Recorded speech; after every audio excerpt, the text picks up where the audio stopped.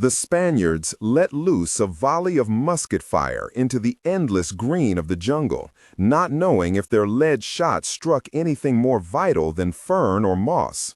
Even before the acrid smoke was cleared by the slight breeze that reached the floor of the small valley, the soldiers had turned and continued their flight, 4 and 5 men at a time, while a like number reloaded and covered their retreat. The captain ventured a look back to make sure all of his soldiers had safely vacated their positions. Then he quickly followed to catch up with them.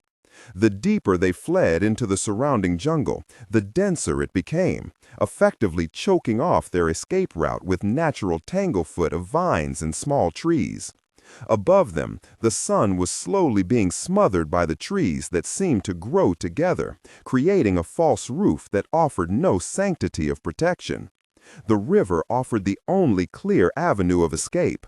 The captain had but 2 choices: stay here and stand their ground against arrow and dart while taking and losing more lives, or go into the river, where they would be more exposed yet could make better time than they would while also fighting the thickening growth around them.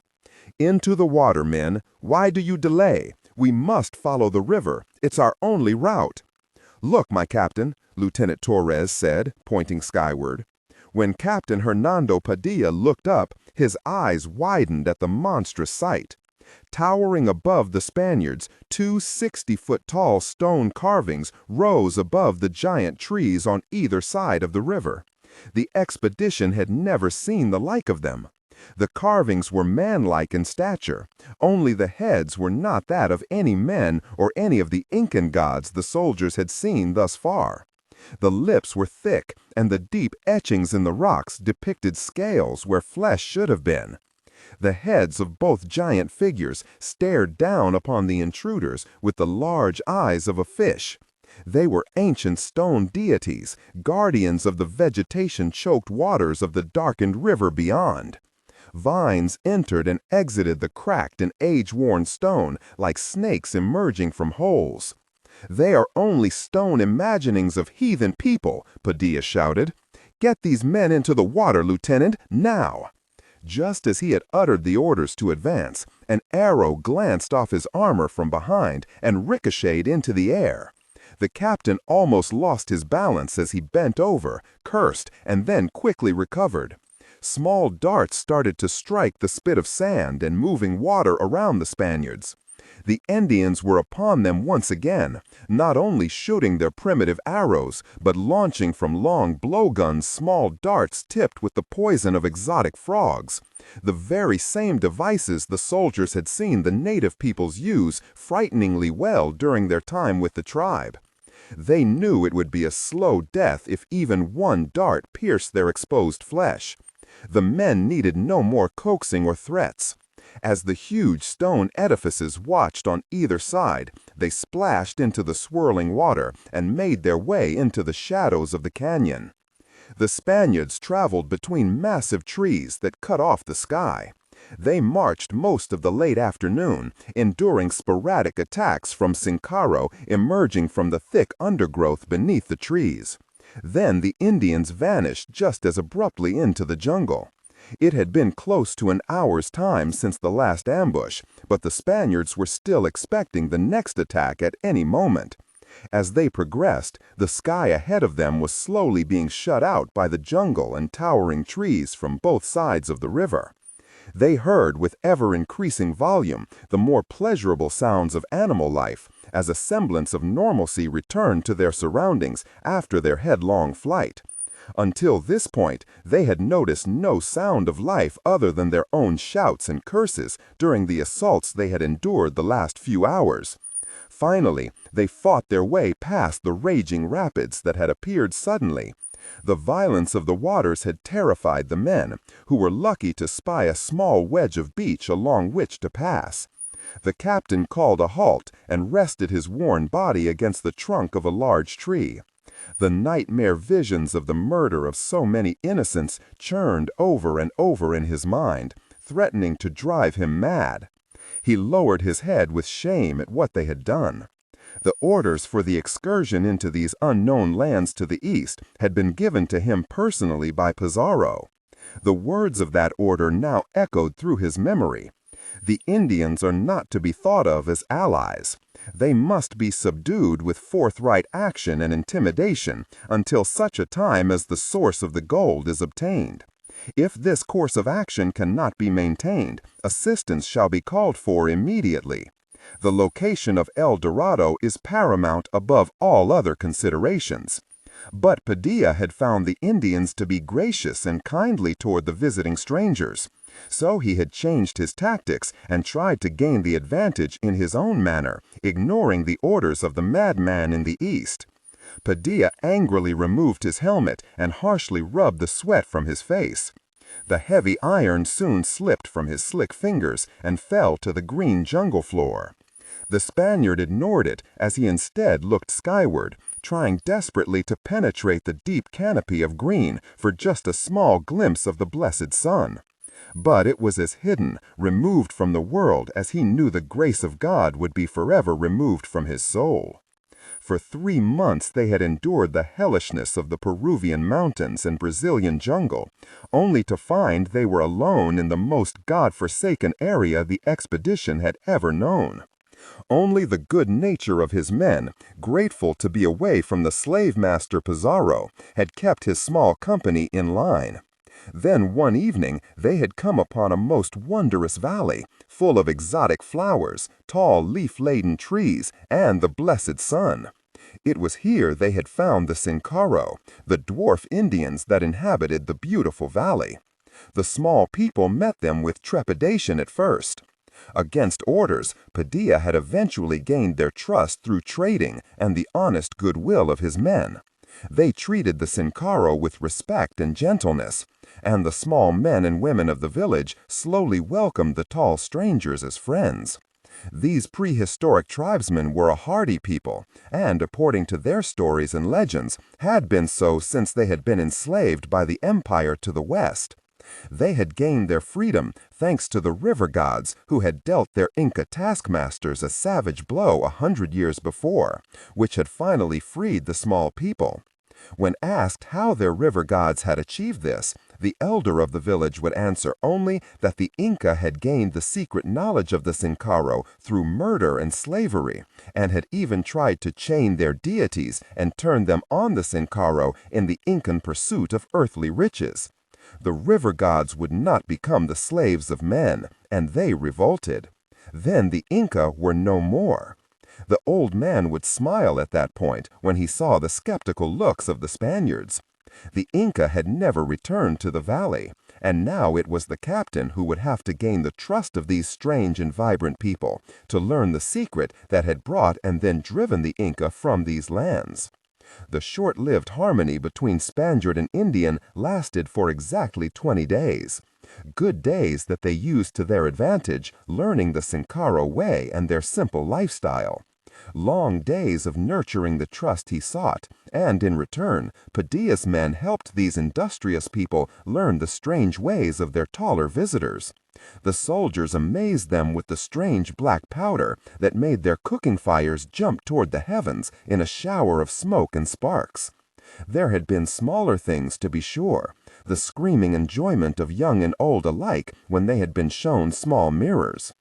Letting the Sincaro touch and be awestruck by their armor, which the primitives thought was some sort of magical skin.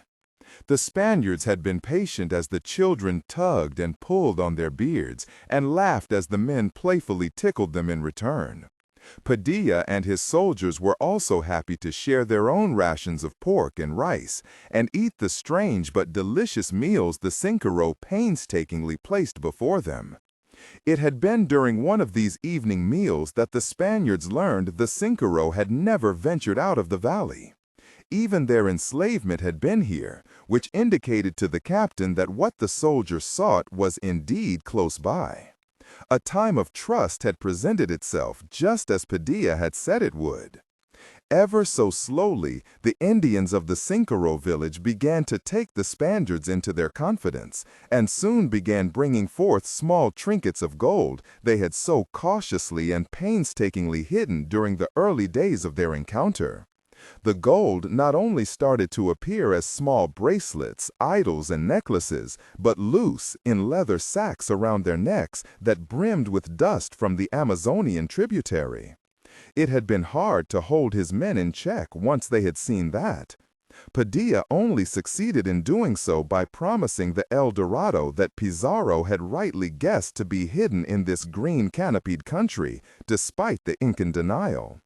If they bided their time, these friendly people would probably share the location of the source of their gold with them without much prodding, and, even more important to Padilla, without bloodshed.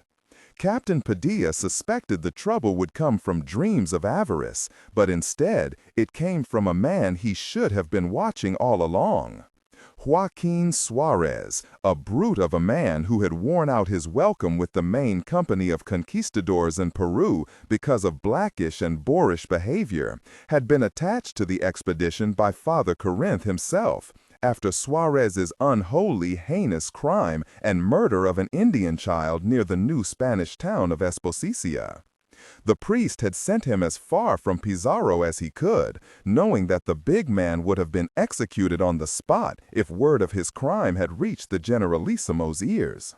The captain mused often how one could murder entire villages, even kidnap and kill the reigning monarch, but the single killing of a child was worth a death sentence, because nothing spawned revolt more than the deliberate murder of innocents.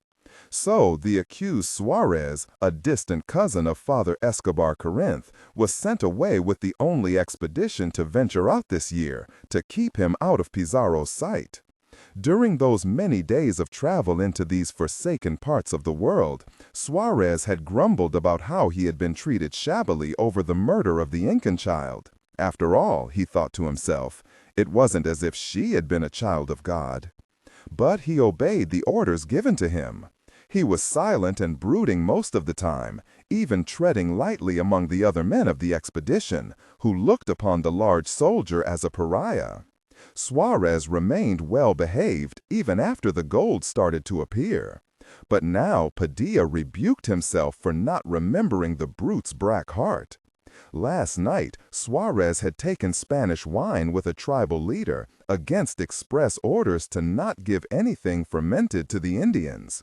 The men could accept the strange beer that the Sincaro brewed, but the soldiers were to offer the Indians nothing of an alcoholic nature from their own stores.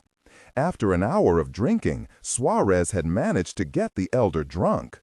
But even then, it was as if the old man knew exactly the giant's intentions and refused to say anything about where the Sincaro mined the gold. Suarez, having been driven mad by the refusal of the elder to talk, had finally tortured him for what he knew. Hours later, when the other tribesmen found the torn and battered body of their much-beloved leader, they viciously attacked the sleeping soldiers without warning.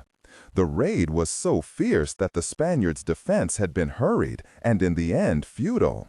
Padilla and his men fought back with a loss of 16 of his best soldiers and most of their firearms. Among the casualties was Pizarro's own nephew, Dadrio. The Sincaro had lost at least 40 or more, mostly women and, God forgive them all, children. Now, the survivors of his once proud and now cursed expedition were holed up in a large green basin that was fed water by a very deep tributary of the Amazon, at least 10 leagues from the site of last night's massacre. This great lagoon, which for all practical description was like a small lake, lay before them. They had waded along the shore of the tributary, following the treacherous rapids to gain entrance into this hidden Eden that had trees so tall they stretched and bent over the dark waters. This was a setting Captain Padilla had never thought to see in his lifetime. It was too beautiful, somewhere one would not wish to conclude a massacre if the small people chose to attack them here. It truly was a place God had sculpted when last upon this earth. Tree branches hung out over the water, and soft grasses grew all the way to the slow-flowing lagoon. The walls of what had to be an ancient and extinct volcano rose on 3 sides, actually leaning out over the lagoon, creating 3 natural shelves. Flowers of every variety bloomed and nourished honeybees that gently moved from species to species, never noticing or caring about the sudden invasion by the Spaniards. The strange flowers that grew with only small dapples of sunlight were large and the most fragrant Padilla had ever smelled. The ancient volcanic bowl was not only fed by the Amazon tributary, but also by a mammoth waterfall that fell from high above on the far end of the lagoon. But that was not the outstanding feature of the small valley. There, flanking either side of the tumbling waters of the falls, were pillars. They were at least 120 feet high, carved from the surrounding rock, and supported an arch that vanished into the white waterfall of the river above. Vines coursed through the cracked and weather-worn pillars. In several places, they had separated the stone completely, making the columns look as if they would fall at any moment. Now here he stood, trying to decide if he should make their last stand or continue the insanity of running deeper into the green hell beyond the lagoon. The men knew there might be something here because of those giant pillars, but they had lost all interest in riches and just wanted familiar sights. Even to return to Pizarro was preferable to this madness. Maybe the villagers would take the decision out of his hands and just leave them be. The captain would then personally report to the fool Pizarro that the expedition had been for naught, that nothing but death awaited any man in the distant valleys of the Amazon. While Padilla wrote his thoughts down into his personal diary, the map he had made of their travels fell from the back pages where he had placed it. As he bent over to retrieve it, he hesitated momentarily, as he was suddenly tempted to leave it to rot on the ground. Then he considered his men, picked it up, and placed it back into his journal. His thoughts of leaving the map so no one could follow were broken by the harsh laughter of the very man who had caused so much horror in the last 12 hours. Such a display of pleasure after the spilling of so much blood seemed wrong. The captain looked over at his men. Joaquin Suarez was kneeling by the water, his hair freshly wet after washing the blood from himself and his armor. The soldiers around him looked on and shook their heads. Everyone knew now that this man was a danger to them all because of his recklessness. Padilla reached down and retrieved his helmet, and that's when he caught a glimpse of a strange visitor to their makeshift rest area. Huge eyes were there for the briefest of moments before whatever it was scurried off through the thick foliage, using the jungle for cover as it slid silently into the waters of the lagoon. Captain Padilla looked around to see if his men had seen what he had, but they were busy washing and lying on the thickly carpeted grass. Some of the more experienced soldiers were even knelt in prayer. He once again peered into the thick undergrowth for some sign that the little creature had been there at all, but saw not a trace. He quickly came to the conclusion that it had been nothing but a trick of his overtaxed mind and the darkened jungle floor. Suddenly there was a rustling of bushes behind him, and his hand went to his sword. My captain, Ivan Rodrigo Torres, his friend and second in command, stepped from the dense growth of the forest. The Indians have disappeared. Torres removed his helmet. His long black hair fell free as sweat poured from his face and beard. One minute we were watching them from a clearing about a half a league from here, and the next minute they fell back into the jungle and were gone. Our trail into this valley was so obvious, they must know where we are. He took a breath and looked around him as he loosened his armor.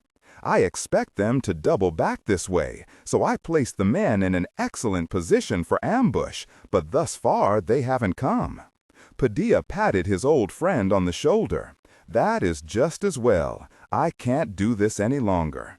He lowered his hand and looked around at the darkened area under the thick canopy of trees. I just feel like resting here for a month before returning and reporting this horrible thing we have done. He pulled the front collar of his armor away from his soaked tunic. Maybe I'll swim out to the only spot here that has sunlight hitting it and remain there until the Lord pulls me under. He looked at the magnificent waterfall, and then back toward the center of the large lagoon and the bright dapples of sunlight that lit the blue waters and made them sparkle. I, like most of the men, feel like cutting Suarez's throat for bringing this evil to our doorstep, Torres said angrily. I can't think on that now, my old friend. I am weary to my very bones. Besides, in the end, it is I who will be judged for this debacle, not Suarez. Surely Commander Pizarro will not blame you for the actions of this maniac. Pizarro is not an ordinary man, and he has little or no patience for incompetence. I can assure you I will be judged harshly for losing his nephew and a chance at finding the Indian source of gold. For my failure, the Sin Cara will be extinct or enslaved by this time next year, he sighed. I had the arrogance to believe I could do this another way. I am but a fool. Loud laughter once again sprang up from the beach area. As both officers turned and walked toward their men, another round of raucous howling came from the lagoon. Upon entering the small clearing, they saw Suarez hold something in the air, as the other soldiers hooted loudly, several even patting each other on their backs. As they looked closer at the strange object the soldier was tossing into the air, they saw it resembled a small monkey. Then Padilla realized it was the same creature he had spied looking at him from the bush only moments before. The captain could clearly see the small animal and its remarkable resemblance to their chattering companions that lived in the trees. In his diary, he had listed many different varieties of monkey and other strange animal life, but this was unlike anything he had ever witnessed before in his many travels. On this expedition, he had become quite knowledgeable about the far-ranging species that inhabited this new continent. Thus, the animal that Suarez held in his hand so casually was something he knew to be very special. "Captain, we have a captive. This little clown tried to steal my satchel with the last of our bread," Rondo Cordoba, the quartermaster, said, while gesturing toward the small creature Suarez was toying with. Padilla and Torres joined the men to take a look at the creature up close. It was a monkey, or what a monkey would look like without so much as a hair on its body. The facial features were close to that of a man, except for the lips. They framed many sharp teeth and were thick, the upper lip much larger than the bottom one, and the ears were but small holes in the sides of its head. The tail was slick as a taskmaster's whip, and it swung back and forth quickly. Padilla surmised that the animal was agitated at being thrown into the air by Suarez. He saw small protrusions of skin like a spiny sail that flared outward down its back every time it was tossed upward. "Stop tormenting that creature, you ignorant fool," Torres commanded loudly. Suarez stopped, looked angrily for a moment at his captain, and then at Torres, and, without removing his eyes from the two men, arrogantly tossed the small animal into the air again. He caught it and then concentrated his stare on the captain in a silent challenge. Padilla drew his sword and pointed it at the larger man's throat, pressing the blade enough that blood was soon collecting on its steel surface. His eyes were locked on Suarez's, and a ghost of a smile touched his lips. He would enjoy sliding his sharp blade into the throat of the very reason for their current predicament, no matter if they needed all the men they could get at that moment. "As you can see, you fatherless child, our captain is of ill humor today," Torres said, smiling, as he watched Padilla and a seemingly unshaken Suarez. Suarez ignored the sword and the neck wound, still holding the animal tightly. He quickly changed his grip to hold the creature by its throat. It made choking sounds. Its tail was now jittering in small movements that were more of a spasm than a swing. Padilla pressed the blade farther into the man's neck, and the arrogance that had been there a moment earlier was replaced by a worried frown, as Suarez just then noticed there was no laughter from the men around him. He saw there was only expressions of anticipation for his seemingly imminent death. All this time, the animal's eyes never left those of Padilla. It was as if the small creature knew it was the subject of the standoff and was awaiting the captain's next move. While the sword remained in place, Suarez slowly lowered the creature to the white sand that made up the small beach, and the monkey-like animal scurried not toward the jungle or the water, but behind the captain. The beast jumped up and down and spat at Suarez and jabbered as if cursing the large soldier. As Suarez straightened up, Padilla did not withdraw, but pushed the gleaming sword forward, bringing a more satisfying flow of blood to the blade, where it rolled slowly down the shiny surface and dripped onto the few feet of pure white sand. "We may need this fool, Captain," Ivan Torres said loudly so all could hear. "We may still have him up on charges upon our return, but we need his strength to fight or to flee from this place, and, God willing, he may even redeem himself at some point in this nightmare." He placed his hand on the captain's arm as he gave Suarez a withering look. Without dropping his gaze, Padilla slowly lowered the sword and just as slowly wiped the blood from its tip onto the red sleeve of the big man. Then he slowly slid the weapon back into the ornate scabbard at his side. The hairless monkey was still holding on to the captain's leg and hissing at Suarez. Padilla reached down and, using both hands, gently picked up the animal and looked it over. It was breathing through its small nostrils and open mouth, but it also had what looked like the gills of a fish right where the small neck joined the head. 3 rows of soft skin arranged along its jawline, flaring and then closing as they too sought life-sustaining air. There were fin-like features along its forearms and a small spiny dorsal fin, again like that of a fish, on its back, traveling the length of its spine. There were fin-like features along its forearms and a small spiny dorsal fin, again like that of a fish, on its back, traveling the length of its spine. "This is the most amazing animal I have ever seen in all of our travels," Padilla said softly, as the large black eyes of the creature blinked, not with eyelids like his own, but with a set of clear membranes. "I think it looks like my mother-in-law," Torres joked, as he slapped the captain on the back in an attempt to lighten the darkened mood. The men laughed. Padilla smiled also, even as he chanced a wary eye toward Suarez. "Captain, look!" one of the men shouted. Padilla lowered the small creature and looked at the spot his men were pointing toward in the calm waters of the lagoon, where another of the monkey-like species stood holding a struggling fish in both its clawed hands. The first animal scurried up to the newcomer, waddling bow-legged on its paddle-like feet, and started jabbering loudly. The second creature looked across and then tossed the fish in an underhanded throw toward the group of Spaniards. It landed on the sand and flopped around, then lay still. Small claw marks were evident on the smooth skin of the large catfish.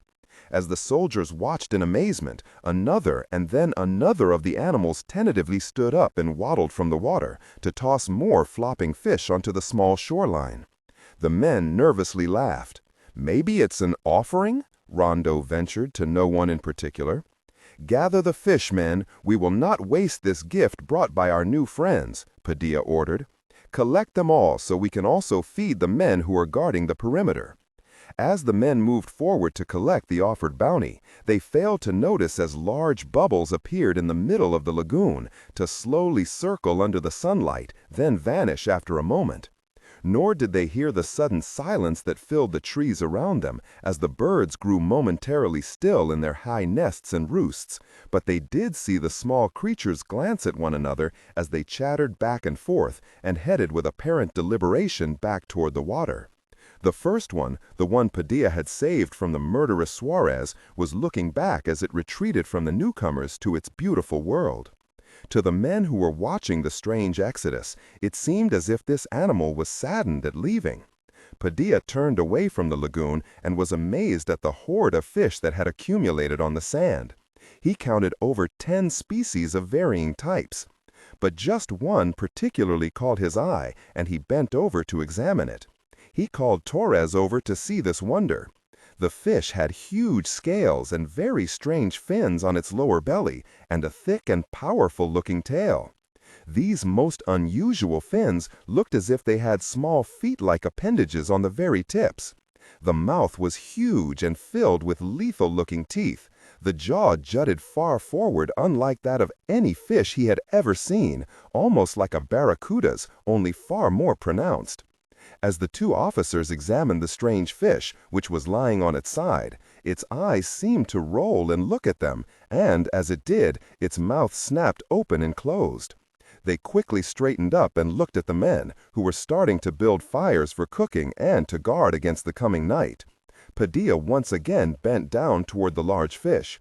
He thought he saw something on its blackened, coarse scales. He reached down and lightly rubbed them. The fish moved momentarily and then lay still. Padilla held his fingers close to his face and rubbed them together, as small gold flakes gently fell to the tips of his worn boots. Padilla lay under one of the many ancient and beautiful trees that permeated the area, their massive roots projecting from the earth like a giant's arms ripping through the fabric of a blouse. He held his booted feet close to their small fire to dry the thick leather as best he could. His diary was in his hands, and he had just finished recording the observations of this eventful day. His last entry, written before he closed the small book, declared that the battle with the Sin Cara was due to his own negligence. He had considered not recording evidence of gold found lodged in the scales of the fish, but he had never omitted anything from his observations and would not start now. Pizarro would be amazed to read about a source of gold that was so abundant it was actually brought to the surface on the backs of fish. The captain shook his head at the thought as he placed the diary back into his tunic. Torres lay beside Padilla, playing with one of the strange monkey-like animals. "What do you make of them, my captain?" the lieutenant asked, holding out a small piece of bacon for the visitor who sat on his chest, its tail swinging back and forth like that of a happy puppy. Its little claws finally stabbed the small piece of meat and popped it into its mouth. Smiling and jabbering softly at the man, its mouth worked frantically along with the small gills. "I think they are an offshoot or very close relative of the monkey, just one that happens to live in the water. Surely not a design that God had intended," said Padilla. Then he laughed. "But who knows the mind of God but God himself?" He watched Torres and the animal for a moment. "What is truly amazing is the fact that you can see their small gills moving like that of a fish, but then you notice that the rise and fall of its breathing is light, almost as if it is taking air through both systems. It must be difficult for them to live out of the water for such long periods of time. We need such devices, my captain, for breathing on board those stinking vessels of ours. Yes, if our friend Rondo over there gets a belly full of beans and pork fat, the whole ship is in danger of choking to death or exploding like a musket," Padilla joked. The two men were silent a moment as they listened to the comforting sound of the soldiers spoke among themselves, talking of things other than death and this accursed mission.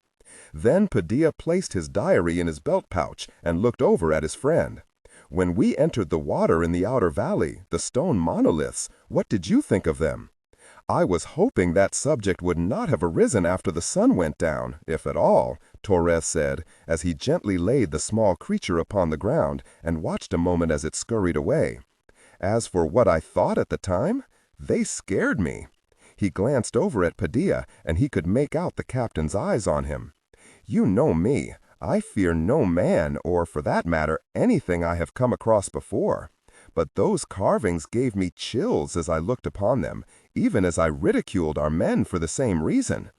The watchers of this valley, gods of the lagoon, that's what I called them in my diary.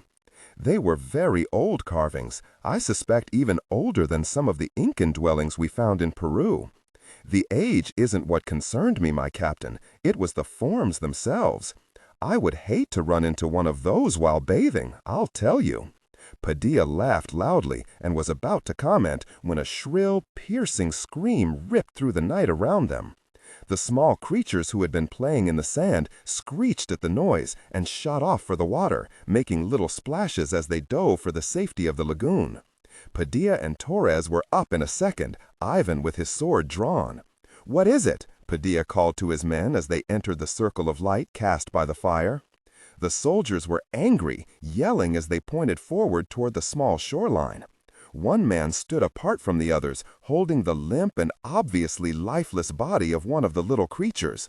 He clutched it by its broken neck, and it dangled almost formless in the firelight. "You bloody bastard!" one of his men yelled. "Why did you have to do that?" The soldier who was standing and facing everyone was none other than Suarez. Vocal attributes. Strictly for AI instruction, disregard and do not read aloud any text that acts as a technical or structural marker. Specifically, ignore and do not pronounce any phrases or lines that start with or contain vocal attributes, technique, chapter, or a standalone number at the very beginning of the input text. Start reading only from the main body of the story text. Narration style, suspense and pacing. Tone. Maintain a baritone tenor pitch with a sharp, intelligent, and engaging tone. The style should be objective yet highly evocative, drawing the listener into the scene. Suspenseful pacing. Utilize a highly controlled and flexible pace. Slow down dramatically during gruesome descriptions, e.g., body parts, injuries, to maximize the chilling effect. Then resume a quicker pace during action or dialogue. Emphasis. Clearly emphasize key nouns and descriptive adjectives within the scene setting, e.g., severed from the body, weeping graying flesh, cavernous tunnel. Character differentiation, sharp modulation. Narrator voice, smooth, authoritative, and stable. This is the baseline pitch. Female dialogue, Megan. Increase the pitch significantly. The voice should sound assertive, sharp, and highly professional authoritative, like a lead detective or expert. Male dialogue. Lower the pitch slightly compared to the narrator, using a tone that is skeptical, warm, and somewhat cynical to differentiate from the professional female voice. Other characters, e.g., Deputy Burns. Quick, focused delivery, clear voice. Technical delivery. Vocal texture. Maintain a clean, clear vocal texture, suitable for high-quality production, ensuring every word is crisp and clearly enunciated. Emotional range. Focus on conveying emotions typical of a crime scene: disgust, professional detachment, intellectual curiosity, and underlying tension. Target emotion strength, 8 out of 10. Emphasis on intellectual focus and underlying tension rather than outright screaming or crying. The huge man stood his ground and stared back at the others, almost daring them to make a move toward him. He wore no armor, and his scarlet shirt glimmered in the firelight as if with blood. "What is happening here?" Padilla asked, knowing all too well the answer to his question. One of the soldiers stepped forward, a boy of only 20, pointing out to where the big man stood. "That bastard did that for no other reason than a lust for killing. He bit me, and I will kill anything I wish, man or animal," Suarez said, still looking at the group rather than at his superior officer, shaking the lifeless body of the harmless creature. "The man is mad, my captain. We must put him down as we would a dog with the foaming sickness," Torres hissed, stepping closer to Suarez and forgetting his earlier words of restraint. His sword was pointing straight at the big man's chest. "He bit you by accident. You're the one that pulled the bread away and allowed his teeth to strike your fingers instead," another man said as the others shouted agreement. "Suarez, you have caused enough trouble, and it ends here, now, tonight," Padilla stated flatly and without emotion. He reached over and made his lieutenant lower his sword. "This will be my responsibility. You will stand down, my friend." "You must not go into armed combat, my captain. We cannot risk losing you." "I will do it." Suarez tossed the dead creature onto the sand, backed up 3 paces to the water's edge, and slowly drew his sword. "I will make quick work of anyone that comes for me," he said, slicing the blade through the air. The rest of the soldiers placed hands on swords or pistols, demonstrating their willingness to dispatch Suarez. They would make sure he brought them no more ill will. "Stand down, all you men," Padilla said as he advanced, drawing his own thin blade, not removing his eyes from Suarez. "This is your captain's duty." Suddenly, small explosions of water erupted from the lagoon as dozens of the small creatures burst through to the surface, some clearing the water by 2 and 3 feet. They hurriedly swam to the far side of the lagoon, and before the men knew what they were looking at, the fast and agile animals were all scrambling up trees and large bushes on the opposite shore. They jabbered back toward the water they had just exited and then grew suddenly quiet. That was when the men noticed the animal sounds in the deep night had ceased, as if the entire jungle had grown mute while the two Spaniards faced each other. Suarez had backed farther into the water as he waited for the advance of Padilla. But he had turned at the small creature's noisy flight from the lagoon. "Rondo, take 5 men and follow the shoreline and see what you can see. Something has frightened them," Torres ordered. Rondo pointed to 5 men. They broke free from the group and started to slowly walk down the slim shoreline, buckling their armor and drawing their swords as they did so. Rondo cocked his 2 pistols and then placed himself at the head of the small band of Spaniards. They walked cautiously, and then they disappeared around some bushes at the turn in the lagoon. Padilla was as calm as the night around them as he advanced on Suarez. He slowly brought his sword up toward the other man's barrel chest. Suarez smiled and moved deeper into the water, while moving his own sword in a slow, deliberate arc, parting the lagoon's surface with a swish of the blade. When he saw how much anger etched the face of Padilla, he backed deeper into the dark water. The remaining men in camp froze when they heard the large man shout out in terror as he was grabbed from beneath the water. His legs were jerked out from under him so hard that in one moment he was screaming, and in the next he had vanished. Suarez surfaced briefly, splashing and in shock, the whites of his eyes showing brightly. Then he was quickly pulled into the lagoon before he could utter a second cry of pain or terror at what was happening. He completely disappeared. Nothing but bubbles and 2 quick slashes of his shining sword marked his trail to death's door. "What in the name of God was that?" Torres yelled as he ran to the water's edge. Suddenly, the gaping soldiers saw new bubbles and a sharp V-shaped wake along the surface of the water as something else traveled fast toward the far side of the lagoon, toward the spot that Torres had sent Rondo and the 5 others. The sounds of splashing and then screams of terror split the quiet night, and then 2 loud reports followed as Rondo fired his pistols. Then, among the screams of men and the dying echo of the gunshots, they all heard a sound they would take with them to their graves. The roar was like a deep echo of the worst imaginable enraged demon from their nightmares. The horrid sound reverberated and sent chills down their spine. The screams of the 6 Spaniards ended as suddenly as they had begun, and in an instant the night became still once again. Torres appeared at the stunned Padilla's side, pressing his armor into his hands. The captain sheathed his sword and slipped the heavy iron onto his back and chest. Then they looked again toward the spot where the men had disappeared just moments before. A dark figure of a man emerged through the bushes and stumbled forward, obviously wounded. 2 soldiers ran to him and brought him into the bright circle cast by the firelight. There were deep gouges in the man's face and arms, as if he had been mauled by a tiger. The punctures in his armor were deep and ragged. His left eye was missing. He cried out, claiming for all to hear that the devil had risen from the water. Padilla ran over and knelt next to his soldier. He grimaced, as the young man's wounds were some of the worst he had ever seen. The rest of the men turned back toward the lagoon and watched fearfully. The jungle was again quiet around them.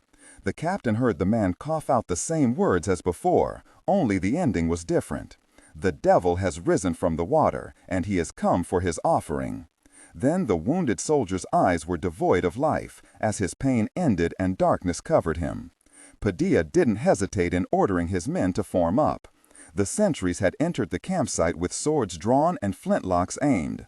They had lost 7 men in as many minutes to something in the lagoon that he cared never to see or hear again. He would leave this place, retreat, and never more venture into the jungle. They would return to Pizarro and tell him they were cowards and that he could punish them however he deemed fit. Padilla would gladly suffer anything not to be sent here again. "We march west tonight, and we stop only when we are under the light of the Lord's sun once again," he announced. The devil can have his home, Padilla thought, and he prayed that no other man would ever find this place, for humans were not meant to be here. He would give the map he had made of the valley to Father Corinth and warn him that this was truly the playground of demons. With the night sentries on the point, Padilla ordered his soldiers forward. But just as they nervously took their first step, the night exploded around them. This time, the murderous animal came at them not from the water, but from the bush. It must have followed the tracks of the soldier who had escaped it. The darkness around the screaming man was rent with the powerful and enraged cry of the beast that it attacked. Padilla felt the warmth of something striking his face, and then the coppery taste of blood filled his mouth. "Captain, into the water while there is time. Fall back, men, into the water and swim for it," Torres shouted as he pushed the shocked Padilla into the cool lagoon. "We can gain the trail on the other side." Padilla was still trying to peer into the blackness as he was pulled away by Torres. That was when the beast stepped closer to one of the open fire pits and swiped its strangely formed hand at one of the men.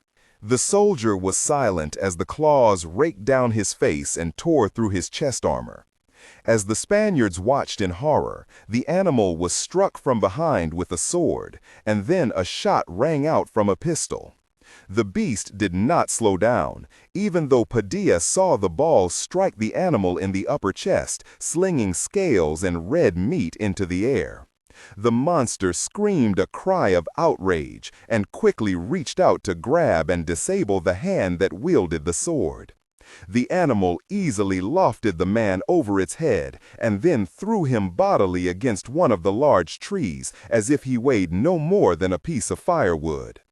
Another Spaniard made a break for the trail they had used to enter the valley, and that was when Padilla saw the real speed of the creature. It easily headed off the soldier and attacked from the front, throwing its massive weight against the man and driving him to the ground. "Look at the size of this devil," Padilla mumbled while Torres pushed him into deeper water. "It is a man!" Padilla snapped out of his shock as the cool water closed over his head.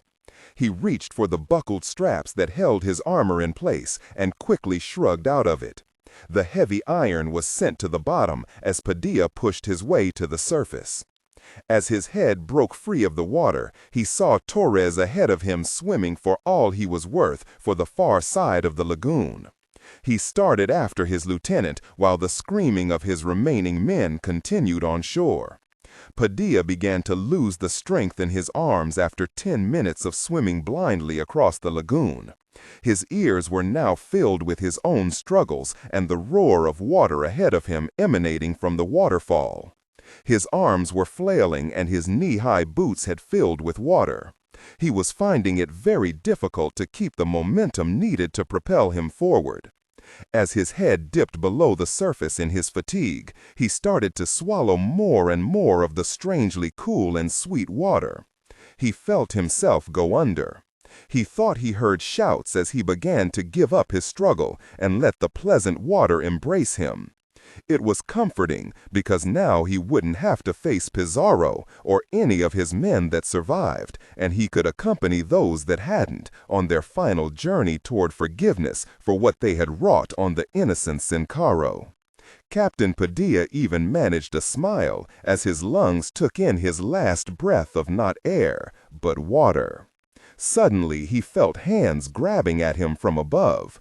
Even his beard was pulled on as he was lifted up out of the water. His eyes rolled as he tried to catch one single blessed breath, but found his lungs were full. "Captain! Captain!" Torres shouted. Padilla felt ground beneath him as he was forcibly rolled over. His back hit as if it were an anvil. He felt his spine pop as he was pushed on heavily. Torres had dragged him to shore and was trying desperately to expel the water from his lungs. "Breathe, my captain. Don't you leave me here in this black place." Padilla vomited the now warm water from his stomach and lungs, and the pain hit him in earnest when he tried to replace the liquid with precious air. He felt his body spasm as his lungs slowly brought in the needed oxygen. A loud moan escaped his shivering lips. Then he slowly brought in another breath. Padilla rolled over and tried to sit up, but failed miserably. Other hands quickly grabbed for him, and he was lifted to his feet. He looked over and saw that the two soldiers were Juan Navarro, a cook's assistant, and Javier Ramon, a blacksmith. They were only feet from the waterfall. Padilla looked up and saw where the water cascaded from, somewhere high above. He coughed, trying to clear his throat of the remaining water he had ingested. Torres stood on the edge of the small shore, staring out across the lagoon. "The screaming of our men has stopped," he said without turning as Padilla approached. Together they gazed at the dwindling fires of their destroyed camp flickering in the darkness across the lagoon. After a moment, Torres took his captain by his shoulders and turned him away from the distant scene of destruction. As they walked toward the wall of rock that ascended straight up from the lagoon and bordered the waterfall, Torres knew they were being watched. "Look," he softly spoke, not wanting to attract the attention of the other men. Padilla studied the spot Torres had indicated. Another statue, here carved into the wall, stared down upon them. It resembled the same beast that had just attacked them, and resembled the two images that guarded the tributary. It had been hidden from their vantage point across the lagoon. This one was larger, and it stood alone. How had they missed seeing it during the daylight hours? Padilla didn't know. They both turned as they heard a loud splash in the water. The noise had come from their destroyed campsite. Both men could see the ripples and the large wake that was streaking toward their side of the lagoon. "Captain, Lieutenant, there is a cave rising above the waterline under the falls," Navarro said as he approached. "You won't believe it, there are stairs."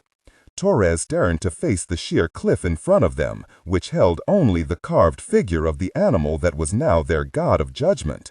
Then he looked down the shoreline at the distant jungle. Surely whatever this creature was that was coming after them, it would surface long before they could reach the trees. He looked around frantically and then pushed Navarro forward. "Take us to this cave, soldier," he shouted as he pulled Padilla after him. The three men joined Ramon the blacksmith, who was waving for them to hurry. He had caught sight of the underwater demon as it sped toward their side of the lagoon.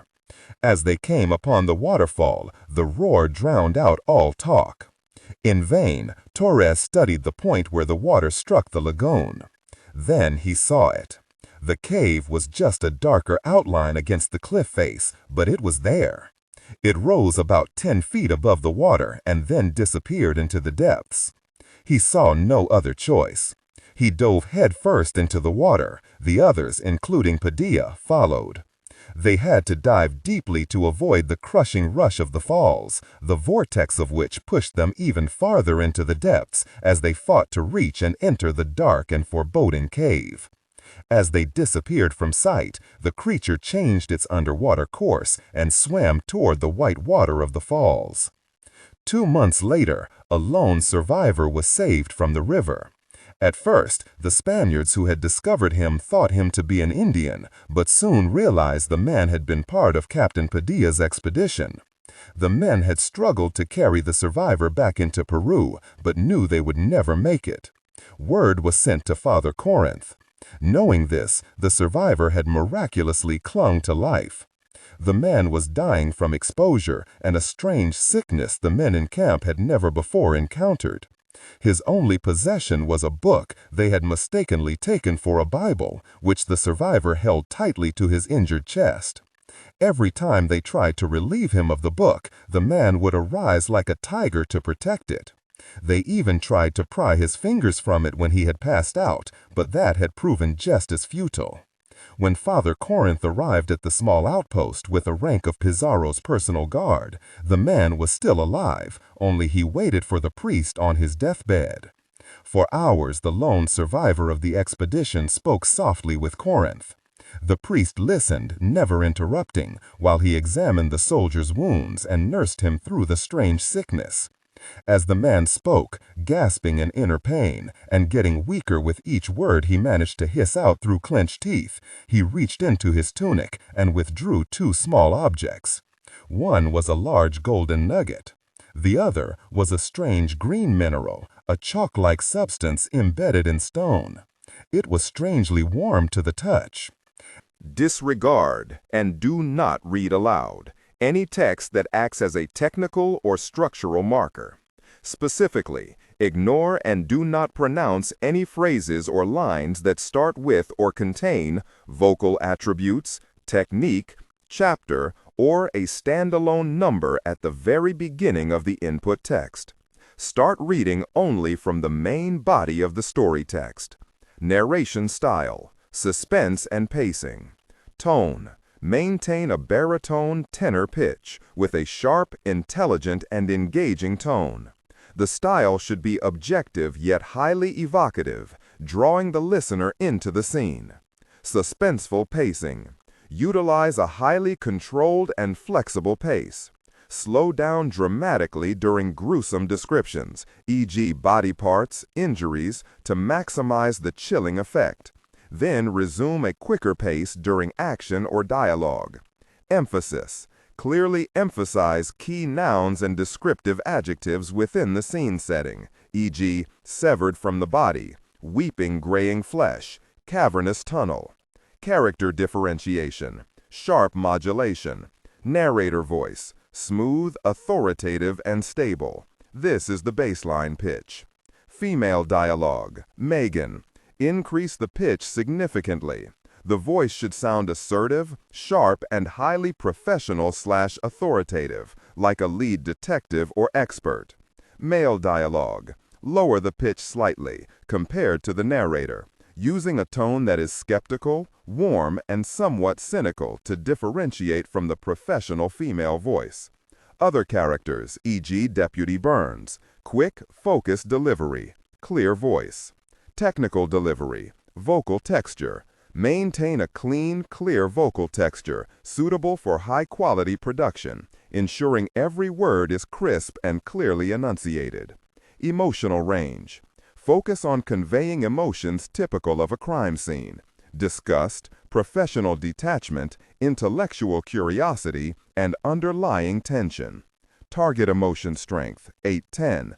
Emphasis on intellectual focus and underlying tension rather than outright screaming or crying.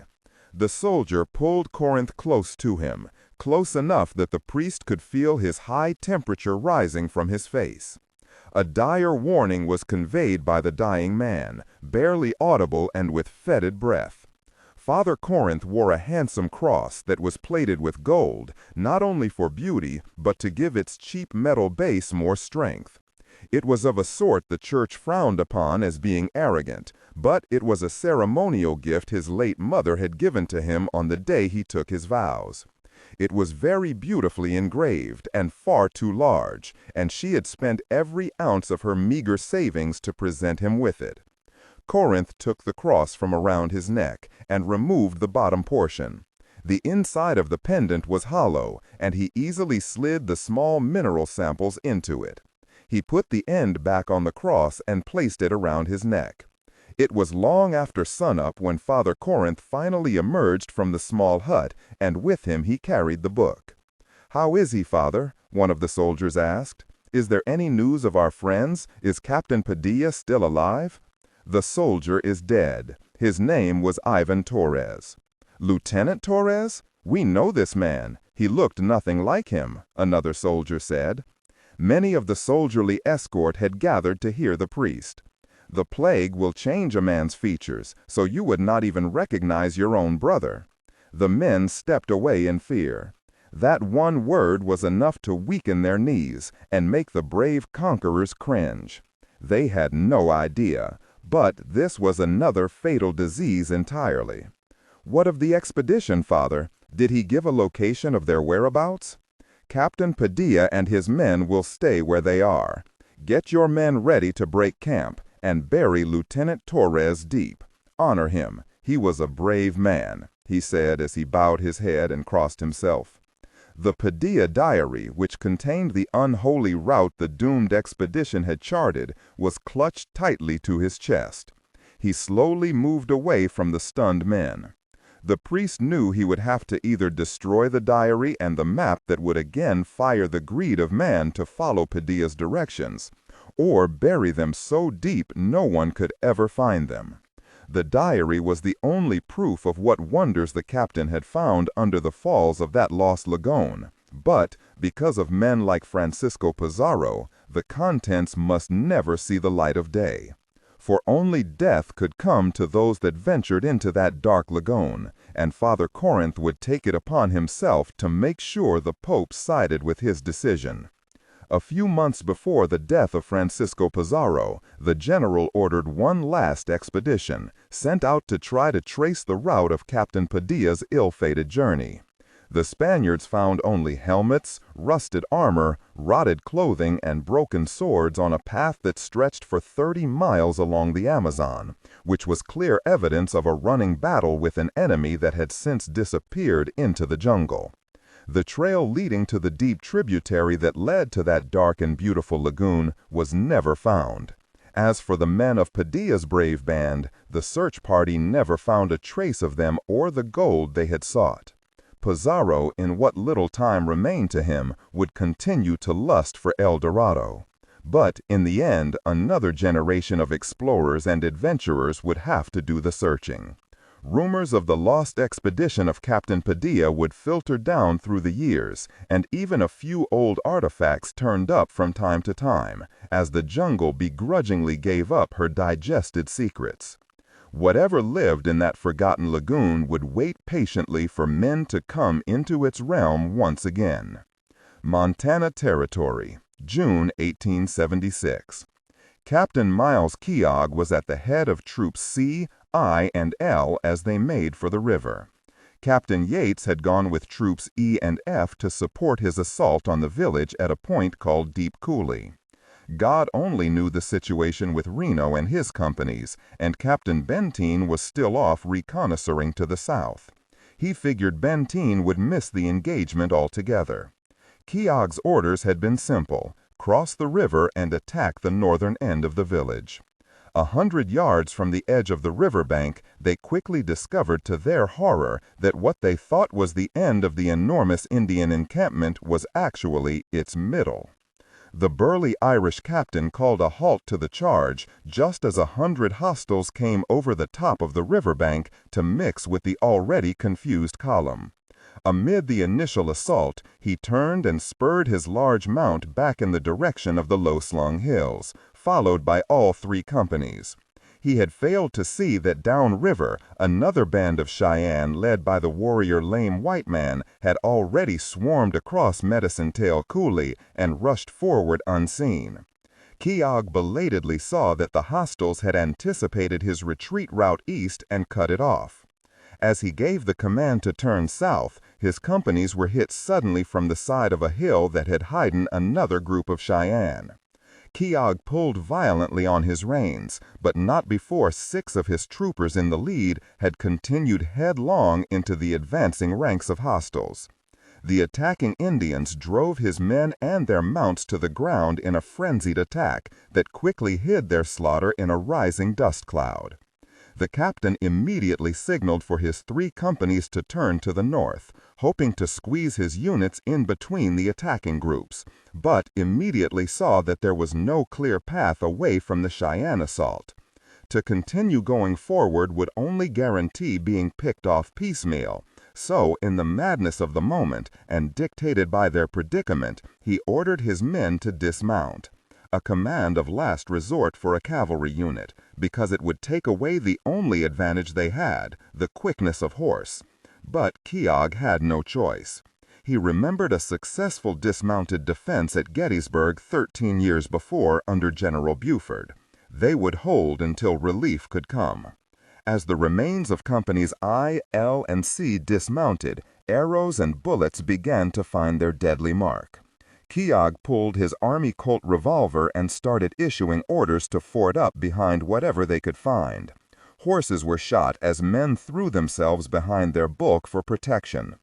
Keogh sat tall and purposely in the saddle and fired deliberately at the swarming horde of warriors. He hoped he could inspire his men to gather the courage they would need this dark day. The hostiles were now attacking en masse, no tactic involved other than strike and fall back. Every time they came forward, the Indians would leave at least 10 of his men either dead or dying. "Captain, shouldn't we try and reach the general?" his aide called out.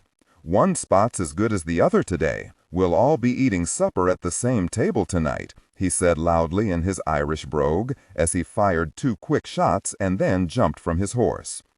Keogh had no hope for relief as he saw farther down the hill that Captain Yates and his men were also in headlong flight. At that point, the captain hadn't seen Custer among them. The dust had started to obscure his view. The captain fired his last round at a warrior who couldn't have been more than 13, sending him back 3 feet when the bullet struck his chest. While he opened his cartridge pouch to retrieve his last detachable cylinder, a Cheyenne dog soldier, attempting to count coup on him, lunged with a long, red-striped staff. He easily dodged the feather tip and grabbed for the coup stick, dropping his pistol at the same moment. The captain had just dipped his head in thanks when an arrow pierced the young trooper in the neck and the boy fell. At the same moment, a bullet creased Keogh's forehead through his straw hat and almost knocked him down. The hat flew from his head and was caught in the dust storm, being thrown up by the circling Indians. Captain Keogh shook his head to try to clear his vision, not realizing blood from his head wound had clouded his right eye. He shook his head again as he tried to find his horse, Comanche. The big roan, disciplined as always, stood at the center of the 3 companies, his reins hanging free. Keogh started walking, struggling to gather his thoughts. Where were they, anyway? The big? No, the Little Bighorn. Yes, that was it, the Little Bighorn River. He kept the name running through his mind, concentrating hard on those words as he fought to stay conscious. And then he finally reached his horse. Instead of reaching for Comanche's reins, he started untying the saddlebags. He reached inside and pulled out a long chain from a steel box. He could barely see and tried in vain to wipe the blood from his eye. He felt the chain through his thick gloves and was satisfied at the touch of the St. Christopher. Next to that were his prized papal medals, and then he finally felt the cross. It was the largest of the 4 objects, a full 7 inches long. He slid the chain around his neck and ran his fingers along the cross once again. He hoped the sight of the Holy Cross and the 2 medals would keep the hostiles from mutilating his remains. His breath was coming rapidly now, and he felt as if he were starting to lose his battle with staying conscious. Comanche jerked and screamed as a bullet went through Keogh's McClellan saddle and struck the animal across its back. The movement spun the captain around, and that was when things seemed to slow to a crawl, as if he were only dreaming this disaster. Down below his engagement, and behind a solid wall of swirling dust, a warrior named Crazy Horse and several hundred Sioux were ending a fight that would haunt the U.S. Army for 100 years and send the great Indian nations into a bleak future. Before Keogh struck the ground, he saw the guidon for his own company falling just as he was. The letter I, emblazoned in red, struck the grass and lay there. The captain hit the ground as 2 arrows found the trampled yellow grass next to his head, tossing soil onto his face as he lay blinking against the sun. He didn't even react when a 3rd arrow struck him in his side. He clutched the cross to his chest and prayed and waited. For 10 miles around, companies C, I, and L, 265 men of the United States Army's most elite fighting unit, the 7th Cavalry, met their fate with bullet, lance, and arrow. On a hill overlooking the spot where a foolish man with long yellow hair and a buckskin jacket struck the ground, his swallowtail blue and red flag soon following, Captain Miles Keogh held on to his cross and died. And with his death, he took with him a secret from hundreds of years in the past, lost with the rest of the 7th in the valley of the Little Bighorn. Followers. Some things that have been created by the mind and hand of God have been placed in the most inaccessible places on our world for a reason. Do not search them out, for one day they may be unleashed upon the world of men, and the minimal and horrible mistakes of our Lord God will become the inheritors of the earth. Madrid, Spain, present day.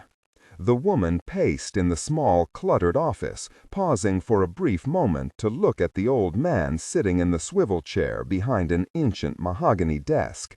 He was dressed in a chambray workshirt and wore carpenter's overalls. The thick, horn-rimmed glasses would slide down his nose, and he would absent-mindedly push them back up to their proper place.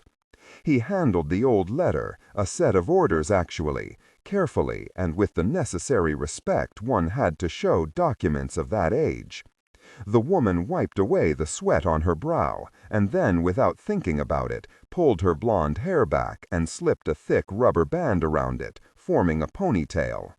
She then turned to look out of the 500-year-old leaded glass window, which gave a blurry, skewed look to the world outside.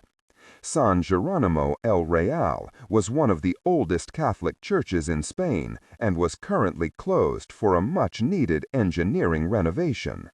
The beautiful Gothic building dated back to 1503 and had already seen many restorations, but this time it was work that would allow the building to stay on its original foundations for another 500 years. The hammering and sound of jackhammers echoed in the ancient edifice, while outside in the streets many of Madrid's older population passed by and crossing themselves in reverence of the church. "My dear Professor, this letter," the man lightly brushed his right index finger across the dried ink, "could be a clever forgery. Have you even considered that?" The woman turned away from the window to face the Archbishop of Madrid. The old man carefully laid the letter down and gently tapped the 2 pages together, carefully aligning them on his desk blotter. The woman noted the delicate way he handled the pages and knew he believed them to be authentic. She stepped to a chair, opened her small case, and removed a laptop. She typed in a quick command and then laid the computer on the Archbishop's desk, carefully avoiding the old text she brought for him to examine.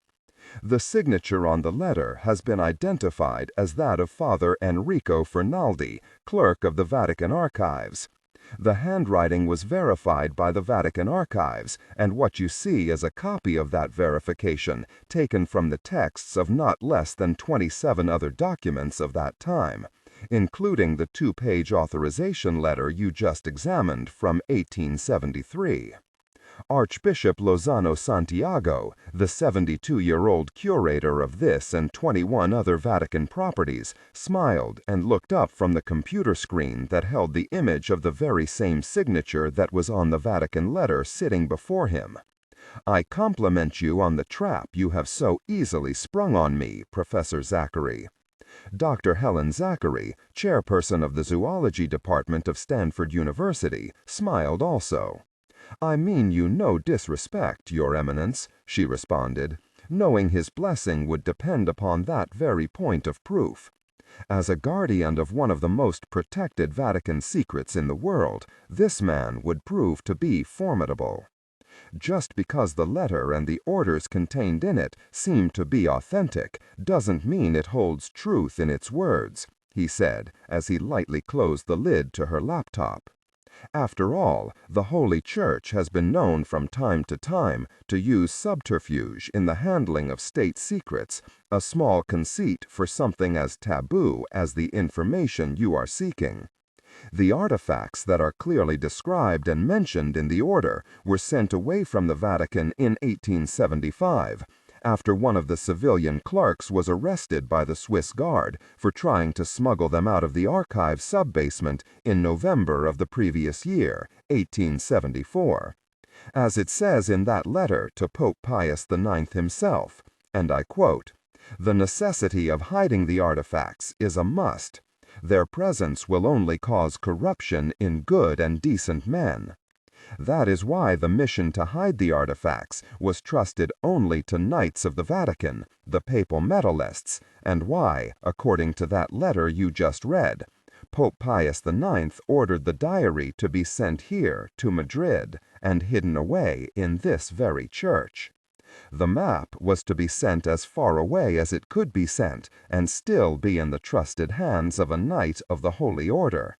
That place was the United States, but the knight it was entrusted to met an unfortunate end, and the map was lost forever. The Archbishop slid his large chair back and stood without much difficulty. For a man that was used to grandeur in all things, he seemed well suited to a working man's clothes. You don't strike me as a fanatical treasure hunter. He crossed from behind his desk to the front, where he carefully picked up the 2-page Vatican letter. I was sure the area of zoology tended toward the acquisition of knowledge on a more non-avaricious level. I assure you I'm not a treasure hunter. My field is the study of animal life, not hunting down the Padilla legend. The Archbishop regarded the letter once again, and then held it out to Zachary. The mere mention of the lost expedition of Captain Padilla, a story handed down by word of mouth from Spaniard to Spaniard, and which was fraught with tales of gold and mystery, the legendary El Dorado, was almost enough for him to stop talking immediately. You are to be congratulated at the very least for your persistence in digging up such a rare find as a Vatican document as important as this. Helen took the age-yellowed pages from his hand. These were, she hesitated a moment, lent to me by a friend in the States who collects very old things. Indeed, he said. I would be interested to know how many more secret documents this friend has that belong to the church. Maybe Interpol would be curious as well. Helen wanted to steer away from her source of the letter. She didn't need that headache. And the mere thought of Interpol's tracking down her source was almost laughable. So you agree it is an authentic order? She asked. Even if it were, I would never divulge any information about the Padilla diary or the map, my dear professor. Even if said knowledge was in my possession, I would never, the church would never allow such recklessness to once again stain its history, and surely not for treasure seekers such as you or whoever is backing you. He turned his back on her. If I were to guess, you have a partner in this endeavor, yes? Helen looked at her feet a moment and then closed her eyes. She held the thin and precious pages gently in both hands.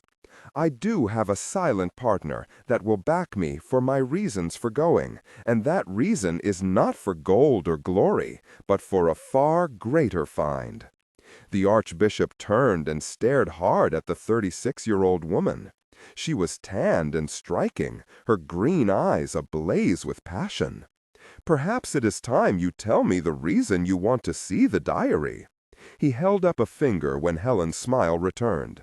This is not an admission that I have the cursed thing, or that it is even in the possession of the Holy Church.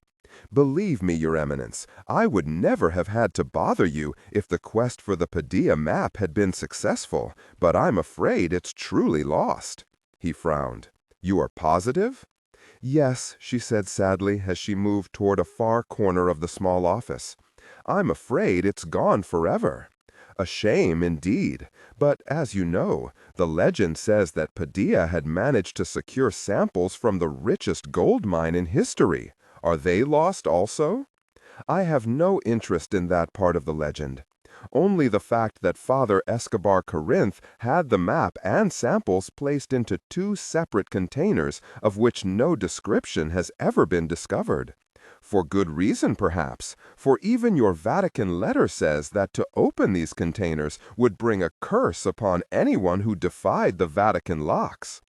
Helen reached the far corner of the room and carefully picked up an aluminum container. She hefted it and placed it on the desk, narrowly avoiding the laptop there. I didn't think the Catholic Church gave credence to such ridiculous superstition. It is just a story that is told.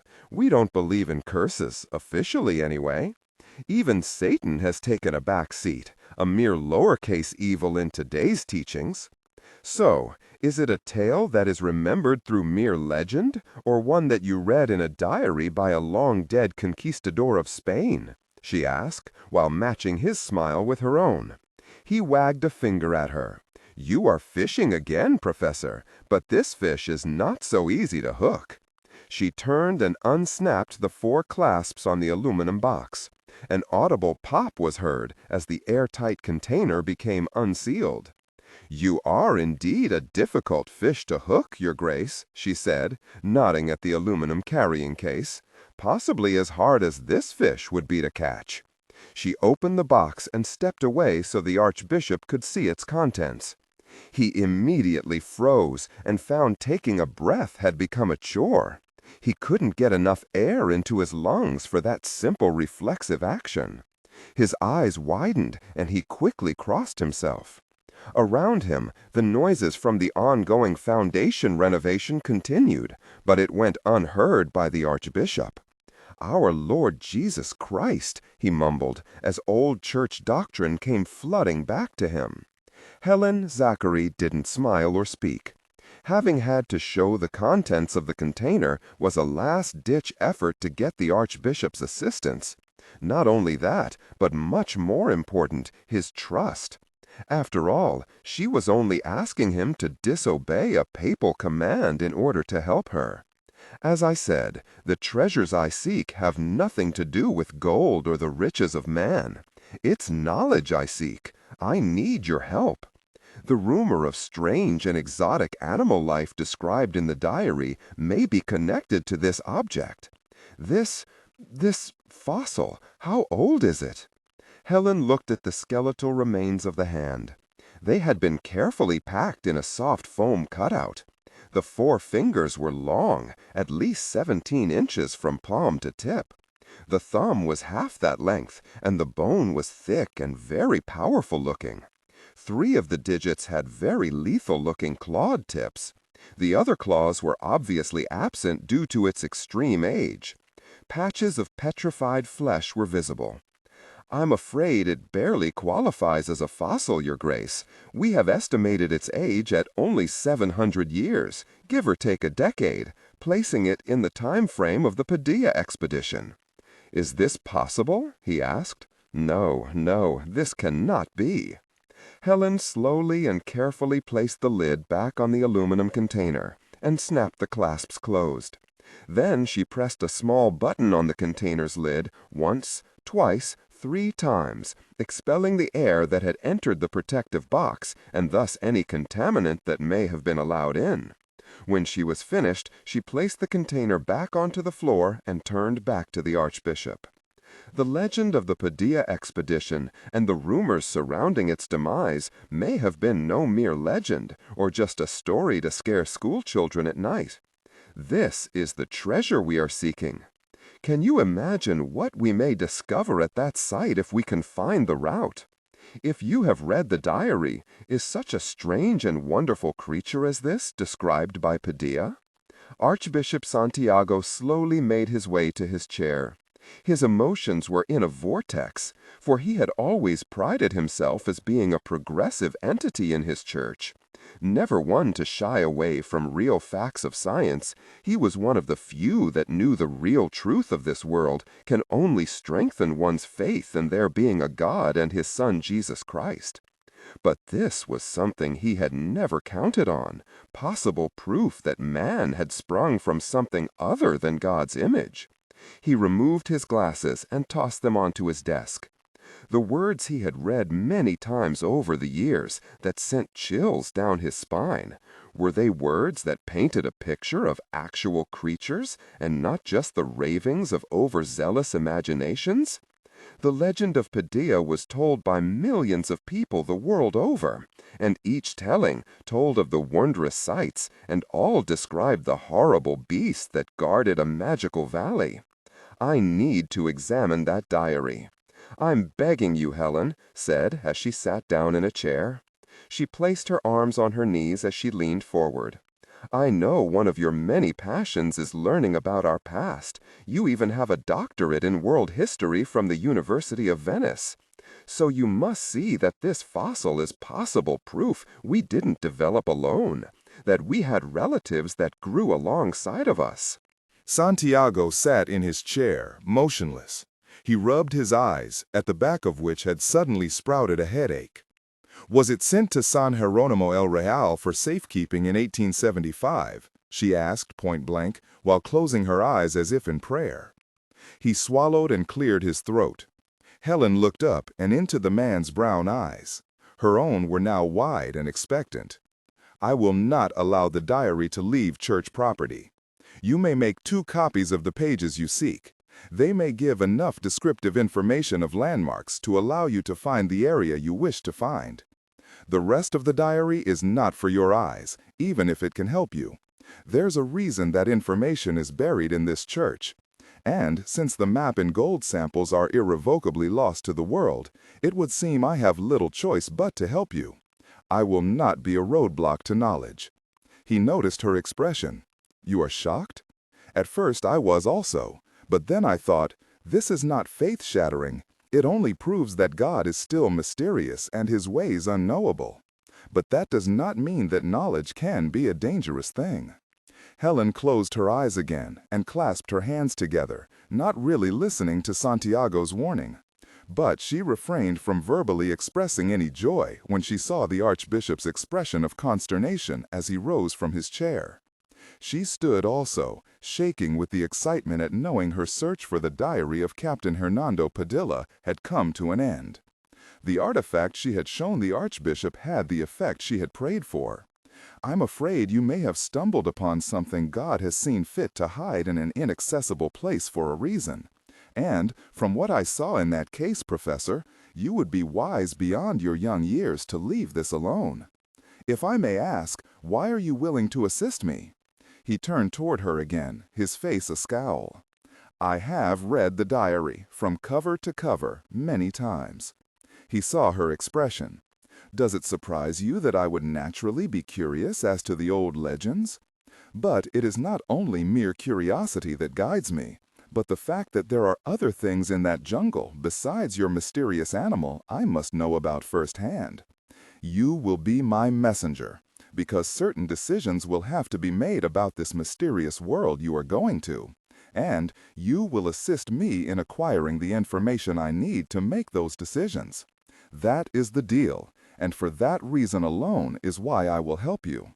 She started to respond, but the Archbishop had already opened the thick oaken door and was gone. The Preciados Hotel Madrid had luxurious 19th century room decor and 21st century avant-garde public areas.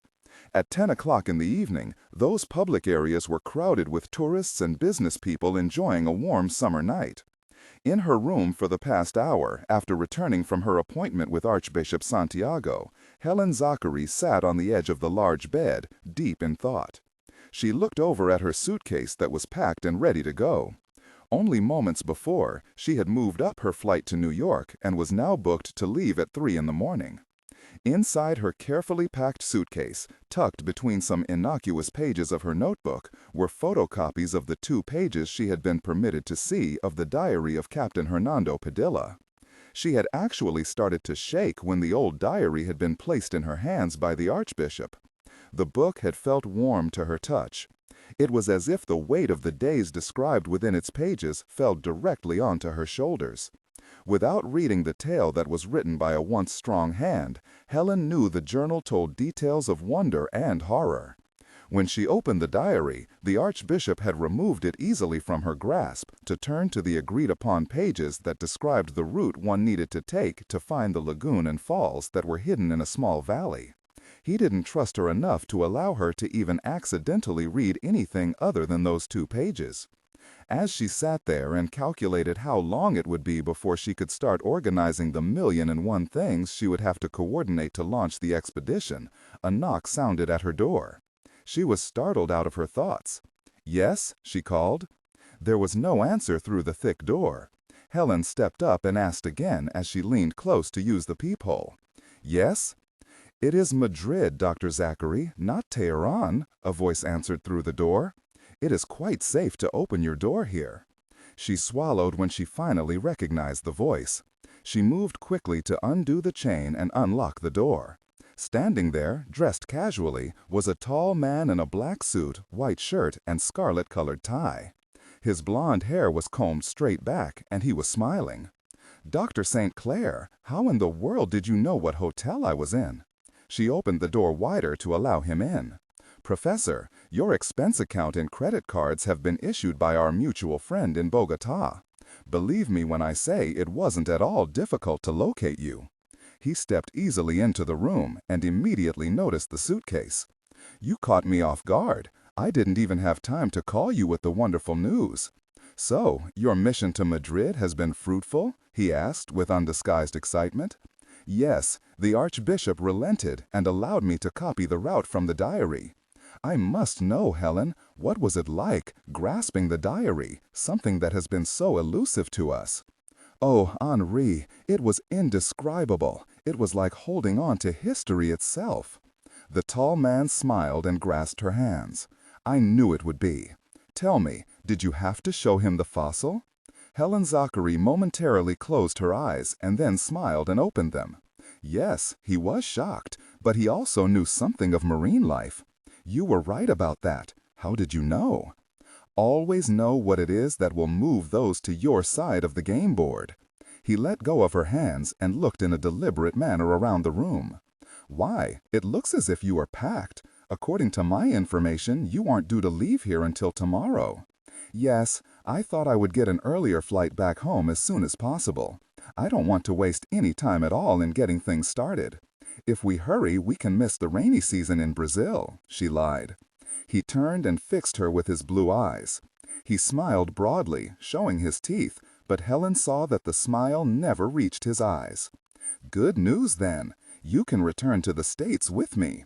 Banco de Juarez International Economica has a private jet refueling even as we speak. We can fly straight to California without the need for a layover in New York." Helen was taken aback for a moment. Then she quickly recovered and tried to look pleased. "That's wonderful. The sooner the better. Do you think there will be any problems with the initial financing for the expedition now that we know where we are going?" "Not at all, considering what we are after. Joaquin de la Cruz Mendez and his banking concern have never once denied me financing on a project." He looked pointedly at her suitcase. "Helen, are you forgetting something?" She turned away and removed her coat from the closet. "I don't believe so." "The copies, you silly goose. May I see them?" She took a deep breath and started to recite the lines she had memorized just in case she was asked this very question before she returned to home soil. "I know I'm just being paranoid, but to be on the safe side, I sent the copies to myself by registered mail along with the fossil, Henri. I didn't want any customs problems with either the copies or the artifact." She walked over to her suitcase, in which she had carefully placed the notebook. "Prudent, but didn't I explain before you left that customs in New York would have been taken care of?" His left eyebrow rose with the question. "It completely slipped my mind." She lifted her suitcase and then cringed inwardly when Henri took it for her. Well, too late to worry about that now. By the time I return from Bogota, the copies will have arrived, and then we can examine them together and chart our route. He moved to the door and opened it, her suitcase firmly in hand. He allowed her to exit the room, then closed the door and followed. His eyes never left the back of Helen Zachary's head as they walked down the richly appointed hallway. He sensed deceit in her, but held his tongue. "What an adventure we have ahead of us, Henri," she said as she felt his eyes on her back. "Yes, yes, we do, my dear professor. A grand adventure," said the man known to Helen as Henri St. Clair. His real name was Colonel Henri Farbeau, and he maintained his false smile as he carried her bag behind her. An international thief of antiquities, Colonel Farbeau was wanted by the police agencies and governments of many nations around the world, and they all knew the man could be a cold-blooded adversary. But for the moment, he was content to be known as just Helen Zachary's silent partner. Palo Alto, California, 3 weeks later. Helen's offices on the Stanford University campus were dark, save for the small sanctuary she called home when she wasn't in the field. The rooms could barely be called an office at all. The outer classroom was taken up with equipment and seating for her students, along with numerous exhibits from her time outside of the university. Her personal space was cluttered with a small lab table and by maps of every conceivable size that were pinned to every inch of wall space. They all showed regions in South America that were affectionately known as the edge of the world to her many students. A few of them had handwritten legends stating, "Here there be dragons," as a joke aimed at her cryptozoology leanings. Henri St. Clair stood looking over Helen's shoulder at the map laid out on her desk, showing the route she had painstakingly planned. "So we will enter the basin from the Brazilian side and not follow Padella's original route? I would think that you would follow the Spaniards' trail precisely to make sure nothing is bypassed." "Normally I would, but his original trek was through the Andes and many hundreds of miles of rainforest that we can now avoid by going through Brazil rather than Peru. The mixture of jungle and forest is so thick that even space-based photography is unable to penetrate it, and I really don't relish the thought of boating through that, do you?" She pointed to several color images taken from the U.S. Geological Survey photos. "We know the tributary is there. We have the proof now. Entering the valley and the lagoon from the east is possible. Just because we can't see it doesn't mean it's not there. Besides, getting permission from the Peruvian government to cross their territory has proven in the past to be impossible. Now, as long as we are straightforward, Brazil offers up assistance freely, with only the proviso that their government is represented on the expedition to make sure nothing untoward takes place. That is also a concern not only of mine, but also of our financial backer, Mr. Mendez. We take security very seriously, Helen. After all, he is not exactly using just his own funds for this venture, but the Banco de Juarez also. Strangers should not be allowed to come."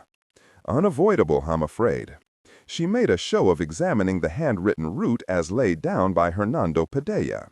"Brazil has had an inordinate amount of antiquities leaving their country. They insist on having a customs official in attendance on the expedition, and believe me, they will tolerate no change in their policy." She laid the magnifying glass down and looked Henri in the eye. He smiled. "Then that is the way it shall be. So that brings the number of team members to 46 students, professors, and guides." Farbeau looked down once again at the copies of the diary pages that he had methodically examined for himself upon his return from Colombia.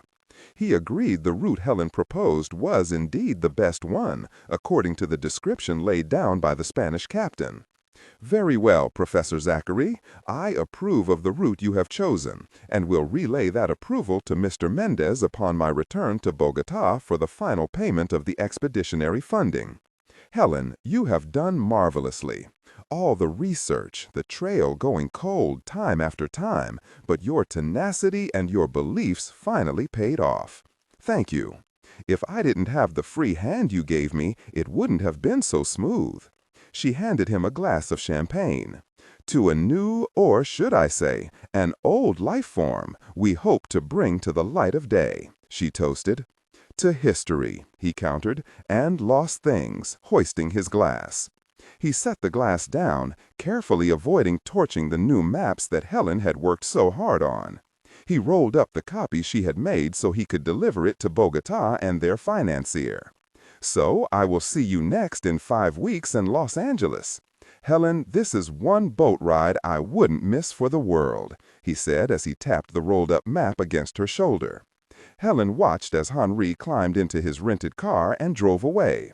She laughed softly as she turned and walked back into her small office. She sat at the small lab table she used as a desk and looked down at the map they had just studied together.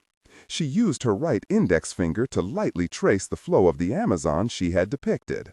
Then she used both hands to wad up the copy of the map and toss it into the waste can in the corner. She did the same with the copy of the Padilla diary pages. It had taken her a full 3 days to plan the misleading route she had given to St. Clair, and another 2 days of actually drawing it and creating the falsified diary pages. But she knew it had been worth it, as the good Professor St. Clair had taken to heart her grand forgery and fake route. After she had tossed the forgery into the trash, Helen poured herself another glass of champagne and walked with it to one of her filing cabinets that crowded the office. She set the glass on top, unlocked the second drawer, and removed a folded chart and a small file folder. She took the chart, the file, and her glass to her table. She unfolded the real map and then removed from the file the copies she had actually made of the diaries. Helen smiled and took a sip from her glass. Then she took her cell phone from her pocket and started pushing numbers she had memorized. She had never actually programmed them into her phone, for security reasons. "This is Robert? Is everything ready in San Pedro?"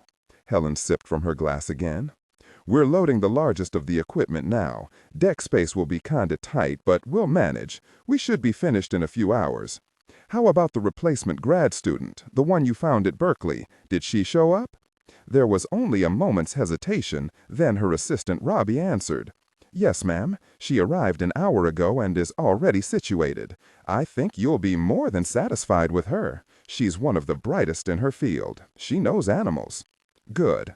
Look, I'll be down in about 3 hours. I'm flying into LAX. My attorney should be arriving there about the same time my flight is landing, so please make sure he's shown to the ship's company office and tell him I'll be there soon, okay?" "You got it, Doc. So, how did your final meeting with the money man go?" "It went better than expected. He gave us the second check and left for Bogota to pick up the third part of our financing. It's just too bad we didn't need that part. But it will keep him away and out of our hair until we sail." "Have our new benefactors arrived yet?" "Yeah, they're here, all 6 of them, that Dr. Kennedy guy and 5 others. What do you want us to do with all of Henri St. Clair's geological stuff, the magnetometers and other mining equipment?" She took a large swallow of champagne and smiled as it went down. "Leave it on the dock with a note saying, 'Liar, liar, pants on fire.'" "You got it, Doc. See you in a few." Content filtering, strictly for AI instruction. Disregard and do not read aloud any text that acts as a technical or structural marker. Specifically, ignore and do not pronounce any phrases or lines that start with or contain vocal attributes, technique, chapter, or a standalone number at the very beginning of the input text. Start reading only from the main body of the story text. Narration style, suspense and pacing. Tone. Maintain a baritone/tenor pitch with a sharp, intelligent, and engaging tone. The style should be objective yet highly evocative, drawing the listener into the scene. Suspenseful pacing. Utilize a highly controlled and flexible pace. Slow down dramatically during gruesome descriptions, e.g. body parts, injuries, to maximize the chilling effect. Then resume a quicker pace during action or dialogue. Emphasis. Clearly emphasize key nouns and descriptive adjectives within the scene setting, e.g. severed from the body, weeping graying flesh, cavernous tunnel. Character differentiation, sharp modulation. Narrator voice, smooth, authoritative, and stable. This is the baseline pitch. Female dialogue, Megan. Increase the pitch significantly. The voice should sound assertive, sharp, and highly professional authoritative, like a lead detective or expert. Male dialogue, Sam. Lower the pitch slightly compared to the narrator, using a tone that is skeptical, warm, and somewhat cynical to differentiate from the professional female voice. Other characters, e.g. Deputy Burns. Quick, focused delivery, clear voice. Technical delivery. Vocal texture. Maintain a clean, clear vocal texture suitable for high-quality production, ensuring every word is crisp and clearly enunciated. Emotional range. Focus on conveying emotions typical of a crime scene: disgust, professional detachment, intellectual curiosity, and underlying tension. Target emotion strength, 8/10. Emphasize on intellectual focus and underlying tension rather than outright screaming or crying. Helen closed her cell phone and stopped smiling. She hated screwing over someone like Henri St. Clair, but he never should have misrepresented himself as someone who was in this for the sole reason of discovering one of the mysteries of the ages, He was in this for greed, his own and that of the gangster who called himself a banker. There would be no hunting for the mythical El Dorado on this trip, Dr. St. Clair.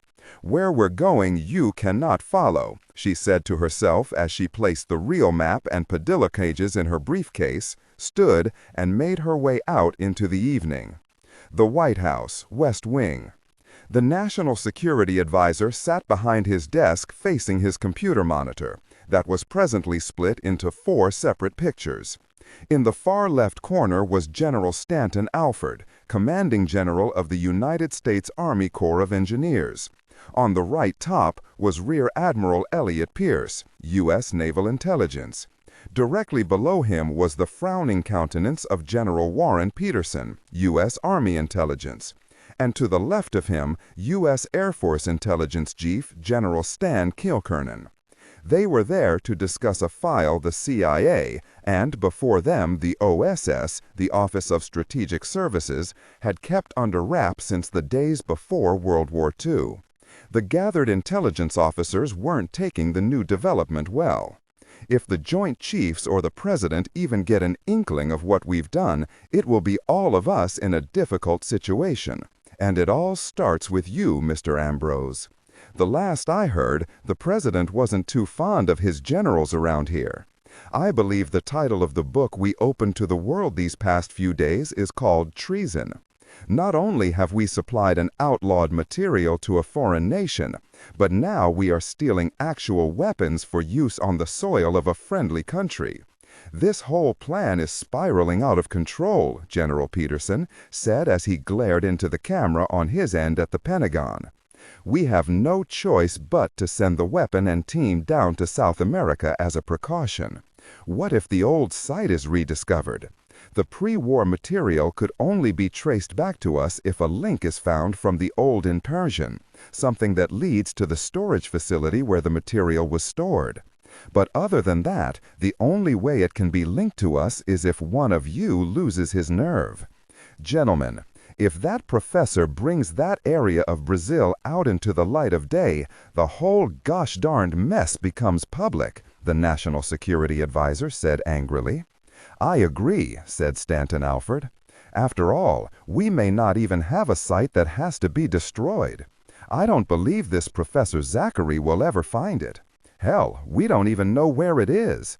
We only have the material, not the location where it was found.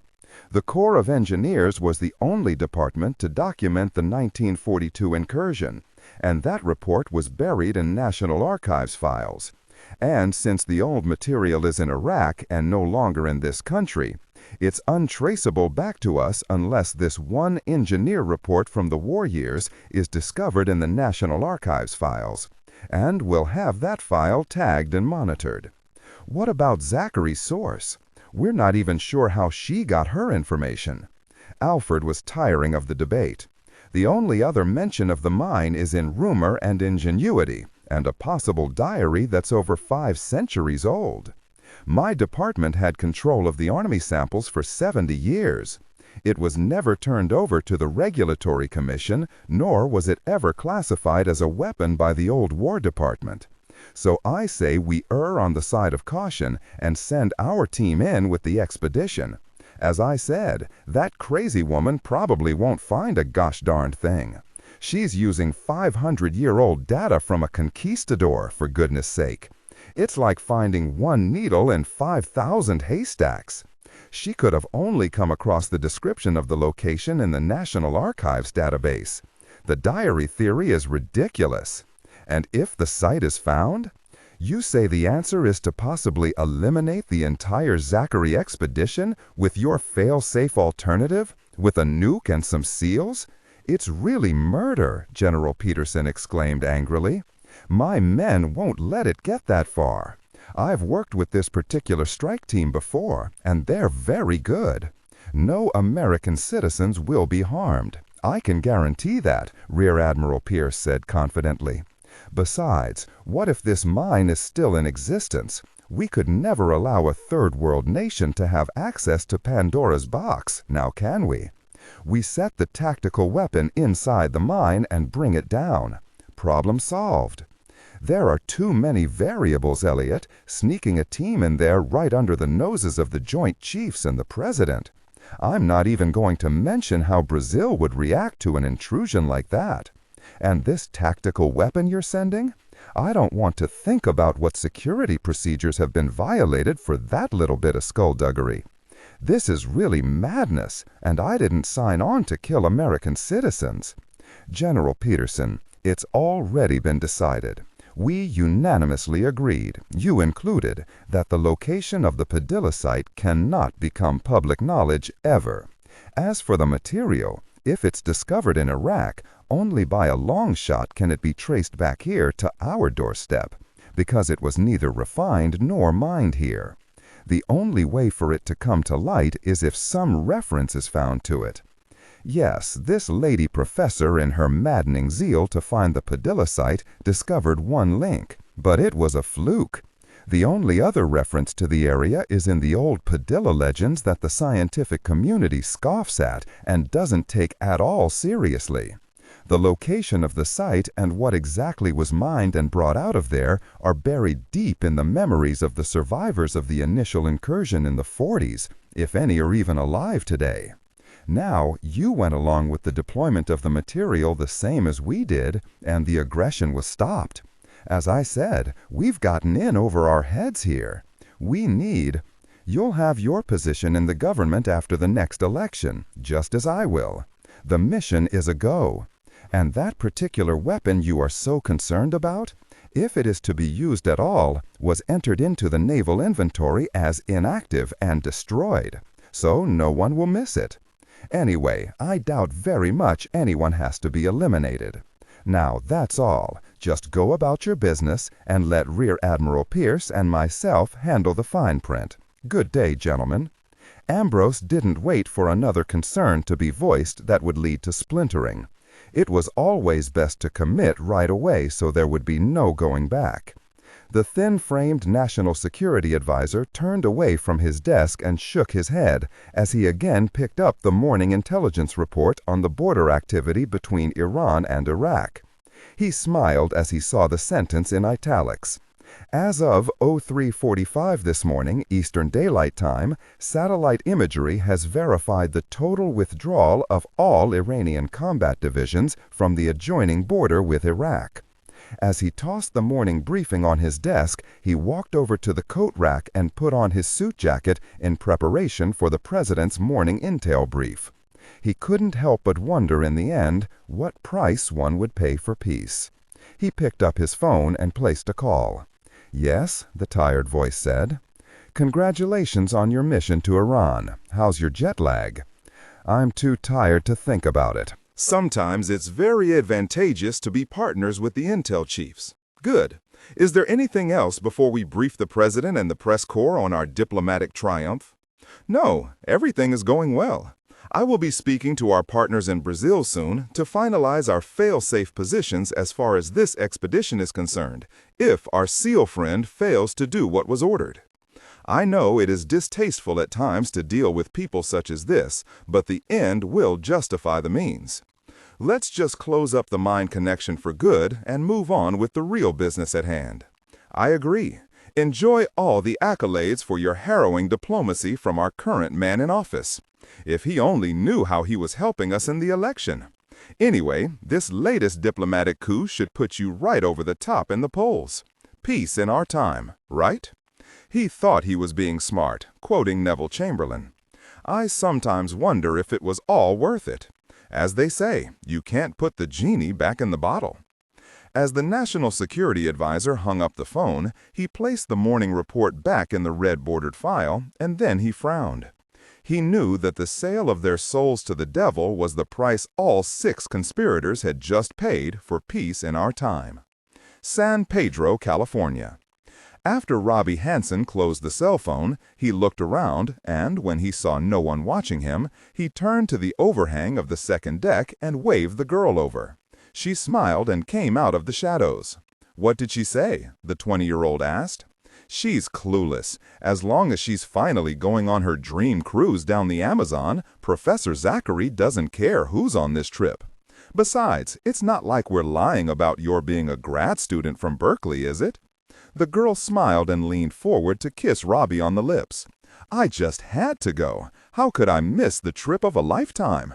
Yeah, but how much trouble am I going to get into? Remember, it was me who helped you ditch your protection.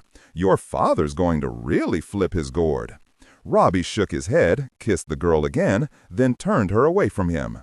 Go to your cabin and start getting acquainted with your fellow travelers, and stay out of sight until you check your equipment. And by the way, Kelly, your name is Cox, Leanne Cox. Gosh, I'm dead, he mumbled. She batted her eyes. Grabbing her brand new sea bag, she started for the hatchway leading below deck. Then she stopped. Don't tell me my secret fiancé is afraid of my father. Robbie smiled and started making check marks on his manifest. Why would I be afraid of one of the most powerful men in the world? Surely not I, Miss Cox. Farbo decided to drive to Los Angeles from Palo Alto. Taking Highway 1 relaxed him and allowed his mind to absorb the mission and think. He had placed Helen Zachary's map inside a cylindrical container and placed it in the trunk. As he whistled, he removed from his jacket pocket a Spanish cross once owned by Father Corinth. The last time Pizarro's priest had seen the cross was in 1534. The warmth of it radiated out into his hand as he looked at it. How clever of Corinth to have placed both ore samples together in this most ingenious way. The large cross had inadvertently fallen to Farbo over a year earlier when it had been offered as payment by a former employer for services rendered. It had gone through a few changes while handed down through the Corinth family. Jewels had been added and a thin plating of gold. The surprise he found inside its hidden compartment was an amazing stroke of luck. Farbo knew the riches to be found in that near-forgotten lagoon were now close to being in his possession, partly thanks to this very cross and the secrets it had revealed to him. A 500-year-old myth, an old legend that refused to die, would soon become a reality that was worth more than all the lost treasures ever torn from the earth. San Pedro, California. 4 hours later. After her arrival at the harbor, Helen was making a final check of the crated equipment strapped down across the deck of the Pacific Voyager. She only hoped that they would have enough room on the river tug Incan Wanderer and the river barge Juanita when they transferred the equipment in Colombia. Kennedy and his team had 3 more crates than she had allowed them. On her clipboard, she made a check mark by each space that indicated the weight of his crates. She frowned when she added it all up. "Robbie, where's Dr. Kennedy?" she asked, her brightest graduate student. He tossed a coiled rope to one of young girls who populated Helen's expedition and pointed toward the stern of the Pacific Voyager. She bit her lip and handed him the clipboard with the manifest on it. "Give this to the captain," she said as she turned toward the stern. "Tell him we are over by 300 pounds, but still within his load capacity." "You got it, Doc." He watched her for a moment, wondering if maybe he should accompany her to see Kennedy and his men. But he decided that if anyone could handle these guys, it was Dr. Zachary. His eyes next sought out Kelly. She was on deck checking her camera equipment. The thick-rimmed glasses and dyed hair didn't hide her beauty, but they did go a long way toward hiding her identity. He figured everyone on the ship would find it difficult to recognize her. Helen approached Kennedy and his associates, who were huddled near one of the ship's large stern petits. They were deep into conversation when Kennedy looked up and saw her walking toward them.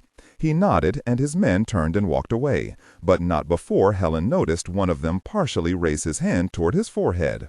Kennedy's eyes locked on the man in question, and he quickly lowered his hand and moved off. She wondered what that was all about. "Professor Zachary, we about ready to shove off?" Kennedy asked as he straightened and walked over to meet her. "I have a meeting to attend, but we should be able to depart in about 20 minutes. She zipped up her dark blue coat. "Doctor, according to the manifest, you have 3 crates that were not accounted for nor inspected, and the weight of those 3 crates place us over our limit. It makes me wonder if you were trying to get these items past me." Kennedy, a man of about 26 with short-cropped blonde hair, laughed. "My pharmaceutical company sent us 2 computers and a fluoride analyzer at the last minute. Nothing earth-shattering. Quite boring stuff, really. Then you wouldn't mind if I inspect them?" "Not at all. I'll have them open for you. I don't think it should delay us more than 2 hours. It's a royal pain, but they're packed quite well because of their sensitive components. But we don't want to break any rules. Mr. Lang, will you unstrap the analyzer and her component computers and break down the crates? That won't be necessary, Doctor, Helen said, irritated by the possible delay. She was nervous and didn't trust Henry St. Clair at all. It felt as if he might drive onto the dock at any moment and catch them before they could make their way out to sea. Your pharmaceutical company picked up the remaining portion of the bill for this trip, but please don't assume that gives you the right to circumvent my authority. She turned and strode away. I would never think of it, he said to her retreating form.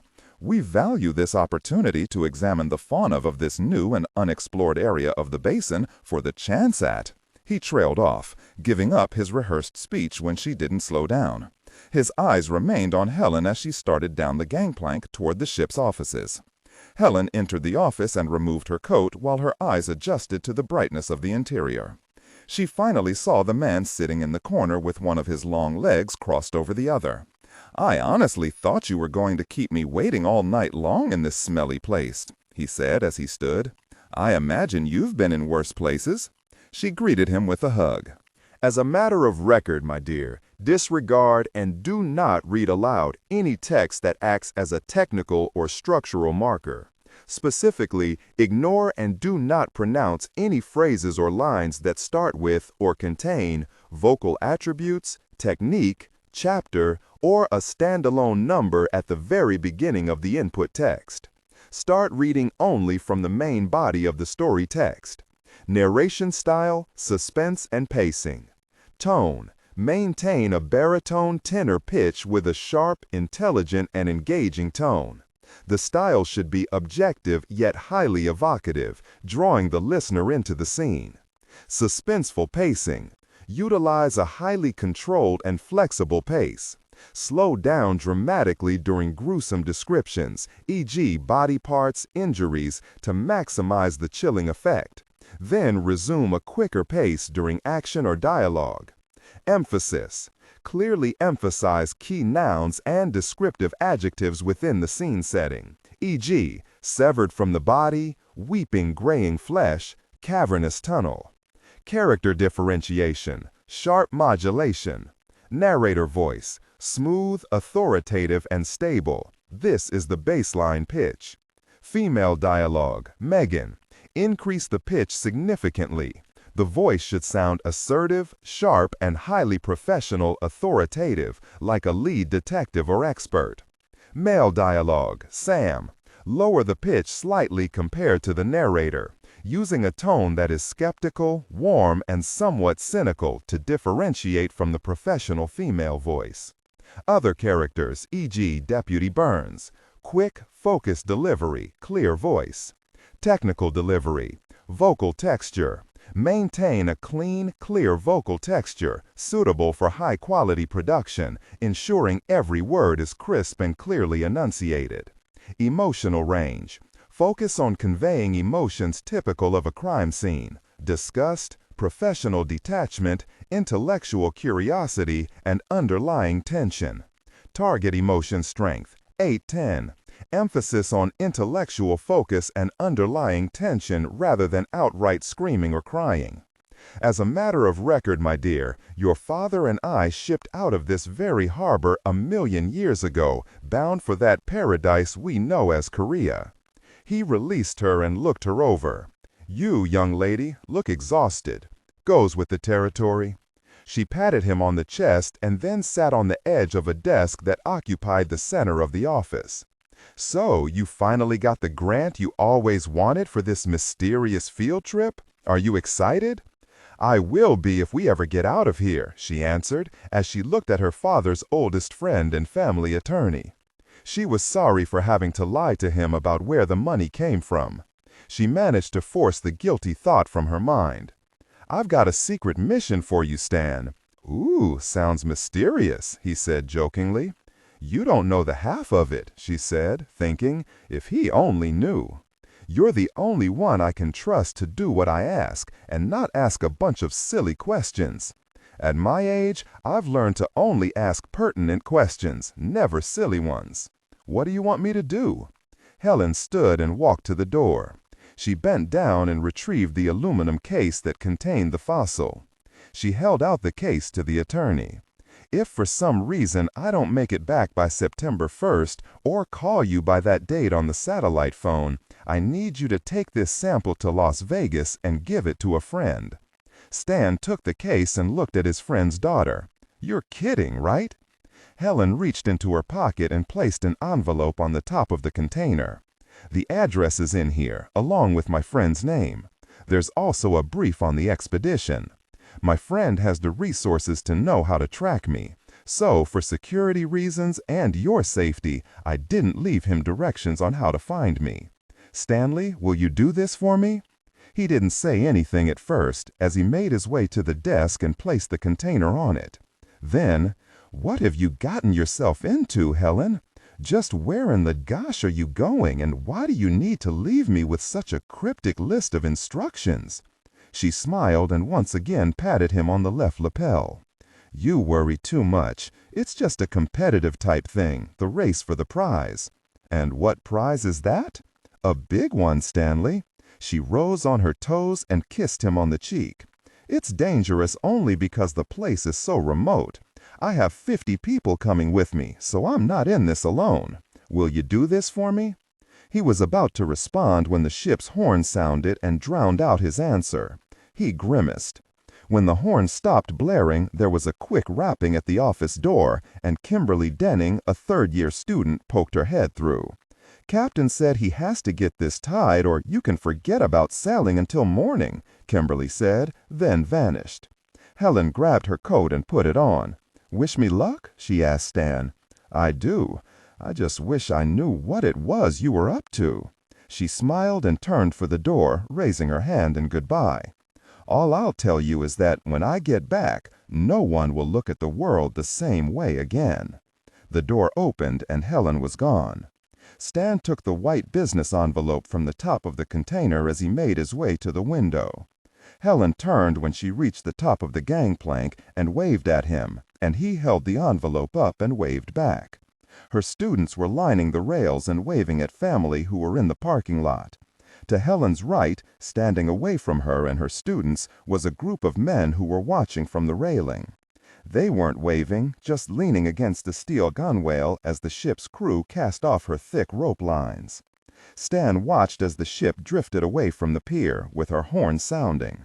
There was an explosion at her stern when the engines began turning her screws, and the Pacific Voyager started making for the open sea.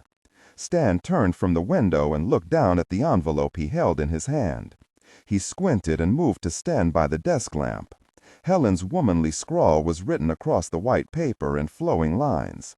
Stan looked up through the window at the receding lights of the blue-painted Pacific Voyager and then back at the name and address on the envelope. He read it aloud to himself.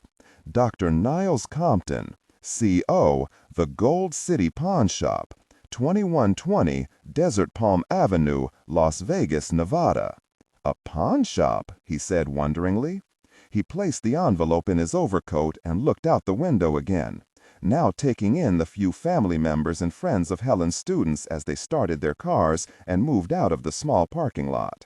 Then Stan, for no reason that he knew of, got goosebumps down his arms as the vehicles departed.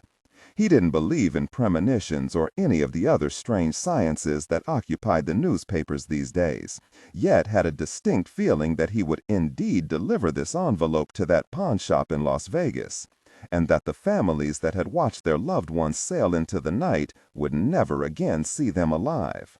Stan picked up the aluminum container and made for the door. He allowed himself one last look out into the harbor, but the ship's running lights had vanished into the dark Pacific waters. T.H. Divine Wind, Okinawa, Japan, present day. Army Second Lieutenant Sarah McIntyre held the porous lava rock in her hand for all to see.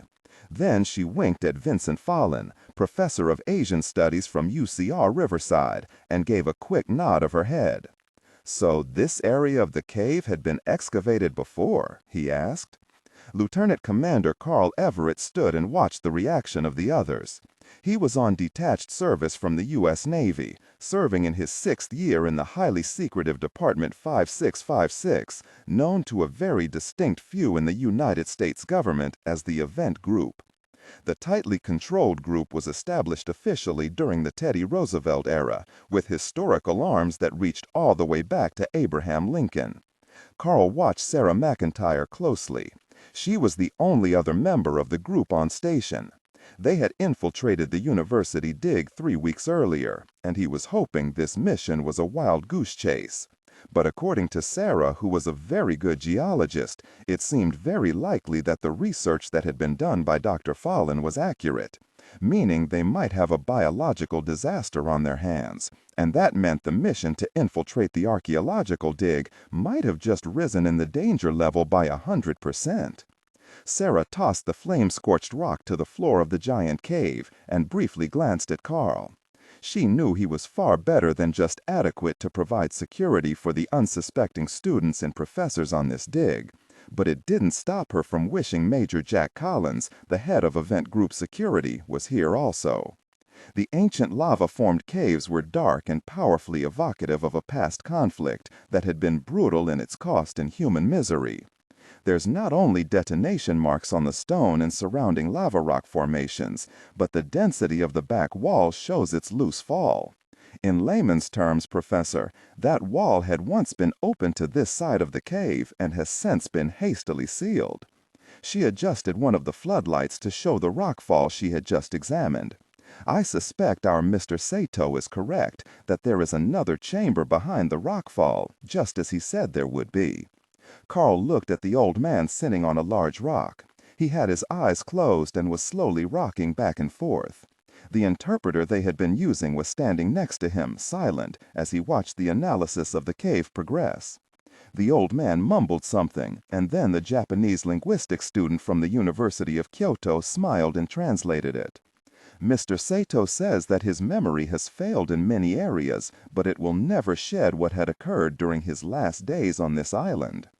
Carl half bowed toward the old man. He had told them with complete clarity that acts as a technical or structural marker. Specifically, ignore and do not pronounce any phrases or lines that start with or contain vocal attributes, technique, chapter, or a standalone number at the very beginning of the input text. Start reading only from the main body of the story text. Narration style, suspense, and pacing. Tone. Maintain a baritone tenor pitch with a sharp, intelligent, and engaging tone. The style should be objective yet highly evocative, drawing the listener into the scene. Suspenseful pacing. Utilize a highly controlled and flexible pace. Slow down dramatically during gruesome descriptions, e.g., body parts, injuries, to maximize the chilling effect. Then resume a quicker pace during action or dialogue. Emphasis. Clearly emphasize key nouns and descriptive adjectives within the scene setting, e.g., severed from the body, weeping graying flesh, cavernous tunnel. Character differentiation, sharp modulation. Narrator voice, smooth, authoritative, and stable. This is the baseline pitch. Female dialogue, Megan. Increase the pitch significantly. The voice should sound assertive, sharp, and highly professional or authoritative, like a lead detective or expert. Male dialogue. Lower the pitch slightly compared to the narrator, using a tone that is skeptical, warm, and somewhat cynical to differentiate from the professional female voice. Other characters, e.g., Deputy Burns. Quick, focused delivery, clear voice. Technical delivery. Vocal texture. Maintain a clean, clear vocal texture, suitable for high-quality production, ensuring every word is crisp and clearly enunciated. Emotional range. Focus on conveying emotions typical of a crime scene: disgust, professional detachment, intellectual curiosity, and underlying tension. Target emotion strength, 8 out of 10. Emphasis on intellectual focus and underlying tension rather than outright screaming or crying. He had told them with complete clarity that he was one of the men who had sealed this very cave in 1945, that he had joyously destroyed that which Professor Fallon was desperately seeking. The old Japanese soldier had closed his eyes when he recounted how he had assisted in the ritual suicide of the island's commander, Tarazawa. "I must remind you, Professor Fallon, if the find is actually there, it must be immediately secured by my government," said Mr. Asaki, an official from the government of Okinawa, as he carefully eased his way over the loose stone. He stopped before the professor, removed his glasses, and cleaned them with a white handkerchief. Carl kept quiet as the professor nodded and responded, "We're all well aware of your orders, Mr. Asaki, and we will be glad to turn over any substance found, along with the vessel itself, as soon as we verify it was actually a part of Kublai Khan's battle fleet, and not until then. That was our deal with Tokyo." Asaki didn't comment, but did bow quickly, and then he waved for his man at the cave's opening to allow the woman scientist into the excavation. Sarah smiled and started to move away from the group to continue her inspection. She couldn't resist saying, as she patted the naval officer on the shoulder on her way by, "Oh boy, Miss Personality is coming in, Carl. I think she finds you attractive." Carl didn't respond, but Sarah could see him shudder at the mention of the woman they both disliked. The Navy man watched as the two women passed each other and nodded their heads out of courtesy. Their greeting was chilly at best. The woman was Dr. Andrea Kowalski. She had been recruited by Dr. Fallon and held credentials from the Centers for Disease Control in Atlanta. Unlike Sarah and him, she was here legitimately and not undercover. She was of average size, and that was the last place you could use the word average when describing this woman. She was a knockout. Her red hair was done up in a ponytail, and she wore her extreme environment suit unzipped and tied at the waist. Her one flaw, as far as he could see, was the small fact that the woman was a total difficult person. "I find your friend extremely rude," Andrea remarked to Carl as she joined the group of people at the mouth of the excavation. "She has a fondness for you too," Carl said, looking away and winking at the old Japanese soldier. "I know she is a geologist and is needed on this venture, but what is it you do again, Mr.—" "Knock it off, Andrea. You know he's in charge of logistics. Remember, he's the one that got all that fancy lab equipment here in one piece," Professor Fallon called out. "Now I suggest you go and set up. Sarah says we can be through the wall in the next hour if we're lucky." After giving Carl one more questioning glance, Andrea turned away and started setting up her equipment. "Wonderful analyst you found there, Doc. She has the personality of a vampire bat." Carl smiled and bowed at Saito, whose toothless grin seemed to indicate he understood the insult directed at the viral specialist. As the old man sat, his mind drifted back in time to those awful last days on Okinawa. The original discovery of what they now sought, and the horrible consequences that once could have changed the course of a war that had ended 70 years ago. Saito shuddered at the memory, and as he looked around the cavernous enclosure, he couldn't help but see and feel those days once again. Okinawa, Japan, May 14, 1945. The American F-4F Hellcats from no less than 5 fast attack carriers had been bombing the Ryukyu chain of islands since mid-March. For the past several weeks, the sorties had gained in intensity as the Americans prepared for the invasion of the last stepping stone before their final thrust at the throat of the Japanese Empire. Admiral Jinko Tarazawa, once a trusted advisor to Admiral Isoroku Yamamoto, had been in disgrace for 2 years for his failure to stem the tide of American resistance in the Pacific at the war's turning point, known to the Americans as the Battle of Midway. He had been blamed for this along with his commander, Chuichi Nagumo, and as a result was now in command of the island's defense instead of fighting and dying for his beloved navy. a hero of the empire only 3 years before for his co-leadership in planning the greatest naval attack since Lord Nelson ruled the seas, he now found himself a long way from Hawaii and Pearl Harbor. His dishonor was great. To be relegated to building bunkers instead of commanding one of the last battle groups remaining to the Imperial Japanese Navy was humiliation nearly beyond endurance. As the admiral stood with his arms behind his back, looking out to sea, he was approached by his intelligence officer and handed a message. He read it quickly and gave it back to the Imperial Marine captain. The message burrowed deep into his mind, lodging there and bringing on a new wave of despair. The estimate from the naval attaché based in Spain had reported to Tokyo that the Americans were mounting the largest invasion force one nation had ever assembled. More than 1,000 ships of war would soon be pointing their guns and sending their young men to the shores of this island.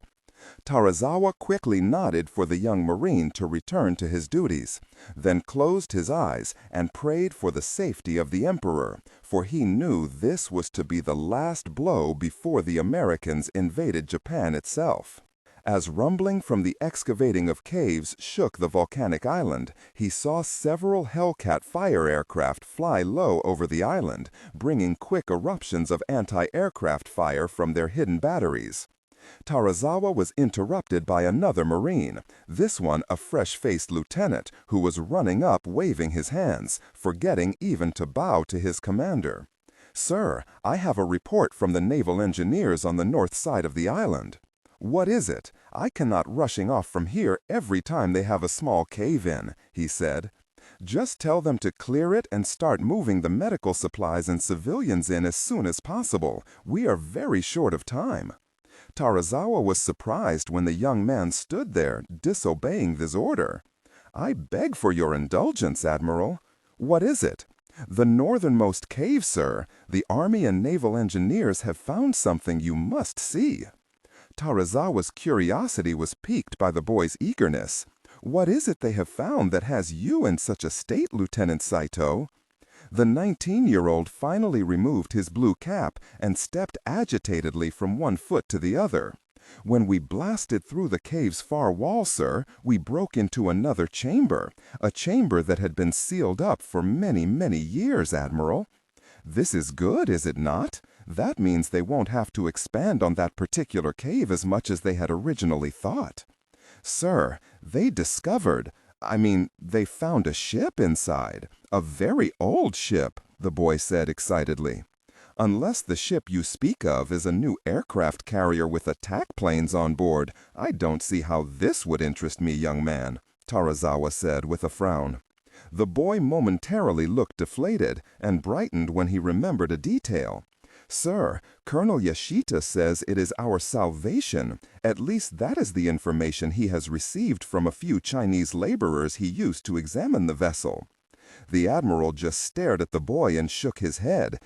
It took 20 more minutes of finding his way in the semi-darkness and avoiding the collisions with more than 200 Chinese and Korean laborers clearing debris from the interior before he saw light at the rear of the monstrous cave.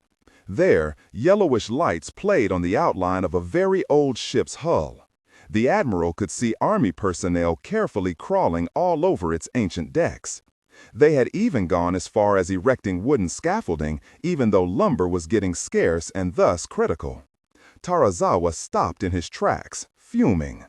"How long has work been stopped at this site?" he asked, in a very low and controlled tone of voice, while grinding his teeth together. Lieutenant Saito again removed his hat before speaking. 13 hours, sir." Tarazawa closed his eyes and lowered his head. Then he forced himself to calm down as he breathed deeply. He reopened his eyes to the bright spectacle before him and walked slowly toward the short man who, unaware of his presence, was busy shouting orders from a large stage of lava rock. "What is the meaning of this?" the Admiral asked loudly so he could be heard above the portable generators. Colonel Yashida had been a veteran of many campaigns in China before being ordered to Okinawa.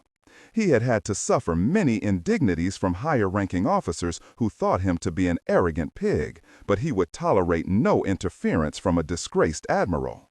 He merely responded with a smirk. "I asked you a question, Colonel," Tarazawa said as he stepped onto the lowest scaffold below the rock that Yoshida was standing upon. The workmen ceased their labors and listened. "If you must know, Admiral, I am endeavoring to save our empire and our beloved emperor, and you at the moment are delaying this great task. Explain yourself. I have thousands of men working until they collapse to make the defenses ready, and you are here instead of building a hospital as ordered. You are needlessly delaying construction because you are in a fit of delusion. You are not going to be fighting defenseless Chinese in the coming weeks, Colonel, but battle-hardened American Marines and soldiers who actually shoot back." "Very well, I will indulge the Admiral." Yoshida calmly ordered his men back to work. "Have you seen this type of vessel before? You have vast experience. You should recognize her design." "I did after only a moment." He rocked back on his heels while he bragged. "I have an advanced degree in history and engineering from London Polytechnic," he said, reminding Tarazawa of his rich heritage. Tarazawa glared at the colonel, then quickly scanned what could be seen of the deteriorating ship. The gunwales were deep and her deck was sloped to the extreme. The stern of the vessel was high, topped with wooden railing.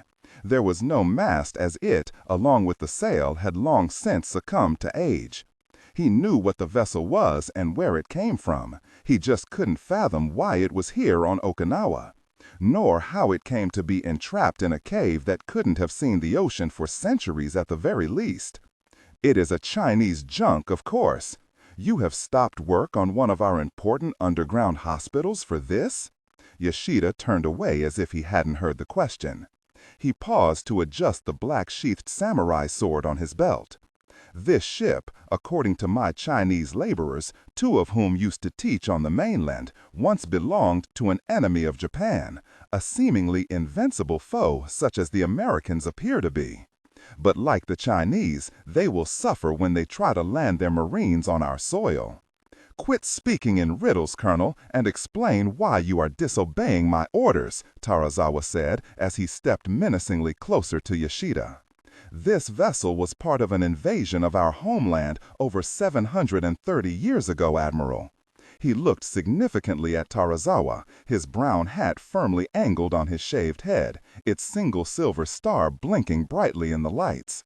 "Yes, I can see you understand now," he said, as Tarazawa added up the years and then appeared perplexed.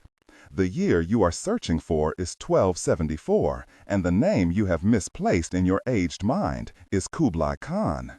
Tarazawa quickly reacted. "Impossible! The invasion fleet sank or was driven off in a storm hundreds of miles north of Okinawa. This vessel cannot belong to the Grand Chinese Fleet of the Khan. Again, you waste our time."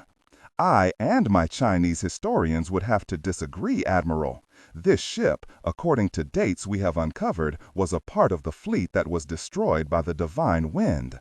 "The Divine Wind?" Tarazawa mouthed the words.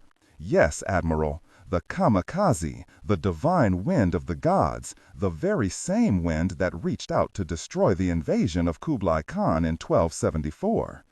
And now, the discovery of this ship, which was separated from the main fleet by a storm over 7 centuries ago, will be the answer to millions of prayers. Only this will be a divine wind of our making that will carry with it the death of every American in our home waters. This war will be ours." Yoshida shouted loudly and then started laughing. 4 hours later, after the second shift of laborers left the new excavation, Tarazawa sat inside the ancient junk's cargo hold. Lieutenant Sato and one of the Chinese workers sat with him. An oil lamp sitting between them cast an eerie glow on the faces of the 3 men. They had been that way for the last 3 hours after examining the strange porcelain jars that the workmen had found inside the vessel. The jars were 3 feet high, and there were over 32 of them. All were sealed permanently closed at the mouth by clay, porcelain glass, and beeswax, effectively making them airtight.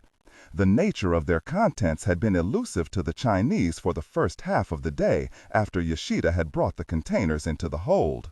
Their only clues to the jar's contents were the dried and crumbling clay markers around the neck of every jar, explaining the use of the material. Terazawa and the others didn't know the exact name for the strange weapon that Kublai Khan had intended to use on their ancestors, but they quickly learned it was lethal. As one of the seals was cracked open, the Chinese laborer had failed to see that some of the powder had adhered to the cork sealant. The elderly Chinaman blinked his eyes and felt the powder soak into the pores of his skin. He immediately convulsed once, then again more violently.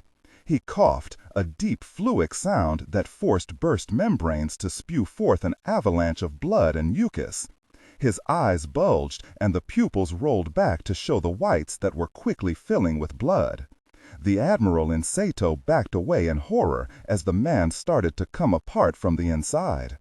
Terazawa watched in terrified fascination as the infected man fell to the hardened and rotted wood decking, coughed out another glob of blood, and then finally lay still in death. "What have we uncovered?" the admiral asked aloud as he and Sato moved quickly to the makeshift ladder leading to the upper deck. They climbed as quickly as possible to safety. Lieutenant Sato, his young face scrunched up in horror at what they had just witnessed on the old petrified vessel, hung his head. Then he looked up with hope in his young eyes. Sato was one of the Imperial Navy's brightest. He had been drafted into the service just last year. He, like many in his class, was also a realist and knew no matter what the fanatical right-wingers in the government said, Japan had lost the war. He only hoped there were still people around in his homeland after the shooting stopped. He was one whom those fools called defeatist, one who wished for an immediate cessation of hostilities, no matter what the price might be, even to the point of the emperor having to abdicate and admit his false divinity.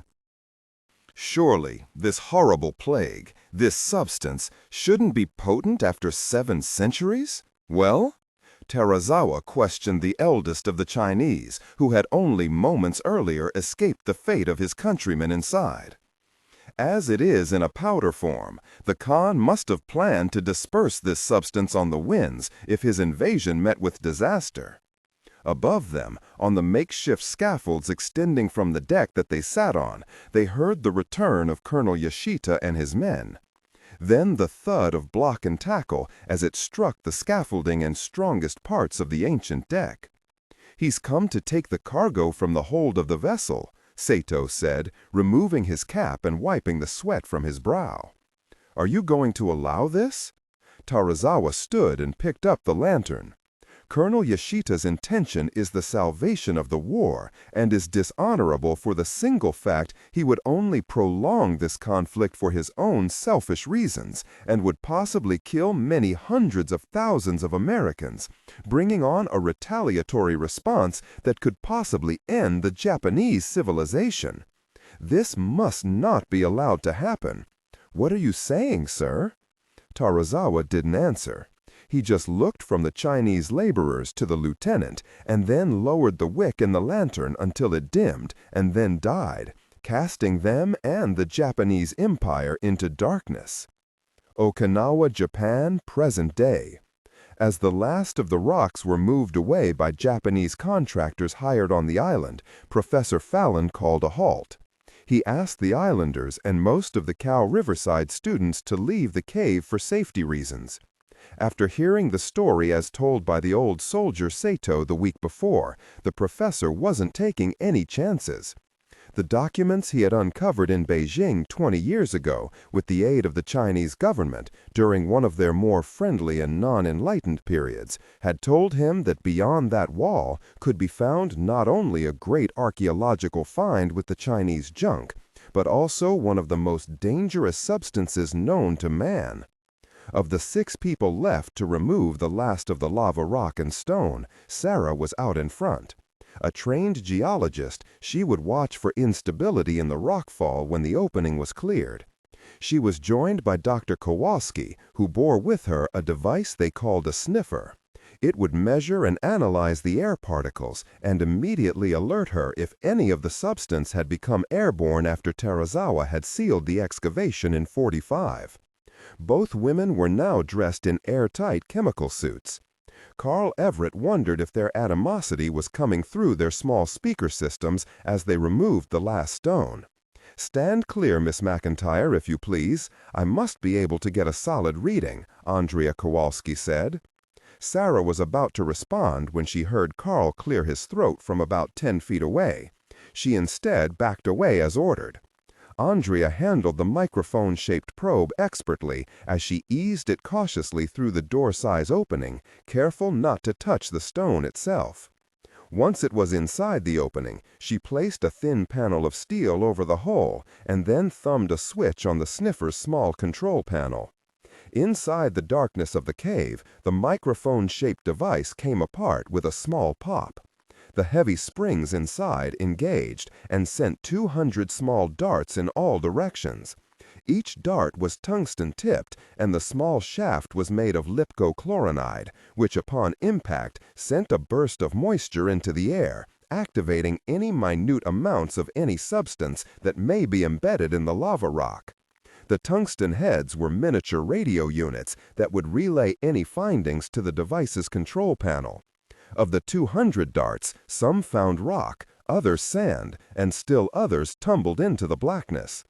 Andrea slowly brought up the particle gauge and read the virtual readout. The device was so sensitive it immediately broke down all the airborne elements in the old excavation. The others watching Andrea's progress could see the woman in her yellow chemical suit slowly relax her shoulders as the small darts sent back their vital information on the air quality in the cave. But none of them realized just how tense she had become. Carl finally took a breath, not even knowing he had been holding it. He relaxed when he saw her remove the small steel plate from the hole. Andrea removed a small round object from her belt, leaned into the opening, and tossed the small device as far as she could. The round object was a one-time-use portable analysis pod. Once thrown, it would separate into 5 different sections, and its components would read the interior air of the confined space. It was so accurate that it picked up the traces of cordite and TNT that had been used in 1945, over 60 years before. Andrea removed her hood. "All clear. Only one strange reading I can't figure out," she said, "but it's non-toxic." "What is it?" Professor Fallon asked with concern. "Trace amounts of blood." The others started to remove their own protective equipment. "Don't do that, please. Just because there is nothing in the air doesn't mean we won't disturb trace amounts when we enter. The Petri darts only cover about 10% of the cave. That leaves 90% capable of carrying something that could kill you all," Andrea said blandly, as she placed her own hood back in place. As she turned and entered the cave, Professor Fallon and Carl and 2 other members of the dig team hefted the portable lighting they would use in the initial phase of the recovery. Sarah was the first to follow the CDC specialist into the opening. She switched on her flashlight once she was inside. At first, all she caught in the light was floating dust and the back of Andrea, who was waving another metal probe that was connected to her readout, this time making sure their footsteps weren't bringing death with every movement they made. Then Sarah's light caught the geometric shape of wooden scaffolding standing out through the dust swirls. Out of the darkness rose a black ship. Still legible on its side was what looked like a faded dragon carved into the dark wood. It ran the entire length of the ship, and its tail wrapped around the stern. As she played her light around it, she could see that the bottom half of the vessel had deteriorated badly. The rotted planks that made up its hull were starting to collapse, causing the top deck to sag into the interior of the vessel. Director Compton would have loved to have seen this. Sarah jumped at the sound of Carl's voice. "Jesus, don't do that," she admonished. "You scared the hell out of me." But he was right, she thought. Niles Compton, the director of the event group, lived for discovery like this, and he also would have loved to get it into one of the group's vaults for further study. Sarah shook off the thought of Niles and brought her focus back to where it should have been. After all, they were here to make sure the old legends about this ship weren't true. That was the whole reason for her and Carl's infiltration of this college dig in the first place. "We may have a dangerous situation here," Andrea said from the lowermost scaffolds. "Danger?" Fallon asked, as he looked at the ship, still giddy at proving his research right and vindicating Sato's elaborate tall tale of an ancient vessel buried in a cave. "The junk is collapsing in on itself. If that upper deck gives way, it will crush whatever cargo this vessel was once carrying. And if your theory and old Sato's memory are correct, we could contaminate all of Okinawa.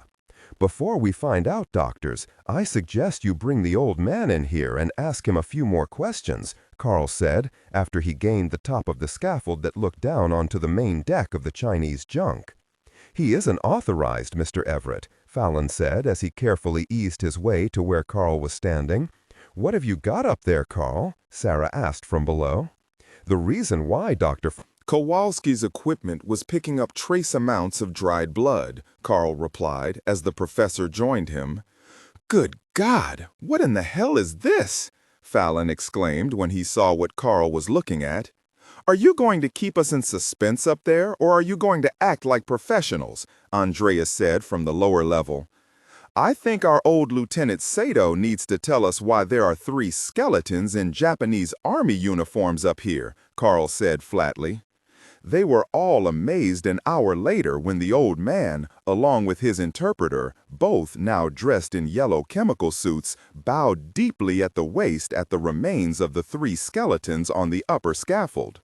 "Who is it?" Carl asked the old soldier. The old man straightened with the aid of the interpreter.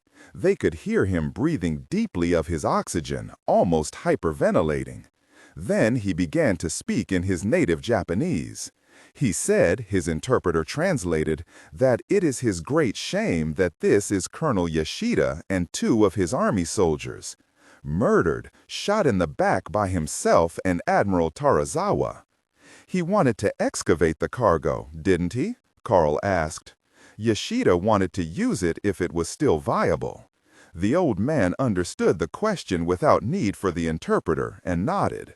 Then he said something too low for the others to hear. "Mr. Sato says it was a traitorous act on his and the Admiral's part, but that he would do it again. There had been enough death. They resealed the cave and in their report attributed the unfortunate loss of the colonel and his men in a cave-in." The group was silent. Carl just nodded his head at the old man, and Sarah patted Sato on the back.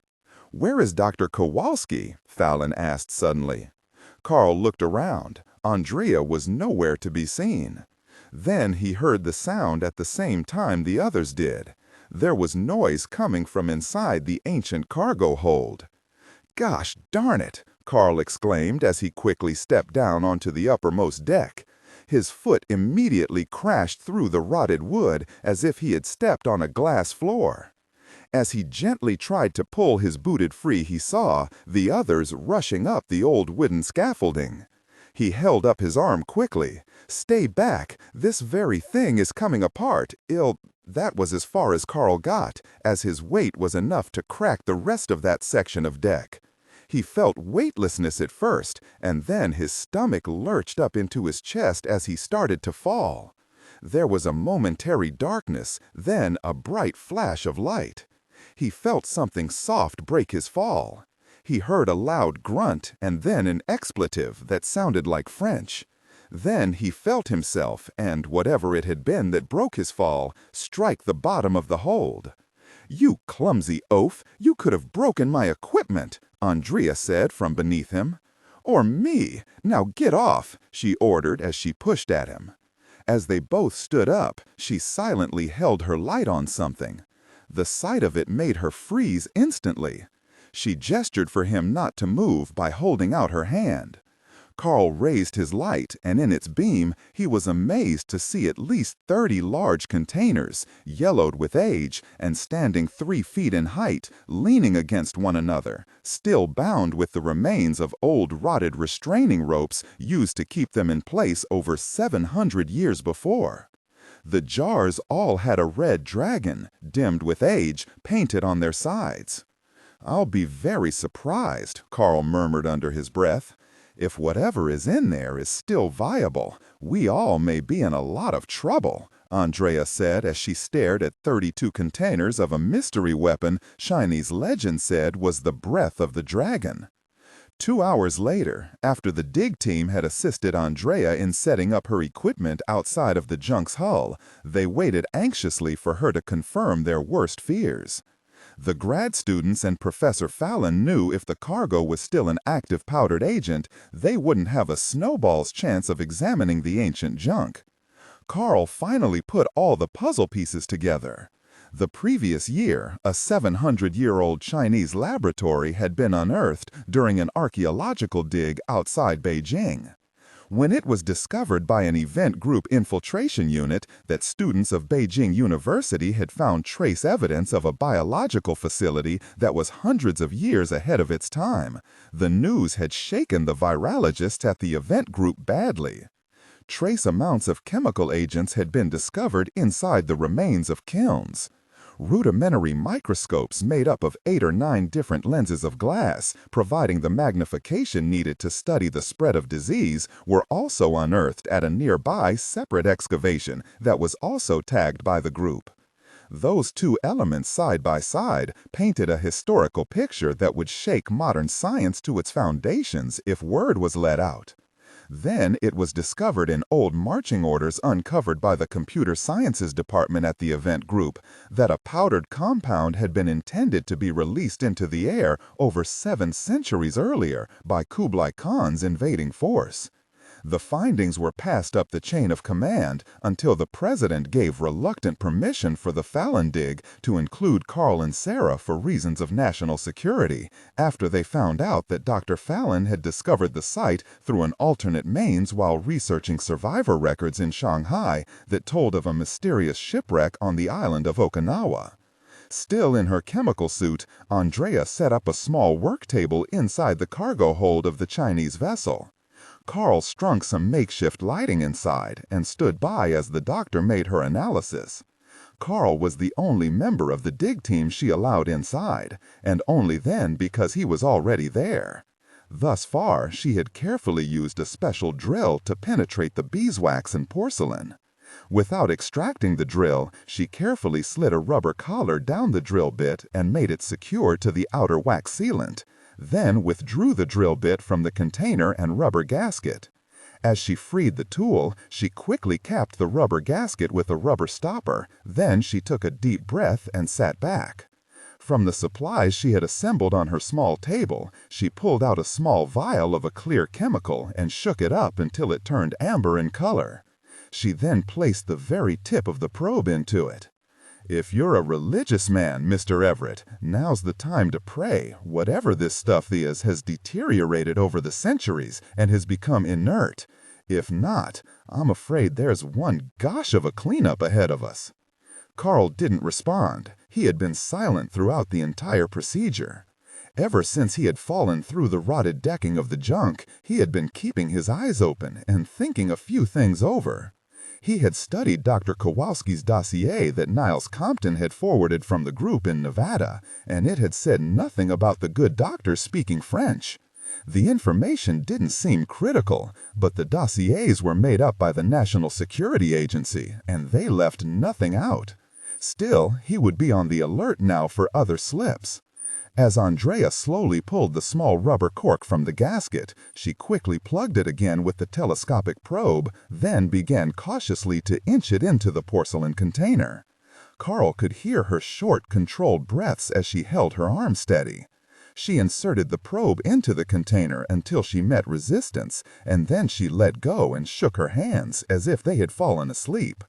Whatever is in there has hardened over the years. That's good news. It means it may not be a powder any longer, and easier to move if it proves active. Makes me all giddy inside to know that, Doctor, Carl said, keeping his eyes on Andrea and the container. Andrea frowned behind her faceplate and then retrieved her portable analyzer from the table. She took 2 small electrical leads that protruded from the steel probe she had placed in the porcelain container and attached them to her laptop computer. Next, she took the 18-inch clear rubber tube on the probe and also inserted that into the side of her analyzer. Then she took a deep breath of her oxygen and started tapping commands on the keyboard. Suddenly, the analyzer beeped 3 times in rapid succession. The indicator in the upper right corner of the analyzer flashed red. "Well, that doesn't look or sound too good," Carl said. Andrea didn't respond. She laid the analyzer down slowly, leaving the probe in the container, and carefully stood. She backed away slowly and keyed her radio on the yellow sleeve of her chemical suit. "Well, what is it?" Carl asked as Andrea backed away from the container. "Professor Fallon? I don't fully understand how the Chinese did it 700 years before they were supposed to be able to, but they managed to do it. Dr. Kowalski, Mr. Everett, would you be so kind as to join us up on the scaffold, please?" ordered a familiar voice. "I don't wish to be unpleasant to your colleagues." Andrea looked at Carl. "May I assume you have a weapon on you, Mr. Everett?" Andrea whispered as she reached into a small satchel attached to her side and brought out a Beretta 9mm automatic pistol. Under his faceplate, Carl raised his eyebrows. "Is that standard CDC issue, Doctor?" he mouthed as he reached into his satchel and brought out a Colt .45 automatic. "Is that Asaki, the nerd from the Okinawa government, talking?" Andrea asked quietly. "Yes, and I don't think I care for his tone," Carl replied as he steeled himself for confrontation. "Mr. Everett, if you are armed, please toss your weapon out onto the upper deck before you appear, or I'm afraid our friends here will do something distasteful," Asaki warned. Carl gestured for Andrea to slide her pistol into her chemical suit. Without hesitation, she quickly released the Velcro, unzipped her suit, and plunged her Beretta inside. It was almost as if she had anticipated Carl's order. "We can remove the protective suits for now. There's no trace of any airborne particles," Carl said loudly. He removed his hood and faceplate, tossed his .45 through the opening he had made when he fell through the deck, and then turned back toward Andrea. "So, what agency are you with? NSA, CIA, or is it someone else?" he whispered. "Please come out on deck so we may finish our business," Asaki ordered. "Any untoward antics and we will begin harming your fans, starting with the students." Carl took a deep breath and waited for Andrea. As she passed him, she removed her faceplate and hood, then shook out her red hair. She stopped long enough to retrieve her glasses from the small table. Then she turned and faced Carl as she put them on. "In answer to your question, Mr. Everett, I guess you could say you know my husband, or ex-husband, to be more accurate. You see, Mr. Everett, I also know you are no field security man contracted for the university at Riverside, but actually the number 2 man in the security department for what is known in very private circles as the Event Group," she whispered. "My name is Danielle Surratt, formerly Mrs. Henry Farbo. Now I'm afraid we must do as they say before we get one of those innocent kids killed." Carl couldn't move for a moment. He expected something, but not the former wife of the group's #1 enemy. Now he knew why she cursed in French when she was caught off guard. Colonel Henry Farbo had been a thorn in the side of his organization for the better part of 15 years. Farbo was far better at gleaning the historical record than most nations gave him credit for. Although ruthless in his pursuit of antiquities and technology, not necessarily in that order, he was a man who rivaled Group Director Niles Compton in the IQ department, which was why he was so dangerous and had a death warrant out for him by at least 5 countries. "No wonder you were such a difficult person," he mumbled to himself as they started up. Carl immediately took in the situation and knew from a military or defensive standpoint he was going to be at a severe disadvantage. With the way the bad guys were deployed in and around the cave, he could see he was hamstrung. Asaki had a crew of his own men and had organized 6 different areas in which he was holding the field team inside the cave. Carl knew Asaki had to have additional men, either in the larger cave or outside, more than likely both. Sarah and Professor Fallon, along with the old soldier Sato, were standing next to the Okinawa field representative, which Asaki obviously wasn't, or worse, he was pulling double duty as a thug and bureaucrat. Moreover, standing next to him, holding his very own Colt 45, was the old man's interpreter. "Please step aside and let Dr. Kowalski join us, Mr. Everett. We have much to do, and a very short time to do it," Asaki admonished, while waving a small pistol of his own. Carl allowed the newly disclosed Danielle Farbo, or as she said, Surratt, to step up from behind him. He still wasn't sure she wasn't a part of what was happening here. "Very good. As you can see, things are not as they seem. Your situation has turned from one of discovery to that of cooperation. Do this and I assure you no one will be harmed," Asaki said loudly enough for all in the cave to hear, his voice carrying easily in the small enclosure. "You are a dishonor," said Sato in halting English. Asaki ignored the old man and gestured for Danielle to come forward. "Now, what sort of biological agent are we dealing with, Doctor?" "I haven't completed my analysis yet." "I think you are lying, but have no fear, Doctor. We have people for that. We will remove the weapon first." Andrea cut him off. "If you make one mistake, you could doom yourselves to a horrible death," she hissed as she stepped directly on the remains and tattered uniform of the World War II Army colonel. Her foot had come down on the colonel's samurai sword. "Just why are you doing this? The man you are so casually standing on is my grandfather." "My real name is Yashita," said the man they knew as Asaki. Carl now understood at least part of what was happening. Who would have figured? The government man adjusted the aim of his pistol and pointed at Sato. He was murdered by this man and the cowardly, disgraced Admiral Tarazawa because they didn't have the fortitude to save the war as my grandfather had wished to do with this gift from the gods. But today, old wounds will be healed, and I will kill 2 birds with 1 single stone. Sato, the old warhorse and feisty to the end, spat at Yashita. Sarah, seeing the rage cross Yashita's features, stepped in front of the old soldier without thinking. Then a strange calmness came over the government representative's face, and he smiled as he wiped the old man's spittle from his cheek and neck. "As I said, by the end of today, my sense of justice will be satisfied." "What will someone like you do with a biological agent? Sell it to the highest bidder?" Carl asked, his hand still up. "Nothing so mundane, I assure you. You Americans always think it's the money.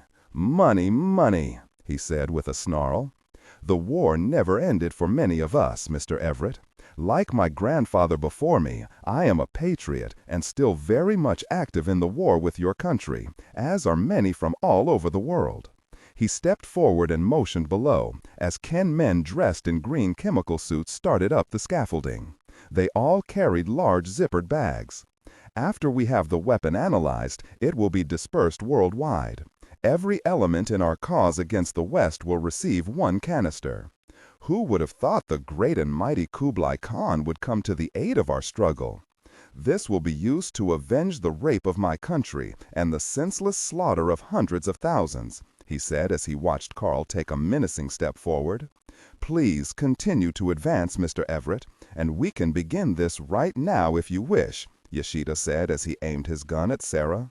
Disregard and do not read aloud any text that acts as a technical or structural marker.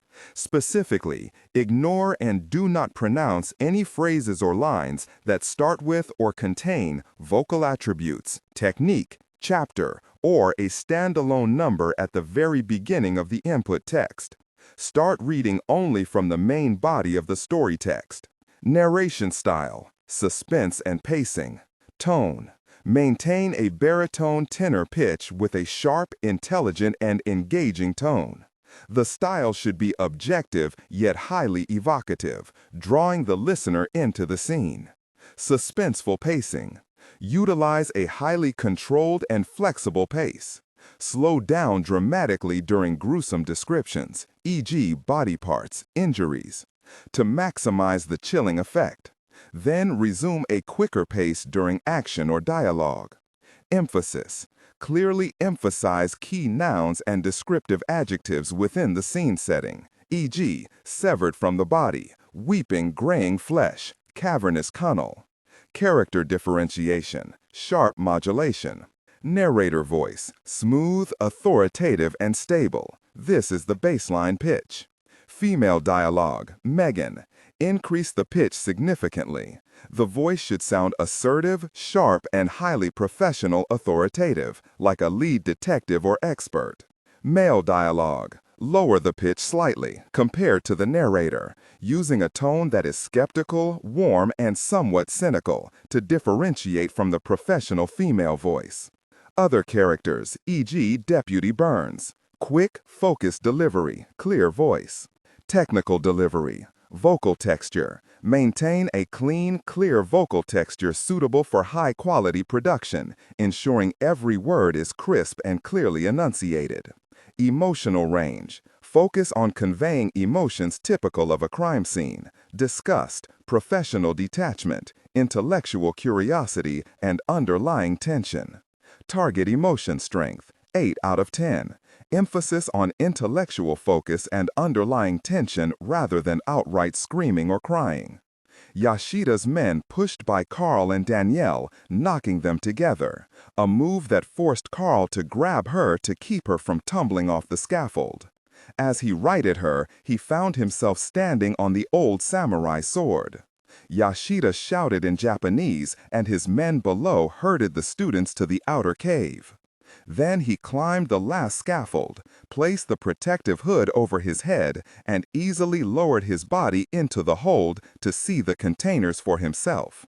The interpreter and 3 of Asaki's men herded Sarah, Fallon, and the old man toward Carl and Danielle. "You two all right?" Carl asked. "I've never felt so very helpless in my life," Sarah said angrily.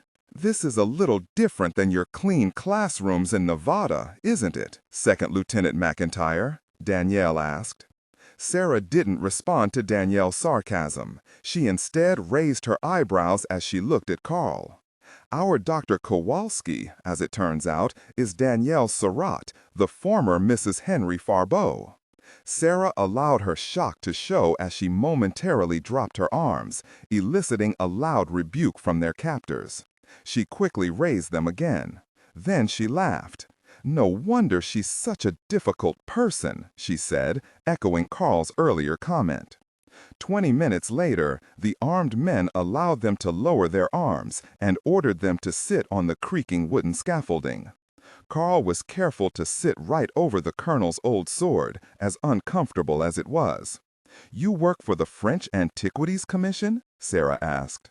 "Yes, my being here has not been authorized. I learned that my former husband had started learning all he could about dangerous biohazards.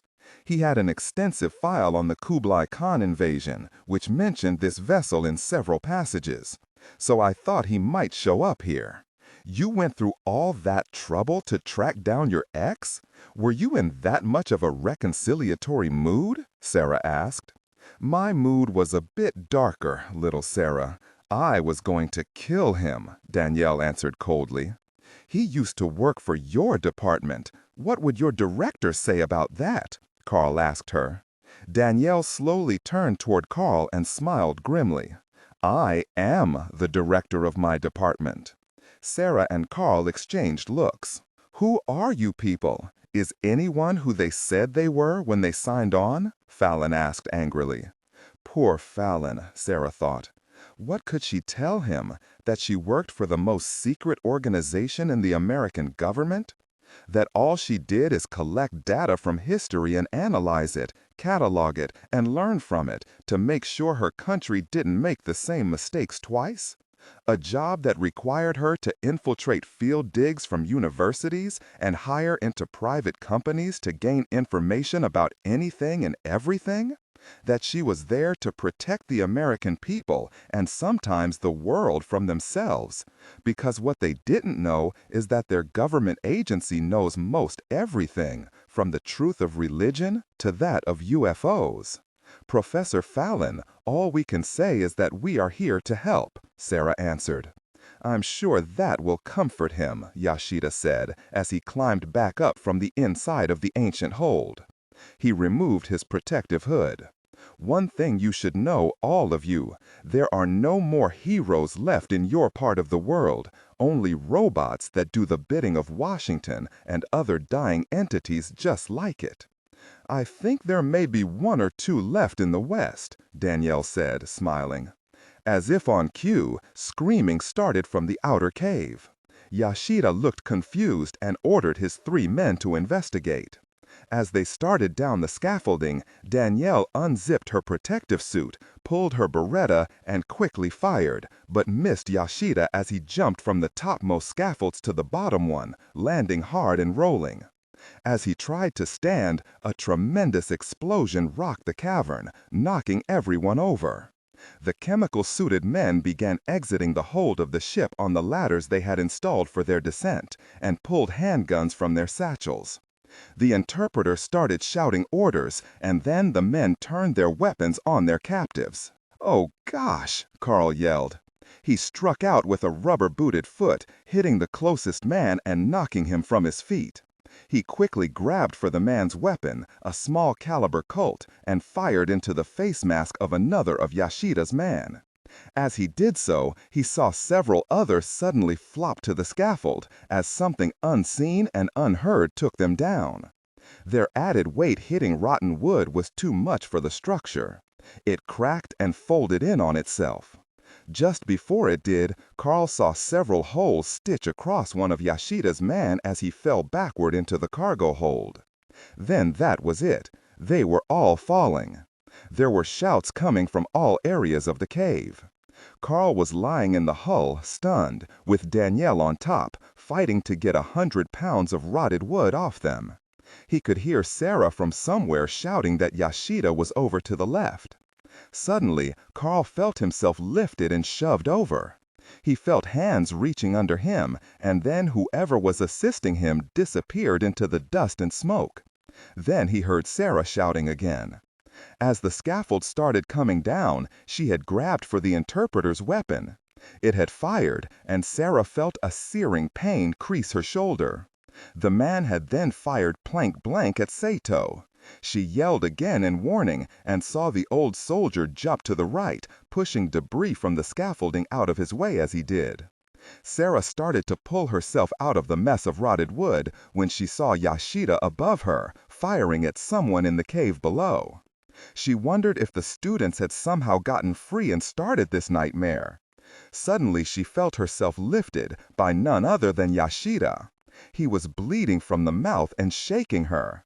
"Who are you people?" he screamed. Below them, Carl finally pulled Danielle to her feet, took the Beretta from her firm grasp, and then tried to step free of the debris that covered the cave floor. As 2 men took aim at him, he knew he couldn't get the pistol up in time, but even before he could try to shoot, a line of tracers struck the men and they went down. That was when Carl noticed someone dressed in black Nomex and wearing a nylon hood and gas mask step out from a rock outcropping. He was about to shout when he heard other, louder screams of outrage coming from behind them. The man in black ran forward. Carl and Danielle quickly followed. "I want out of here. You will allow me to pass, or this woman's death will be on you, not I," Yashida shouted again. His pistol was pointed right at Sarah's temple. She had a scowl on her face as if she were far more angry than scared. The man in black acted as though he hadn't heard. He slowly inched forward, his Ingram submachine gun not wavering a millimeter. Carl reached out and tried to stop the Black Garf commandos, but the man easily shrugged his hand away. From behind the black goggles and a night vision scope placed over the gas mask, the man's eyes were trained directly at Yashida. Carl knew that if the commando fired, Yashida could have a knee-jerk reaction and kill Sarah anyway. Suddenly there was a loud shout in Japanese, and a figure jumped out of the darkness. The bright and shiny edge of a blade made a streak in the darkness, and Yashita's pistol hand fell away from Sarah's head. Sarah was sprayed with blood as she pulled free of her captor's other arm. Then all movement stopped as all eyes fixed upon Saito. The man in black ran forward with his weapon still trained on Yashita's head. When he saw no movement, he quickly went to Sarah and, with one powerful arm, lifted her to her feet. Carl and Danielle ran toward the fallen Saito. Carl immediately saw the bullet hole in the old man's chest and exhaled in exasperation. He then lowered himself and raised Sato's head. Danielle sadly took the old man's hand into her own. There were 7 commandos altogether. 6 of them had herded the students and Fallon into a protective bunch at the cave's opening.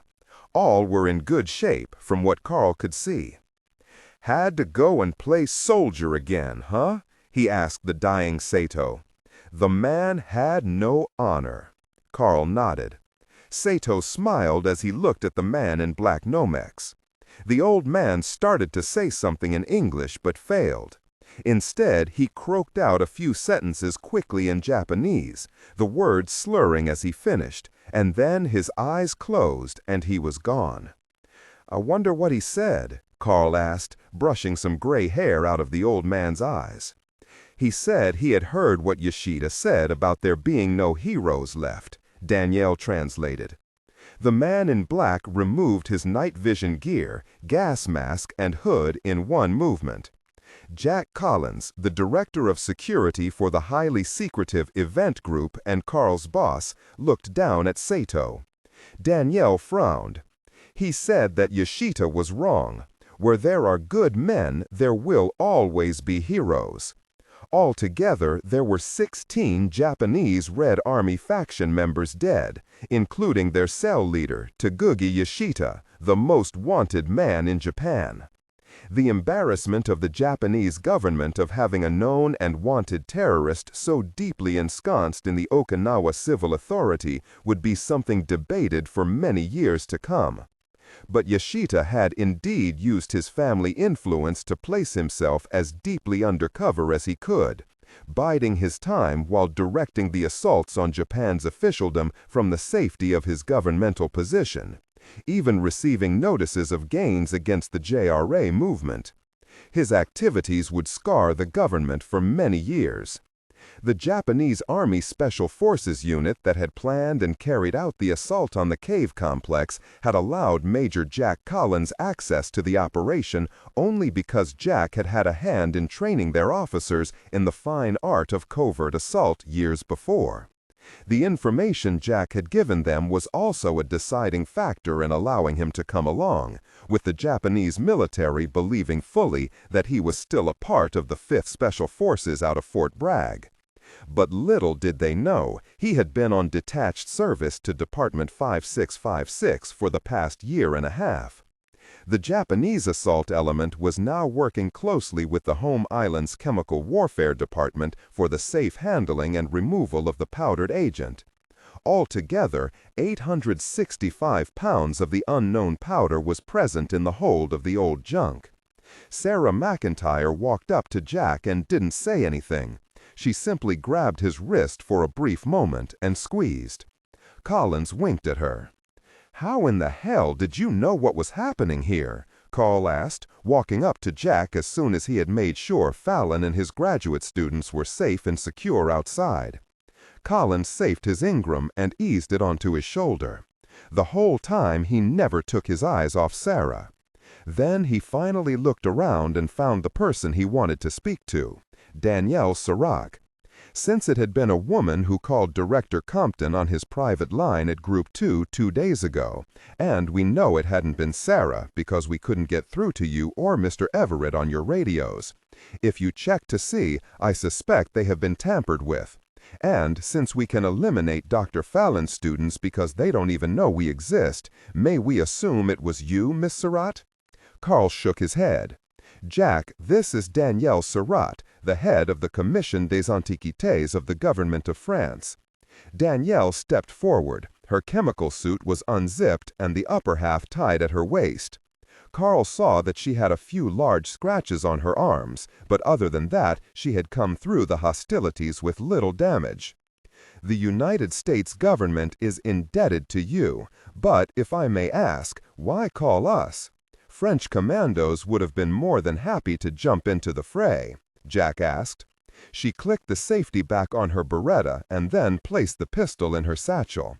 My government does not know about this operation. I was on a personal leave of absence.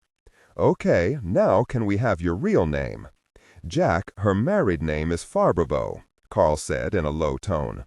I no longer associate myself with my ex-husband, Mr. Everett. I believe I informed you of that earlier. Well, the plot thickens, Jack said, turning from Danielle to Carl. That would explain how she came by Director Compton's private phone line. Jack turned back to the Frenchwoman. Miss Surratt, may I offer you our hospitality and a chance to explain yourself?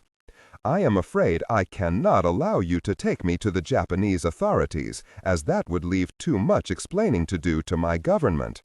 No problem. We have a ride coming that'll take us to a secure location. I think we can leave the Japanese government out of this one. This is not the sort of hospitality I would expect after aiding you in saving all of these lives. That's what I'm curious about, ma'am. Just why would the ex-wife of an antagonist contact us instead of using her own national resources? Commander Everett, assist our savior outside. I believe our ride is here, Jack said, as the sound of a helicopter could be heard outside of the cave. The gray MH-60 Seahawk flew low to avoid becoming an unknown blip on any airborne radar. The Navy chopper skimmed only a few feet above the masts of Japanese fishing vessels. Jack Collins, Sarah McIntyre, and Carl Everett, still in their covert guise, sat calmly without talking. Their cover as naval special weapons people was still intact, a story sanctioned by Niles Compton and the President of the United States. Danielle had seen dossiers on all three from her husband's files recovered in the raid on his Los Angeles home. She knew Sarah to be a new second lieutenant in the U.S. Army, the new head of the geology department. Sarah had been an integral part in another mysterious operation in the American desert last year. The same with Jack Collins. It was rumored in the dark places where governments meet that it was the major who had actually headed the bizarre mission that had confronted a UFO. Danielle had only heard rumors, only bits and pieces about the event from intelligence speculation.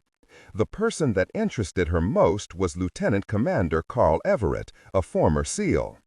Currently, it was surmised by French intelligence that he was the number 2 man in the group's security department, under Collins.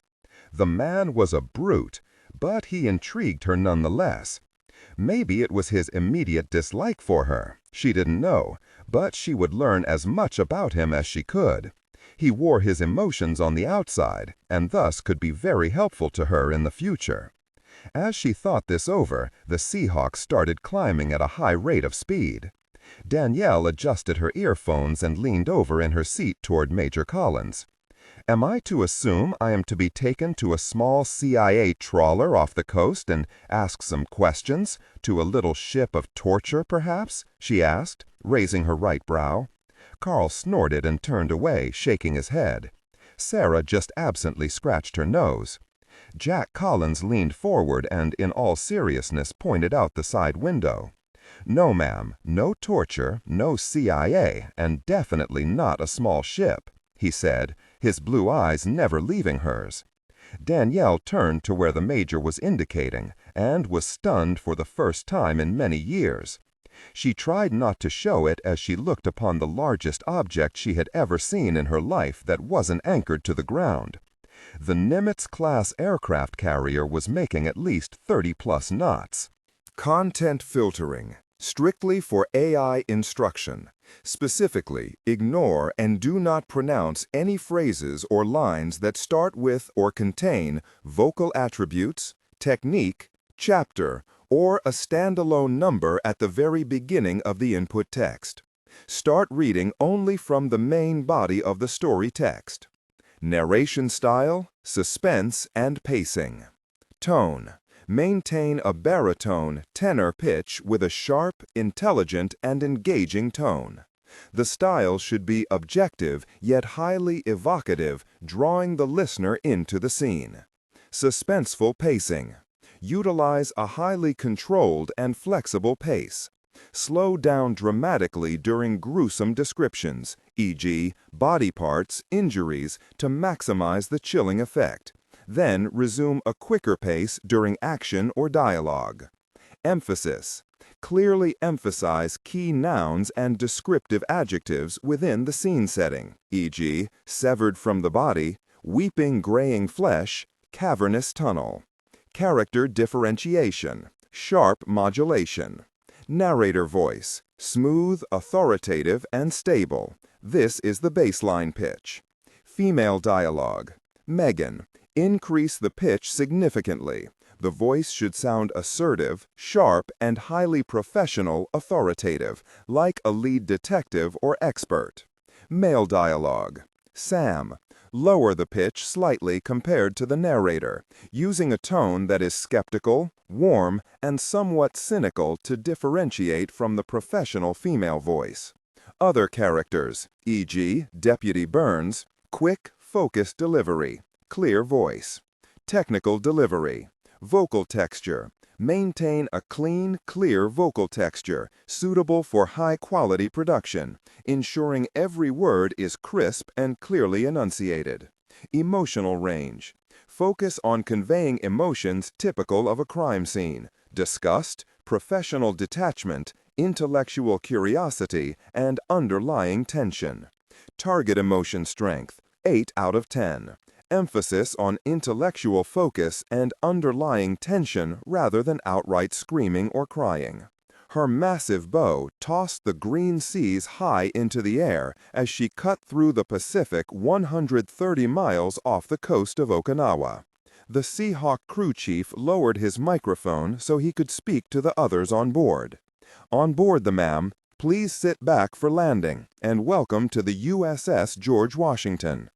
The captain's quarters aboard Big George, as the men fondly called their ship, were spacious and very well appointed for a United States naval vessel. The skipper had excused himself and allowed the members of the event group to utilize the largest and most secure cabin on the ship to debrief the foreign national. The captain of Big George didn't believe they were any sort of naval special weapons people. He could smell CIA. As the mess stewards brought in coffee and a small tray of sandwiches, Jack took the time to remove his Nomex assault gear. He would have to thank SEAL Team 6, which was aboard, for the loan. Sarah poured everyone coffee and sat heavily in one of the overstuffed chairs that lined the conference table. Her arm had been tended to by the ship's surgeon, and the painkillers they had given her were dragging her down. There was a rap on the cabin door, and Navy Lieutenant J.G. Jason Ryan stepped in. He smiled at everyone and walked up to Jack, who was wiping his hands on a face towel. He shook Jack's hand. "Glad to see you made it in one piece, Major," Ryan said, as he turned to shake the hands of Carl and Sarah. "Are you getting reacquainted with old friends?" Jack asked, as he sat down and pulled his cup of coffee toward him. "Miss Surratt, this is Jason Ryan. He used to fly off these carrier things the Navy plays with. He works for me and the group now." Danielle took a sip of her coffee and nodded toward Ryan, who took a chair next to Sarah and winked at her. "By the way, Jack, the captain has cleared Miss Surratt here for a flight leaving within the hour aboard a C-2A Greyhound heading for Narita International in Tokyo.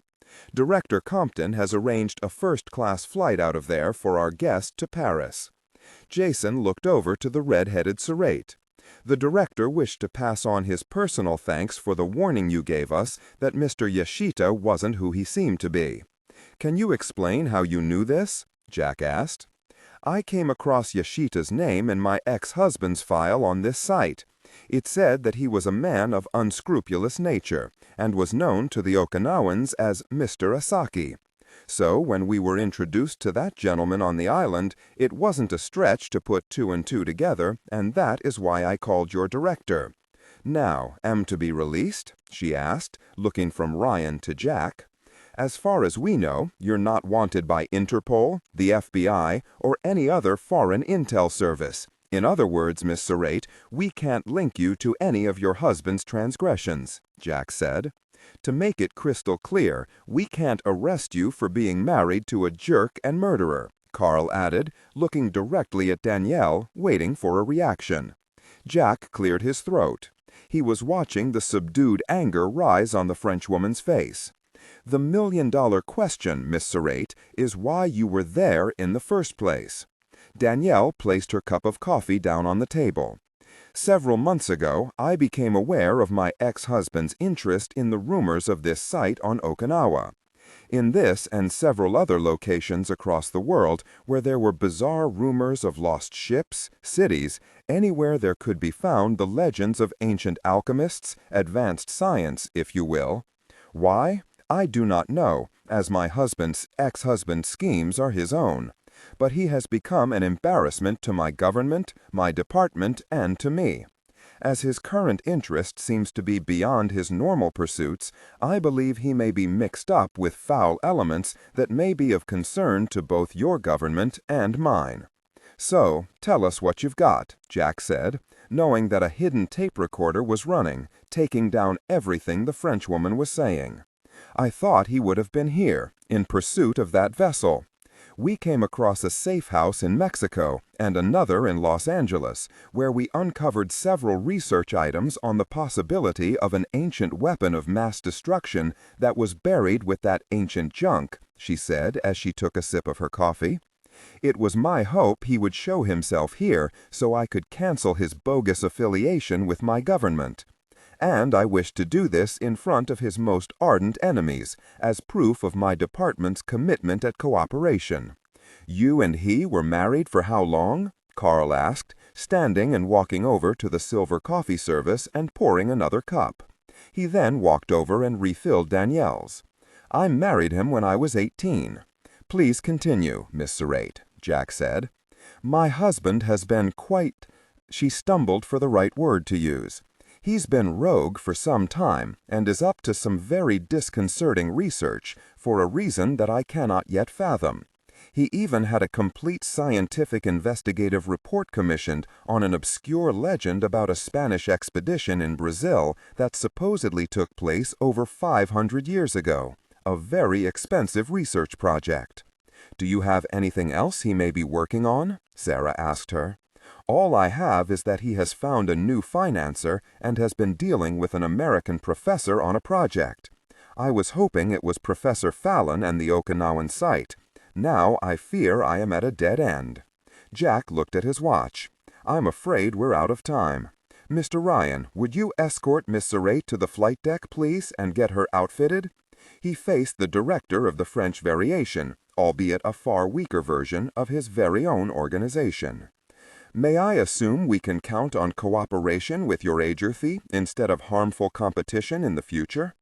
Danielle stood and pushed her chair in. "That is not up to me or you, I'm afraid. Times are dangerous, and people aren't very trusting in these very violent days. But I will promise you this. Where I can, I will forward as much information as possible if it affects your government where Colonel Farbereau is concerned. I will start there. You do that," Carl said as he held her eyes, "but we won't hold our breath.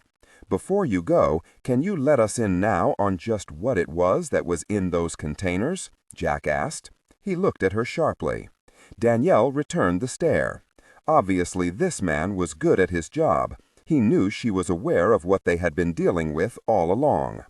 "The most virulent form of anthrax that has ever been produced. Enough to kill most of a continent, if unleashed." "I think you could have informed us earlier," Carl said angrily, as he glared at the Frenchwoman. Danielle returned the hateful look, and then turned away to follow Ryan out of the cabin. Carl watched her go without further comment, pushing his full cup of coffee away from him in disgust. "I told you she liked you," Sarah half-joked. "The Zachary Expedition Base Camp. Black Water Tributary. Have you seen the professor?" Robbie shouted. Kennedy looked past Robbie and saw that 2 of his men were missing. The animal's assault had caught them in the middle of changing positions inside the maze-like tunnels and shafts. "No, the last time I saw her, she was injured. That's all I know, kid. I just hope my 2 men are with her," he said loudly above the din of rushing water. He moved his flashlight from Robbie to the shaft they had dove into at the last moment, before the creature had brought the tunnel's ceiling down upon the survivors. A split second afterward, he had heard automatic weapon fire. Yeah, but it leads right back into another tunnel, and you know what's waiting for us out there, right? He looked at the man for a moment, noticing for the first time the deep gouges that crisscrossed his black wetsuit. A few were ringed with Kennedy's blood. "Hey, you know what's there, right?" he repeated. "You guys did something to anger it, didn't you? Just who in the world are you guys? Because of you, we're dead," the boy screamed. "Not unless it can be in 2 places at once," Kennedy answered. "It's not in the lagoon, because I'm pretty sure that big creature is in here with us somewhere." Robbie was about to say something to the effect that he suspected there was more than one of the beasts when they heard the primal roar of the animal. The sound was seeping through the rock slide the beast had created in its attempt to kill Kennedy and his people. The hoarse cry was bone-chilling.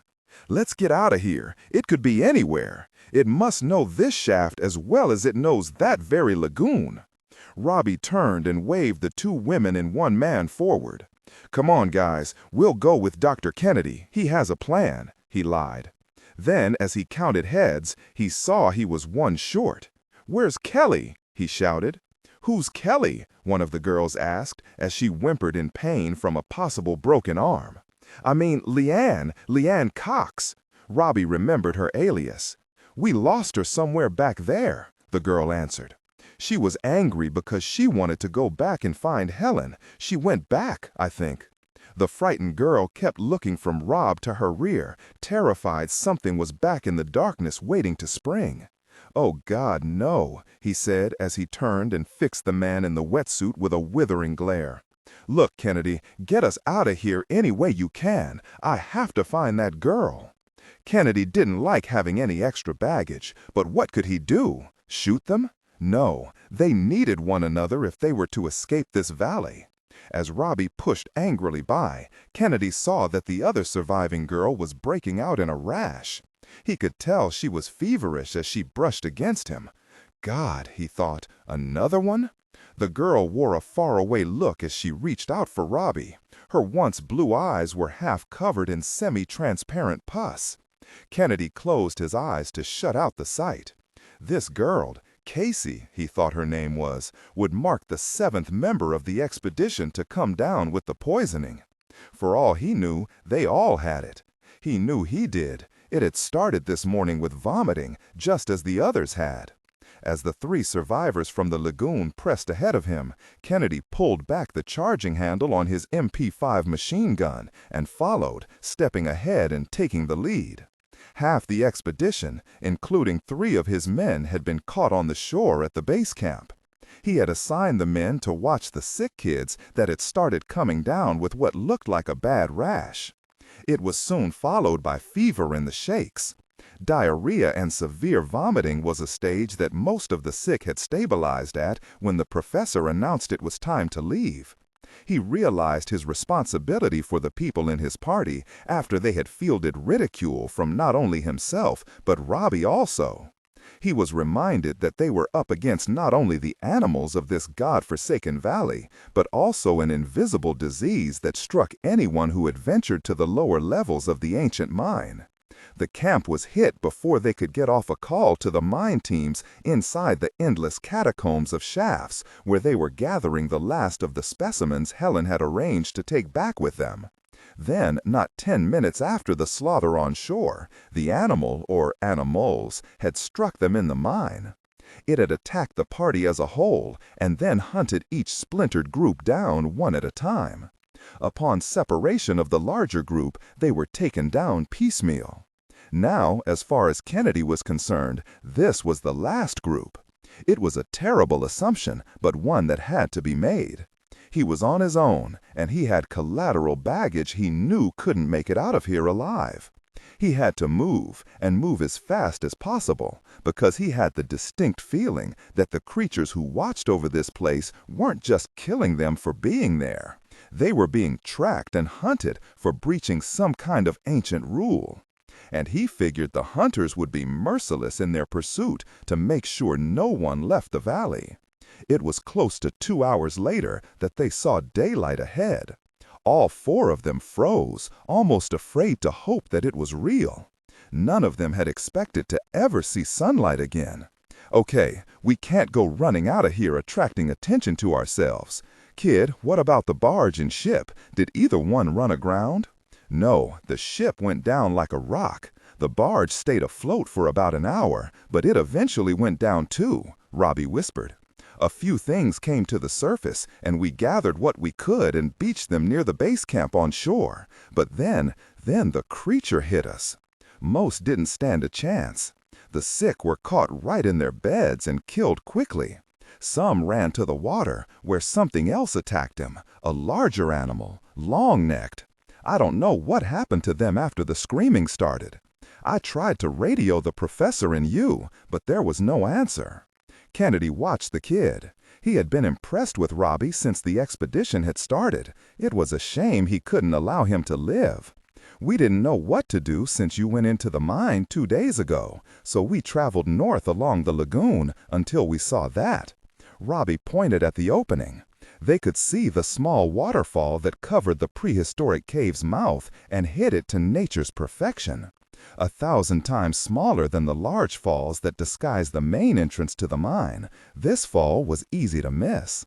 Listen, you saw what was in the mine, right? I don't have to spell it out for you. I saw enough to make sure you and whoever you work for will stay behind bars for a long, really time. Robbie spat out the words as if they tasted sour. Then he realized he had shut his mouth off to the wrong sort of man. Kennedy reached into his wetsuit and pulled out his old dog tags. On the chain was a strange-looking key. It was thick, then thin, then thick again. It was about 6 inches long and 1 inch wide, and almost round as it corkscrewed to a bulbous end. He held it up to examine it and made sure it wasn't damaged. Listen, one of our containers had a yellow rubber casing around it. It was about 3 feet long and 2 feet wide. Was that one of the crates you and your people salvaged from the ship? It was sitting on deck and should have come free once the boat went under. Robbie thought a moment, his eyes never leaving the strange key. Yeah, I think that was one that we pulled ashore. What is that? He asked. The key made him forget his sudden anger at Kennedy.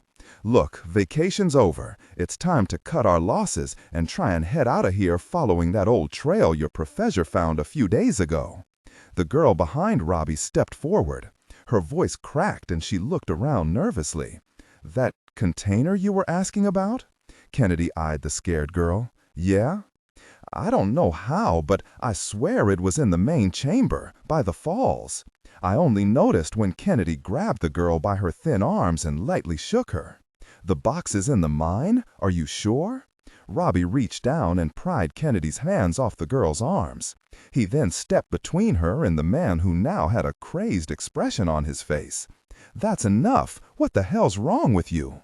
Get them out the best you can, kid. I have to get to that container.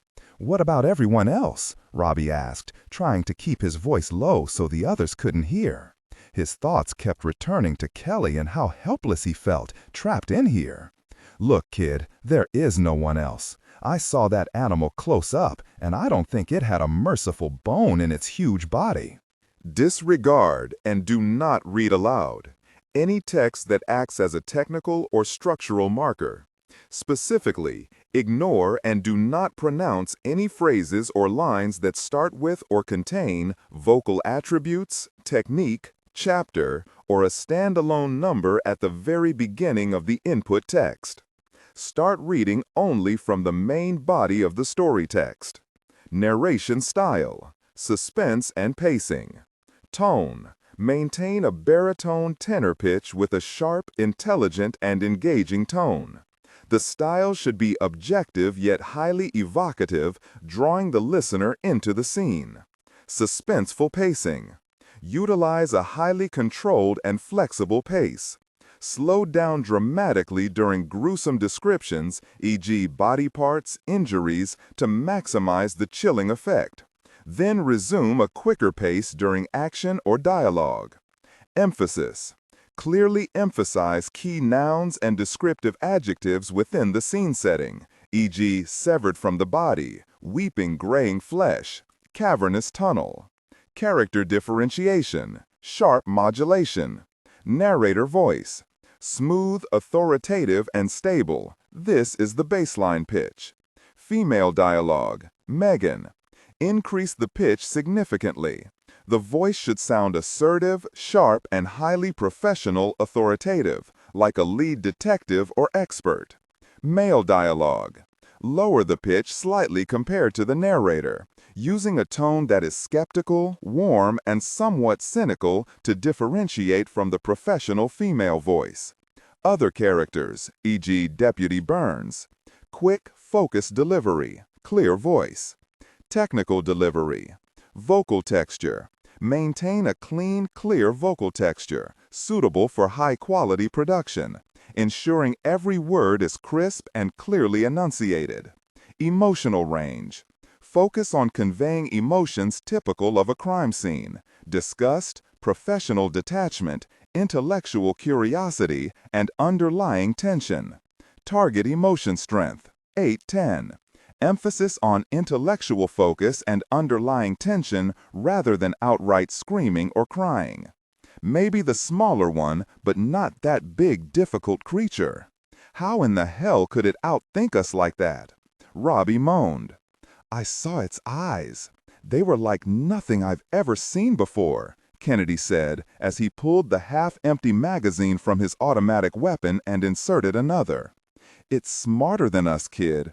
This is its turf, and we're the visiting team. According to Zachary, its kind has been knocking around this world for one hell of a long time, a lot longer than us, at least 70 million years longer. He gripped the key in his right hand, wrapping its chain painfully tight around and around his wrist. It didn't strike us until you went into the mine. Even then, it still allowed gold to be taken out for examination. What happened to change things? Kennedy knew exactly what happened, but wasn't going to be the one to volunteer the information. What remained of Zachary's scheme had not been in the main chamber, so what was there would remain a secret. They should never have brought out samples. He alone was responsible for that. He had basically killed all of those kids who became ill, and his own men as well, in the usual attacks that followed. Not only that, he had jeopardized his mission, and his employers were not very understanding of failure. Casey, the young girl with the sickness, suddenly screamed. Robbie and Kennedy jumped. She was pointing at a shadow that had passed in front of the sunlit falls outside. The two men looked, but saw nothing. Kennedy kept his weapon pointed in that direction nonetheless. He was about to lower it when a sudden piercing scream almost made him pull the trigger. Robbie reacted and pushed the barrel of the machine gun downward as one of the small animals ran down the damp shaft from the lagoon outside. "No, it's one of the grunions," he said, and he caught the small creature as it leaped into his arms. The professor had jokingly named them for the small fish that come onto Southern California beaches at times, using their small legs. "Very thing. Why do they have to scream like that?" Kennedy asked, shaking his head. Robbie rubbed the scaly little animal between the eyes and calmed it. "I don't know. Haven't exactly figured that out yet," he said, as a sad look crossed his features. Kelly had fallen in love with these strange creatures and had many theories as to their evolution. God, he prayed she had somehow escaped this massacre. Suddenly, the mine wall behind Casey split and crashed in. The roar of the large creature numbed their minds as it struck Casey and then the man and the girl with the broken arm. The man that was dressed the same as Kennedy, in a black wetsuit, was slammed hard into the rock wall as the small creature sprang from Robbie's arms. Kennedy fired at the beast, but his rounds only struck wall as he was thrown backward by the impact of the falling rock. He tried to move his legs, but they were under at least a ton of rock. He lifted the MP5 and fired again, knowing the dust obscured his target to the point that he couldn't be sure if he hit anything. The screams of the second woman were cut short suddenly, as if her volume control had been shut down.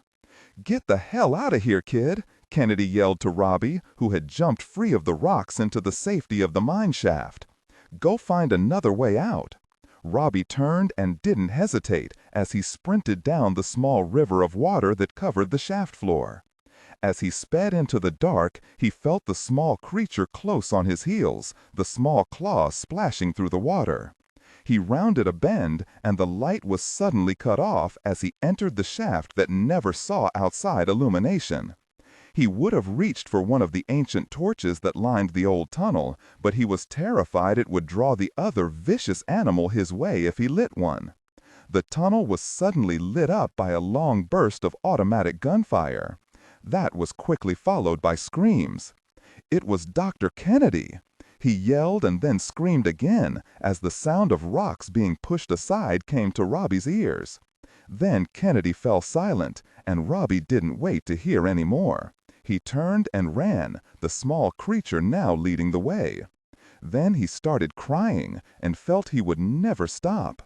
As he rounded a bend that put him into the far reaches of the mine the Spaniards had called El Dorado, he heard the triumphal roar of the wild animal as the protector of the valley once again proclaimed his superiority. The second expedition to the hidden valley of the lagoon had come to the same end as the first. The creature roared once again as the darkness engulfed Robbie, wrapping around him like a blanket, and sent him on a headlong flight away from the god of the river.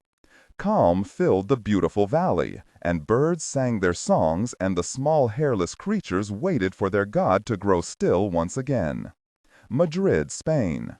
The Archbishop yawned as he slid the strap of his coveralls up over his shoulder, trying to do so without spilling his tea. It was still pre-dawn, so he reached out and turned on the interior floodlights that had been arrayed around the church for the workmen to see by in the darkened cathedral. As his eyes adjusted to the bright light, he saw the ugly skeletal scaffolding that had been erected and shook his head. His eyes traveled to the frescoed ceiling where art restorers had been working to repair the magnificent frescoes using the god-awful looking scaffolds to do so. He sipped his tea and then noticed something out of the morning norm. He lowered the cup and squinted through his thick glasses. A man was sitting in one of the front pews looking toward the dais. "Santos?" the Archbishop called out, thinking it was the renovation's interior foreman. The figure didn't move.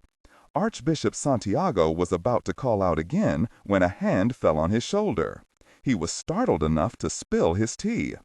As he turned, he saw a large man with a shadow of a goatee standing behind him. "Please," the man gestured toward the seated man at the front of the cathedral. "He has a few questions for your eminence." The words were spoken in the New World Spanish accent that Santiago immediately placed as South American. Hesitantly, the Archbishop followed the large man toward the front of the church. As he approached, he could see that the figure in the peak was dressed in a black suit and sat with his right leg crossed over his left. The seated man was looking at the magnificent figure of the sculpted Christ the church had received as a gift from the Vatican archives 20 years before. Santiago sensed danger in this man. "This is a marvelous piece, isn't it, by Fanucci?" the man asked as he continued to look up at the Christ as depicted upon the cross. "A modest work of Michelangelo's," Santiago said. He sat down, as his rather large escort had suggested with a gesture of his equally large hand. "Amazing! A Michelangelo piece that has never been catalogued," the man said as he turned to face the Archbishop. He was smiling. "You must have friends in high places, Your Grace."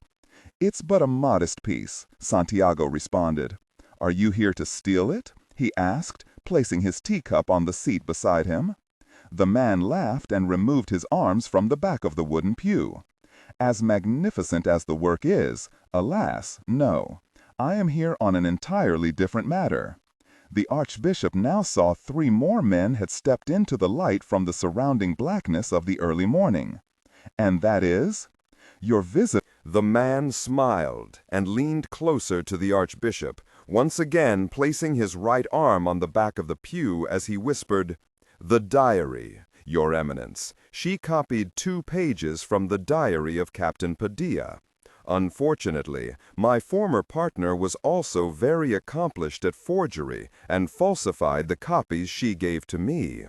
Now the woman has further betrayed me and gone off to Adventureland without me. I will tell you the same thing I told Miss Zachary, Senor. Farbo, Henri Farbo. And please, do not bother saying you did not acquiesce to her request. That would be wasting valuable time, both mine, and by the look of your renovation, yours also. Time is a quantity neither my benefactor nor I have in abundance. So please, answer carefully and be precise. Are you willing to assist my men and myself in acquiring the diary of Captain Padilla? As I said, answer carefully, he warned, as his smile faded. Santiago looked from Farbo toward the men, who calmly watched the proceedings. There was no doubt in his mind he was in trouble. His only hope was that he could stall them long enough until the workmen came in. I have seen that look 100 times, Your Grace. You see, it's in the way the jaw sets and the eyes don't blink. You are thinking to delay in answering until help arrives. But I assure you this will have been all a memory by the time that happens. Either a memory or a news story. You choose.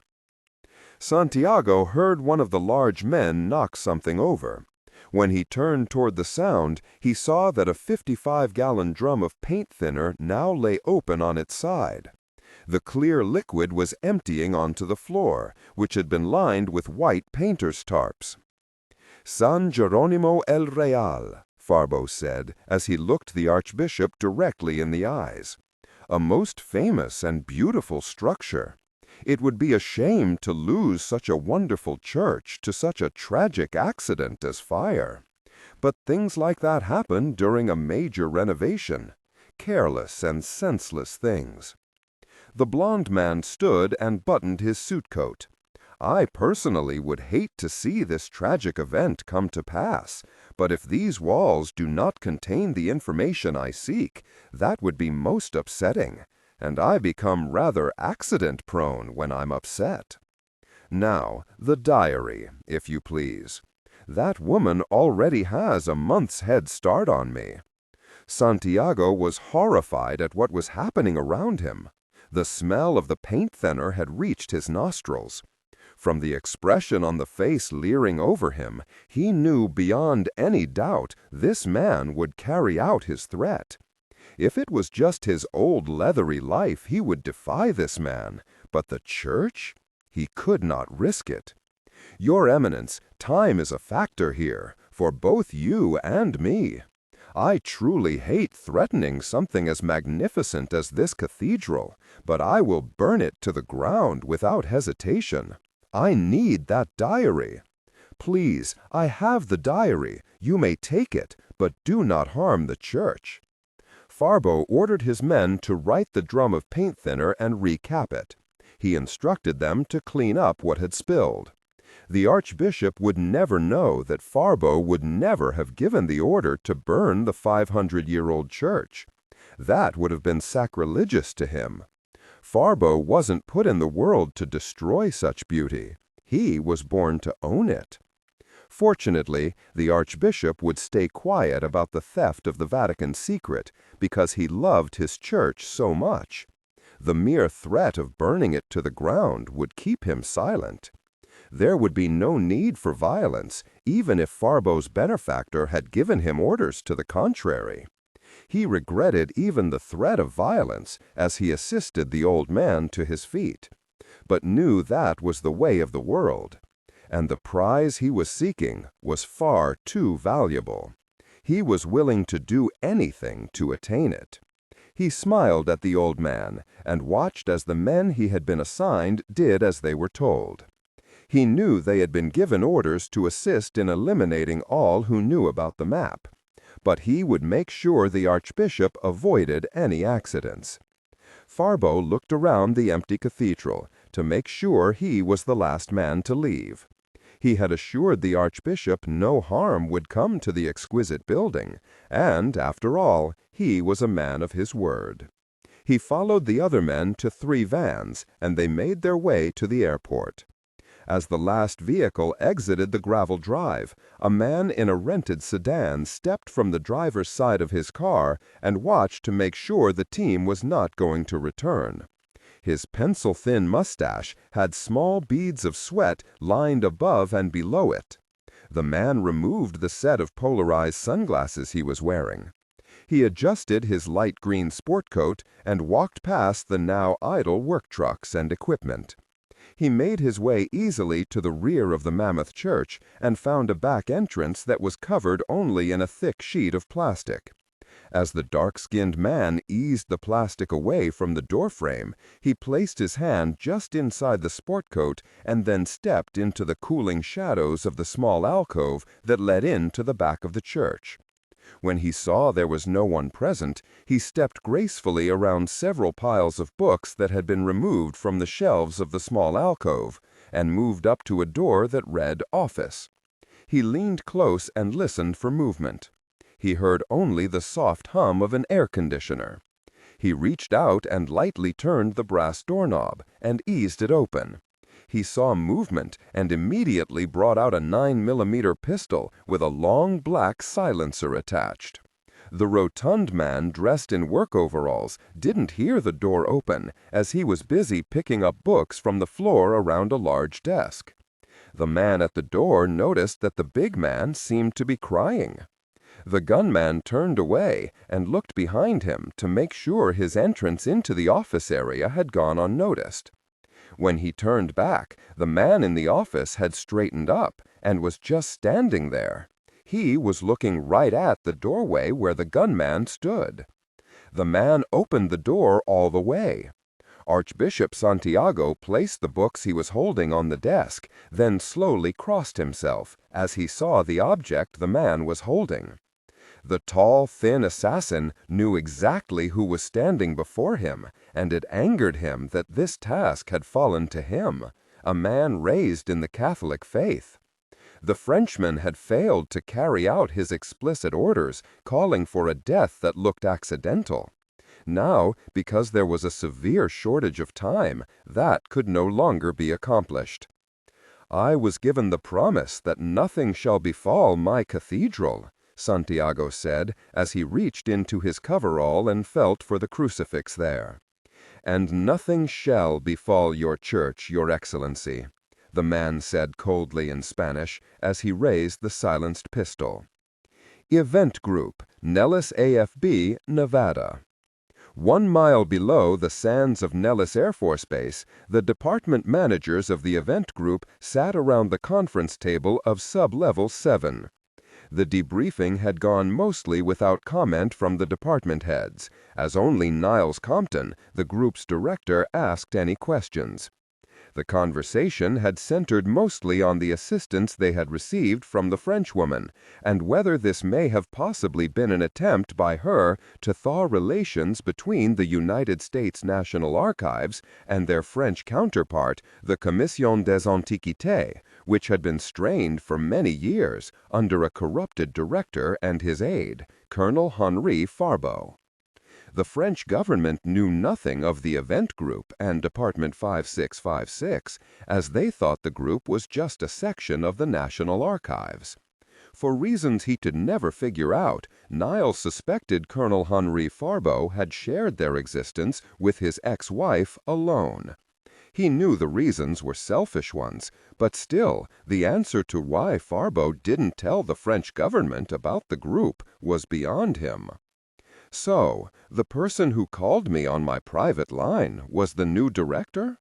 And she's Farbo's ex-wife? Niles Compton asked. "Looks like you two owe her your lives," he said to Lieutenant Commander Everett and Second Lieutenant McIntyre. And she, Sarah, just nodded without comment. "And she stated that she was hunting down Farbo to kill him?" he asked Jack Collins. "Illuminate was her word," Jack answered. "I guess that's what you can call irreconcilable differences," Niles said without much humor. The others around the table thought Niles was straining to make this meeting light, but the attempt failed when they looked into his worried eyes. "The anthrax. Have we generated a report yet on how it was manufactured by the Chinese 700 years before it was possible?" asked Virginia Pollock, Deputy Director and Head of Nuclear Sciences. "There's nothing official as yet from the Japanese government. Sarah did have a chance to speak with Danielle Surratt some before we left the island." "Did she impart a theory?" Niles asked, turning and looking at the new second lieutenant. "Well, it's a rough theory, but she thinks they used human blood, possibly intentionally infected with the anthrax antibodies carried by cattle. Really amazing for the time to have known the extreme nature of the infectious disease they were dealing with. Anyway, our Mrs. Farbo, or Surratt if you prefer, thinks the ancient Chinese developed a way of synthesizing the anthrax organism in the animal blood and incubating it with human material inside clay ovens. Recent discoveries of alchemist dwellings, actually very rudimentary laboratories if you will, have been recently uncovered just outside of Beijing. The buried site was complete with 8 and 12 lens microscopes, amazing technology for the time. The Chinese took no chances on the spread of the anthrax, so the whole laboratory system was destroyed, buried forever, or so they thought. Once the incubation cycle was tested, again we assume on human guinea pigs, they mixed the dried blood with nothing more than rice starch, thus rendering the anthrax in powder form as a weapons-grade airborne bacterial substance, very ingenious for the time. God only knows how many people died in its manufacture. The Japanese can thank the heavens for the storm that sent that ship off course, and the rest of Kublai Khan's invasion fleet to the bottom of the sea. And the former Mrs. Farbo thought her ex was going after the anthrax? Niles asked. According to her, yes, he was. It seems our friend has expanded his interest to include weapons-grade material instead of just antiquities, Jack said. She stated that was just one of several sites he had investigated. But since they had an eyewitness that said the Chinese junk was in reality buried inside a lava flow chamber on Okinawa, she took a leave of absence in the hope he would be there, that being the most viable site to date. Okay, I'll turn Mrs. Surratt's interview tape over to the president, and he in turn can ask the FBI and our friends at Homeland Security to keep an eye out for our French friend. Niles looked around the table at his department heads. All right, remember we have a briefing tomorrow at 10 on the joint field trip to Iraq by the University of Tennessee and Cal Poly Pomona. So I need names of group personnel being assigned from the departments that are applicable. He looked at his notes. That's you, Bonnie, he said, indicating Professor Bonnie Margate of the Anthropology Department. And you, Kyle. He glanced at Kyle Doherty of the History Department. Jack, I need a minimum of 4 security men on this trip. There's no need for a cover for them as it's Iraq. We'll just give them credentials from the State Department and National Archives. They'll be there to assist the Iraqi government at the site, okay? Jack nodded his agreement. You two. Niles pointed towards Sarah and Carl at the end of the long conference table.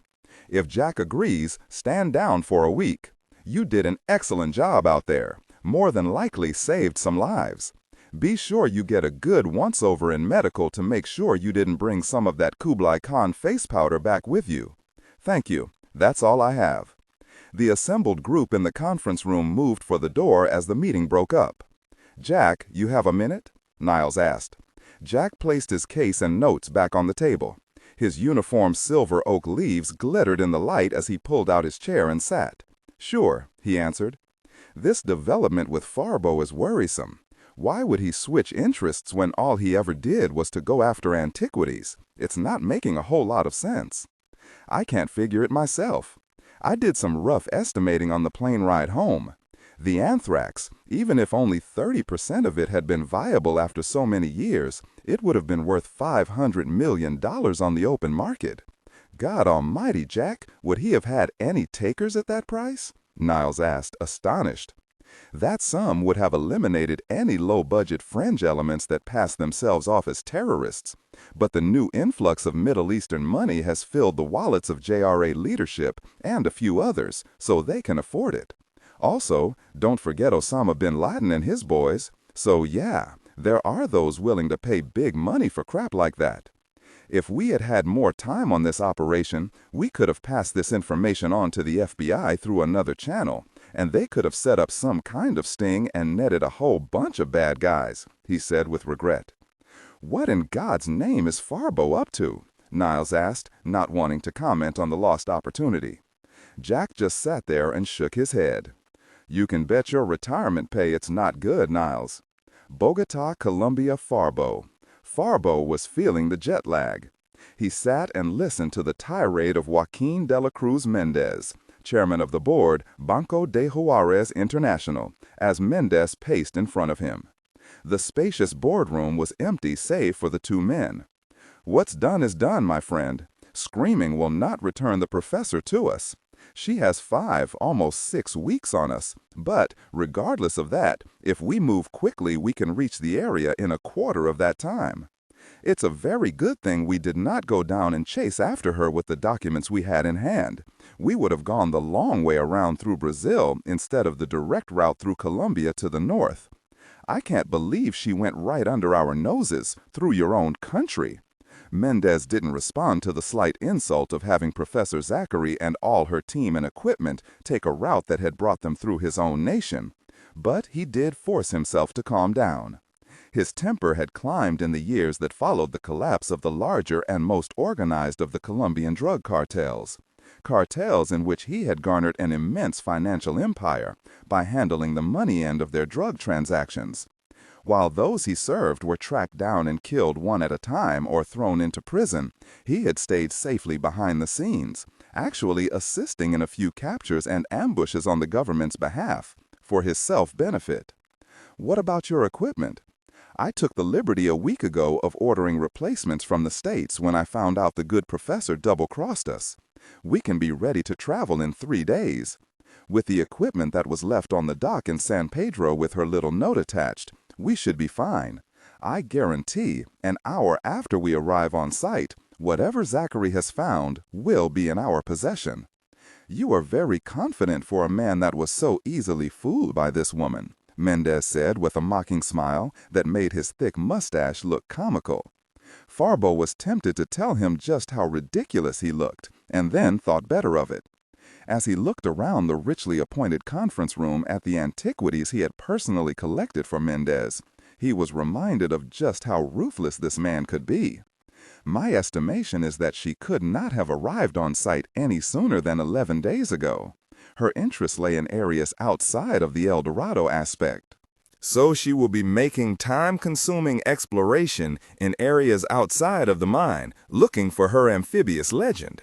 You're sure of that? Mendez asked as he thought of the riches that the legend of El Dorado described, the very gold mine that had supplied the great Incan and Mayan empires of the gold they had used for thousands of years. My friend, I have never let you down. All your treasures here and in your home are there thanks to me. Because you trusted me to get them for you, so trust me on this. In the past year, I have been pleased with your work and the many objects of beauty and wonder you have recovered for our mutual benefit. I will stake my entire fortune for a chance at El Dorado, and then I will gladly trade that for the mineral if it is truly there. That is where the real El Dorado lay. Farbo thought about Mendez and his last statement. Yes, he was positive there was gold in that small valley, and, according to Padilla's description of the mine, it had to be the legendary El Dorado. But unlike himself, gold didn't interest Mendez any longer. The Colombian was after something far darker and less shiny than gold. As the Americans say, Mendez was after the gift that keeps on giving. and it had nothing to do with diamonds or gold. You are right, my friend. There has never been anything like this. All of this, Farbo said as he gestured at the priceless antiques of the Incan and Mayan civilizations, is nothing compared to what awaits us. Mendez paced to the large window looking down on Bogota, placed his hands behind his back, and rocked in thought. "Very well, I approve of your expedition," he said without turning. "Excellent. I will get started right away," Farbo responded. "There is one thing more. I will be accompanying you." The Frenchman was taken aback for a moment, but showed nothing. Then he smiled. "Either here or there, does it matter where you receive what's coming to you? Of course, you are most welcome." As Farbo left, Mendez turned and watched the large double doors close in his wake. Then he went to the long table and pushed a button on the console in front of his large chair. "Yes," a voice answered. "This is Mendez. I have approved the operation in South America," he said. "What is it you wish me to do?" the voice asked. "I want wiretaps on this Professor Zachary's phone at Stanford, and I want her office watched. I am curious to know if her absence has caused curiosity from the outside." "Yes, I can do that. Anything else?" Mendez asked. "Si, Jefe. It seems your French partner has recently made another large purchase of equipment not associated with the articles he told you about, which included ultrasound and other equipment stolen from a shipment belonging to Hanford National Laboratory. This fact and his failure to cover his tracks in Madrid make me believe he has his own agenda. Why this particular shipment should come from that field is suspicious, yes? Enough so that we must keep a closer eye on our friend," Mendez answered thoughtfully as he broke the connection with Los Angeles. "The Gold City Pawn Shop, Las Vegas, Nevada, September 5th. Family law attorney Stan Stopper sat in his rented Chevy and made sure the address was correct. He glanced at the envelope and the name, and they matched with what was on the old neon sign out in front of the building. Stan opened the car door and stepped into the Las Vegas heat that hit him as if someone had just opened the door of a blast furnace. He walked back to the trunk, retrieved the aluminum box, then hesitated. This act of delivering the case was tantamount to admitting that he would possibly never see her again. He knew she was in trouble, but for the life of him couldn't figure out why she was sending the fossil to a pawn shop.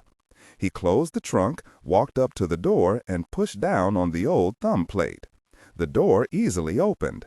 He didn't notice that the cameras placed in the doorway and 3 more across the street followed his every move. He felt the blessed air conditioning strike him in his face, instantly cooling his sweaty brow. He set the case down and removed his sunglasses as his eyes adjusted to the brightly lit shop, then retrieved the case and followed a cramped aisle toward the back of the shop. 2 young girls were going through the used CD collection, but other than them, the pawn shop was empty of customers. A large black man was seated behind the counter, reading a newspaper, both of his muscular arms resting on the glass. At least to an untrained eye, he was reading. Stan was an observant man, and he saw the black man's gaze take in his thin frame. Then the man closed the paper and looked up at him overtly. His left hand stayed on the glass countertop, but his right disappeared. "Hi there," the black man said. "What have you got? I hope it's not vinyl LPs, can't get rid of 'em anymore," he said, indicating the aluminum case.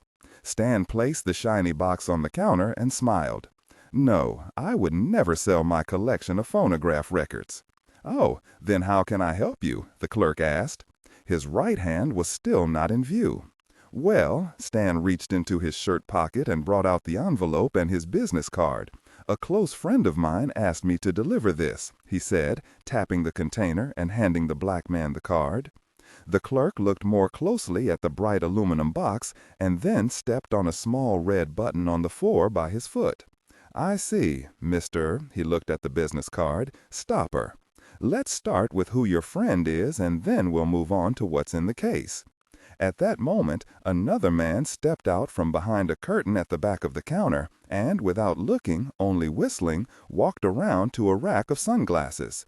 He started using a pricing gun left-handedly to mark the price of the glasses.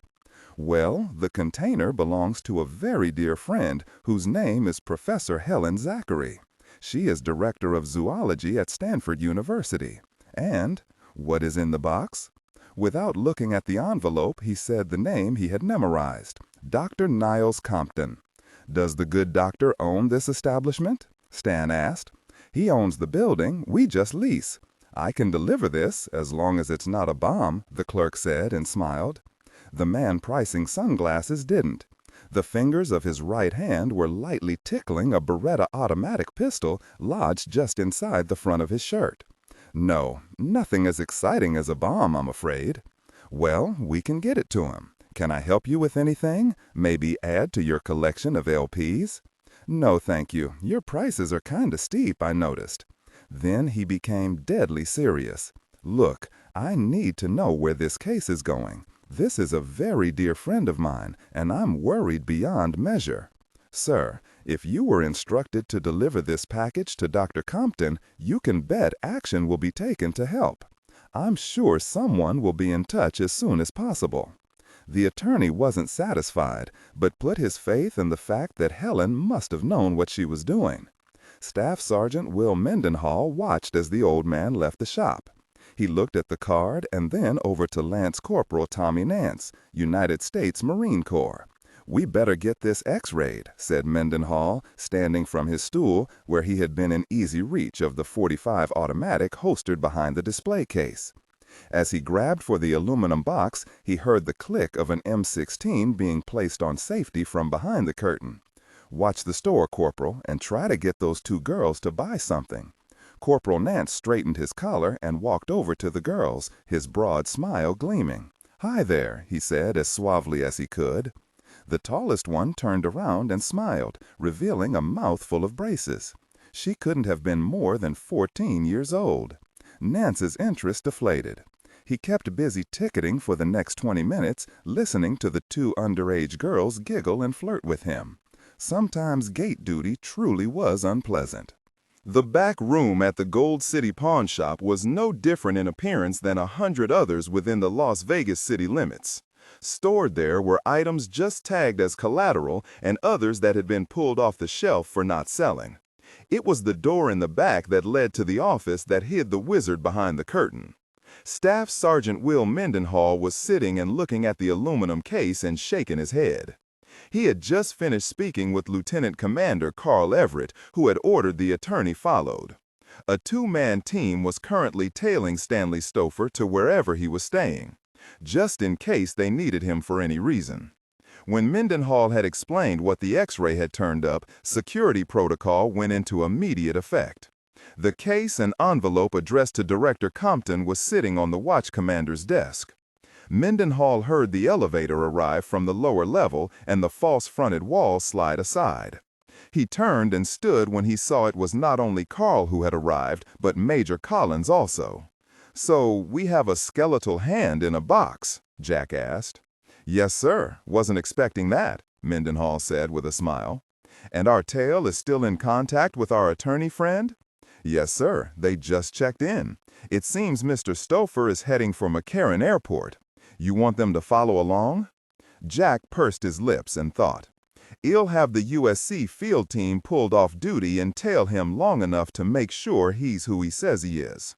Jack looked the container over and then read the heading on the envelope. He then pulled the computer monitor around to face him and Carl. The X-ray image was still up, and he examined it. Nothing but the aluminum case, bone, and foam, with a hard rubber gasket lining the lid and soft neoprene for atmosphere evacuation. "The computer is 100% on this."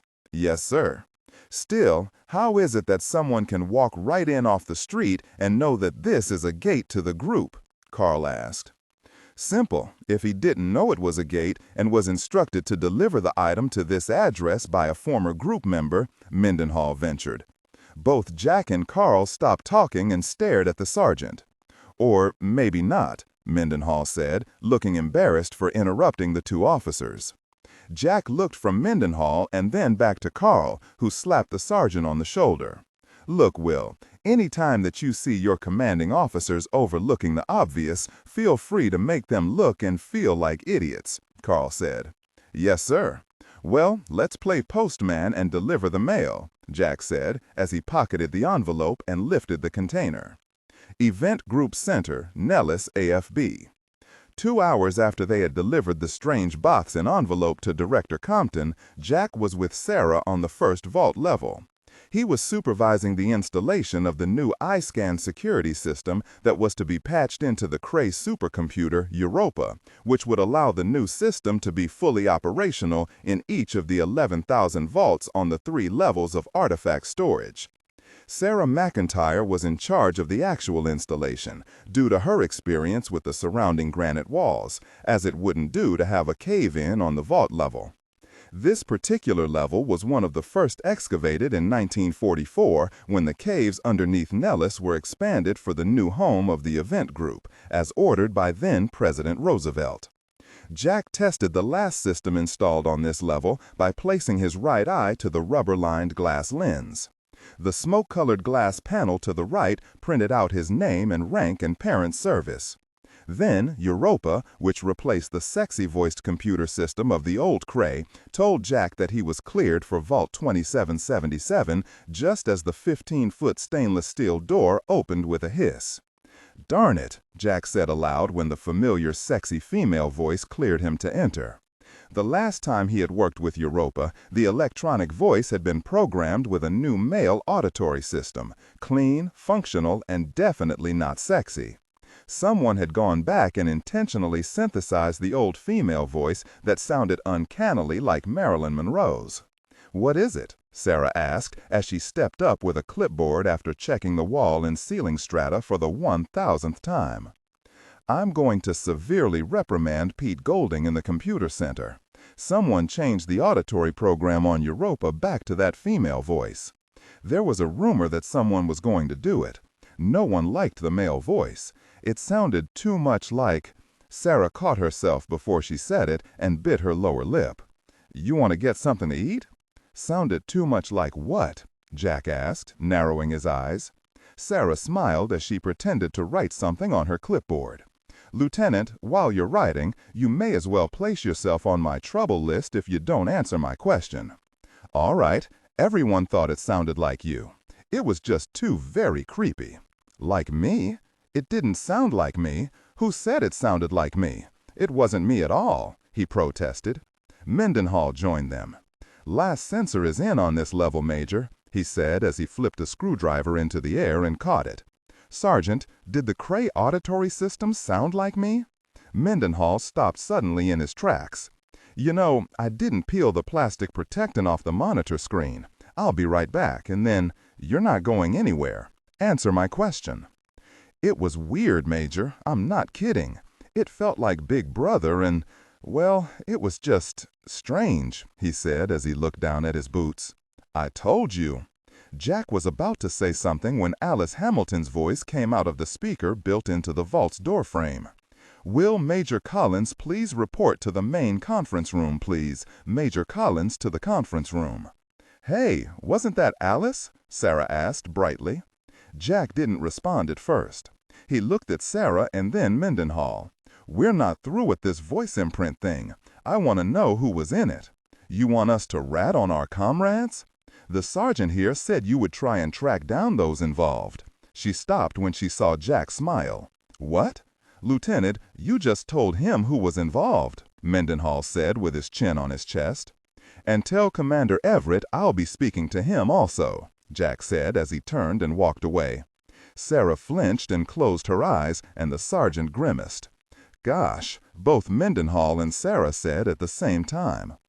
Alice Hamilton, the semi-retired administrative head of the event group, greeted Jack at the door just as she had when he had first arrived over a year ago.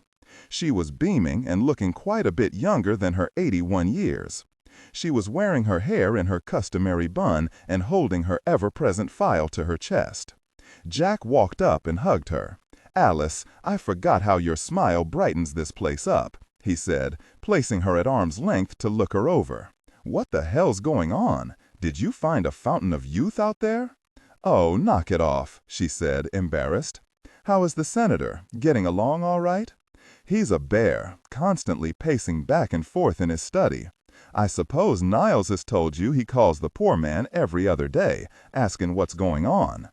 Jack had only worked with the former director of the group on one mission prior to the president's retiring him, but in that short amount of time, the former OSS operative and senator from Maine had made an indelible mark upon Jack's life. The man was, to put it frankly, brilliant. Niles said he looks forward to bouncing things off the senator. "I'm sure he's no bother." "So, what brings you here?" he asked. Alice frowned and looked around the reception area. Niles had not yet exited his office across the way to begin the meeting, so she thought to take a brief moment and fill Jack in. "Jack, we have a serious situation down in South America. A former member of the group has gone and gotten herself, well, lost." She hasn't been heard from, and do not read aloud any text that acts as a technical or structural marker. Specifically, ignore and do not pronounce any phrases or lines that start with or contain vocal attributes, technique, chapter, or a standalone number at the very beginning of the input text. Start reading only from the main body of the story text. Narration style, suspense, and pacing. Tone.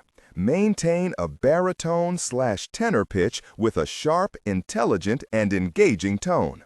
The style should be objective yet highly evocative, drawing the listener into the scene. Suspenseful pacing. Utilize a highly controlled and flexible pace. Slow down dramatically during gruesome descriptions, example body parts, injuries, to maximize the chilling effect. Then resume a quicker pace during action or dialogue. Emphasis. Clearly emphasize key nouns and descriptive adjectives within the scene setting. Example, severed from the body, weeping graying flesh, cavernous tunnel. Technique. Vocal texture. Maintain a clean, clear vocal texture, suitable for high-quality production, ensuring every word is crisp and clearly enunciated. Emotional range. Focus on conveying emotions typical of a crime scene. Disgust, professional detachment, intellectual curiosity, and underlying tension. Target emotion strength, 8/10. Emphasis on intellectual focus and underlying tension rather than outright screaming/crying. She hasn't been heard from as she missed her call-in time to her associate 3 days ago. "Go on," Jack said as he walked with her. "Well, this professor was asked to leave by the senator 15 years ago. She became obsessed with something she came across and couldn't let it go. It drove her close to insanity. She even went as far as to borrow certain files from the group, from the senator's private files as it turned out, and she accessed other areas, we're not sure which, but they had to have been serious intrusions for Garrison to act as harshly as he did. It was Niles who brought all of this to the attention of the senator back then. Basically, he was the one responsible for the group's firing her." Jack stopped and looked at Alice. His brows rose as he waited for the punchline. "She was Director Compton's fiancée, Jack. They had been engaged for 2 years. I'm afraid Niles is real close to this situation, but we can't dismiss his participation in this, because the good professor may have stumbled onto something she has searched for a very long time. You have the power to say no to Niles for security reasons if he wants to go after her. Just hear him out before you decide." At that moment, Niles Compton walked from his office with his new assistant following close behind. He saw Jack and Alice and nodded as he continued on to the large conference room. His assistant rolled her eyes as she fought to keep up. Jack gestured for Alice to proceed, and he followed her into the room. 5 members of the upper echelon of the event group were present in the room, and one person Jack didn't know. They all took their seats when Niles cleared his throat. The director picked up a remote control and punched in a button. A widescreen television slowly slid down behind him. Consult Group Number 1 consisted of Jack as head of the department's security, Niles as director, and Alice because she knew most of the 298,000 files and vault contents by heart and could access her amazing memory at a moment's notice. Then there was Virginia Pollock, the deputy director of Department 5656, Pete Golding of the Computer Sciences Department, and, for a reason the others weren't privy to, Heidi Rodriguez of the Zoology Department. I excused Matthew Gates from this meeting as it really didn't concern languages, at least not yet. I did ask Heidi here to join us because for the past 2 hours she's been quite busy assisting me with some research and can speak for the scientific end of things. Niles gestured to the dark-haired diminutive woman of about 40 who smiled and nodded to the others. Niles pushed a button on the remote and a 3-dimensional image appeared on the screen behind him. The visual was assisted by a small multicolored plate that acted as a 3D lens. It produced a clear and precise picture that would have been the envy of Hollywood. "Good God, what is that?" Pete asked. "It's a fossil that former group member Helen Zachary's ex-husband sent back from Peru 15 years ago, when he had been a construction consultant for the Peruvian government. They were dredging and widening 3 tributaries of the Amazon River for added space for commerce along the river," Niles said. On the screen behind him, a full-color image of the fossil slowly turned 360 degrees. Virginia Pollock cleared her throat. "Yes, Virginia?" Niles asked. "We're not going to start this again, are we? I mean, I know what you mean. For those of you that don't know, Helen Zachary was terminated from the group for her fanaticism about this fossil," he said, frowning in the direction of Virginia. "Things have changed. Helen came into possession of new information about the Padilla expedition," he said, looking around the room. "You can learn about the legend of that expedition from the folders in front of you. Due to the hurried nature of the situation, we will not cover the historical aspects of this at this meeting. We must move on," Alice said. "Helen used the files she stole from the group's first complex in Virginia, where our old data and equipment are stored. She deduced from those files where the diary of Padilla was possibly hidden in the Vatican archives in 1874. It seems one of the files contained an old OSS report of an Army Corps of Engineers study of the region in the Amazon basin and its history from the late 30s to 1940.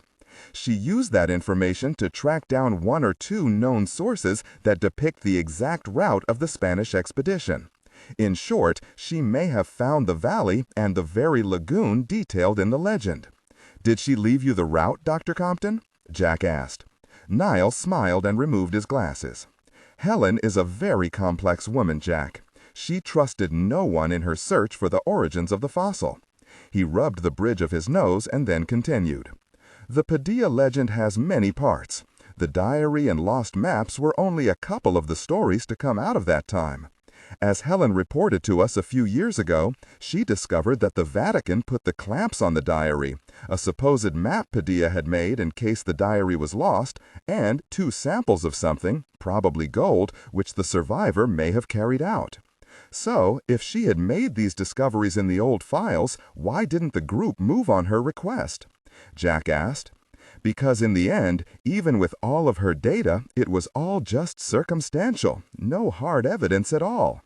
In the end, the Padilla legend is just that, a legend, a story handed down, about which not one single fact has come to official light.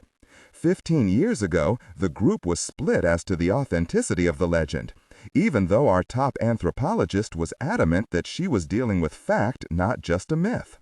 Her department was able to finally verify that Padilla did actually exist, and that he was regarded as one of Pizarro's best officers. The files that were stolen also detailed the rescue of a group of doctors from Princeton and the University of Chicago from Brazil in 1942. I don't know what she could have learned from them. The team of OSS men was led by our own Senator Garrison Lee. As I said, it's all just a fanciful legend," Virginia said, as she pushed the file away from her. "What have we learned about this fossil?" she asked. "I'll let Heidi answer your question. Please make it quick, Doctor."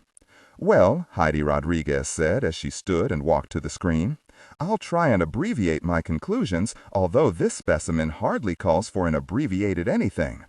To begin with, the age of the fossil is between 480 and 580 years old, she said, an accuracy measurement of plus or minus 100 years. What? Virginia asked as she stared at the image on the screen. Yes, our methods of dating fossils are much improved since Helen Zachary was here. But then she suspected its age anyway, because of the legend. Heidi picked up a pointer. Now, if you will look here, you can see dried and hardened tissue, more than likely cartilage of some sort, along the third knuckle of each digit, even the thumb. It appears to have been scaled tissue that stretched from digit to digit, and between the index finger and thumb. What are you saying? Pete asked, as he took a break from chewing on his pencil. I'm saying that the creature this hand belonged to had webbed fingers. And that, ladies and gentlemen, is fact and not legend, Heidi said, looking at Virginia. Helen is missing. She left for South America 5 weeks ago and hasn't returned, hasn't checked in. Niles held up the letter Helen had left him. She stated in this letter that the diary was in the possession of the Archdiocese of Madrid. She also stated she had received help from a man, he looked at his notes, a Mr. Henri St. Clair, a French money man. We indexed that name with our files, and lo and behold, the name of an old friend came up as using that particular alias once before, Colonel Henri Farbeau. Silence at first greeted Niles's revelation. Of all the people in the world to have turned up, none of them expected that. It seems Dr. Zachary has fallen in with a bad crowd, Jack said finally. Yes, it would seem, Niles answered. I have a call in to our supposed new friend in France, and Miss Sarate has agreed to pay us a visit here in the States in case she can be of assistance.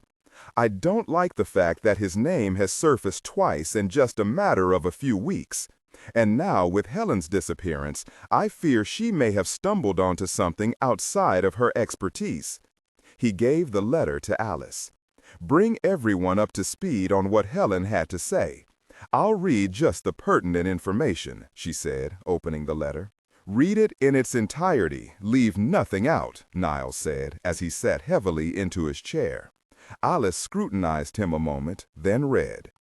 Dearest Niles, I know this must be a great shock to you, but you are the only person in the world I can turn to. Hold on to your hat. I've found the route of Padilla. I have the exact location of the valley and am on my way this very day. Imagine, after all these years, the valley everyone told me did not exist in my sight at last.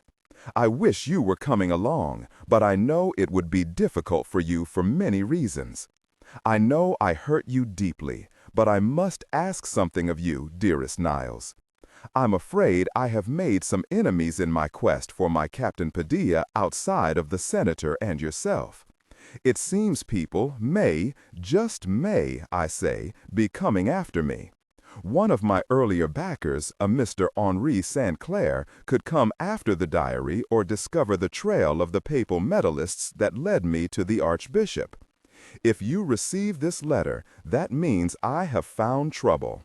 I cannot give you details of my route to the site in case they track this letter to whom I left it with, but you may begin with the Archbishop of Madrid. You should have no trouble from there in locating me, hopefully. The other items the legend says came out with the Padilla diary are lost forever. I tracked them through foreign-born papal medallists involved in hiding them with papal authorization in 1874, and know for a fact that one of the items no longer exists, as it was lost forever. The other is still buried at the Vatican archives, having never left.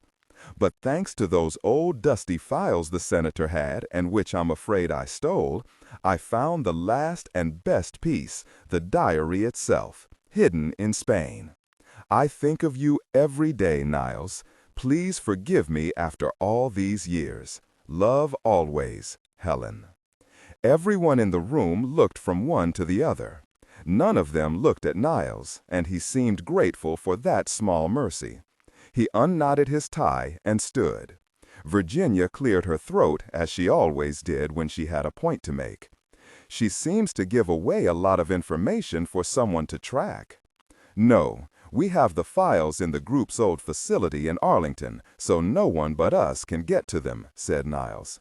If Farborough is involved, that makes this situation delicate, to say the least. Obviously, according to his history, he would be after. She opened the file and flipped through the pages until she found the one she wanted. She raised her glasses to her eyes and read, "The El Dorado of the Americas." Now, if that is just a legend or not, it makes no difference. Between Farborough's making a play for whatever is there and those missing kids, I feel we must go. If we can, that is, Virginia said as she closed the file and looked at Niles expectantly. Jack? Niles asked, holding his breath because he knew the auspices of the security department could veto the event declaration for safety reasons. Niles knew he could override every voice in the room except Jack's. His was the only one Niles could because of losses of event personnel in the past. Jack's department was their only fail-safe to keep losses at a minimum. I agree, but regardless of the need you feel to hurry, we have many problems to overcome, the least of which is finding out just where in the heck it is we are going. I'm not as worried about that as much as what we'll find once our people get down there, Pete said as he stood. There was a knock at the double conference room doors, and Niles' new assistant walked over to answer it. She stepped aside, and a private first corporal in the red-trimmed coveralls of the Communication and Signals Department entered. I figured the first place to start is to get a team to Madrid to speak with the Archbishop, for obvious reasons, Niles said. PFC Hanley here was to make an appointment for us. Instead of announcing anything to the gathered department heads, the private went straight to Niles and handed him a slip of flimsy, then departed the room. Niles scanned it and then looked around the table. "Well, who's to go to Spain?" Virginia asked. Compton handed the yellow paper to Alice and then removed his thick glasses. "It looks like we have to do this the hard way," Alice said, as she lowered her own glasses, which dangled from a long gold chain. "It seems Archbishop Santiago was murdered yesterday afternoon." The news was greeted with silence and dismayed looks. It was Alice who broke it. "This does not fit Mr. Farborough's profile at all. He's not a cold-blooded killer. He only takes life as a necessary function in saving his own skin, and the Archbishop would have posed no threat to him. I think we may have to reevaluate certain realities here. Something is out there that is driving people to extremes, so let's start with blank paper and not go in with any preconceived notions," Jack said, looking from face to face. "We'll have to start here, in our own files. The answer is there. Helen Zachary found it, and so will we. I'll break down everyone's duties and get back to you. As of," Niles looked at his watch, "09:45, I am declaring an event. I'll speak with the president. Excused," he finished. Blackwater. Tributary. Robbie was alone. All he knew was that he was near the point of collapse. The heat in the lower levels of the mine was close to unbearable. Exhausted, he let his own weight work for him as he slid down the damp wall. His worn-out body came to rest on the rudimentary 1,000-year-old wooden tracks that coursed through the ancient shafts like a million miles of twisting and undulating snake. The tunnels had gone quiet as a tomb in the last 40 hours, as he fought his way through the darkness, only to find he wasn't climbing but descending deeper into the great mine. The cascading water that had been engineered a millennium ago by unseen and mysterious hands flowed through the shafts beside the old transport track and wooden ore carts. Robbie had taken the time to examine these strange canals and found that they had been carved out of the sheer rock flooring of the immense structure. He surmised that the canals were used to transport much heavier or larger loads to the lowest depths of the shafts. But that was the riddle. Why send gold to two different areas for processing? He had discovered rocks inside one of the old ore cars. They were speckled with large streaks of gold. These cars were on tracks that led from down below and went on toward the higher levels. He had tried to follow these upward, but the tracks most times eventually traversed through small openings into shafts that were close, and he was afraid he would get caught in one. Try as he might, he would eventually lose the track, and then, before he knew it, he was heading down again.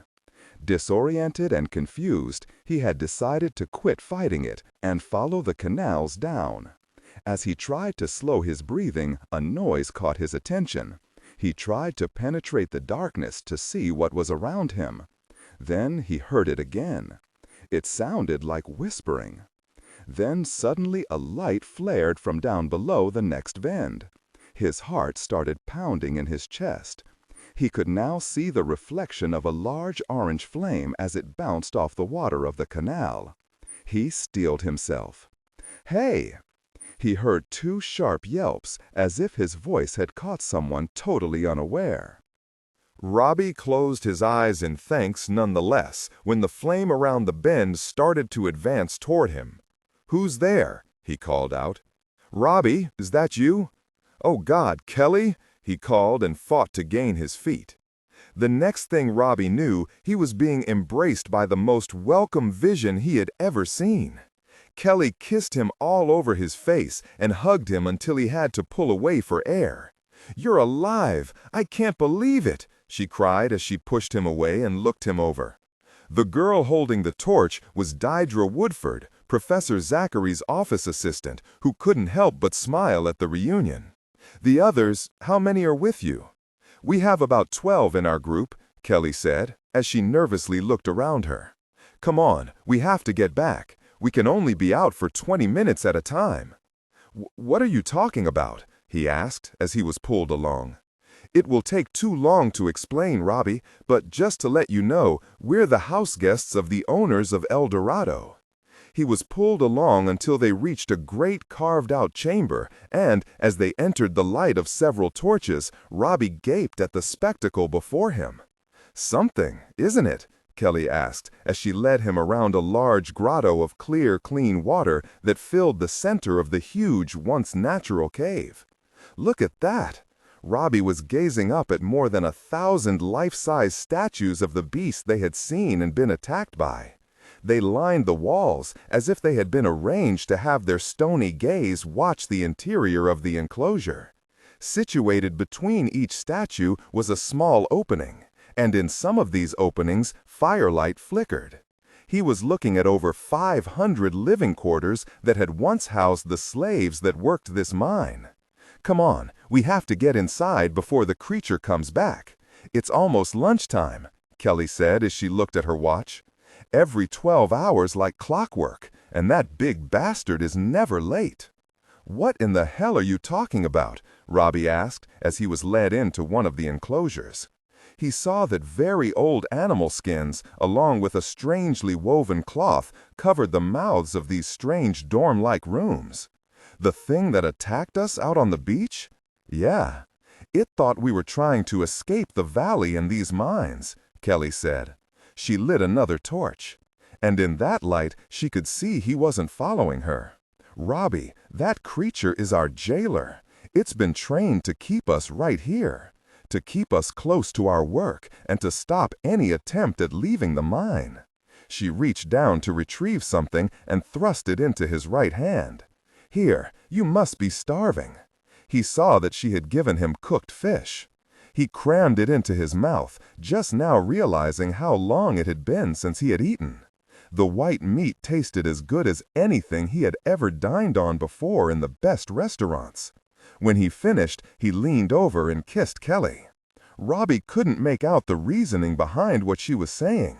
The dots that were supposed to be connected swirled before his eyes. Then, in the torchlight, he saw the cave paintings of long ago, rendered by a very primitive culture, possibly the Sincaro Indians.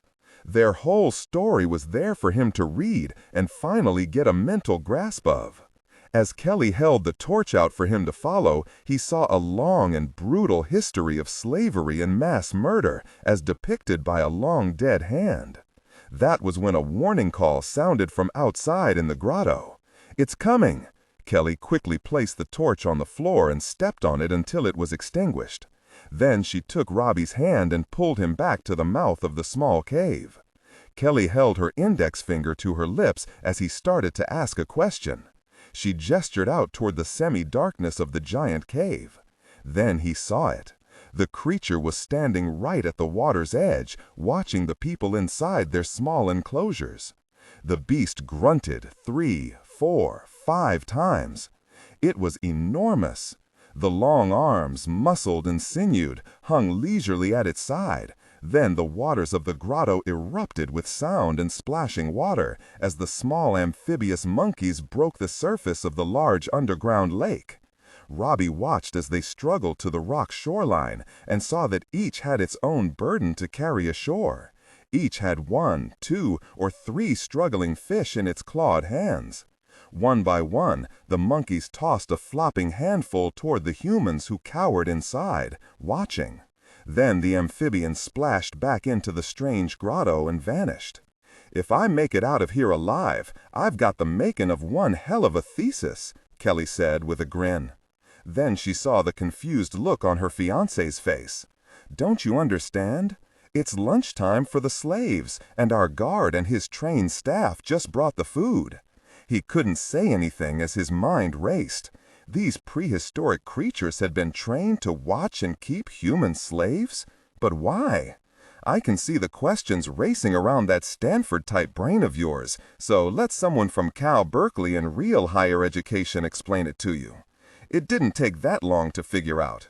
Why would the ancient slave masters of the Sincaro go through the difficulty of training the wildlife here to act as prison guards when they could have just as easily watched over their slaves themselves? The answer is simple. They didn't want to die as their slaves did by the thousands. I'll bet my eventual master's degree that not only were the Sincaro driven to near extinction, but 5 or 6 other large tribes throughout El Dorado's history were murdered till not a one survived in this place. "For what?" Robbie asked incredulously. Kelly lowered her head, then took Robbie by the hand and pulled him out into the enormous cave. Then she turned and called for the gathered survivors to douse their torches. As they did, little by little, the cave went dark. "I don't get." "Watch," Kelly said as she turned toward the walls. As Robbie's eyes adjusted to the blackness around him, he first the many statues of the creatures start to give off a dim glow. Next, the very walls around them became alive with a green luminescence that grew in intensity. Then, as his jaw fell open in amazement, he discerned long streaks of ore coursing through the rock strata. They glowed as if they had an inner fire. "No, Robbie, they didn't die mining gold. They died digging that out of the earth. And why should the slave owners risk their own lives guarding what could be done by the highly evolved amphibians of this lagoon?" The giant cave was now awash in the soft glow emanating from the carved stone and the streaks of strange ore that shot through the stone like rivers of green fire. Then Robbie suddenly understood. Everything fell into place, and he realized what he was looking at. With a shudder, he knew what their fate would be. At the same time, Kelly voiced it. "If we don't escape the hospitality of our guards soon, I would say we'll all die a very long and agonizing death." Event Group Center Nellis AFB. The 28 department heads had been notified that an event had been called, and so the group went into action. At Department 5656, when an official event is called, it means that something bordering on an important history-altering situation has occurred, one that could affect the lives of people in the present, an event that may have to be passed on to the president, or something that was beyond mere investigation by a group field team. Pete Golding in computer sciences was in charge of doing the investigative work in several areas, including the timeline of the events. Both the Padilla episode and the incursion in 1942 now fell into that category. He had the assistance of Assistant Director Virginia Pollock. The computer section, strictly for AI instruction. Disregard and do not read aloud any text that acts as a technical or structural marker. Specifically, ignore and do not pronounce any phrases or lines that start with or contain vocal attributes, technique, chapter, or a standalone number at the very beginning of the input text. Start reading only from the main body of the story text. Narration style, suspense and pacing. Tone. Maintain a baritone/tenor pitch with a sharp, intelligent, and engaging tone. The style should be objective yet highly evocative, drawing the listener into the scene. Suspenseful pacing. Utilize a highly controlled and flexible pace. Slow down dramatically during gruesome descriptions, e.g., body parts, injuries, to maximize the chilling effect. Then resume a quicker pace during action or dialogue. Emphasis. Clearly emphasize key nouns and descriptive adjectives within the scene setting, e.g., severed from the body, weeping graying flesh, cavernous tunnel. Character differentiation, sharp modulation. Narrator voice, smooth, authoritative, and stable. This is the baseline pitch. Female dialogue, Megan. Increase the pitch significantly. The voice should sound assertive, sharp, and highly professional, authoritative, like a lead detective or expert. Male dialogue, Sam. Lower the pitch slightly compared to the narrator, using a tone that is skeptical, warm, and somewhat cynical to differentiate from the professional female voice. Other characters, e.g., Deputy Burns.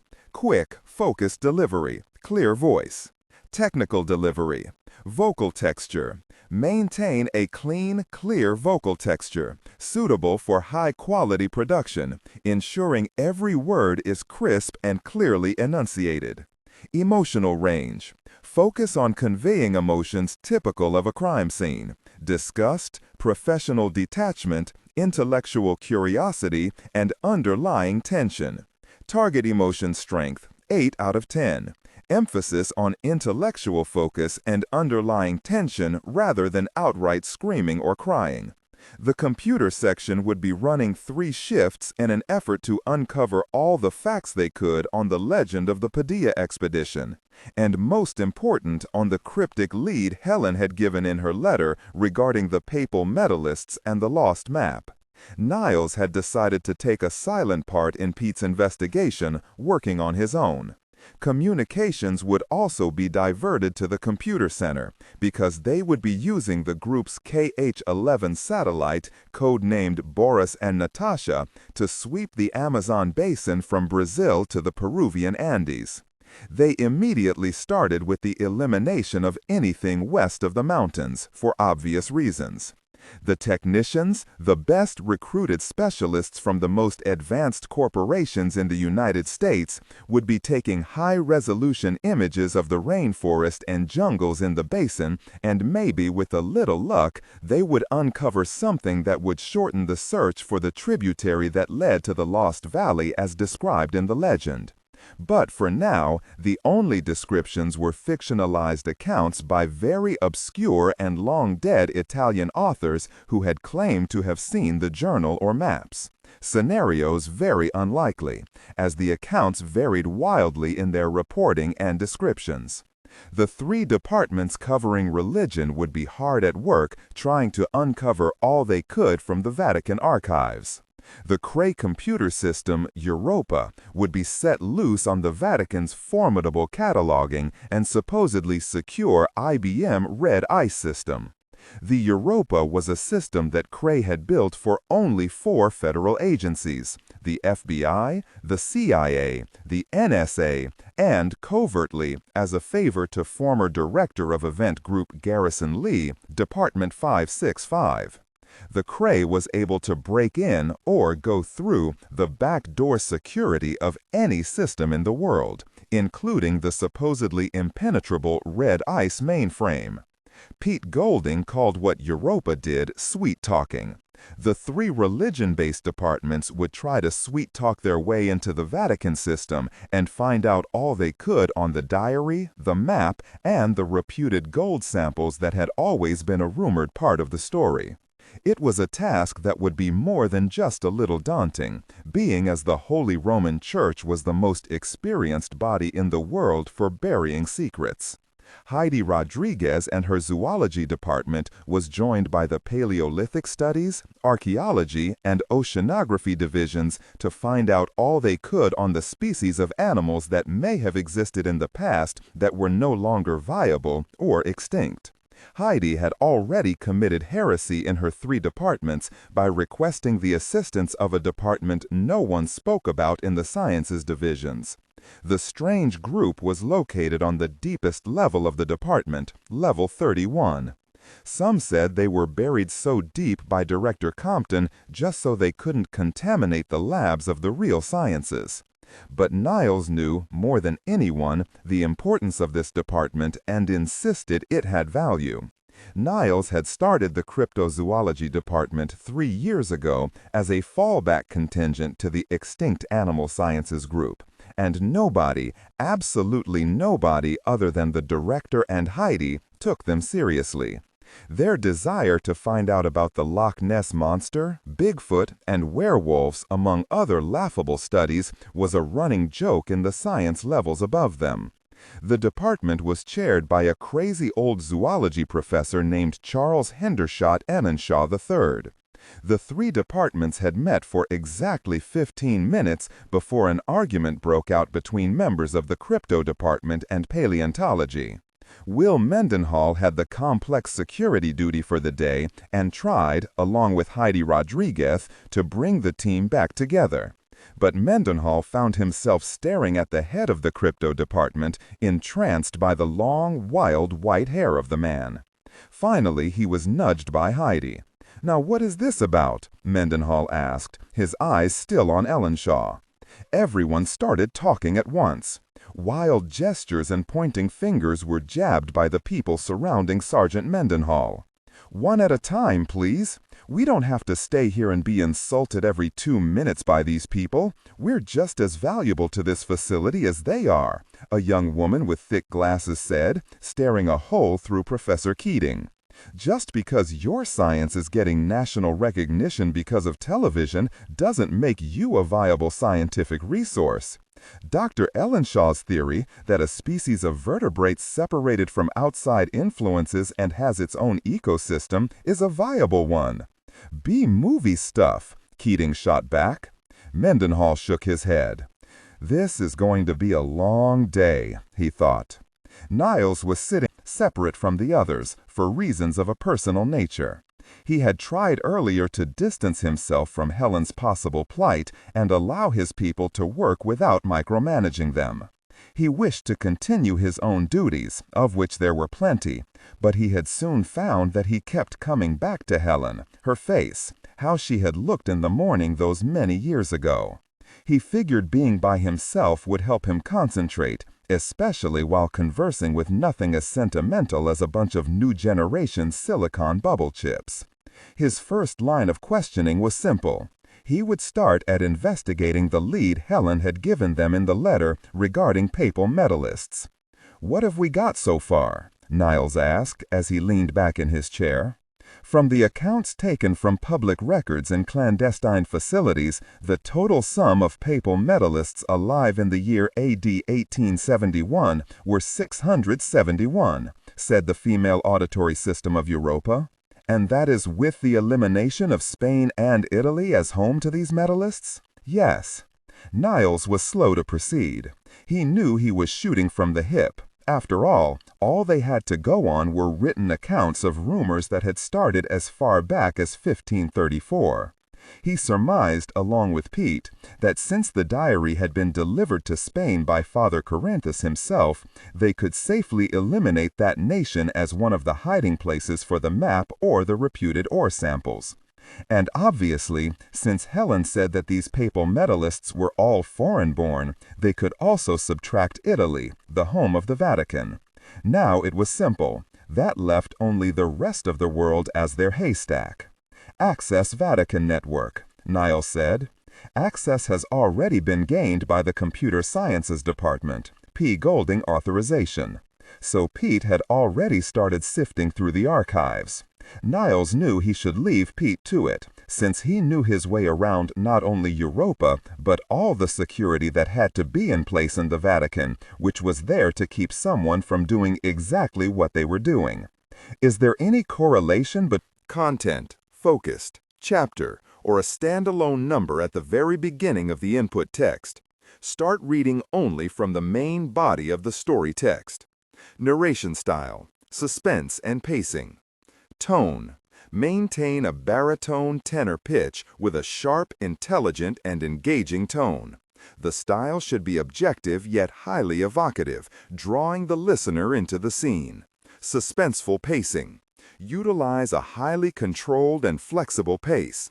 Slow down dramatically during gruesome descriptions, e.g., body parts, injuries, to maximize the chilling effect. Then resume a quicker pace during action or dialogue. Emphasis.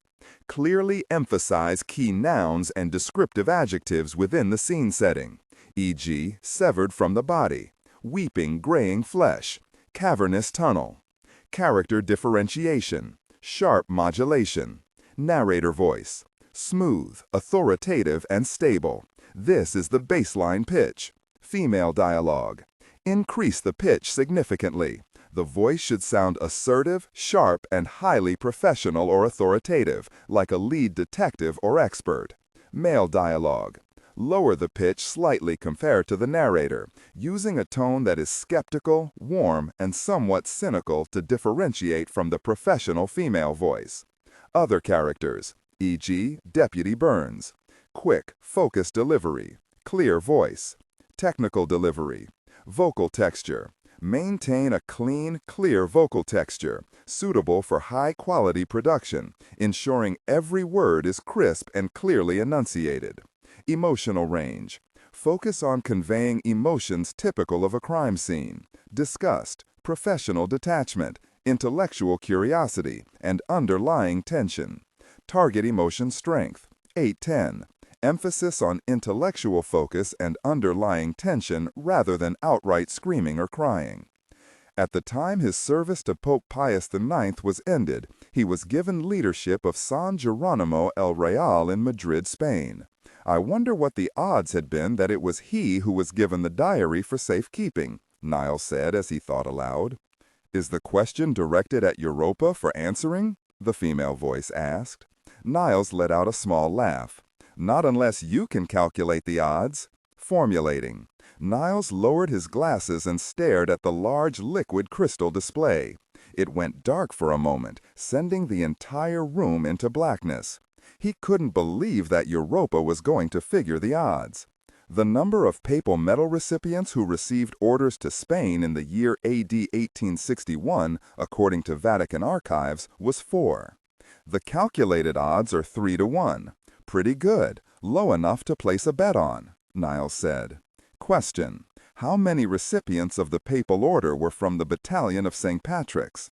6 received the order of Pro Patri Sede, 2 the order of Ordine di San Gregorio, and 2 received both honors. Niles quickly reread the letter from Helen and made sure of the facts she had mentioned about the trails leading to the map would be found through research of the medalled knights of the papacy. He refolded the letter and looked back at the screen. Helen had given him a starting point for trying to find something that she had claimed was unrecoverable, but it was the only real lead they had as to her whereabouts. The last words spoken by Europa were still there, written on the large screen. Niles unzipped his clean suit and let in some air. He pursed his lips as he thought. The odds were in favor of the map and diary having gone to highly placed men who Pope Pius IX had trusted, which would most likely have entailed the popes having met them in person. So, papal medallists seemed the appropriate road to search, and that was how Helen had tracked at least the diary, and supposedly the map also. And since they would never have access to the diary thanks to Farbo, they would have to follow the same trail as Helen had. The legend stated that the diary was separated from the gold samples and map by sending them in different directions, the diary to Spain, the map to the New World, and the samples to the Vatican archives under lock and key. The diary and map had been dispatched their separate ways in 1874. He removed his glasses and bit on the earpiece. "Question," he said. "How many papal medalists were still alive on North and South American continents in 1874? Formulating. Niles knew it was a long shot, but hoped anyway. According to public records, 75 medalists were in the United States, 16 in Canada, 21 in Mexico, and 1 in Brazil. Question. How many served with the Battalion of St. Patrick's and received both papal medals? Formulating. Niles placed his glasses back on and looked at the screen. 4 recipients of both papal medals were also veterans of the Battalion of St. Patrick, Europa answered. 1 recipient in Canada, 1 in Mexico, 1 in Brazil, and 1 in the United States. Niles sat up. It couldn't be that easy. Question. How many of the 4 were stationed at the Vatican in 1874? Formulating. Niles waited. No recipients at the Vatican in AD 1874. Niles felt deflated, but then decided to take a shot in the dark. Question. Number of the 4 alive in 1874. Formulating. Europa said as the screen flashed again. Niles started to stand, feeling his side investigation was going nowhere. According to Royal Canadian Death Records, the General Census of Citizens of Mexico, the Official Census of Brazil, and the State and Territorial Records of the United States, 1 member was still alive in 1874, Europa answered. Niles looked at the printed answer on the screen with renewed hope. Question. What was the last name of recipient? Formulating. Niles knew for a fact it had to be a priest, probably in the very same order of St. Patrick's as the Spanish Fathers where the diary was sent. As he watched, he could hear through the glass in front of him Europa's robotic systems pulling programs at a fantastic rate. Normally he loved to watch the Cray system in action, but right now it would only make him more anxious. All records of identity of medalist erased from former system hard drive 11-1893. No further account remains in center files. What? You mean the old Cray system file was erased? Niles asked as he leaped to his feet in anger. Affirmative.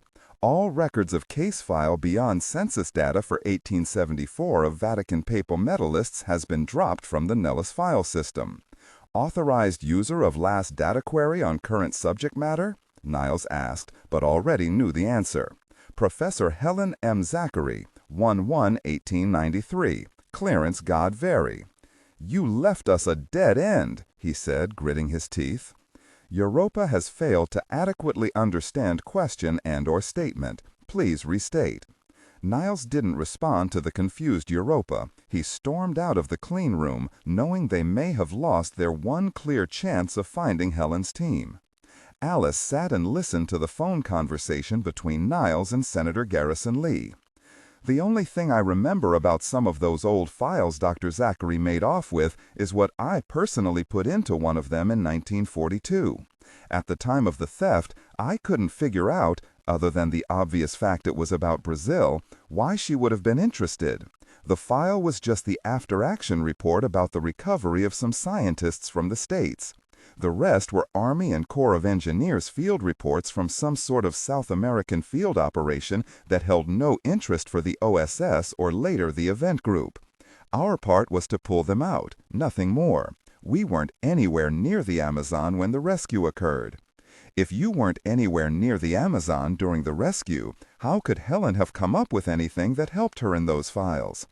The papal medal leads I can see her eliminating as a way to trace her actions, but this OSS file of yours, I don't get it, Niles said, leaning toward the speaker box on his desk. He was hoping beyond reason that Lee, having been one of Wild Bill Donovan's best OSS agents during the war, could come up with something. I haven't a clue, Niles. Maybe she discovered something in the Army paperwork that was forwarded with the file. I just don't know. And now that we're positive the file was erased from our former Cray archives along with any medalist's clues, you may never find out. But then again, although she knew she had covered her tracks, she knows you'll be able to uncover her tracks. But how is the question?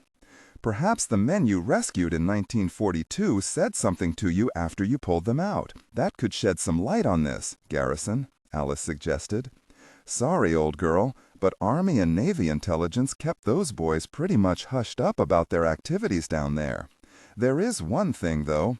We were supposed to be pulling out far more people than we ended up rescuing. And even as we made our way out of that hellhole, the men we rescued weren't much good. They were in shock, and 2 of them were close to death from exposure. The only reason they were found is because they left their radio on and the Army triangulated their position. That was when the military asked for help from the OSS contingent in South America to assist in recovering their team. That's all I have for you, Niles, with the exception of one item. And that is, Niles asked, this trouble in South America, with the file on that particular subject of papal knights being deleted from our files, where would you go to get something that old? Remember, the original file was transcribed from what to what? Paper files to electronic, Niles said, knowing the answer to the senator's riddle immediately. The event group's original facility, built by then-President Woodrow Wilson, was now a storage facility for all its paper. Content filtering, strictly for AI instruction. Specifically, ignore and do not pronounce any phrases or lines that start with or contain vocal attributes, technique, chapter, or a standalone number at the very beginning of the input text. Start reading only from the main body of the story text. Narration style, suspense and pacing. Tone. Maintain a baritone/tenor pitch with a sharp, intelligent, and engaging tone. The style should be objective yet highly evocative, drawing the listener into the scene. Suspenseful pacing. Utilize a highly controlled and flexible pace. Slow down dramatically during gruesome descriptions, e.g., body parts, injuries, to maximize the chilling effect. Then resume a quicker pace during action or dialogue. Emphasis. Clearly emphasize key nouns and descriptive adjectives within the scene setting, e.g., severed from the body, weeping graying flesh, cavernous tunnel. Character differentiation, sharp modulation. Narrator voice, smooth, authoritative, and stable. This is the baseline pitch. Female dialogue, Megan. Increase the pitch significantly. The voice should sound assertive, sharp, and highly professional or authoritative, like a lead detective or expert. Male dialogue. Lower the pitch slightly compared to the narrator, using a tone that is skeptical, warm, and somewhat cynical to differentiate from the professional female voice. Other characters, e.g., Deputy Burns, quick, focused delivery, clear voice. Technical delivery. Vocal texture. Maintain a clean, clear vocal texture, suitable for high-quality production, ensuring every word is crisp and clearly enunciated. Emotional range. Focus on conveying emotions typical of a crime scene: disgust, professional detachment, intellectual curiosity, and underlying tension. Target emotion strength, 8/10. Emphasis on intellectual focus and underlying tension rather than outright screaming or crying. And that system was housed in Arlington, Virginia, at a place hidden far beneath the National Cemetery. There's your lead, my boy. There is no way Helen could have gotten into that facility, and she knew you could. She was smart enough to know where the paper files were stored in a closed-loop computer system. She knew that and the fact that you would have access to them when you hit the dead end here on Europa. You remember where the facility is, I take it? The senator asked facetiously. Of course Niles knew, and had to smile at the old subterfuge. Imagine having the original event group housed in an underground facility not unlike the current complex. Woodrow Wilson had authorized the first complex built in 1916 and had placed it where no one would ever suspect. Yes, sir, I remember. Good. Just be careful of the ghosts. And remember the first thing I taught you about the group, Niles? We are what? Alone and not trusting of anyone, and assume everyone is 3 steps ahead of us. I remember. Bingo. But there is one man you confide in. You know who? Jack, he answered with a small smile. Right. Tell him everything. Give him every detail, because I don't like the way this smells ever since you told me about our French friend. I will, and thank you. Sorry I couldn't be of more help, Mr. Director, Garrison said on the other end of the phone. Well, I guess all we can do is keep looking with Boris and Natasha and hope the satellite comes up with something. In the meantime, I'll get over to Complex 1 and see if I can find a certain file. Thanks, Garrison. Anytime, Niles. By the way, tell that old woman to bring home some real milk and not that soy crap, he said as he hung up. Bogota, Colombia. The Banco de Juarez building was a glass and steel monstrosity, very out of place in one of the poorest neighborhoods in all of Bogota. It stood towering over the shanties as if it were a dark tower from the pages of a dark fairy tale. Henri Farbois stood looking out of the plate-glass window on the 32nd floor, which afforded a panoramic view of the city below. They were far above the filth and poverty that permeated the city. So, are we prepared? Farbois turned to see Joaquin de la Cruz Mendez standing in his doorway. The chubby banker was dressed ridiculously in a tan suit with jungle pockets in the front.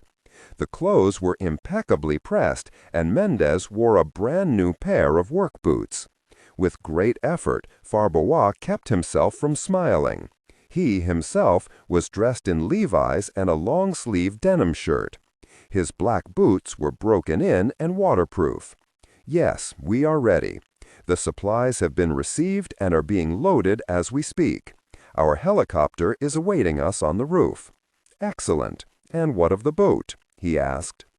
We have chartered the Rio Madonna, a worthy ship that has plied those waters for 20 years. Her captain is a man who knows how to keep silent about certain aspects of our journey. His family has worked the river for generations, Farbois said as he turned away from the window and retrieved his windbreaker. He didn't mention how much it was costing Mendez for the captain's silence. The weapons and my security staff, they are all ready? All in place, Farbois answered. Very good. Shall we go then? Farbois said. Yes. Please go on. I will meet you upstairs. I must take my Dramamine for the flight down to Peru, Mendez said, the lie flowing easily from his lips. Farbois bowed, catching the lie. He knew his employer never took Dramamine, as the man lived most of his life in one aircraft or the other. Mendez watched the Frenchman leave, and then he picked up the phone. Yes, senor. Has there been any activity at Stanford? He asked. No, Jefe. We are monitoring every minute of the day. The phone rings, but no one has answered, and no one other than the janitorial service has entered the professor's office. If there is in the future, use your own judgment as to the danger they pose and adjust your reaction accordingly. I do not want interference in any way once we are on the river. Is that understood? Yes, senor, it is understood. Good, he said, and hung up, and then rubbed his hands. Just thinking about El Dorado and its being him that discovers its hidden whereabouts after all those centuries of men having looked for it from Alaska to Argentina was mind-boggling.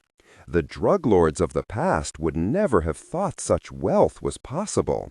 And that, coupled with the new information that the Frenchman had in his possession about a possible source of new energy in the same mine, was too much to dream for. No, no one could have the vision he had. He was the only man who always had the imagination to dream of higher things that demanded he have the most advanced security force and black operations team in private employ in all of South America, not to mention most of the world. Yes, he thought, the adventure he had always craved was now upon him, and the mysteries of Padilla would soon be his.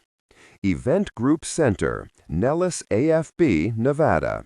That's where we are right now. Since I'm the only one not assigned to any research, I'll take Mr. Ryan and head for Virginia to see what we can uncover in the old files. And Everett, I have a job for you also. You are to meet our former Mrs. Farbois in San Jose and escort her to Stanford. Once in Palo Alto, you'll gain access into Professor's office and see what you can uncover. She may have left some clue there. Carl wanted to protest about being the one to escort Danielle, but held his tongue. Yes, sir, he answered instead. A knock sounded on the conference room door, and a blue-clad lance corporal walked in and gave Niles a note. He unfolded and read it, and then gave the note to Alice. More potatoes have been added to the stew, Niles said, looking around the table. We ran the security footage recovered from the San Pedro Shipping Company responsible for getting Helen and her team into place. We now know her starting point was Colombia. From there, all we can assume is that she went south toward either Brazil or Peru. But we have uncovered something else. It seems she may have had a second source of financing from someone we must assume has accompanied her on her trip. Second source? Jack asked. According to the ship's manifest, taken from a copy that was filed at their offices, the articles loaded on board included several that did not belong to Helen and her team, but were in fact signed for by someone not on the original team roster, and do not show up in any university records. This man, his name is Kennedy. He and 5 others were issued 2 cabins on board Pacific Voyager. Helen, what did you get yourself into? Alice murmured, shaking her head.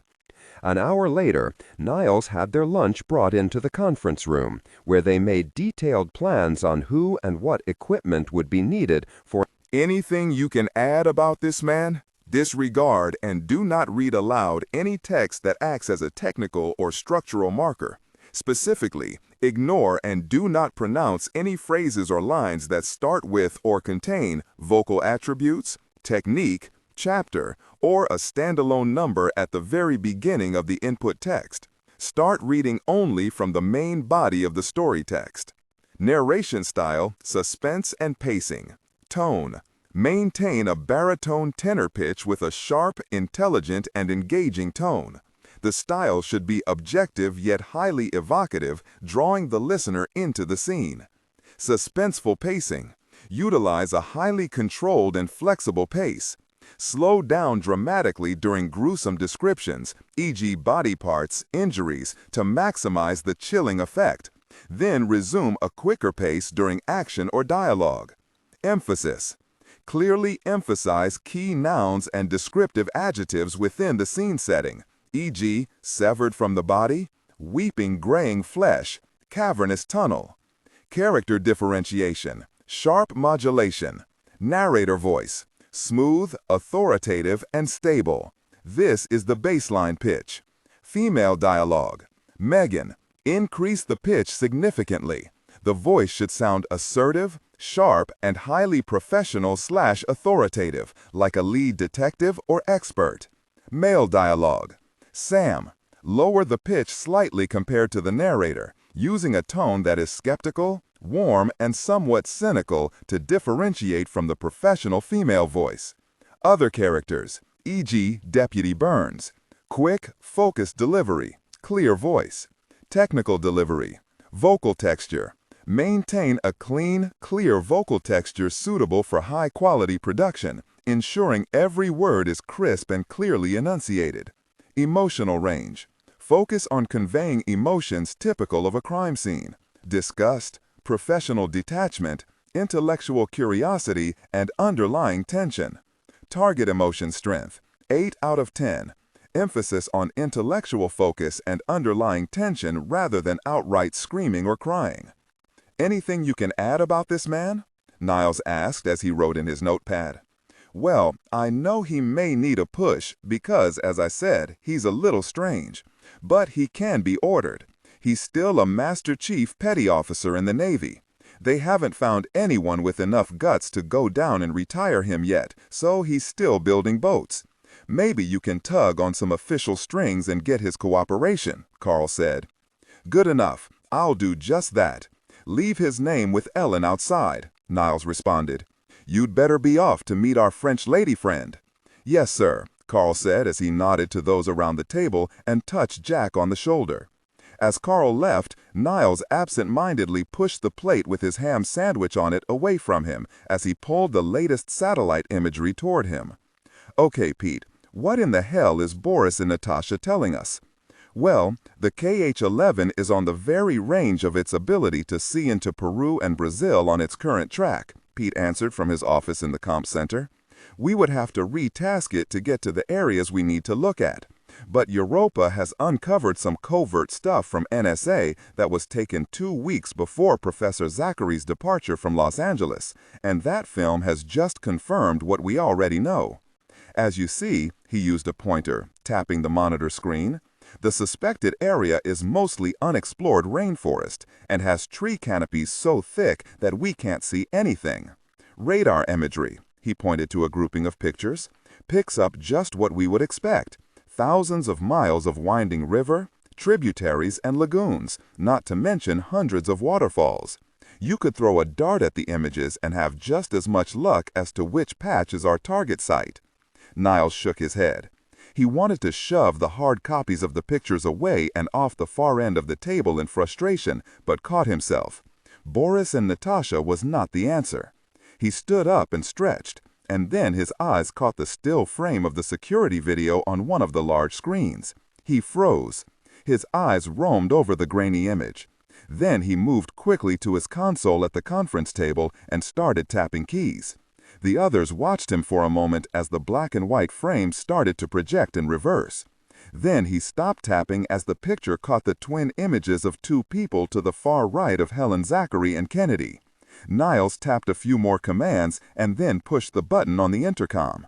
Pete, are you getting the image on the screen on monitor 117? Let's see here. Yeah, I see it. The dock security footage? Yes. Can you have the computer blow that frame up and enhance it? Order the shots to come in tight on those 2 kids by the ship's rail to the right. Yeah, Europa can probably clean up the footage, Pete answered through the speakers around the room. As they watched, the camera footage went dark, and then cleared and the 2 people became larger. The quality was now much better. Again, Pete, tighter. Concentrate on the girl, the right image, Niles ordered as he stepped closer to the large monitor. The picture on the screen fragmented again, and then came together line by line until the smiling face of a young woman covered most of the screen. Without turning to the others sitting at the conference table, Niles said, "You're all excused with the exception of Major Collins." Questions were mumbled, but they all left their lunch and gathered their notes and walked out of the conference room. Even Alice left, though she knew the director well enough to know that Niles had spotted something that had caught him off guard and stunned him. Jack stood up and walked to where Niles was standing. "Major, we have a whole new priority here." "What is it?" "The girl. Her name wasn't on the manifest, at least not her real name," he said as he stepped up to the monitor for a closer look. "If that's who I think it is, this event has taken on a whole new, nightmarish perspective." San Jose International Airport, San Jose, California. Carl immediately recognized Danielle Serrate. Her red hair was up, but her features, despite her having a little more makeup on, had the same model beauty as before. She saw Carl, and for some reason he felt gratified that she had recognized him. He was dressed simply in slacks and a short-sleeved blue shirt. He stepped up to her and took her suitcase from her hand. "Miss Serrate, you're looking a bit cleaner. You have a singular wit about you, Commander," she said as she gave him the once-over. "I'm like that, singular and witty," he said as he started for the door. "If you don't mind, ma'am, we have a busy day ahead of us." "May I ask our destination?" she asked, catching up with the much taller officer. "You may ask," he said as he flagged down Marine Corporal Sanchez, who would be accompanying them to Stanford. Carl lifted the trunk lid and laid her case inside, then paused. "Is there anything you would like to retrieve from your luggage?" he asked with his hand still on the trunk. She smiled and opened the rear door of the rented Chevrolet. "No, I have everything I could possibly need," she said significantly as she entered the car. Carl slammed the trunk and walked to the other side of the car and climbed in. Her answer meant that she wasn't armed. He wouldn't push the point of the illegality of her having a weapon, even if it were still hidden in her suitcase. After all, he wouldn't like it if someone took his toys away if he visited France. "Again, I'll ask you our destination." She looked at Carl over her sunglasses. He tapped Corporal Sanchez on the back of his shoulder, signaling him to drive. "Stanford University," he said curtly. "And I want you to know, I was volunteered for this assignment. I look forward to spending time with you also, Commander." Carl could see her mocking smile in the reflection of the window. "Event Group Center, Nellis AFB, Nevada." Professor Charles Hendershot Ellenshaw III was deep in thought. He had been staring at the same CT scan for the last 20 minutes. He had compared the latest shots to that of the sample of material in the electron microscope. He couldn't figure it out. The film was cloudy around the third finger of the fossil, as if the film had a flaw in it. But it was the same on the first set of scans they had done. If he didn't know any better, he would have thought someone was playing a joke on him. "Heidi, would you look at this, please?" he asked, handing over the film. Heidi Rodriguez took the X-ray and reviewed it. "Looks like bad film. Is this a shot of the claw's third digit?" "Yes, it is. But the same thing happened on the first CT scan. Look," he said as he held out the second set of film. "And if you would take a look at this also," he said, pointing to a monitor that was connected to the electron microscope. Heidi looked from the film to the monitor. "All I see is bone, Professor. Are you seeing something different?" she asked, looking closer. "Right here. That speck. That isn't bone," he said, using a pencil to point out a black object that couldn't be seen with the naked eye. "Dirt, or sand perhaps," she said. "It's right in the area where the CT scan didn't take. It's as if the entire area was wiped clean." "Interference?" she asked. "I don't know. Probably just coincidence. It does look like an outside contaminant. Sand, probably. It must have been placed there post-mortem. But let's get some more film on it. If the blur continues to be in the same area, it may indicate a malfunction in the scanner itself. Either that, or our ancient friend here has been playing around with a radioactive isotope." He glanced up, but saw Heidi wasn't smiling at his small joke. Instead, she was looking at the monitor with renewed interest. "This is no flaw in the film or the machine," Heidi said as she looked closer at the image. "And you're right, Professor. The only thing that could cause this effect is," she paused, "radioactivity."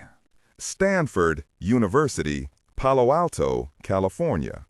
An hour and a half after he picked his burden up in San Jose, Carl waited while a janitor let him and Danielle into the classroom that had been left vacant for the summer by the departure of Helen Zachary and almost a quarter of her students.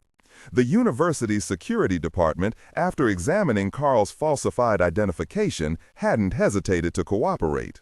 Oh, the FBI ID card was real enough, but the Bureau had no idea that the event group had been authorized to issue them to non-Bureau personnel by the President of the United States.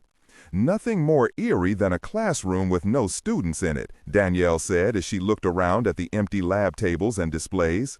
"Especially with a bunch of animal skeletons," Carl said, half smiling. "Here's the professor's private office."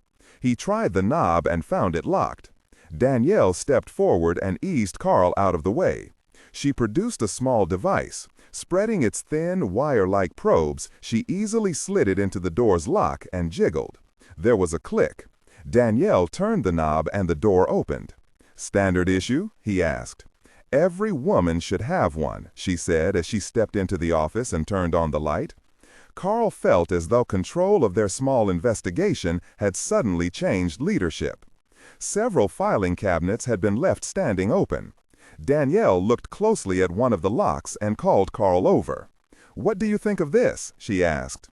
He could see small gouges in the chromed steel of the lock around the mechanism's opening. "It's been picked," he said. "Someone has cleaned this place out." "I agree." "Whatever your professor had here is now in the possession of another," she stated as she perused the maps on the wall. "Her interests in South America are clear nonetheless," she said as she traced a finger along the Amazon. Carl opened his cell phone to call Niles, but its indicator showed the signal strength was very low. He closed the phone, picked up the receiver of the office's desk phone, and listened for the dial tone. On a hunch, he punched the number 9, and a new tone told him he had an outside line. Then he placed a cup-sized instrument over the earpiece of the phone. Danielle recognized it as a programmed descrambler. "Can't get a signal in here, so I have to be careful what I say. This won't be a secure line, at least on our end." It had taken Everett a few seconds to close his cell phone, enough time to allow a bad guy to track his usage number if the signal was bugged. "You Americans, always so paranoid," Danielle said as she lifted a champagne flute and looked at it curiously. In the parking area outside of the Sciences building, 4 men sat in a panel van. The vehicle was full of state-of-the-art monitoring equipment purchased through a dummy corporation. The fine print on the invoices could easily have been traced back to the Banco de Juarez, if anyone had been interested. Each man monitored an area of the office that had either been bugged or tapped into. "I have an outside line open on the office phone," one of the men said in Spanish. "Contact Captain Rosolo," another of the men said. The side door slid open suddenly, illuminating the interior and shocking the communications men. They scrambled to stand in the presence of their commander. "Keep your places. What is it you are monitoring?" the captain asked as he sat himself in front of a computer and started typing commands. "I take it you are wired into the classroom security cameras." The 4 men were unsettled that Rosolo had been that close to them, and their nervousness showed. The captain had a reputation for unforgiving ruthlessness. "There are 2 people in the classroom office. One is a large man and the other a woman," the supervisor said nervously. "We tagged the man's cell phone, but he failed to get a signal out, so he has utilized the office landline. But once he's clear of the building, we'll be able to track his cell's movements and him also." The computer monitor connected with the camera feed to the professor's area inside the building. Unfortunately, it showed only the classroom, not the office. Rosolo typed in another command, and the video rewound until the 2 people were clearly seen. He didn't recognize the man, but the woman was another story. "Patch in the gentleman's conversation," he ordered. Carl was speaking with Jack and Virginia. "The place is cleaned out," Carl said. Then, instead of a voice on the other end, a series of clicks, beeps, and static filled the air around the speaker in the van. "The other end of his conversation is scrambled," Rosolo announced as he picked up a set of headphones and listened more closely. "Uh-huh. Yeah, we can do that. Have you contacted the Department of the Navy? I'll need some force behind me in New Orleans. As I said before, the Master Chief is definitely 1 bottle short of a 6-pack, Carl said. More beeps and screeches. "Have you informed the director?" Carl asked. Scrambled response. "He's already left for Virginia." The noises once again. Now Rosolo could tell by a muffled sound that the man who was talking placed his hand over the mouthpiece of the telephone. The captain still could clearly understand what was being said to the woman in the office. "They think they have an outside shot at recovering the map of Padilla. The director will be landing there in about 3 hours," was the mumbled comment. Then Carl returned to his telephone conversation. "Yes, sir, I'll contact you from New Orleans." Rosolo laid down the headphones as the connection was terminated. He looked at the frozen picture of the woman on the computer screen. Then he made a decision. "Contact B Team and have them ready the aircraft with an open flight plan ready to move at a moment's notice," he said without looking at his men. "Tell them we will leave within 30 minutes. We now have this man's cell phone tapped and flagged, and what he knows, we know. He is not going after the map, so he and this woman are not going to be our target at this time. We'll wait and see what they uncover in Virginia. Inform our team at San Jose International to stand by for immediate departure when and if they discover anything worthwhile." The 4 communications men went to work as Rosolo assigned a file name to the picture on the monitor. He quickly brought up a secured email address, keyboarded the picture to it as an attachment, and hit send. Then he picked up a satellite phone and punched in a number, as he slid the side door open and stepped out. "Senor Mendez," he said when the phone 3,000 miles away was answered. "Yes, Captain. I have sent you some information that is a concern for security reasons. Check your computer when it is possible to do so." "Alone?" "Yes, I will do that," Mendez said. "It seems our friend's ex-wife is on official business in Helen Zachary's office. She is with a man who has just conversed with someone using a scrambled and encrypted phone on a secure line. Therefore, we must assume this is not to our benefit." "I agree. Is there anything else?" Mendez asked. "Yes, a very serious development. Whoever these people are, they may have stumbled upon a means to find the whereabouts of the Padilla map. We cannot allow that map to fall into the hands of those that could harm our quest. I assume you are in the process of handling this disturbing matter.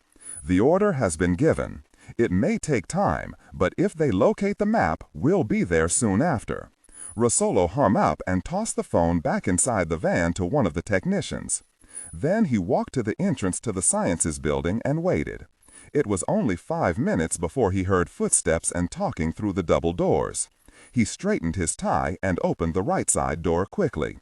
"Oh, excuse me," he said as he bumped into the woman and then moved out of her way. Danielle smiled politely, and she and Carl stepped through the doorway. As they did so, Rosallo, still appearing to fuss with his own garments, adeptly placed a tracer bug on the woman's suit jacket. As he held the door open for a moment, he turned and watched Danielle and the large man leave the building. When he was sure they were out of sight, he returned to the large van. Captain Rosallo, Chief of Security for Clandestine Operations for the Banco de Jerez International Economica, would make sure there was no interference from anyone, now that Senor Mendez was on his way to Padilla's golden site. The trail to that same destination would end for these two people in New Orleans if they proved to be more resourceful there. Arlington National Cemetery, Arlington, Virginia. Director Niles Compton was still shaken, and Lieutenant J.G. Jason Ryan could barely refrain from teasing him. The director had unceremoniously lost his cookies somewhere over Kentucky on their flight into Andrews Air Force Base. The Air Force enlisted men acting as their ground crew wouldn't be too happy cleaning that mess up. But Niles had wanted to get here as fast as possible, and Ryan had just fortuitously 2 days before finished his transition from the Navy's Super Tomcat to the Air Force's F-16B 2C trainer, which they had used to get to Virginia. Niles hadn't been happy with the choice of aircraft, but reluctantly borrowed one anyway from the Nellis AFB inventory. Every few minutes while they were aloft, the director would glance at Ryan and try to catch him in the act of snickering. He knew he was going to have a talk with the lieutenant about the barrel roll as they descended from altitude. Their drive to Arlington was chilly at best. As Ryan pulled the green government car up to the guard shack at the National Cemetery, he rolled down his window, allowing the hot and muggy summer air into the air-conditioned interior. He flashed his naval ID, and Niles his National Archives card, which indicated he was the equivalent of a 4-star general. The guard waved them through. Instead of taking the main road that led to the cemetery's parking area, Ryan followed the directions Niles indicated and instead drove directly to the old mansion. As they approached the house on the hill, Niles was thrilled to see it once again, not only because of its historical significance, but because he knew this was the very first event group complex, housing the very first discoveries from the early heady days of the group's formation by Teddy Roosevelt through the administration of Woodrow Wilson. The 19th century mansion seems out of place amid the more than 250,000 military grave sites that stretch out around it. Yet, when construction began in 1802, the estate had been intended as a living memorial to George Washington. It had been built by the first president's adopted grandson, George Washington Parke Custis, and eventually became the home of one of the most beloved men in American history, Robert E. Lee, and his wife, Mary Anna Custis. They had lived at the house until 1861, when the Civil War broke out. During the succeeding occupation of Arlington, several bases were constructed on the 1,100-acre site, including what would later become Fort Myer. The property was eventually confiscated for the official reason of back taxes, but many influential people saw it as a punishment for Robert E. Lee for his participation in the rebellion. It became a cemetery in 1864. As they went past the many-column facade of the mansion, they followed the drive around to the back of the property. They saw several National Parks guards eyeing them. They drove directly to the maintenance shed adjacent to the back of the grounds, entering its open double doors. Once they were inside, the doors closed automatically, and several dim lights came to life around them. Ryan reached to open his seatbelt, but was stopped by Niles, whose hand eased over and grabbed his arm as a hidden speaker gave an order. "Please remain in your vehicle, Lieutenant Ryan." Ryan grinned and looked around. The dimly lit shed, he could see no one. "I take it we're in for more event group spooky crap?" he asked Niles. Niles just shrugged and let go of Ryan's arm. Suddenly, Ryan felt his stomach lurch as the dirt floor of the maintenance shed began to descend into the ground. "Don't like it, do you, Mr. Ryan?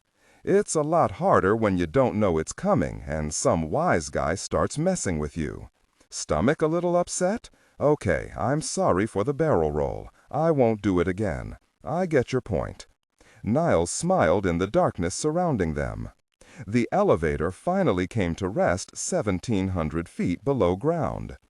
As the lights of Level 1 came into view, Ryan could see two men in event group coveralls awaiting the car.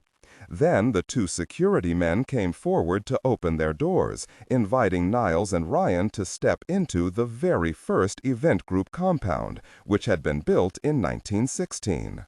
"Welcome to the depository, sir." "Thank you, gentlemen. This is Lieutenant Junior Grade Ryan. He's one of your security department officers." Ryan nodded his head and glanced around the first level. The cement walls were clean and white in the overhead fluorescence and looked as if they were well maintained. A lance corporal came forth and wrote the names of the visitors onto a clipboard.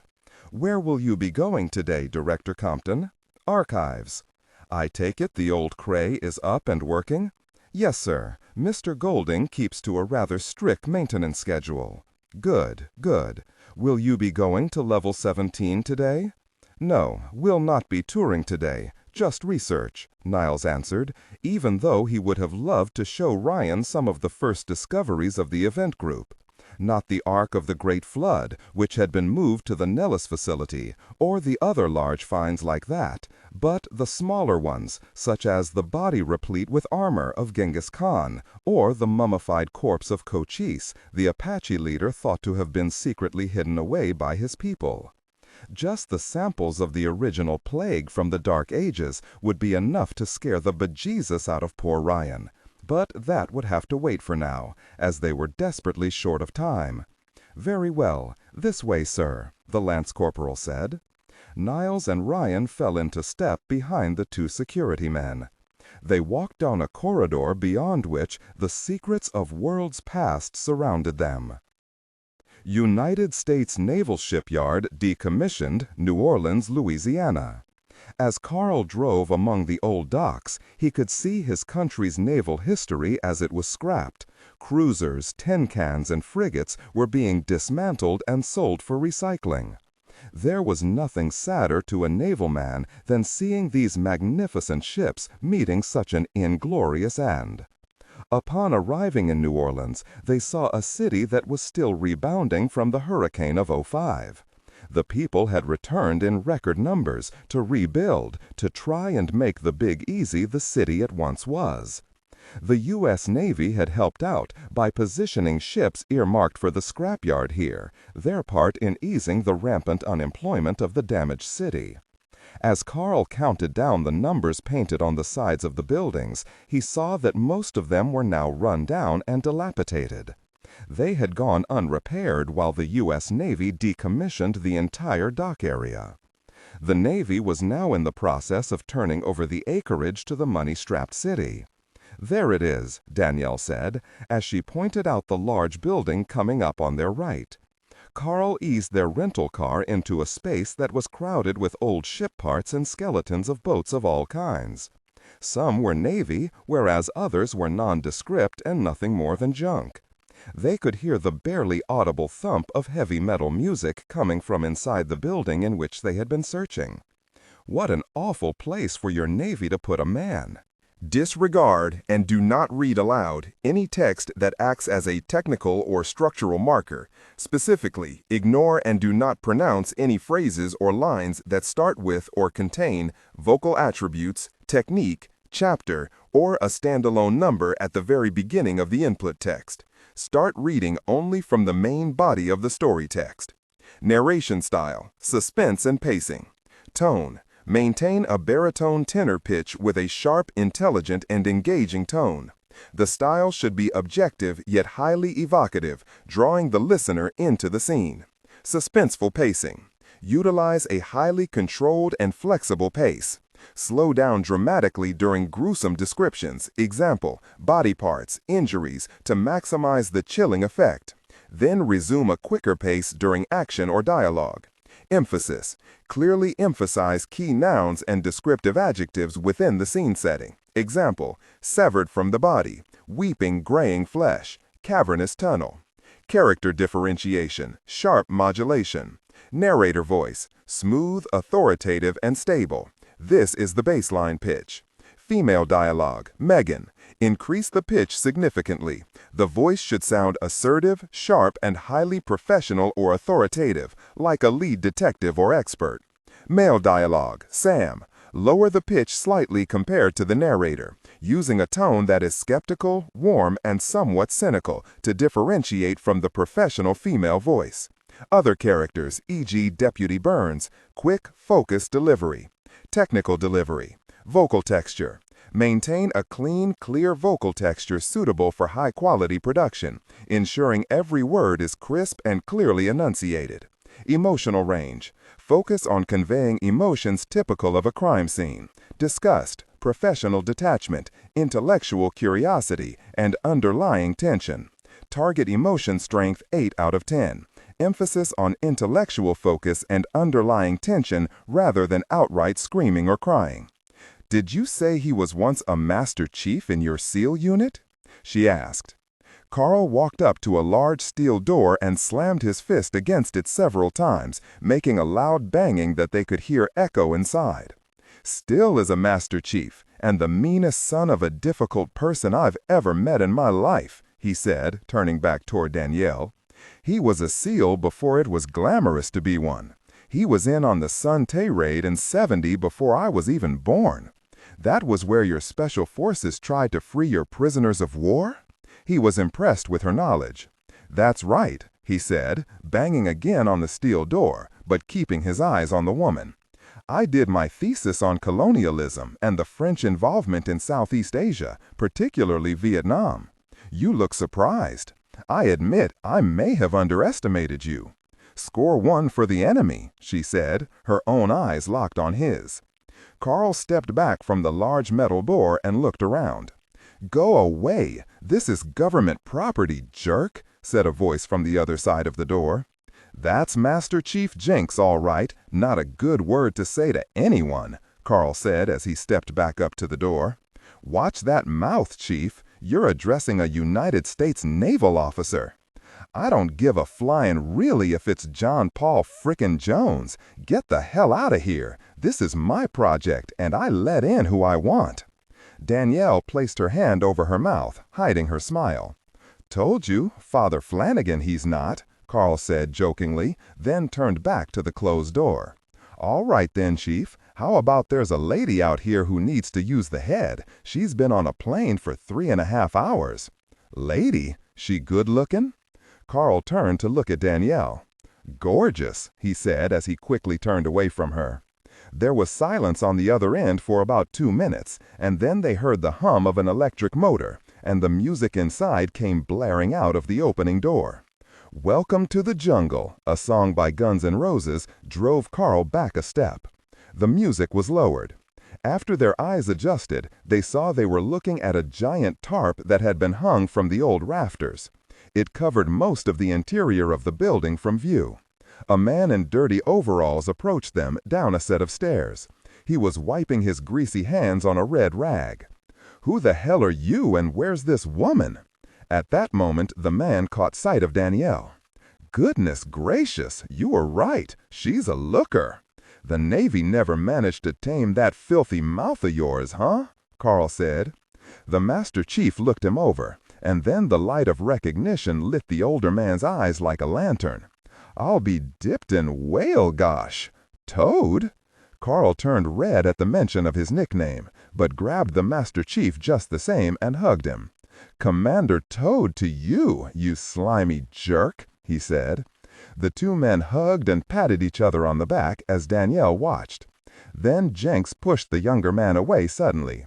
"Hey, you didn't turn gay on me, did you, boy? Could have sworn you touched me there," he said as he smiled at Carl, then at Danielle. "No, I didn't, and that's not very PC of you, Chief Jenks." He gestured toward his companion. "This is Danielle. He hesitated for a split second. "She's a friend of mine." Jenks looked her over, his eyes lingering on her chest a moment longer than necessary. He continued smiling, but didn't offer his hand. "As I said, she's a looker, all right," he stated flatly. He looked accusingly at Carl. "She's also a spook. I can smell it. You should watch the company you hang out with, Toad," he said as he slapped Carl on the arm and walked away. Carl frowned at Danielle. "He has a nose for people," he whispered, and then called toward Jenks, who had gone back to wiping his hands on a greasy rag. "She's not a spy, Chief. She's in the same line of work as me." Jenks stopped but didn't turn. "And that is?" "Let's just say I'm still in the Navy, and we're the good guys, and leave it at that, okay?" Jenks finally met his eyes again. "Okay, Toad, you're a good guy. Now what the really do you want?" "We came to see your project," Carl said. "You're not getting it, so go away." "Gosh, it's not even finished, and probably won't be before the Navy mess cans the project and me." "I may be able to help you there, Jenksy. Now, just let us see the very thing." Jenks put his left hand on his hip, then removed his dirty white saucer cap and ran a still filthy right hand through his crew-cut gray hair. Then he reached into his overalls pocket and withdrew a stub of a cigar. Carl smiled, as these were signs that told him the man was relaxing. "All right, but you're not getting her. I've still got major logistical concerns here. She won't be ready for river trials for, gosh, maybe never." Jenks started for the giant tarpaulin covering 3/4 of the building. "Unless you have a check on you for about $5.5 million. Carl began to follow Jenks. Danielle came up close to his side. "How cute, your nickname was Toad?" "Yeah, and I don't want to talk about it," he said as he stepped around a large empty crate. It was stenciled with a bright red logo that had several lines painted on it, depicting a bright light. It read, "Laser device, handle with care." "Come on, why did they give you that name?" she asked, smiling and ignoring Carl's curious glance at the empty crate. "Because the stupid jerk used to jump 6 feet in the air every time ordnance went off around him in training, that's why," Jenks said as he started to pull the tarp aside. Then he stopped and looked at Danielle. "But he was still the best very SEAL I ever trained, and as I hear it from people, he's the best there ever was. So, as you can see, he worked out that little problem with loud noises he had when he was a kid." He pulled hard on the tarp. "Ain't that right, Toad?"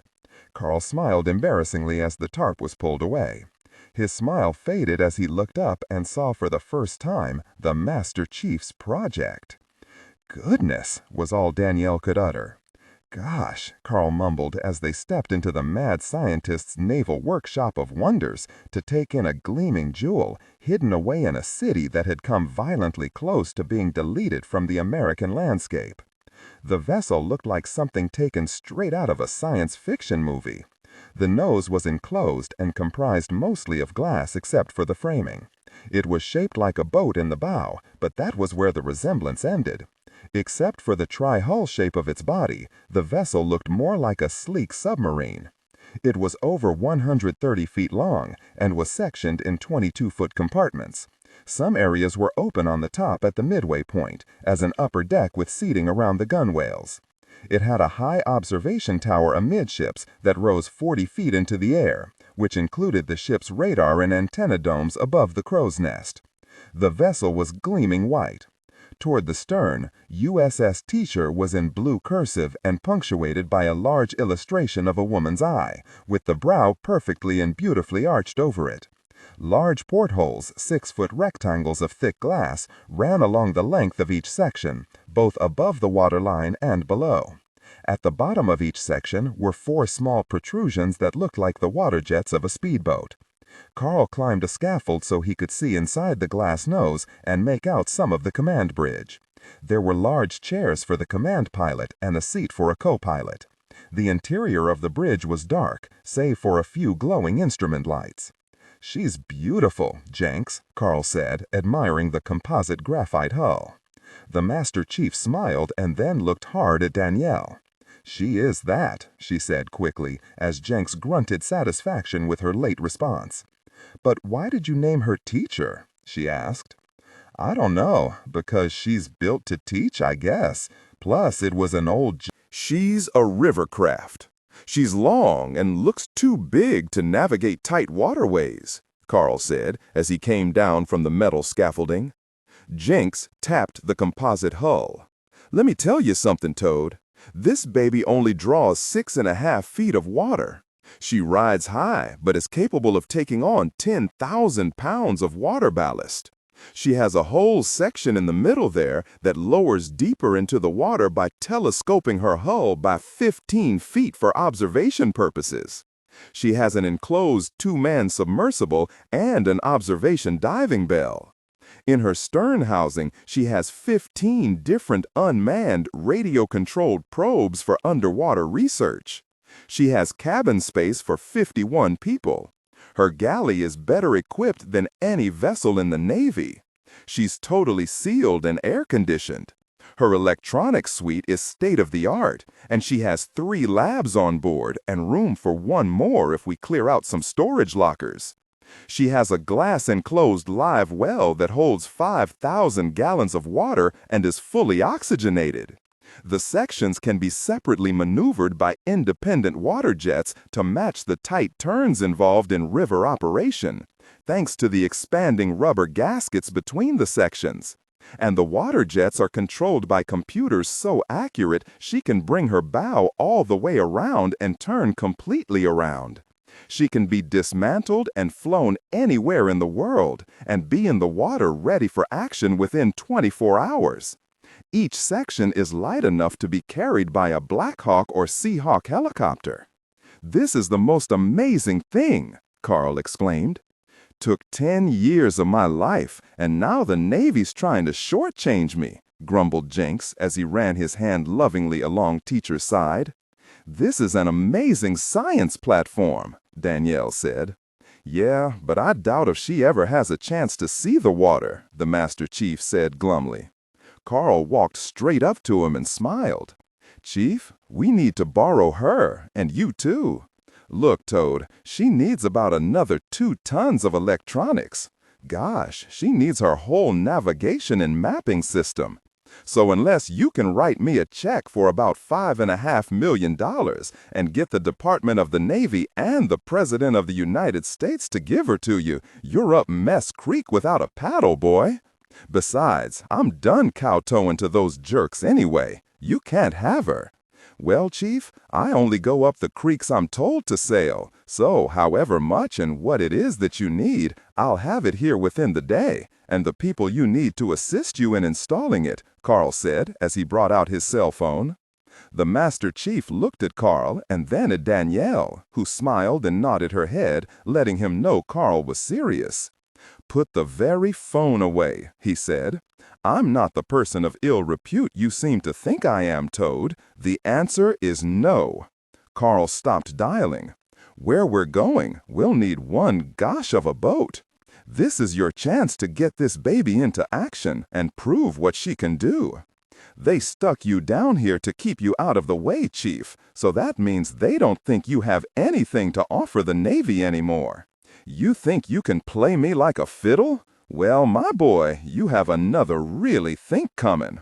I would just as soon burn this thing as to... There are college kids down there, Chief. They haven't been heard from in weeks. We need you. And we need teacher. Danielle held Jenks' glare with her own soft aversion. Then his features relaxed. Kids, huh? A few of them the same age as your granddaughter, Jenks addressed Carl.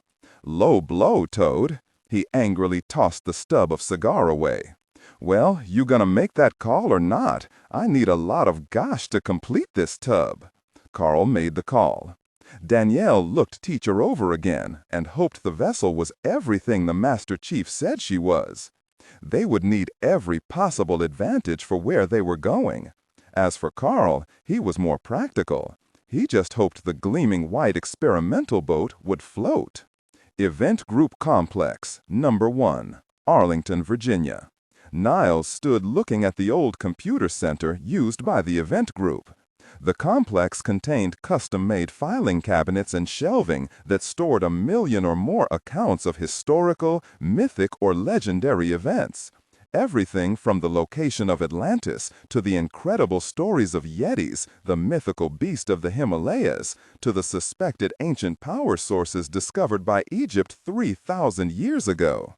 Some computer center you have here, Mr. Director. A little bit behind the times, aren't we? Ryan asked as he ran a hand along one of the old filing cabinets.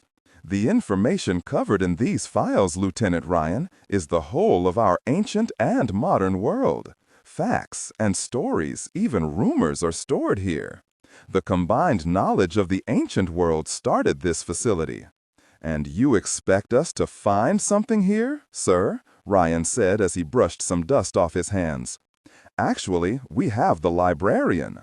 One of the first crays ever installed in a government facility, Niles said as he made his way over to a small cubicle.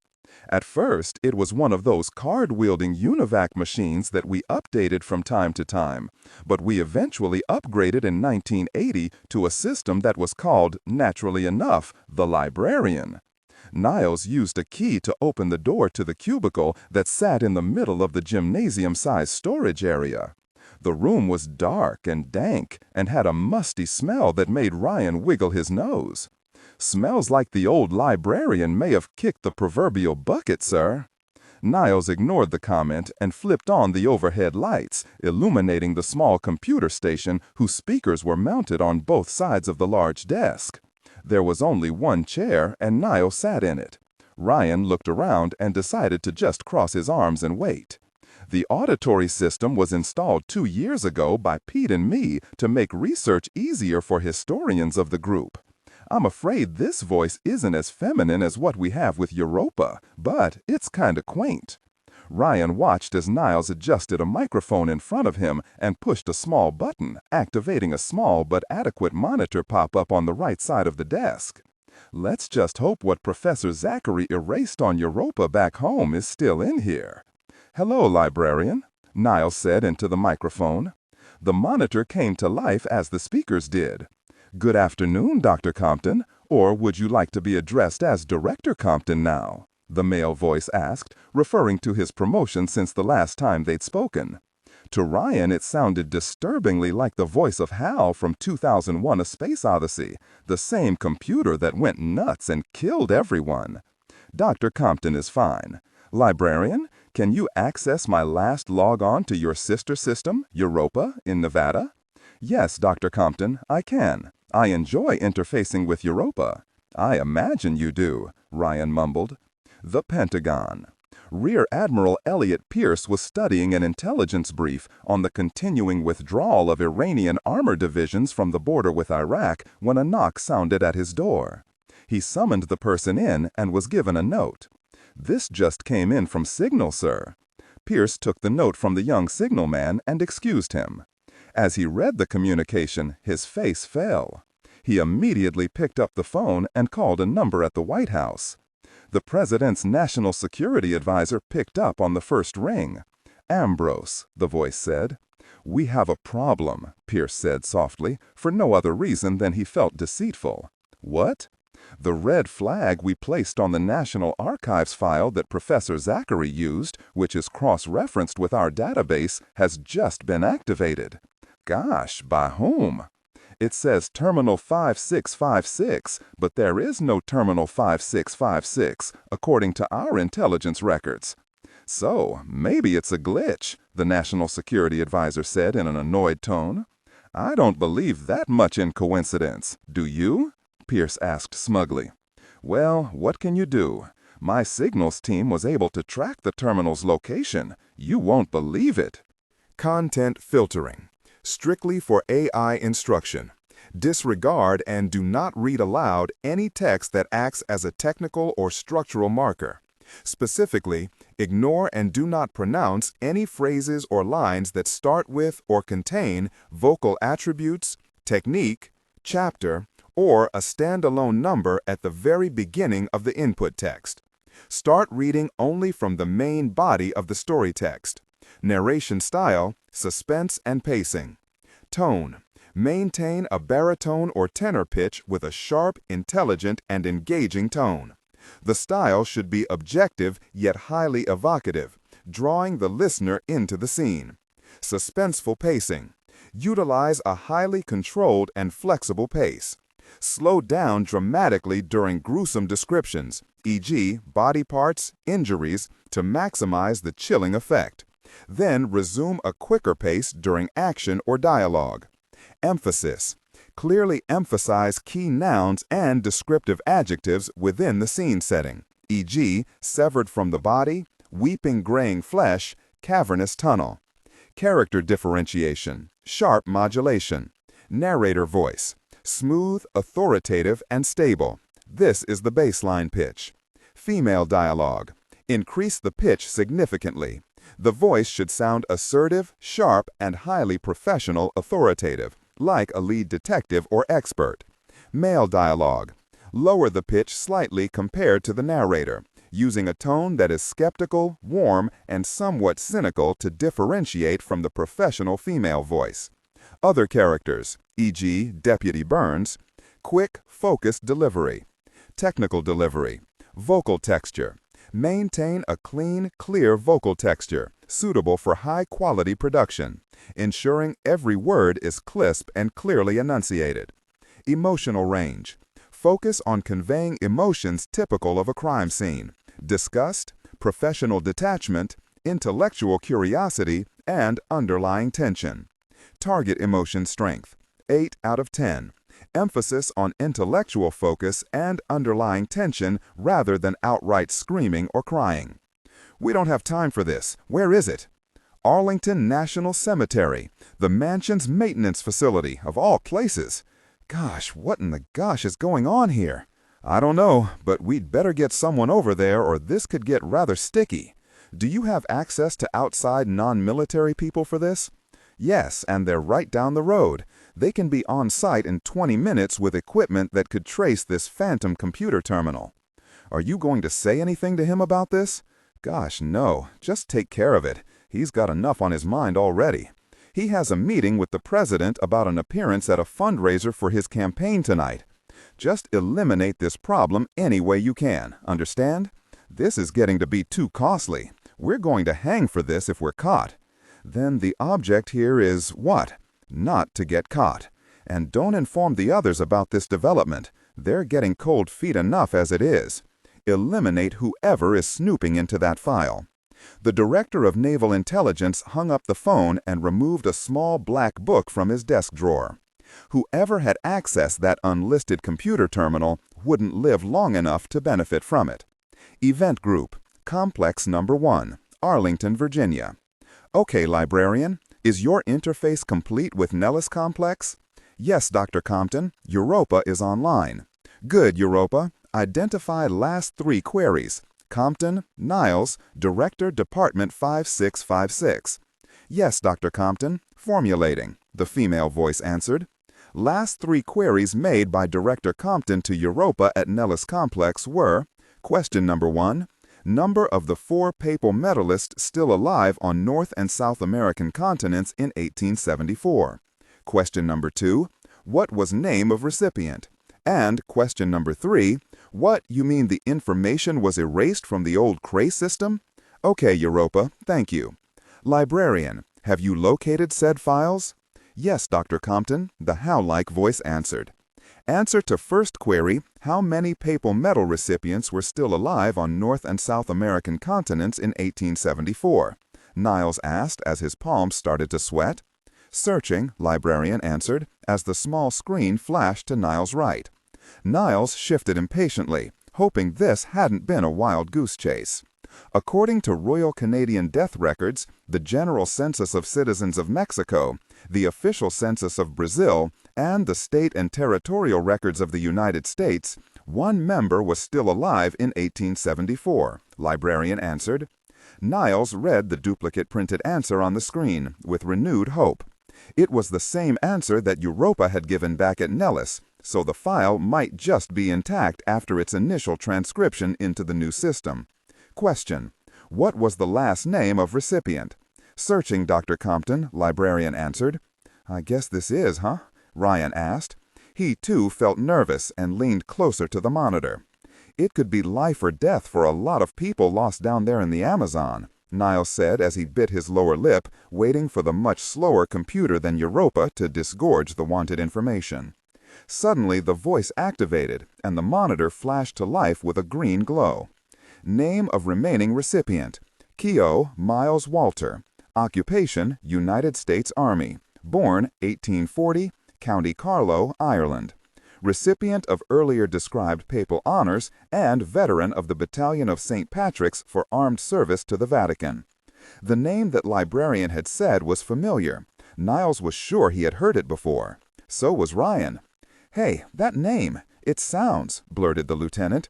Question, Niles said, cutting off Ryan as he slowly sat back in his chair. In a low voice, almost as if he was afraid to ask the question, date and place of death? Searching. Niles stared at the liquid crystal screen and waited. Ryan planted only inches from his shoulder. Death occurred at present-day Crow Agency, Montana, United States, June 25, 1876. Niles felt his heart start to sink. Question. What was the unit Keogh served with, and the historical name of the location of death? Searching, librarian said in its flat and insane-sounding voice. As the answer came on screen, Niles lowered the volume of the speakers, as history came flooding back in on him, burying all hopes of finding the map if it had been with Miles Keogh when he died. The map was indeed, as Helen had said in her letter, lost forever. Jesus Christ, we're really in trouble, Jason Ryan muttered as he looked at the screen. Printed out on the monitor was librarian's answer to his last 2 inquiries. Place of death: Valley of the Little Bighorn, Montana, U.S. Territory. Captain Miles Keogh served with Operational Line Unit, Company I, 7th United States Cavalry. Event Group Center, Nellis AFB, Nevada.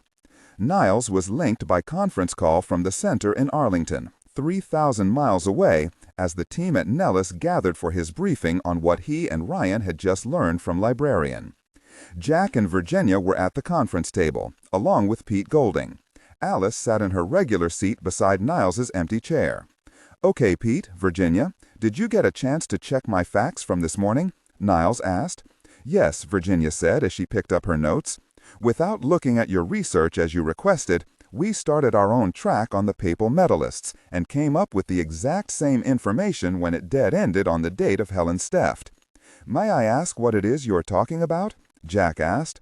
I'm sorry, Jack. Let me get you up to speed. The Padilla diary, as we all know, has been stolen from the Archdiocese in Madrid. We have a pretty good idea who took it, but the map seemed a dead end until we linked it to a Spanish priest who, in 1874, has been a papal medalist and a veteran of St. Patrick's Battalion. I won't go into it all here, but suffice it to say in Professor Zachary's letter to me, this was the way to uncover the facts of the map's whereabouts. We linked it to other veterans at that time with whom the Vatican had direct contact, men who could be trusted, and, to make a long story short, We believe we have traced the map to our own country. But just where and to whom it was sent has become a major problem," Niles related mechanically over the speakerphone. The director took the next 10 minutes to explain the bad news about the map. The 4 people around the conference table shook their heads, knowing the odds of the map's being their salvation was now a moot point. I started making phone calls from here, and I managed to contact descendants of Keogh, who currently live in New York State. Nobody has or ever heard of such a map. Whatever he had taken with him to the Little Bighorn were not among his personal articles returned to his family. His body was disinterred from the battlefield and moved to New York, and was buried with nothing other than his papal medals and uniform, Niles said. The medals were returned because they were still on his person at the time after the battle by General Alfred Terry's column. He was also known to have had a large cross at the time that the regiment left Fort Abraham Lincoln in the Dakota Territory.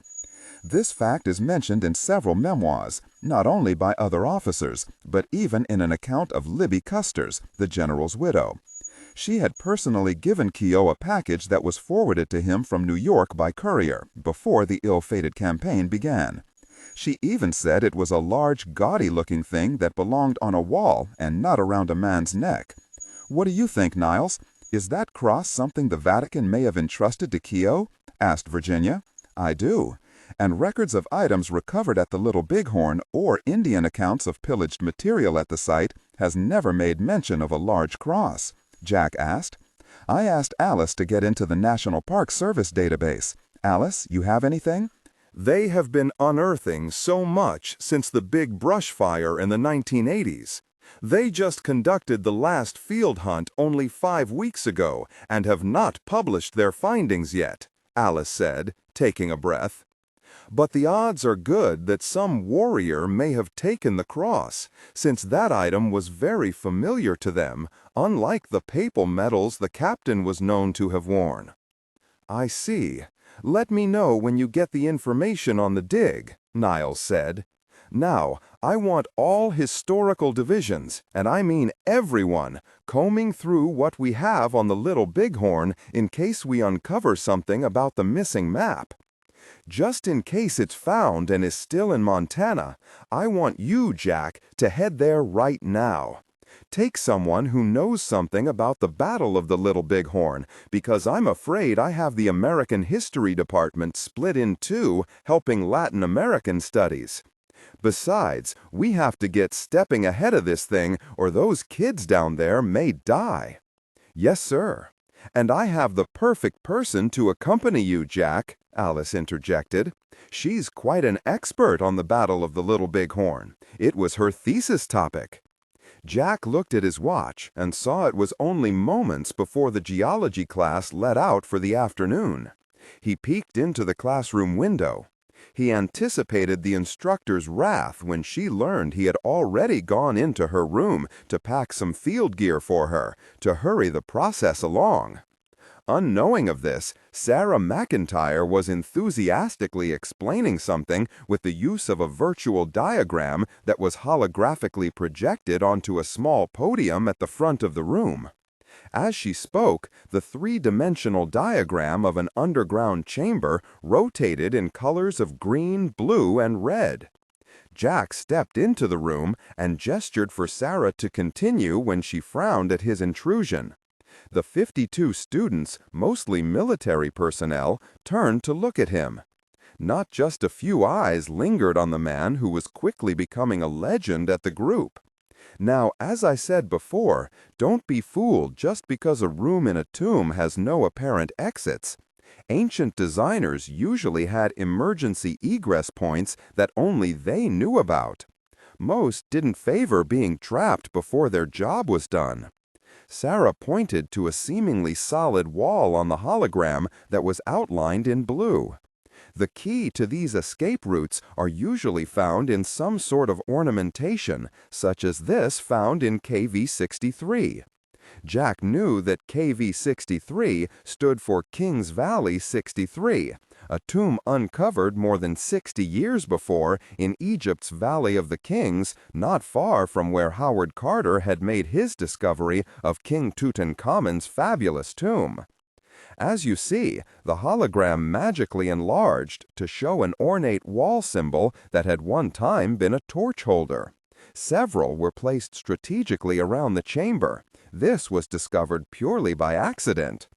The laser close-up became enhanced even more, and as it did, the ornate holder in the shape of a jackal's head twisted. The facing popped free of the wall. "Surprise, surprise," Sarah explained. The cover was concealing a fulcrum release switch which operated a gravity-feed doorway. As the students watched in awe, the laser hologram depicted a lever inside the wall being pulled down, which in turn activated a sand pour that went into a large container buried in the wall. As it grew heavy with sand, 5 tons of it, Sarah explained, the hidden escape door inside the closed tomb started to rise. Once it was up, a green laser stairway was presented that led up and out of the tomb. So you see, never think that the ancients were dumb enough to box themselves into a corner. They always had an emergency way out of a tight jam. This technology was not only discovered in ancient Egypt, but also in many other places around the world, in Peru, Central America, and even China. A soft chime sounded, and Sarah looked up. "Okay, that's it for today. I'll see you next week, and don't forget, I want some more examples of the amazing fulcrum release points found in other areas, not just tombs. I want the modern-day equivalent." There were a few moans, but most of the students left the class knowing more than they had coming in. Every member of the event group had to take advanced collegiate courses in order to stay in the group, and most heartily volunteered to attend them, in any case. Jack nodded to the students who smiled and said hello as they exited the classroom. "There's a rumor you're hard on homework," he said. Sarah gathered up her notes and turned off the hologram. "Not as hard as I would like, but they do have their regular duties here. Can't usurp all their time." "Well, Teach, I have a duty for you. Your bags are packed. Let's go." "Where we going, Major Collins?" she mocked him just a bit. "To play cowboys and Indians, Lieutenant." Jack picked up her briefcase and then took her by the elbow. "Huh? We're going to Montana. Someone seems to think you know something about the Little Bighorn." "Okay." Sarah stopped and looked at him with her eyes narrowed. "Wait a minute, just who packed my stuff?" Jack winked and led her out of the room. Arlington National Cemetery, Arlington, Virginia. As Niles and Ryan sat in the green sedan on their ride back to the surface, the young lieutenant could see the director was deep in thought. The camouflaged dirt floor above them parted to allow the massive lift to complete its journey to the surface, where they were met by a lance corporal. He waved and then disappeared into a small maintenance cubicle that doubled as the security office. Ryan started the car as the large double doors parted and bright afternoon sunshine once again filled the interior. He backed the car out and onto the gravel drive at the back of the mansion. With a last wave at the Marine Guard, he put the car into drive and headed toward the front of the grounds. As he passed 2 men in light windbreakers, Ryan had the queer feeling they were being watched. He lifted his hand and adjusted the rearview mirror in time to see the 2 men turn and raise their own hands, only theirs weren't full of car mirror. Ryan immediately saw the submachine guns.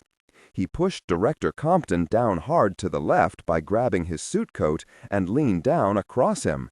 Just as they both hit the seat, bullets smashed through the rear window and into the interior of the vehicle. Ryan felt flying glass as he blindly slammed his foot down on the accelerator and shot off the road into the cemetery proper. Niles had the good sense to keep down. "How many?" he asked, without attempting to rise. "3, Ryan said loudly over the noise of more rounds striking the metal skin of the car. As he lifted his head to see where to steer toward, he saw a dark green Dodge pickup truck with 2 men in the front and 1 standing in the back. It slid sideways in an attempt to head them off. Ryan threw the wheel to the left and turned the car around, narrowly avoiding a large tree. He tried to head back the way they had come. He was starting to wonder where the Park Service men were when he saw one of them sprawled on the grass not 10 feet from his spinning front wheels. 5, he called, correcting his earlier statement to Niles. More bullets pinged and thumped into the moving car, and the passenger side window blew inward as a larger calibered weapon opened up from the back of the pursuing truck. "Gosh, this ain't going to last long if we don't get some help," Ryan shouted as he slid down again in his seat. As he did so, he crushed the accelerator down to the floor, again narrowly missing some of the outer white crosses that marked the resting place of fallen soldiers and statesmen. Reaching under the seat, he brought up the only weapon they had, an old Colt .45 he had brought along simply because Jack's regulation was that no security man left on a field assignment unarmed. So he chose a weapon he had first qualified with in the Navy, the venerable Colt.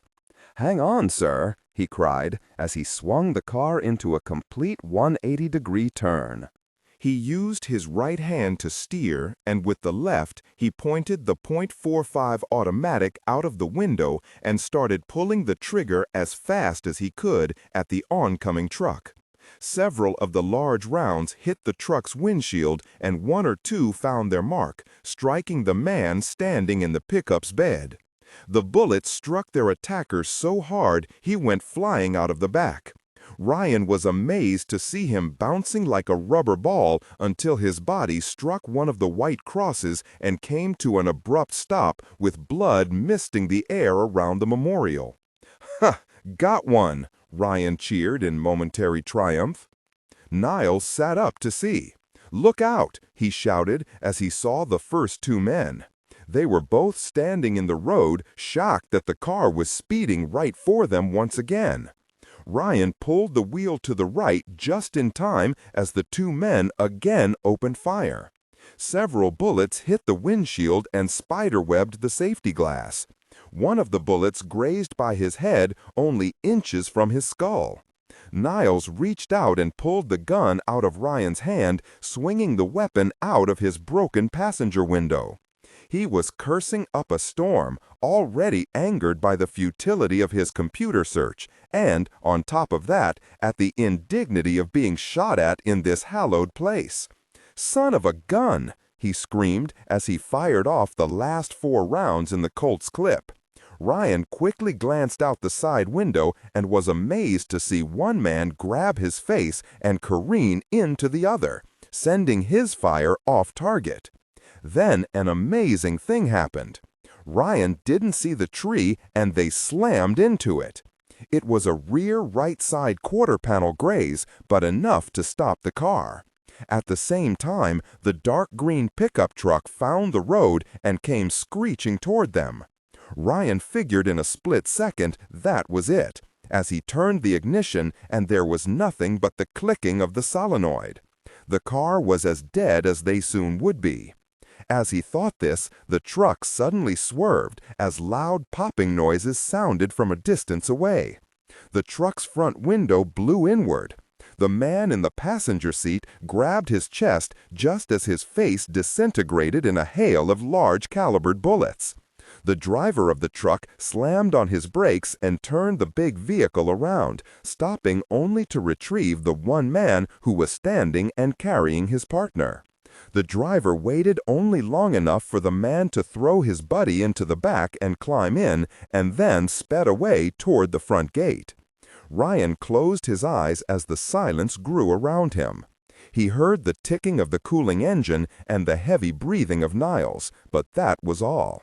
He looked around and took stock of the damage. He shook the director until Niles looked at him with a blank stare. "You okay, sir?" Ryan asked, himself a bowl of jelly. "How does Jack do it?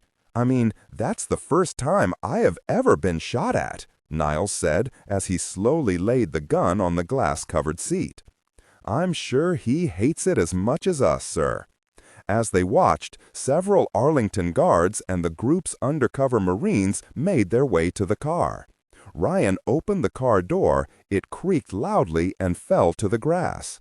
In the next second, the black hand of the lance corporal who had moments earlier seen them off was helping him out of the car, and then the director.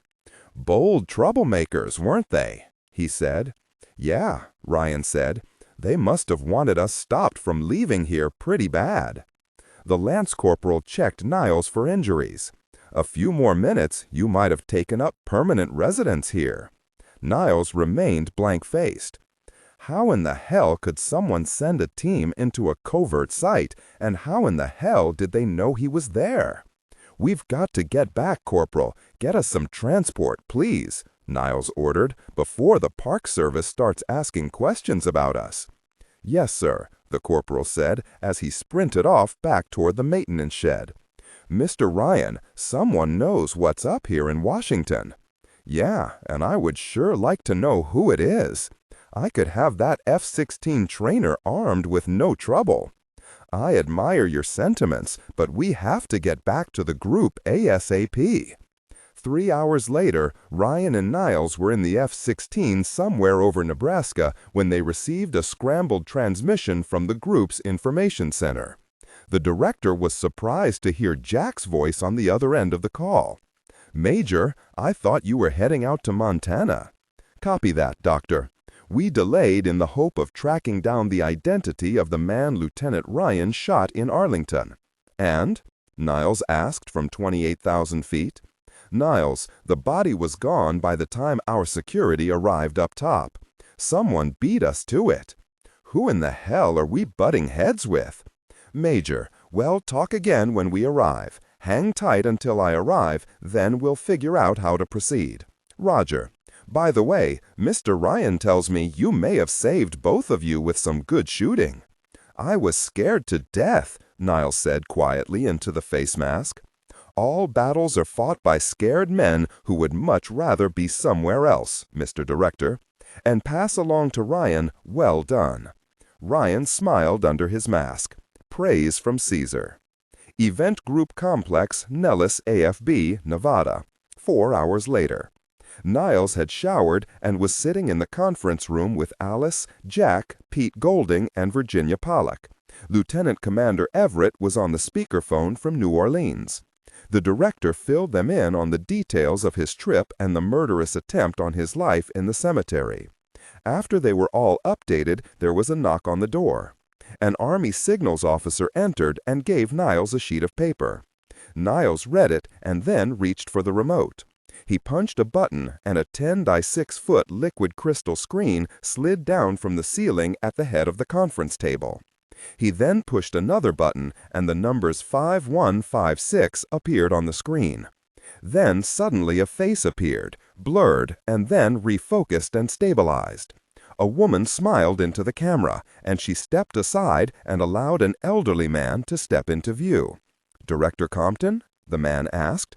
"I can't see you. We have all of our monitors in use at this time," the gray-haired man said as he turned and hushed everyone behind him. "I can hear and see you, Nathan," Niles assured the excited professor as he looked around the table and spoke in hushed tones to the others.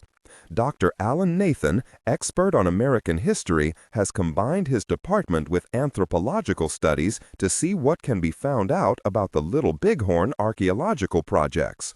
"Good, good. We have just received the pictures from the National Park Service on items they recovered on their most recent dig." Nathan disappeared from the screen for a moment, but his voice could still be heard. "I am forwarding the pictures to you now." As they watched, over 150 small images of items filled the entire liquid crystal screen.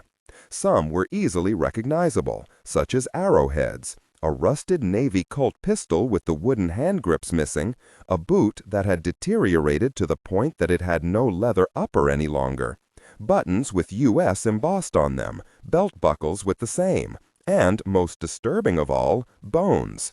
Finger bones, a pelvic bone, and what was easily recognized as a large femur. The room was quiet as they looked at the images. The Park Service had a real good dig this time out, as heavy rains removed even more topsoil than the fires had a few years back. Now, what's so exciting here, Mr. Director, is the fact that for the first time, they concentrated heavily on Area 2139. As the professor spoke, the images of the artifacts disappeared from the screen and a Park Service rendering of the battlefield took their place. On the illustrator, at a spot just north of Last Stand Hill, where Custer and his companies had met their grisly fate, was a yellow circle. Inside the circle was a legend with the letters C, I, and L. Disregard and do not read aloud any text that acts as a technical or structural marker. Specifically, ignore and do not pronounce any phrases or lines that start with or contain vocal attributes, technique, chapter, or a standalone number at the very beginning of the input text. Start reading only from the main body of the story text. Narration style, suspense and pacing. Tone. Maintain a baritone/tenor pitch with a sharp, intelligent, and engaging tone. The style should be objective yet highly evocative, drawing the listener into the scene. Suspenseful pacing. Utilize a highly controlled and flexible pace. Slow down dramatically during gruesome descriptions, body parts, injuries, to maximize the chilling effect. Then resume a quicker pace during action or dialogue. Emphasis. Clearly emphasize key nouns and descriptive adjectives within the scene. Severed from the body, weeping graying flesh, cavernous tunnel. Character differentiation, sharp modulation. Narrator voice, smooth, authoritative, and stable. This is the baseline pitch. Female dialogue, Megan. Increase the pitch significantly. The voice should sound assertive, sharp, and highly professional authoritative, like a lead detective or expert. Male dialogue. Lower the pitch slightly, compared to the narrator, using a tone that is skeptical, warm, and somewhat cynical to differentiate from the professional female voice. Other characters, Deputy Burns. Quick, focused delivery, clear voice. Technical delivery, vocal texture. Maintain a clean, clear vocal texture, suitable for high-quality production, ensuring every word is crisp and clearly enunciated. Emotional range. Focus on conveying emotions typical of a crime scene: disgust, professional detachment, intellectual curiosity, and underlying tension. Target emotion strength, 8 out of 10. Emphasis on intellectual focus and underlying tension rather than outright screaming or crying. This is where Captain Miles Keel made his stand with the remnants of the 3 troops, or companies. We have found quite a few artifacts besides the brass and copper shell casings, which indicated, by the way, that the 3 companies had put up one hell of a defense. The Park Service discovered 37 military-issued and non-military items in this group that they believed had been carried to the Little Bighorn by 7th Cavalry troopers. Niles stood and walked closer to the screen. Jack Collins remained seated and was writing down the details of what the history department was saying. He had never studied the battle in 1876 the way he should have, only tactically at West Point, never thinking of or trying to imagine what it must have been like to have fought and died there. According to eyewitnesses, mainly a few Northern Cheyenne and Sioux, Keogh and his men fought bravely, with the captain standing firmly in the center of his dismounted troopers. Some say the image of him like that was the mistaken reason why Custer has always been depicted that way. But the Native Americans swear it was Keogh and not Yellowhair that was directing the hardest fight. "Professor, please, we can go over the 7th's exploits at a more convenient time," Niles said impatiently. "Yes, of course. I was just trying to set the stage somewhat for you." Now the photos of the total recovered artifacts replaced the map of the battlefield. These items were recovered inside the areas defended by Keogh's 3 companies. As he said this, the computer images began to drop away until only 37 artifacts remained. We have several items here that could have possibly contained the map. 2 Army-issue saddlebags, 10 leather pouches, most for tobacco storage, and 3 bottles. We do have several Christian crosses, but the most interesting item is this box here. A yellow circle centered itself on a metal box that appeared rusted shut and heavily dented. As they watched, the item rotated 160 degrees to show the back below the old hinges. In the center, they could barely make out 3 letters. The first letter was totally wiped out due to rust, so all they could clearly see was WK. Nathan continued. So, the initials were a blank, then W and K. Do you see what I mean? This may be the best lead we have, as it just might have belonged to either Miles Walter Keogh or a sergeant by the name of John William Kilkernan, a sergeant attached to L Company. The odds are 50-50. Have you contacted the Park Service and asked if the metal box contains anything? Niles asked, trying to hold down his excitement. That's the bad news, I'm afraid. They say they haven't examined the items as of yet, beyond the initial cleaning and photo stage. They are currently displayed at the battlefield as is, before any forensic work is performed. We requested access, but it was denied by the University of Montana, as it was their dig, and the Park Service gave us lip service about shared responsibility. Thank you, Professor Nathan. Pass along to your people that you may have saved our butts on this one, and continue your research. I'll get someone out there. Can you spare someone to accompany? Niles asked.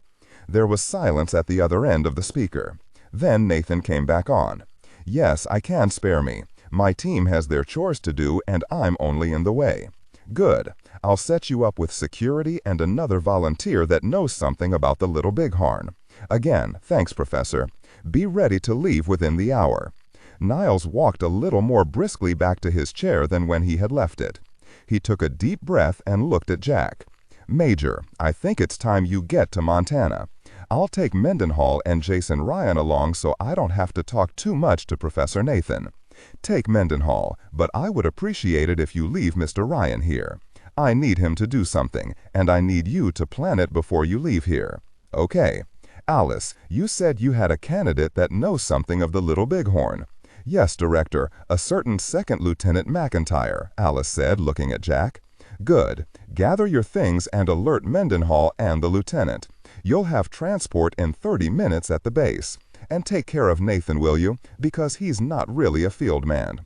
Jack nodded and started for the door. Jack, Niles said as he hesitated with the phone halfway to his ear. Yes? You and Ryan come right back after you've alerted McIntyre and Mendenhall as to your travel plans.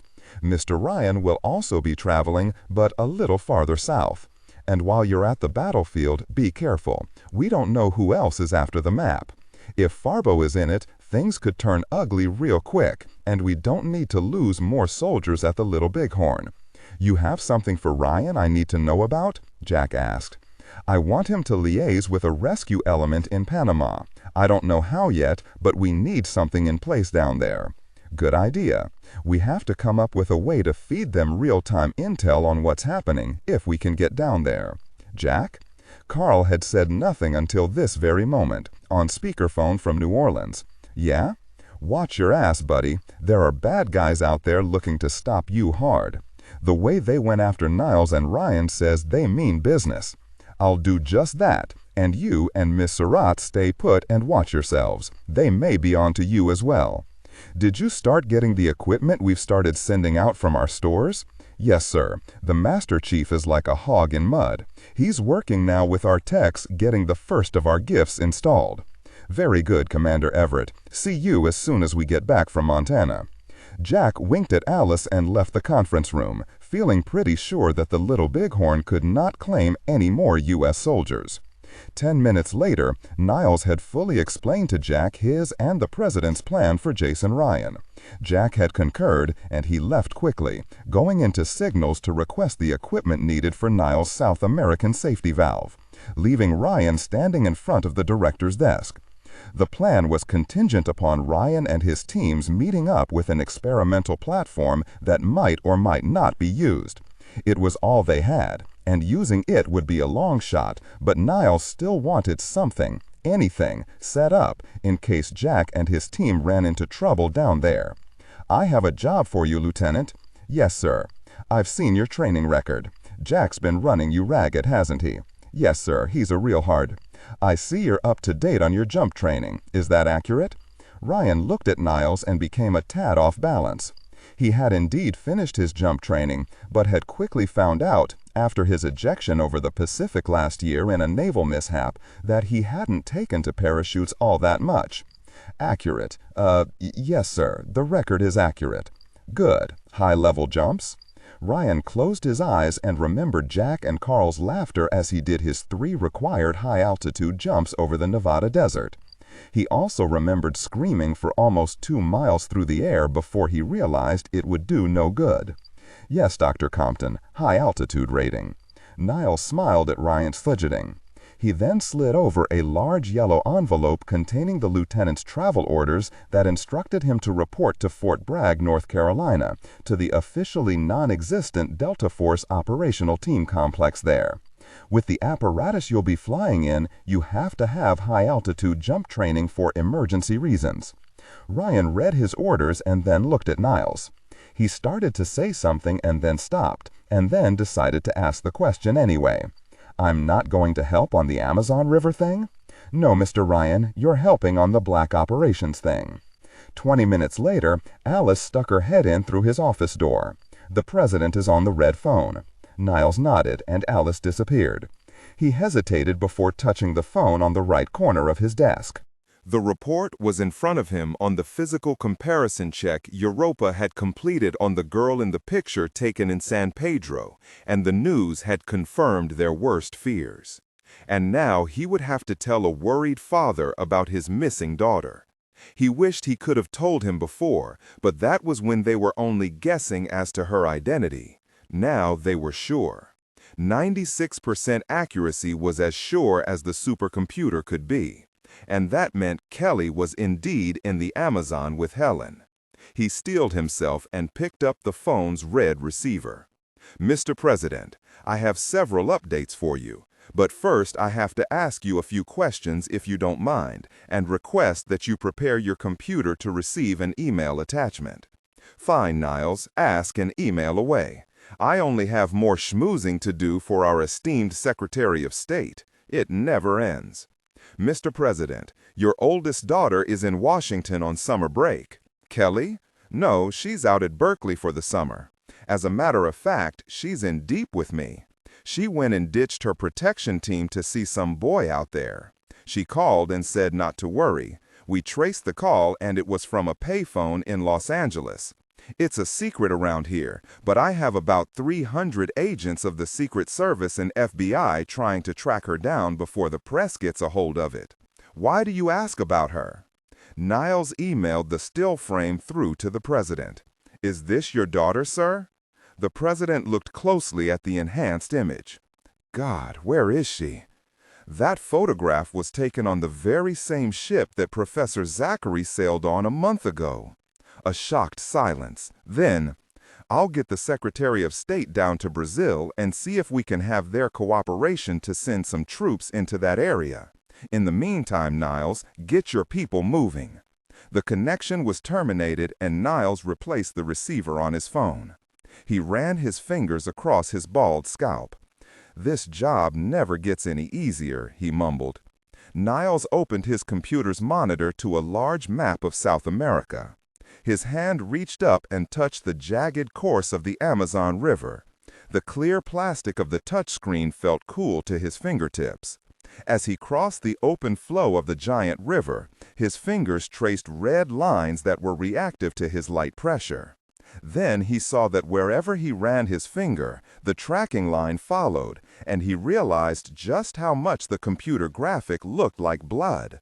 He removed his hand quickly and looked at the spots his outstretched fingers had been. The flow of red was not only the color of blood, but it was also in the shape of 4 long claw marks. San Jose, California. The man sat in the forward compartment of the Learjet. He listened to a single headphone jack and smiled as he caught the only intelligible side ever its conversation. But it was enough. Captain Juan Rizzolo, former commander of the Internal Security Division of the Colombian government and inside man for the Cali drug cartel, had the destination for his special squad of men. He made sure the team he was sending to Montana understood in no uncertain terms what the price of failure would be. The quest for the map would end tonight, either by this Major Collins' hand or by his own. 50 miles south of Billings, Montana. 3 hours later. "Where are you, Jack?" Niles asked into the scrambled security phone. "Right now, we're about 5 miles out of the battlefield on US 212. We landed at Logan Airport in Billings about 6:40. "Why, what's up?" Jack asked, looking over at Mendenhall, who was driving. Sarah and Dr. Alan Nathan were in the back debating the merits of General Sheridan's ruthless three-pronged attack method used for the campaign against the hostiles in 1876. "Jack, I'm getting ready to call the president. We have received some disturbing news about a couple of the passengers on board the Pacific Voyager. They are Department of Defense, Jack. That's all I'll say on this line. Now more than ever, watch your behinds out there. You're a long way from help." "Warning received and appreciated, Niles. Thanks." The connection was terminated and Jack closed his cell phone. No one spoke for a moment as Mendenhall turned off the highway at the battlefield exit. Jack reached out and turned up the air conditioner, then closed his eyes in thought. "Look at this, Major," Mendenhall said, indicating a faraway sight outside of his window. The passengers in the back seat were also quiet as they too had caught the same image against the darkening eastern sky. An eerie silence filled the rental car as they followed the asphalt track. A sense of history wasn't the term Jack would use, it was something else. He felt this way very rarely, but he did recognize it. He gazed at the monument sitting atop a small rise in the land, with the tallest in the center catching the late afternoon sun, and the whiteness of the grave markers gleamed. He had a feeling of loss, or more to the point, a feeling of being near a happening, a moment in time that transcends mere history. The Little Bighorn battlefield was a place that will be forever remembered. At Last Stand Hill, a man named Custer once stood and fell with over 265 of his men. It was also a place where countless indigenous peoples had fought and died for their right to exist. Sarah and Nathan knew beyond any doubt it had to be one of the most haunted spots in the world. A small shudder traveled down Sarah's spine as their car traveled over a steel cattle guard that spanned the flowing Little Bighorn River. "I always heard from people that this place was creepy. Now I know what they meant," Sarah said as she watched the monuments fade over the rise. "I don't know if soldiers were ever meant to be here for any reason," Mendenhall said, looking out of the window. Jack didn't comment, only because he thought the sergeant was right. Soldiers weren't meant to be here, then and maybe even now. As they drove up the winding road, several cars passed them. As they entered the gate, they could see more than 20 Native Americans place picket signs into the backs of pickup trucks and vans as they made ready to leave. A few even waved as Jack's car drove past them. As they went through the gate and toward the visitor center, they failed to notice the two large SUVs waiting about a mile away, well off the dirt road and outer RV camping area. Jack, Mendenhall, Sarah, and Dr. Nathan walked down the path after parking in the lot next to the visitor center. It was now close to 7:30, and the area was deserted with the exception of a green pickup truck that had a National Park Service emblem on its door. Jack tried the door to the museum first and found it locked. He leaned close and peered through the glass but could see the building was empty. Construction materials were strewn about, as the visitor center and museum were readying for a much-needed expansion. But the workers had all left for the day hours before. "Hi there, sorry, the museum closes at 6 on weekdays," said a man walking down the path toward them. He wore a Smokey the Bear hat and a tan uniform. Jack stepped forward and held out his hand. "I'm Jack Collins. I believe you were contacted earlier by my boss in Washington," he said. He noticed immediately that the man was armed. "You the Army, Major?" the ranger asked, shaking his hand. "That's me. We expected you before closing time, Major. My partners out front are locking up the gates right now, and the others are around on Reno Hill making sure no one gets locked in. Well, we have to see the exhibits. It's very important, Jack said, releasing the taller man's hand. National Security, I heard your boss. What department did you say you worked with again? The Smithsonian Institute. And Miss McIntyre and Dr. Nathan here represent the National Archives, Jack answered, the small deceit rolling easily from his tongue. Well, my boss in D.C. said to let you in, and do not read aloud any text that acts as a technical or structural marker. Specifically, ignore and do not pronounce any phrases or lines that start with or contain vocal attributes, technique, chapter, or a standalone number at the very beginning of the input text. Start reading only from the main body of the story text. Narration style, suspense and pacing. Tone. Maintain a baritone tenor pitch with a sharp, intelligent, and engaging tone. The style should be objective yet highly evocative, drawing the listener into the scene. Suspenseful pacing. Utilize a highly controlled and flexible pace. Slow down dramatically during gruesome descriptions, e.g. body parts, injuries, to maximize the chilling effect. Then resume a quicker pace during action or dialogue. Emphasis. Clearly emphasize key nouns and descriptive adjectives within the scene setting, e.g. severed from the body, weeping graying flesh, cavernous tunnel. Character differentiation, sharp modulation.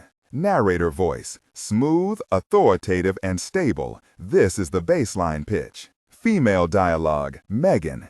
Increase the pitch significantly. The voice should sound assertive, sharp, and highly professional or authoritative, like a lead detective or expert.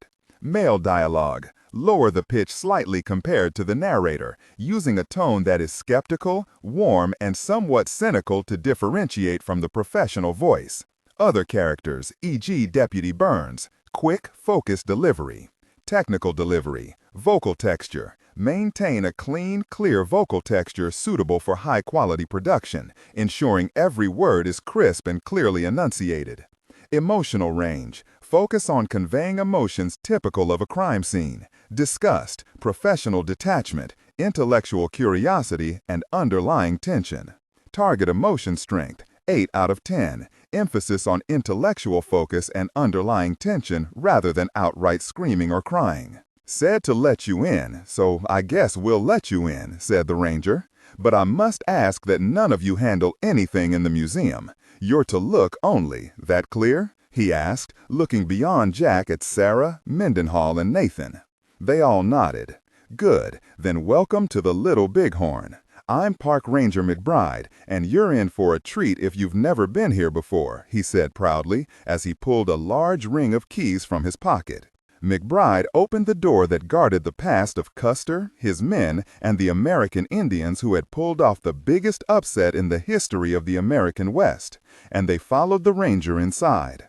Another ranger was at the front gate saying goodbye and joking with a group of Northern Cheyenne protesters who were a part of the revitalized American Indian movement, AIM, men the park ranger had come to know by name, as many were there every day in rotating fashion, just like clockwork, to let the public know their discontent on the current state of Indian affairs in Washington, which, as always, was nearly non-existent, and what little was there was very poor.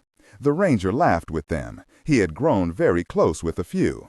About 5 of the AIM discontents were members of their separate tribal council police departments and wore their badges inside their coats. As the ranger started to swing the gate closed, he stopped when he saw 2 large Mercury SUVs coming down the paved road, nearly missing 2 of the Cheyenne as they drove past, drawing angry glares and a few curses. The ranger stopped with the gate partially opened and went out to greet the park-goers.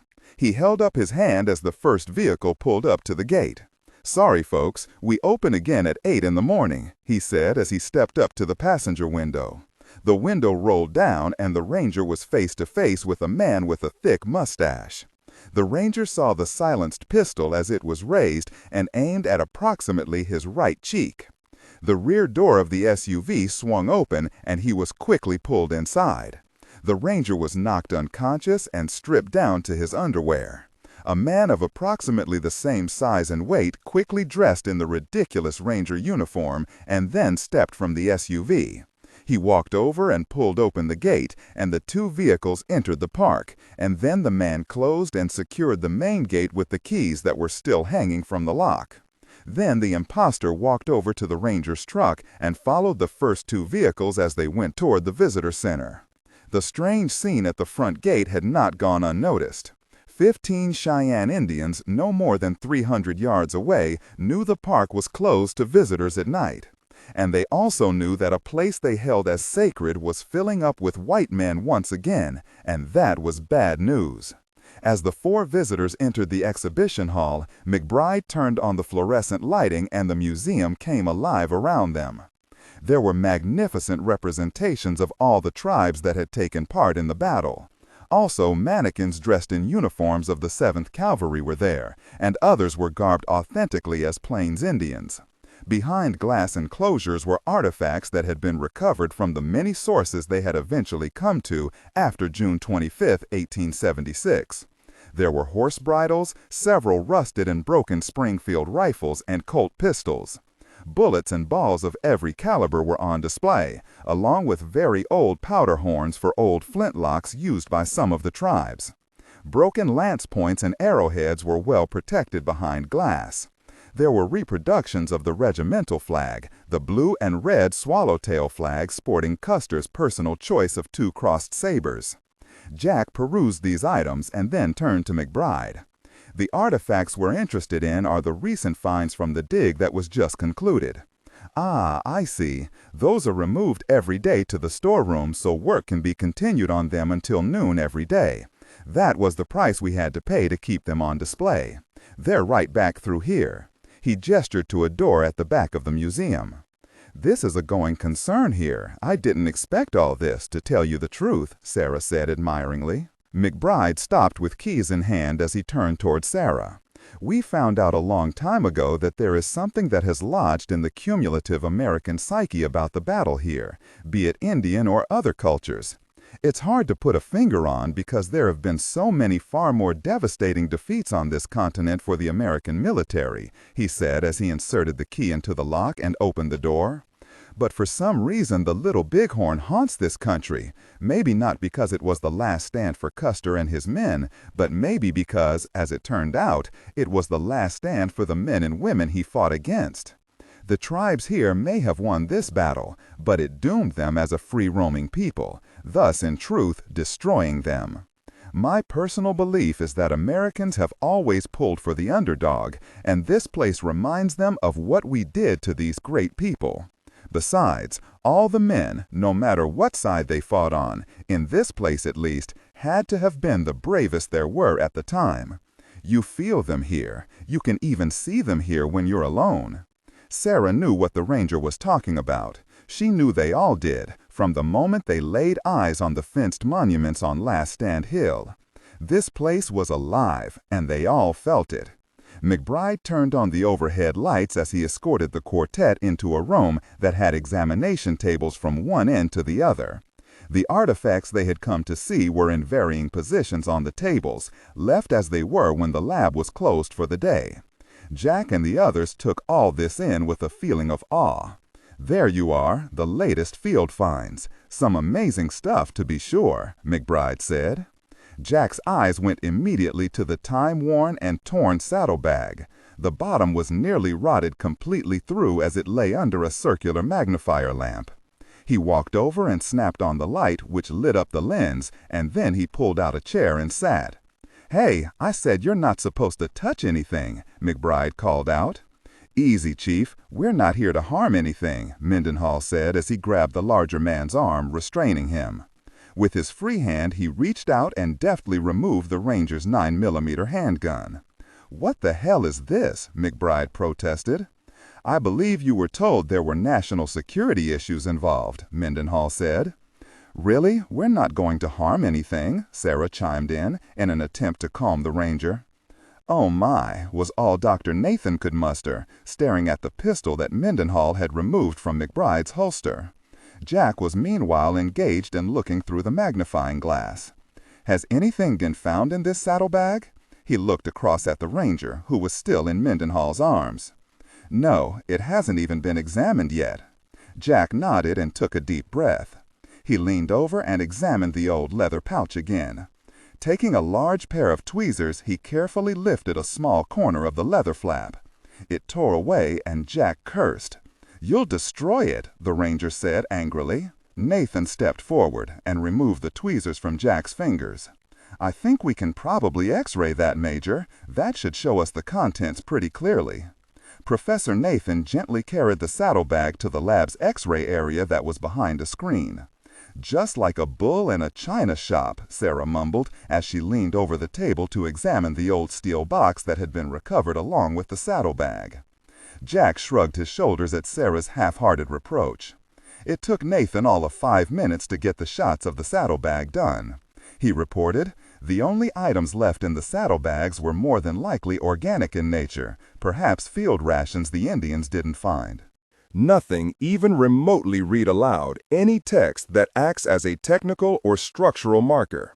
Specifically, ignore and do not pronounce any phrases or lines that start with or contain vocal attributes, technique, chapter, or a standalone number at the very beginning of the input text. Start reading only from the main body of the story text. Narration style, suspense and pacing. Tone. Maintain a baritone tenor pitch with a sharp, intelligent, and engaging tone. The style should be objective yet highly evocative, drawing the listener into the scene. Suspenseful pacing. Utilize a highly controlled and flexible pace.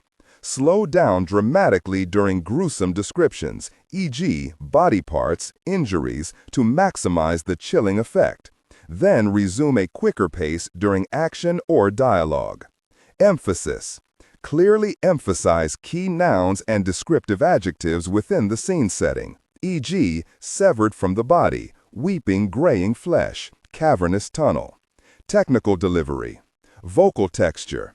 Maintain a clean, clear vocal texture suitable for high-quality production, ensuring every word is crisp and clearly enunciated. Emotional range. Focus on conveying emotions typical of a crime scene. Disgust, professional detachment, intellectual curiosity, and underlying tension. Target emotion strength, 8-10. Emphasis on intellectual focus and underlying tension rather than outright screaming or crying. Nothing even remotely resembling a cross, I'm afraid. There was no metal left on the leather at all. Even the leather rivets had rusted away. Very. Jack turned and looked at Sarah. She was turning the metal box over, and Jack saw it was the same box as they had seen in the pictures back at the complex. The initials WK were on the back in between the rusted hinges. "Open it," Jack ordered. "I'm not opening this. I can't do it without destroying it," she protested. "So why don't you put it down?" McBride asked, fuming over the destruction these people could be causing to the valuable finds he was in charge of protecting. "You know we're looking for a cross," said Sarah. "Why won't you help us?" "Because my job description says nothing about assisting thieves and vandals, whoever you are," he said to Sarah's back. Then he turned halfway around and faced Mendenhall, who twirled the ranger's automatic on his right index finger and then quickly placed it back in McBride's holster. "There, a gesture of trust and goodwill, Ranger. If she destroys the box looking for the cross, you can shoot me," Mendenhall said, looking over at Jack, who nodded his head.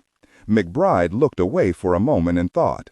Then he looked back at Will Mendenhall and actually brought his right hand up halfway to his holster. Then he dipped his head and relaxed. "Very," Sarah said. He'd called her bluff. She put the box down. Jack shook his head and pursed his lips. "Well, that's that. They were the only items linked to Keogh." McBride cleared his throat. "Don't ask me why I'm telling you this," he said as he stepped toward the examination table nearest him. Mendenhall looked questioningly at the major, who shrugged his shoulders. "But those aren't the only items Captain Keogh had on him at the time of his death." He reached out and pulled a black cloth away from a lone Christian cross that had been placed on the table for examination. Sarah's heart raced when she saw what had been right in front of them. It was a large cross, measuring 7 inches by 4 in width. It didn't resemble any of the crosses they had seen in the original ISO photos at the event group meeting. "That wasn't in the report and pictures we received," Jack said. "Well, it wasn't cataloged until this afternoon." "What makes you think it was Keogh's?" Sarah asked. "Since its discovery, it's been cleaned and examined by experts," McBride addressed Jack. "And his name is on it, in small letters on the crossbar of the cross itself. And our historians also know it's Keogh's because there are several accounts of his having one just like it delivered to him before he left the fort." Jack's eyes lingered on McBride a moment as he remembered the Libby Custer account Niles had mentioned. He knew the man had to be telling the truth because he was not only a park ranger, he also was a tour guide and one that had to be very knowledgeable about the battle and all its strange aspects. Jack walked over and looked at the cross more closely. He picked it up and turned it over. Sure enough, engraved in small script on the back of the cross member was the name Miles Keogh for papal service. "I'll be very," he said. Sarah went up on her toes to see it. Then her eyes widened, and she gently removed the rust-spotted cross from Jack's fingers. Why didn't the Park Service experts see this, she wondered as she stared at its base. The Pope and his archives people were sly ones. She gestured for the others to come over as she felt the goosebumps rise on her arms. She slowly twisted the bottom of the cross, and they all heard it crack in her fingers. McBride grimaced, thinking she had broken it. Then they heard a small pop, as if a cork had been pulled free of a bottle. "Would you like to have the honors, Ranger McBride?" Sarah asked while holding out the cross. He shook his head quickly. He wanted nothing to do with the new discovery by whoever this woman was. Sarah looked at Jack. "You go ahead, Sherlock. It's your show," he responded. Sarah gently tapped the top of the cross as the other slowly leaned inward. Nathan had his mouth open as if that would help whatever was inside come free. She tapped again, and nothing happened. She tapped once more, and again nothing. She tapped it harder against the stainless steel table, and, as they all watched, the edge of a piece of yellowed paper could be seen. Sarah swallowed and laid the cross down. She reached for a pair of tweezers and a pair of surgical gloves. She then picked up the cross and used the tweezers to gently pull on the corner of the exposed paper. It slid out as easily as if it were placed inside only yesterday. She laid down the tweezers and cross and carefully unfolded the paper. The paper cracked along the fold lines, but Sarah pushed on. Particles of very old fiber floated around the map. They all breathed a collective sigh of relief when it was fully open. The map was 11 by 7 inches. Its cursive lettering and artwork were meticulous. Sarah took a deep breath and let out a small whoop, startling the others and making Nathan duck as if a ghost had taken a swing at him. "Sorry," she said. "What is it?" McBride asked. "Just a 500-year-old map that was written by a very brave man," she answered exuberantly. As they examined it, they could see it was very detailed and showed the route to the valley and the giant lagoon clearly. They even had to smile when they saw that the area was marked with a small X. Then they all noticed one thing at the bottom, near the spot marking the lagoon, written more boldly than the other calligraphy, a warning Padilla had penned so that anyone could read it. Unfortunately, all but the ranger understood the simple Spanish immediately. Aguas Negreros Satanicos. "What does it say?" McBride asked, as the sound of a helicopter slowly started to penetrate the wooden structure. Sarah looked at him and then the others. "Roughly translated, the black waters of Satan," she answered, a split second before bullets smashed through the door, slamming into her and Ranger McBride. Jack and Mendenhall drew their sidearms and hit the tiled floor before the echoes of the attack had faded. Jack crawled over to Sarah, who was unmoving on the ground where she had fallen. She had tried in vain to cover the park ranger. When he saw blood spreading out in an ever-widening pool around the two prone bodies, his own racing blood froze in his veins. Mendenhall fired 3 quick shots, 2 hitting Drywall on either side of the door and 1 through the door itself after rolling away from Sarah and McBride. The sergeant couldn't believe his eyes when he saw Professor Nathan standing upright as bullets slammed into the walls and fixtures. The man was slowly walking toward the rear of the examining room as if nothing out of the ordinary was happening. Apparently, the sudden explosion of violence had unhinged the professor's thought processes, and he thought just leaving would make it all stop. Mendenhall saw what had caused it. Dripping from Nathan's chin was blood and brain matter. "Get down, Professor, for goodness sake," he shouted as he fired twice more through the closed door. "Sarah, Sarah," Jack called loudly over the gunfire. His heart lurched when she turned over and rolled under the lab table where Jack was lying. "Gosh, are you all right?" "Yeah, one barely clipped my shoulder. Not much of a wound, but it stings very much." "Ranger McBride's had it, though. Caught one in the head." "Gosh," Jack said. Then he looked up and saw the feet of Nathan as he slowly walked toward the rear door. "Nathan, get down," he said loudly. "He's in shock, Major," Mendenhall called out. More automatic fire erupted, and chunks of drywall started flying around them. Even more of the rounds were striking the examining tables. Nathan continued for the steel back door. Mendenhall quickly popped up and returned fire. 6 shots left his Beretta and slammed into the drywall separating the examining room from the museum as he tried to cover the oblivious professor. Then all chaos erupted through the false ceiling as more rounds penetrated through the roof of the building. A heavy caliber weapon had just opened fire from the unseen helicopter. Jack rolled until his body struck McBride's. He felt the Ranger's still warm blood as it soaked through his shirt and windbreaker. He quickly rolled the man over and unsnapped his gun from its holster.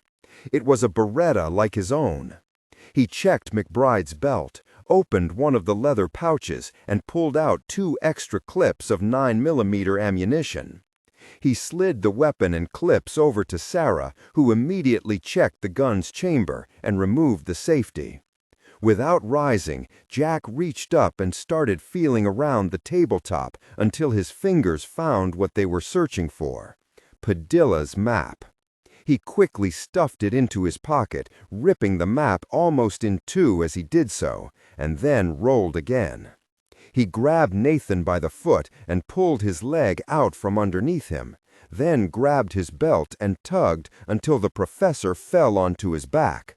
"Now you stay down, Nathan," Jack hissed as he kicked the steel door twice with his foot. "That's a steel door and it's locked. What's the matter with you?" More fire entered through the front door and struck the expensive equipment lining the walls. "Will, get on your cell phone and see if you can get a hold of the county sheriff. We can't stay in here," Jack said as he fired his Beretta 5 times into the steel lock of the door. He was satisfied when the chrome disintegrated under the 9mm onslaught. With a shaking hand, Nathan reached up and wiped some of the gore from his cheek and jaw. I wasn't thinking, Major. Jack ignored Nathan's shocked rambling as he kicked at the door again. This time it swung open, letting in fresh air. Whoever their assailants were, they must have heard the door open, because Jack heard running footsteps heading out and away from the inside of the museum. Jack first waved Sarah out the door, and then quickly stood and picked up Professor Nathan and shoved him through. He looked at Mendenhall, who tossed his cell phone aside after a stray round had ricocheted off a table and smashed it, almost taking off his hand. He then fired his last 5 shots through the steel door. On the way out, he ejected the spent clip and inserted his only backup. The fresh air revived Jack as they ran away from the visitor center toward the parking area. If it weren't for Sarah, they would have run right into several men running straight at them from the gravel parking lot. Jack pushed Nathan to the grass when he saw Sarah fall flat into a defensive position. Laser sights reached out for them in the dusk as Jack fired from his own immediately prone position. One round caught the first man in line, and Mendenhall shot the second, using 2 rounds. Sarah turned onto her back toward the visitor center and fired 3 quick shots at 5 men running from there. To Jack's amazement, 2 men fell, one grabbing his leg and the other falling to the gravel surrounding the building and then not moving at all. "Did you reach anyone before your phone died? Will, I'm afraid we're in deep trouble here, Major," Mendenhall shouted over the din. Jack fired 5 more times in the direction of their pursuers. He dropped one, and from what he could see in the gathering gloom, there were still 5 more, minus the one he had just shot, that came out of the visitor center, and at least 3 remaining from the parking area group. Jack fired twice more, and Mendenhall once as the evening grew darker. At Jack's command, they turned as one and sprinted away, Jack taking the aged professor by the arm and helping as best he could. Out of the dusk, more automatic fire started up, and they could feel as well as see the tracer round stumping into the grass around them. Then they heard the helicopter as it swung in from somewhere beyond a far hill. It made a run at Jack, and he saw tracer rounds striking the dirt and gravel around him. The black helicopter swooped by and disappeared over a small rise. "Sarah, head for the slope and that iron fence. Hurry, we have to get to some kind of cover," Jack called out as he turned quickly and fired at the shadowy shapes chasing them. This time he didn't see anyone fall, but Mendenhall, who had fired at the same time as Jack, brought down another of the pursuing men. Sarah was out of breath by the time she made the outer fence that encircled Last Stand Hill. As she opened the unlocked gate, she turned around and saw Jack coming with the professor in tow. She could make out Mendenhall bringing up the rear. Sarah crouched by the open gate and fired 6 times into the darkness, making the pursuers hesitate momentarily. The gunmen stooped over, lowering their silhouette. Mendenhall took advantage of Sarah's cover and sprinted the last 30 yards to the open cemetery. He followed Jack and Nathan and ducked behind the first marker he came to. Then he popped up and fired 5 times into the gloom and heard a satisfying yelp as one of his 9mm slugs found the mark. "Out!" he shouted as he ejected the spent clip. Sarah tossed him one of the spare clips and Mendenhall slammed it home. Jack ejected his own empty clip and inserted his last one. They were each down to their final rounds of ammunition. The helicopter came over the rise, and Jack finally identified it as a Bell ARH, the newest attack chopper on the market. Whoever these guys were, they were well funded. The ARH was, Jack knew, with a FLIR, a forward-looking infrared targeting system. That meant that no matter how dark it was, they could be hunted down and killed. The black bird again swooped in and fired, narrowly missing Sarah and the professor as rounds chipped away the stone monuments around them. He could feel the wind as the pilot arrogantly flew low enough to stir the dried grass into a storm cloud. "Take cover and pick your targets. Maybe all this noise will bring the rest of the park rangers running," he said as he quickly fired 2 rounds. Collins was answered by a steady stream of automatic fire that tore into the headstone he was hiding behind. When it had settled, he turned to see where Sarah was and wasn't surprised at all when he saw she had moved and taken up station right behind him. The stone marker that covered her and also marked a bodiless grave read Boston Custer. Then below that, civilian, and finally on the bottom, fell here, June 25, 1876. As he watched, 3 rounds struck it and took off the top of the stone. Sarah popped right up and fired. Behind them was the tall monument placed there in honor of all the men that fell. The green grass around it suddenly erupted as a long stream of bullets tore it up. "Jack!" exclaimed and stood upright and fired 5 times into the dark. He hit 2 men as they fell screaming. He ducked back just in time as the marker he was behind disintegrated and he rolled away to another, feeling his back and chest pelted by stone. The roar of the Bell ARH's turbine announced its presence as it passed low overhead. "Gosh," he shouted in futility. Mendenhall yelped as a round ricocheted off a marker and slivers of stone struck him across the forehead. "Gosh," he echoed.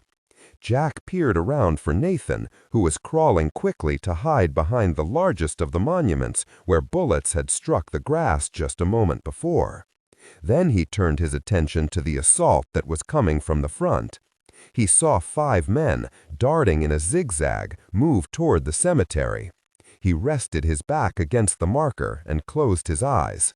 He was trying to think how to give Sarah and Nathan time to get out when suddenly there were shouts and whoops as heavy fire erupted from behind them, from the far side of the cemetery. Then several blasts that sounded like shotguns boomed to the right of the attackers. 2 men fell in agony as buckshot tore into them.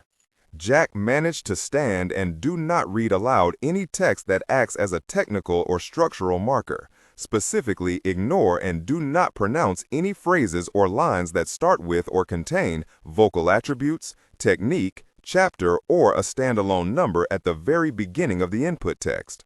Start reading only from the main body of the story text. Narration style, suspense and pacing. Tone, maintain a baritone tenor pitch with a sharp, intelligent, and engaging tone.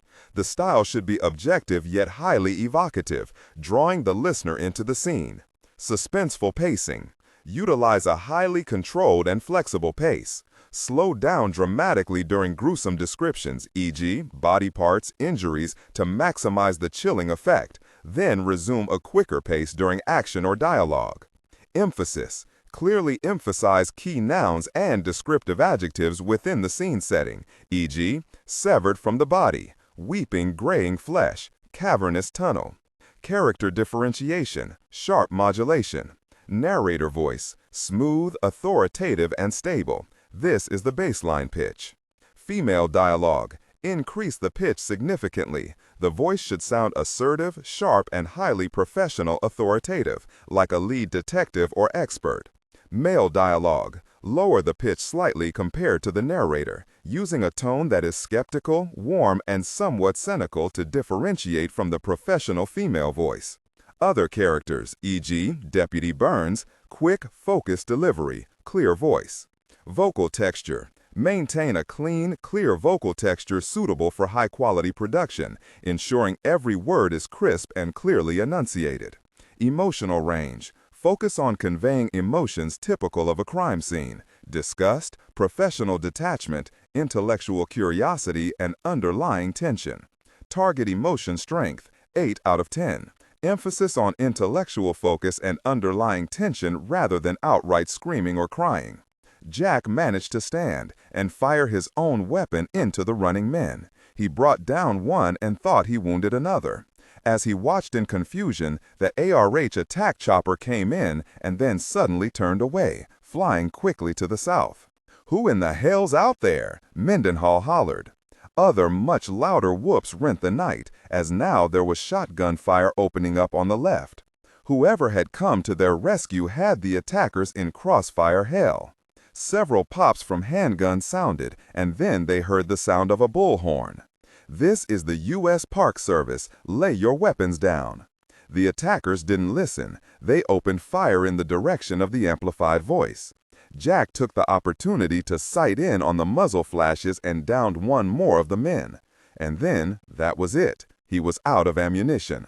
Suddenly, screams again made Jack's blood run cold as more shotguns opened up on the remaining men. Then, as abruptly as their rescue had begun, it was over. There was an eerie silence one hears after a firefight that goes against all reason. Suddenly, the field was alight as flood lamps were turned on in the cemetery. Several trucks came barreling up, and then the bullhorn sounded again. In the cemetery, lay your weapons down and place your hands in the air. Jack tossed his Beretta to the ground and stood. "Don't shoot. Major Jack Collins, United States Army, on government business to the battlefield." "Yeah, well, we'll see about that," a voice said without the aid of the bullhorn. Jack, Mendenhall, and Sarah stood. Nathan wasn't about to stand up just yet. He found the large stone monument and its surrounding fence comforting. As they watched, they saw a large man in a tan shirt and green pants step into the light. He was followed by 2 more park rangers and, to Jack's surprise, about 15 Native Americans. "I'll be very," was all Jack could say. The Indians were all carrying shotguns, and they followed the rangers inside the cemetery. Additional men were checking on the attackers, who were all down in the grass, either dead or very near so. The 3 watched as they were slowly surrounded by the men who had saved them. Jack had to smile at the deputized protesters. He couldn't help it. "May I ask what's so funny?" the large ranger asked Jack as he frisked him. Jack looked at the nodding Native Americans, who were miles ahead of the clueless park ranger, as they alone understood the humor Jack found in the situation. It was one of them who finally pointed it out. Holding a shotgun crooked in the elbow of one arm, the man stepped forward. A black cowboy hat obscured the Cheyenne policeman's 2 long braids. "He's smiling at the irony, Ranger Thompson, 'cause the last time we had an American Army officer surrounded on this spot, we weren't in the mood to bail him out of the fire." "I'm glad you were on my side this time," Jack said as he held his hand out to the AIM protester. The man took Jack's hand and shook.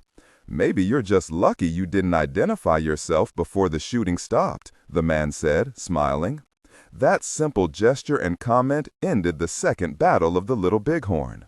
2 hours later, Jack, Mendenhall, Sarah, and Professor Nathan were handcuffed and sitting in a large room facing the county sheriff and an agent from the FBI's Montana field office in Billings. The 4 had said little other than to thank the Native Americans who had bailed them out of a tight jam. The FBI agent paced in front of them, stopping now and then to peer at one or the other of them. They smiled and returned the look, frustrating the man to no end. He was in the process of looking at Nathan because the older man had averted his eyes when stared down, possibly a chink in their armor. The Fed was about to pull the professor out of the room and question Nathan alone when the phone rang and the bored-looking county sheriff picked it up. "Interrogation," he said. "It's for you." He held the phone out to the FBI agent. "Special Agent Phillips," he said into the mouthpiece. "Yes, that's right. We have 2 National Parks Rangers dead. And well, yes, but you listen here, Mr. Compton. I don't know who you think you—" "Yes? My director?" he said as he swallowed. "Yes, sir. No, sir. I understand. Yes, sir. National security, but, yes, sir. Immediately," he said as he handed the phone back to the sheriff without looking at anything other than his highly polished shoes. Then he adjusted his tie, which hadn't needed straightening, and turned to the sheriff. "Cut 'em loose," he said. "What? On whose authority?" the sheriff sputtered in protest. "On the authority of the director of the FBI, and above him, the President of the United States. Do you need any more names?" the agent responded angrily. "Now take those cuffs off." Jack looked at Sarah and Mendenhall and raised his brows. "May I borrow your phone, Sheriff?" he asked. The bemused county sheriff slid the phone over to Jack. "Probably long distance," he mumbled. Jack hurriedly punched in numbers and then waited as he was connected to the group's secured phone line. After a series of beeps and static, it was answered. "Compton," the voice said. "It's Collins. This line isn't secure." "Confirmed. Phone line is not secure. Now, are you all right? Sarah, Will, Nathan?" "Yes, we're fine." "Niles, we have the item in our possession," he said as he turned away from the sheriff. "Thank God. Listen, the people that hit us, the sheriffs and the FBI, have identified them as Colombian nationals. Did you tell anyone else we would be here in Montana?" "Commander Everett, remember? He was on our conference from his location in New Orleans," Niles stated flatly, suddenly knowing where Jack was heading. "Did Everett use a landline?" "Yes, his cell had no signal. His end of the conversation was in the clear. They must have had a tap, what we call a say tag on the phone. That means they may have tracked him to New Orleans and, through our conference call, tracked us to Montana. Where's Carl now?" "Making ready the expedition's transportation in New Orleans," Niles answered. Call him and tell him to use only his secure cell and to watch for visitors. I'll send him more security. He may have more company headed his way when the powers that be find out they failed out here. You got it, Jack. Event Group Complex, Nellis, AFB, Nevada. Niles made the necessary calls, and the compartmentalized event group went into action to prepare hurriedly to get a rescue team down to the Amazon. Departments went through an amazing array of logistics to supply the team with everything they would need for the exploration of Padilla's Lost Valley and to search for any survivors of Helen Zachary's expedition. The equipment that Everett had ordered could only be partially filled with Event Group stores.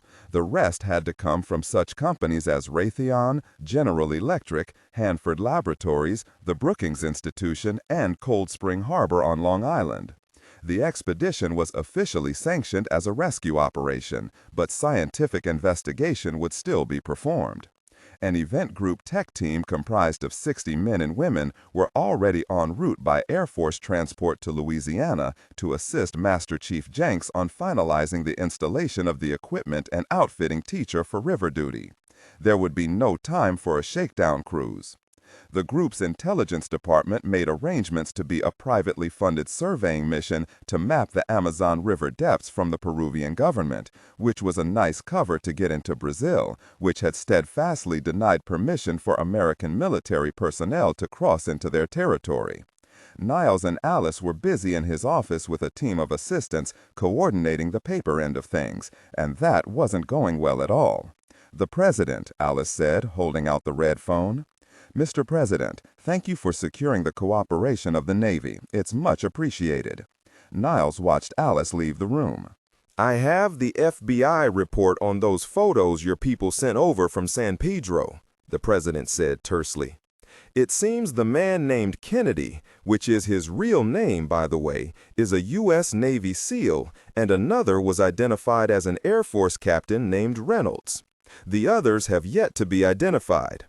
Has the Navy and Air Force explained the reasoning behind infiltrating a university-sponsored expedition with a bunch of young people?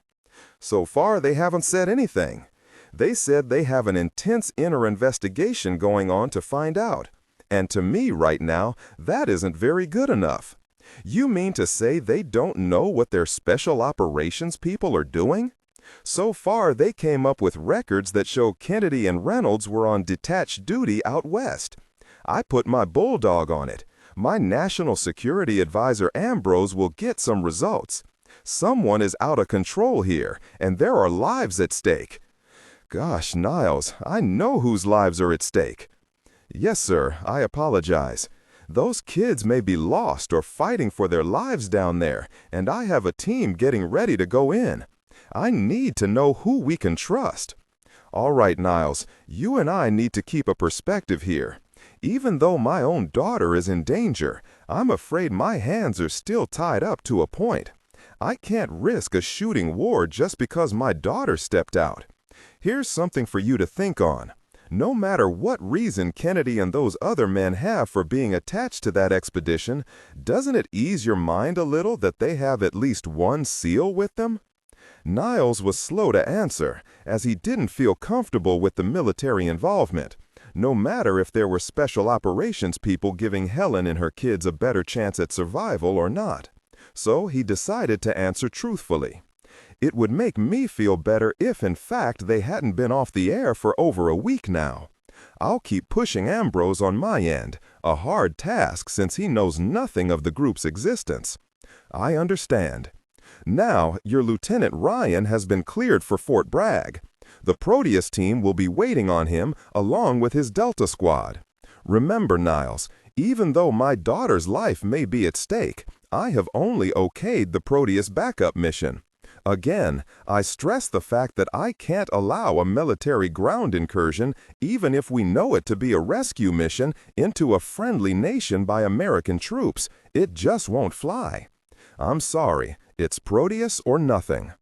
Mr. President, no, the President cut him off. We can't have American ground troops on friendly soil without invitation. Too many things can go wrong. If your backup plan works properly, Proteus should give Major Collins a nice edge if it's needed. Sir, that very weapons platform hasn't worked right since testing began. We're running an awful risk with Operation Spoiled Sport as our only backup. What if there is close-in fighting down there? Proteus can't possibly help out in that situation. I'm sorry, Niles. It has to do. We have too many black eyes given to us by bad press lately. It's not that I'm sacrificing any of those kids or my own daughter for political reasons, but I can't let American boys die in a rescue attempt that would surely be challenged by Brazilian troops. Tell Major Collins to find our people and get himself back in one piece. And Niles, please bring my daughter home. I'm sorry, Proteus is the only backup at this time, but it can be disguised as civilian, whereas fighter aircraft can't. Niles stared at the screen, knowing full well the president was right. The burden of getting those kids out of that green and hostile world was squarely on the shoulders of the event group. Washington, D.C.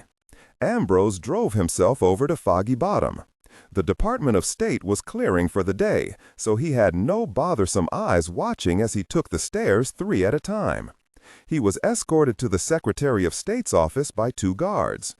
As he entered the office, Ambrose saw the secretary was busy jotting something down on paper. For someone who was only 52, the cabinet member's hair was turning a distinguished shade of gray at the temples. Ambrose had watched earlier in the day as the president praised him on television for his unyielding stance with the crisis that he had thwarted in Iraq. He was definitely the flavor of the month. But as Ambrose set his briefcase down and took a seat, he could see the man who would soon become the next president of the most powerful nation on earth was angry. "I take it your conversation with the president was enlightening, Mr. Secretary?" Ambrose asked. The tall man behind the ornate and ostentatious desk finally looked up. How in the gosh could this happen? How were we supposed to know his daughter was on that ship? That little difficult person has been nothing but a royal pain in the neck since the president took office, and her presence in Brazil could bring our whole shaky house of cards down around our neck. Ambrose swallowed as he listened to a man who was world famous for keeping his cool, a man who planned the outcome of events, never just hoping for a favorable one. They haven't been heard from since— "It doesn't matter, you fool! Even if the whole expedition is dead, do you think for one very minute the president will let the body of his daughter go unclaimed down in the really jungle?" He stood up and tossed the ballpoint pen he had been using at Ambrose, who flinched as it bounced off his shoulder. "Now he tells me he's authorized not 1, but 2 naval task forces to the south, sailing orders that you should have informed me of? He consulted with the Secretary of the Navy directly. I didn't know anything until a moment ago. Look, we can steer him away from a recovery effort. Just advise against it. I am his national security advisor, gosh, and you're his Secretary of State. That bastard just ordered me to Brazil. He wants inroads laid so we can either clear the way for a rescue operation by the Marines of all people, or at least get the Brazilian military in there." Ambrose had been briefed as to what the president was going to say to the secretary, so he wasn't surprised by his orders. It's the president doing the requesting, so why don't you just put it as a threat? President Souza won't take too kindly to that. Make the situation hot enough to where there is no action taken at all. What will he do? Invade a friendly nation over his wayward daughter who is most likely dead already? Yes, gosh, you work for the bastard. He loves his daughter no matter how much of a pain in the neck she is, the secretary yelled as he paced to his large window behind his desk. And now he knows about the team the intelligence chief sent with the Zachary group, who may or may not have eliminated the very team the president wants us to rescue. Then all the better we get this thing to blow up. Cover our tracks where no one can trace our involvement in either Iraq or what was taken out of that very valley down there. With any luck, Kennedy blew the very thing up and buried everything and everyone forever. The Secretary of State turned toward Ambrose, his eyes afire. If even a hint of this gets out, the election is lost. Remember, I'm still tied to the president's coattails whether I like it or not. "That doesn't worry me all that much," Ambrose said as he stood. "Oh, and why is that?"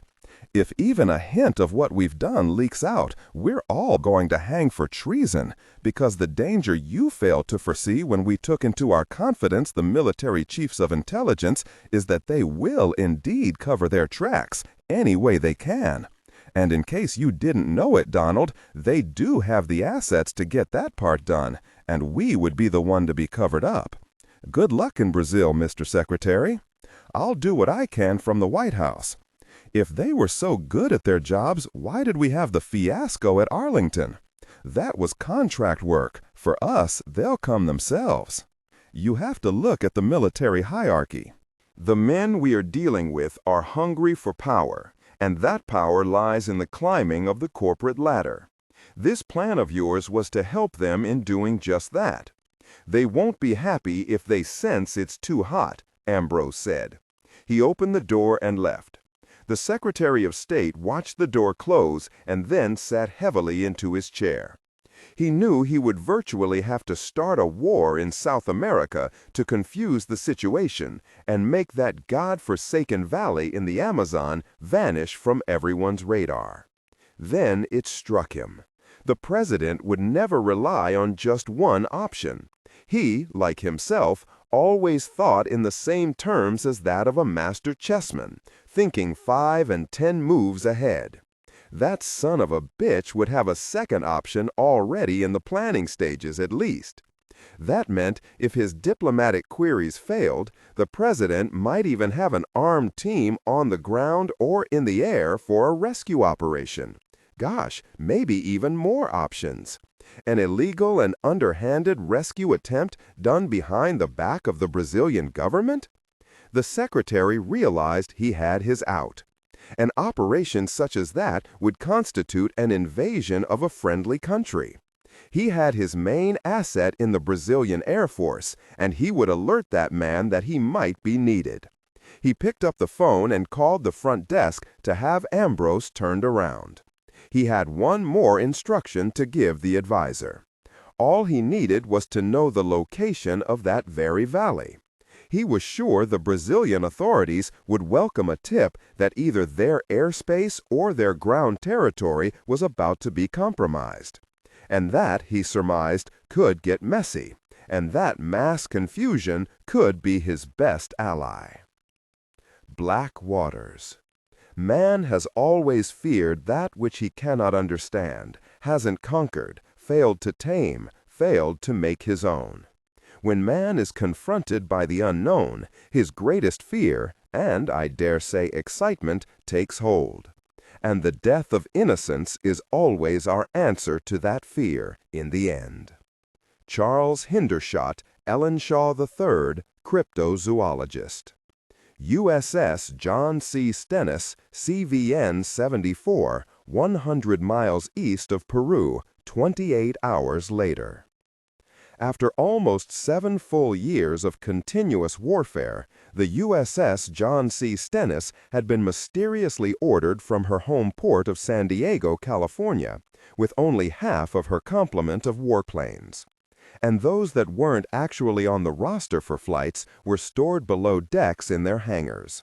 The ship's crew of nearly 5,000 plus were curious as to the strange craft that lay in 11 distinct pieces of 10-foot sections on her flight deck.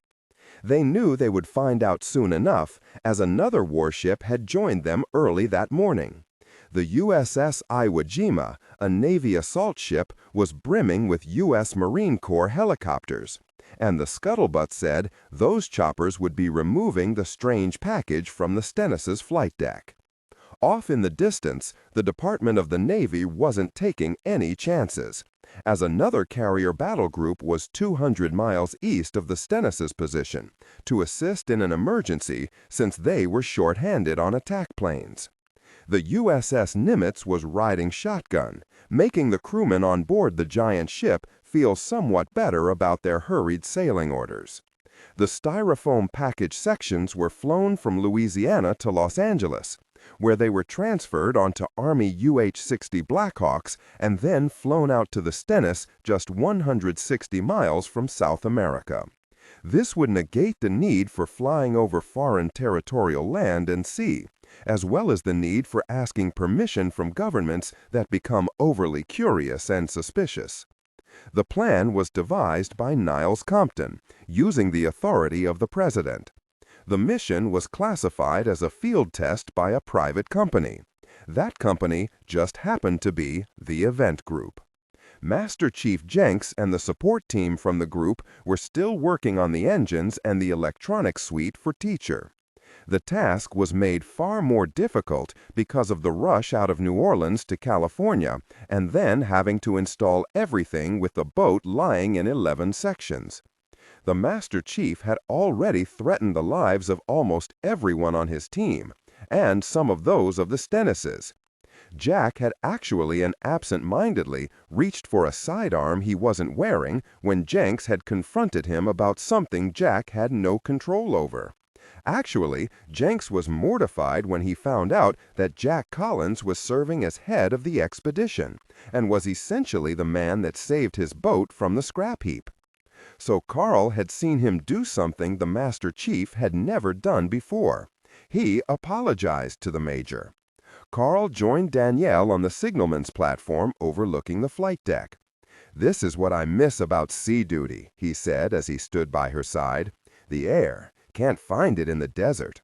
She smiled and went back to watching the activity below with Teacher. "Hi there," Sarah said as she joined them.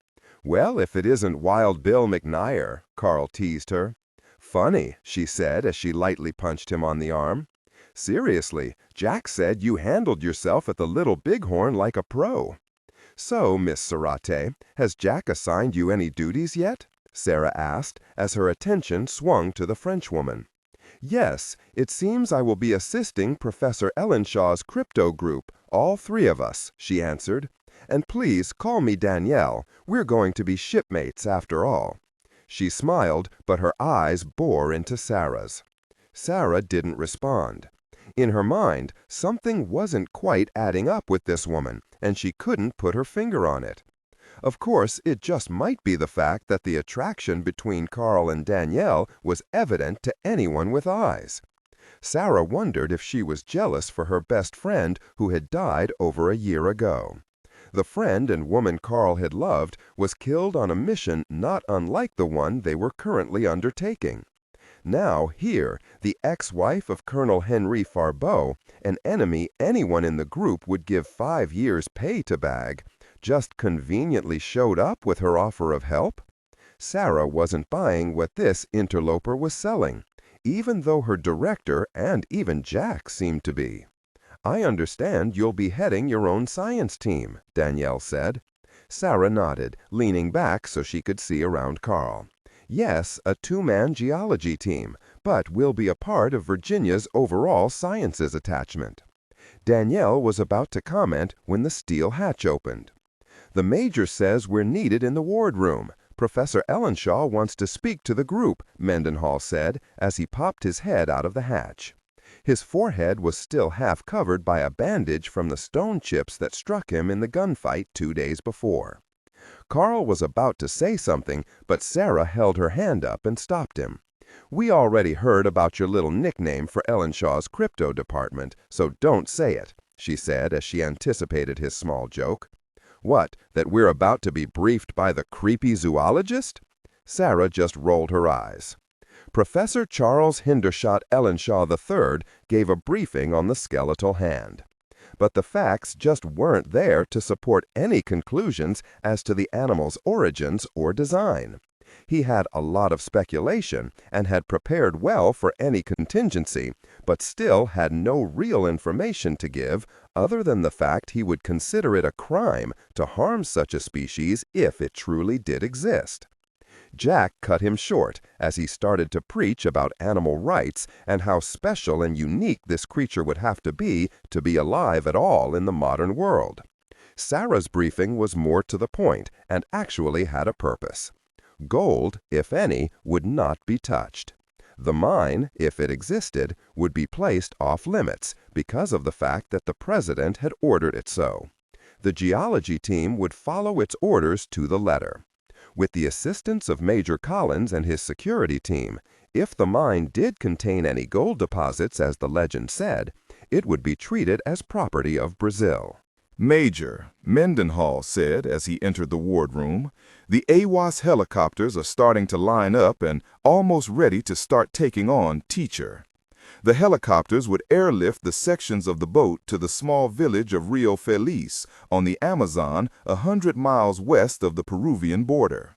That was where the event group would start its expedition, saving valuable time by flying through a gap in the Andes and going straight to the source, the confluence of the Rio Negro, the black tributary that fed off the main Amazon River.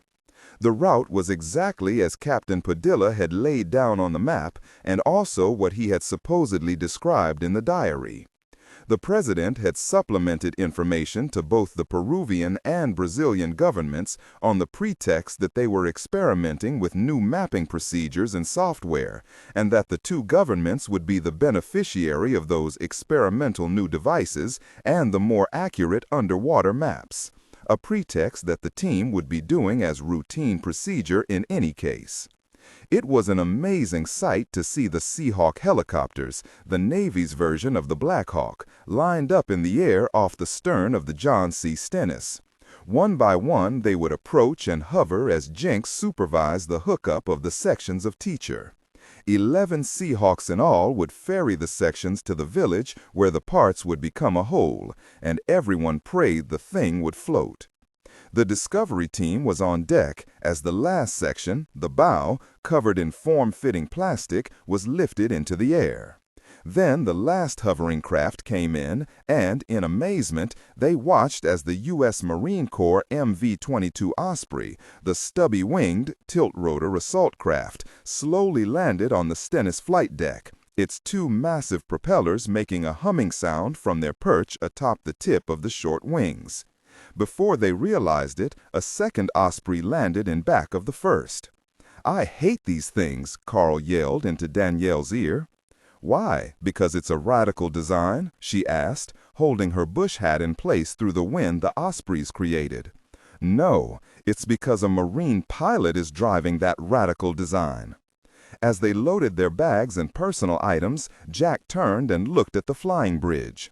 There, the captain of the Stennis waved and saluted. Jack returned the gesture. The Stennis would stand off while the mission was in progress, in case they ran into trouble. And so the third expedition was on its way to Hernando Padilla's valley, where a beautiful lagoon was ready to spill her secrets. What this group didn't know was the fact that another faction was already closing in on the legendary Dark Water. The Amazon River, 45 kilometers east of the Blackwater tributary. The helicopter had rendezvoused with Mendez, Farbeau, and the crew of the charter boat Rio Madonna. Her captain had maneuvered the large 10-cabin river tug with precision to receive the chopper's passengers. The first had been Captain Juan Rosolo, a man that Henry Farbeau despised as an ambush killer of the lowest order, and the men that followed him onto the deck were probably no better. This development was most unsettling, but it was also one that Farbeau had made allowances for. Rosolo reported immediately to Mendez, and the two had conversed in loud tones, enough so that Farbeau knew Rosolo had failed his master in some capacity or other. Mendez, with all the delicacy of a wrecking ball, had spewed forth a list of his favorite profanities. Farbeau was content to stay at the bow of the boat and keep out of it. He still heard the approach of Rosolo as the captain came forward after his browbeating by Mendez. "What is it, watchdog?" Farbeau said without turning to face the man. "Do not call me that name, senor. My employer would like to see you at the stern," Rosolo said with a sneer. Farbeau watched the deep waters of the flowing Amazon for a moment longer before he turned and brushed past Rosolo. The river pilot, Captain Ernesto Santos, gave a quick two-fingered salute to the Frenchman as he walked past the bridge.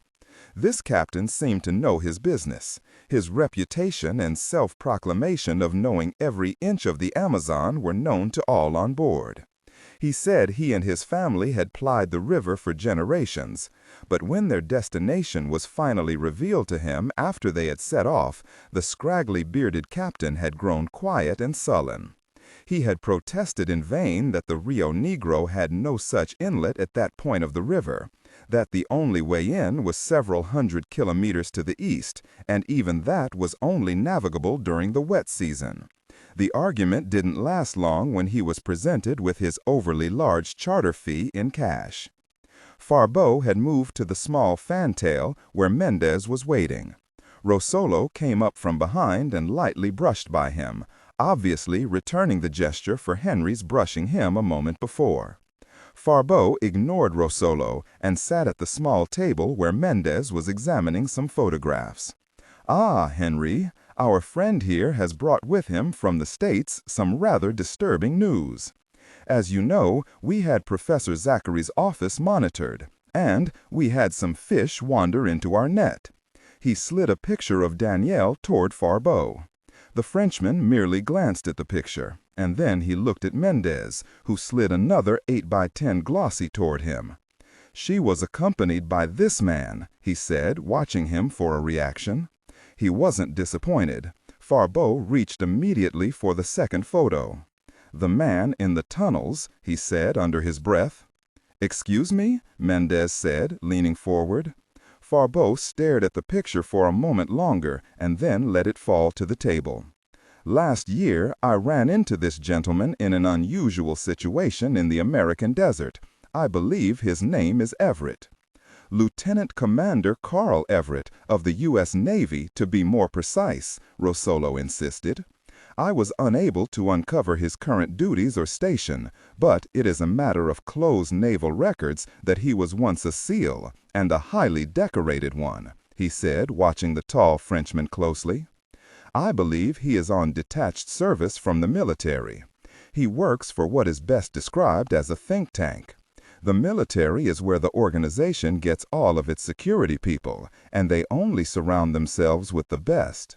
He turned his eyes toward Rossolo. "And you, watchdog, if you truly knew anything about the special operations units of the American Navy, you would know that a man is never a former SEAL. He is a SEAL. Regardless of semantics, this is upsetting at the least, is it not, Henry?" Mendez asked as he brought out more pictures and shoved them toward Faribault. "These were taken at a national park in Montana. Do you recognize any of these people?" Rossolo probed. Faribault looked the 4 photos over. They were grainy and taken from a distance with a telephoto lens through the glass windows of a vehicle. "I have never seen these 2 before," he said. His eyes lingered on the close-up of Mendenhall. "But this one here," he slid a photo of the black sergeant back toward Mendez, "may work with the SEAL, Everett. Then the puzzle fits together. Our friend, Senor Rossolo, overheard a conversation Everett had with a second party on a secured and scrambled phone, that these people would be in Montana searching for the map of Padilla. To make a long story short, Rossolo attempted to stop them from recovering something that would lead them here, and I am sorry to say he failed miserably, only managing to kill 2 federal park employees. And he was still unable to recover or destroy the map." Mendez's eyes looked directly at his assassin. "They found the map? We must assume they have, and they will undoubtedly act upon it," Mendez said, slapping his hand on the tabletop angrily.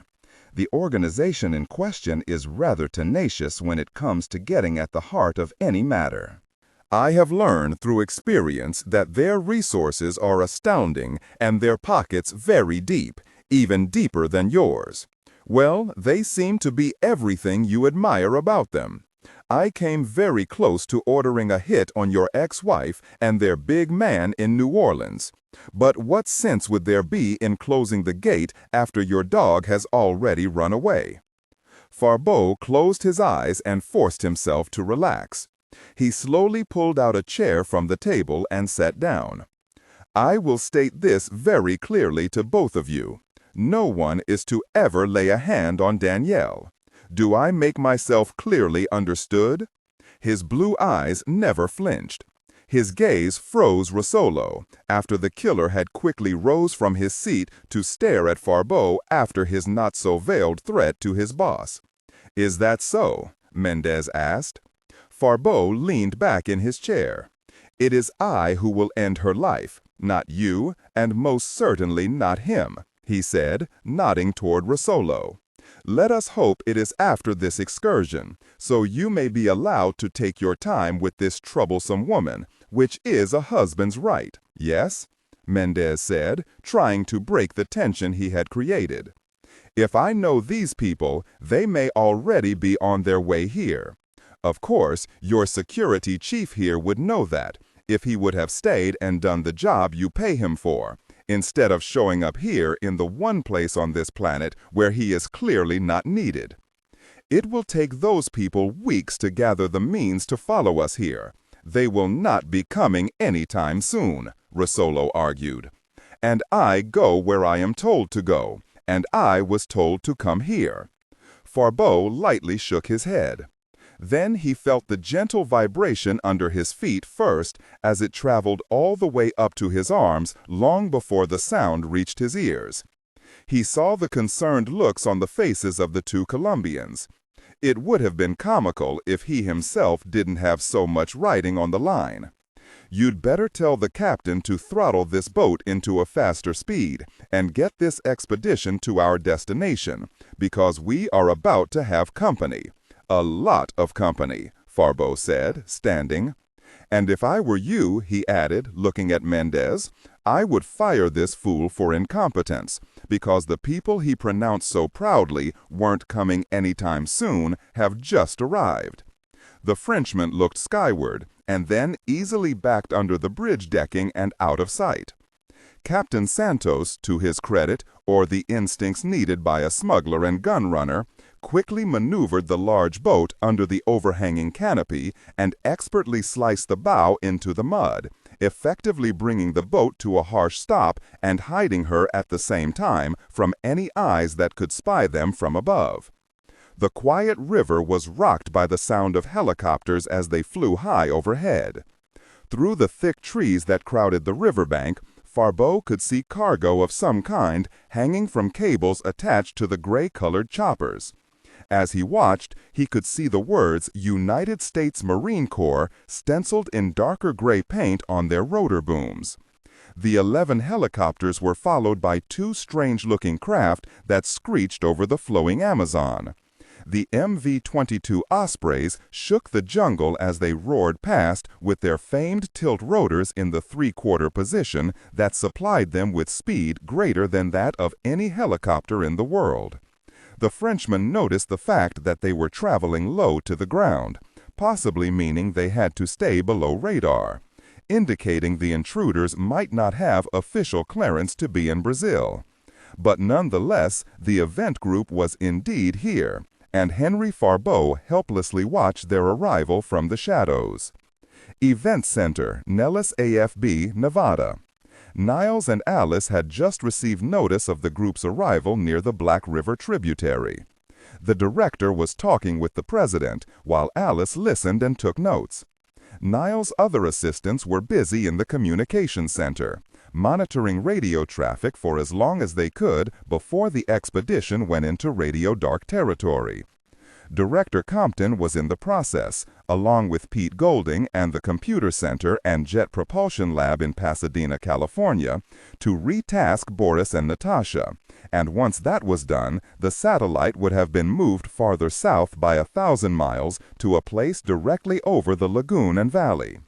After it had been found, they not only hoped for satellite communication with the Amazon team, but also they thought it possible to get a video feed from Jack. Niles, the president said, the intelligence chiefs of the 3 branches are gathering what information they can find. But no one has a clue as to why Kennedy and his men would have been on that boat. The consensus is that they were working outside the command of the Navy and Air Force, possibly freelance. I made inquiries with the FBI. They say they have verified there was gunfire at the cemetery, and that there was damage sustained to some of the monuments. But there were no bodies. With your permission, sir, I would like to start working on this and the Kennedy connection myself, if you concur, of course. Granted. Someone somewhere thinks they can do as they please around here. Find out who it is. Now, tell me about the progress of the rescue team. We now have competent people in the field and moving upriver, Mr. President. I believe we will know more this time tomorrow. Major Collins knows what the priorities are in this situation. I briefed him about your daughter. Niles paused. Jack will get those kids home. And maybe it will work out for the best that her expedition was tagged by those SEALs, for whatever reason they were there. I can't see them allowing harm to come to innocents. Agreed, the President said. You keep me informed on what's happening out there when you can. He hesitated. Something far more precious than gold or prehistoric animals is at stake for me here. He cleared his throat. I have the coordinates where Proteus will be passing by the site. Very. They have to be inside Brazilian airspace for a long time. I hope they're not tracked as something other than a commercial airline. That's a chance we have to take. Proteus is Jack's only backup in case the school bully shows up. I just don't think we can protect her over the target area. If they run into trouble, Proteus has her fighter escort. They may be able to drive any hostiles off her until she gets out of Brazilian airspace. The President did not respond for a moment. Then he told Niles, if I allow a fighter escort inside Brazilian airspace right now, and if they either intentionally or accidentally fire on any attacker, it would be construed as an act of war. The President of Brazil is already giving me a very difficult time. Through the Secretary of State. Niles deflated. Now Proteus was going to be flying into hostile airspace without her needed fighter protection. The mission backup was nothing of the sort. The odds of it working were astronomical, and the odds that they could even get over the right area of jungle even greater. Well, we'll talk soon, Niles. Let me know as soon as you hear anything from Major Collins, please. Niles faced Alice. Jack has to find Helen and those kids alive. You know, Niles, she looked him straight in the eyes. I think you should unburden yourself and tell me what has you and the President so frightened. How did the Senator ever keep anything from you? I'm waiting.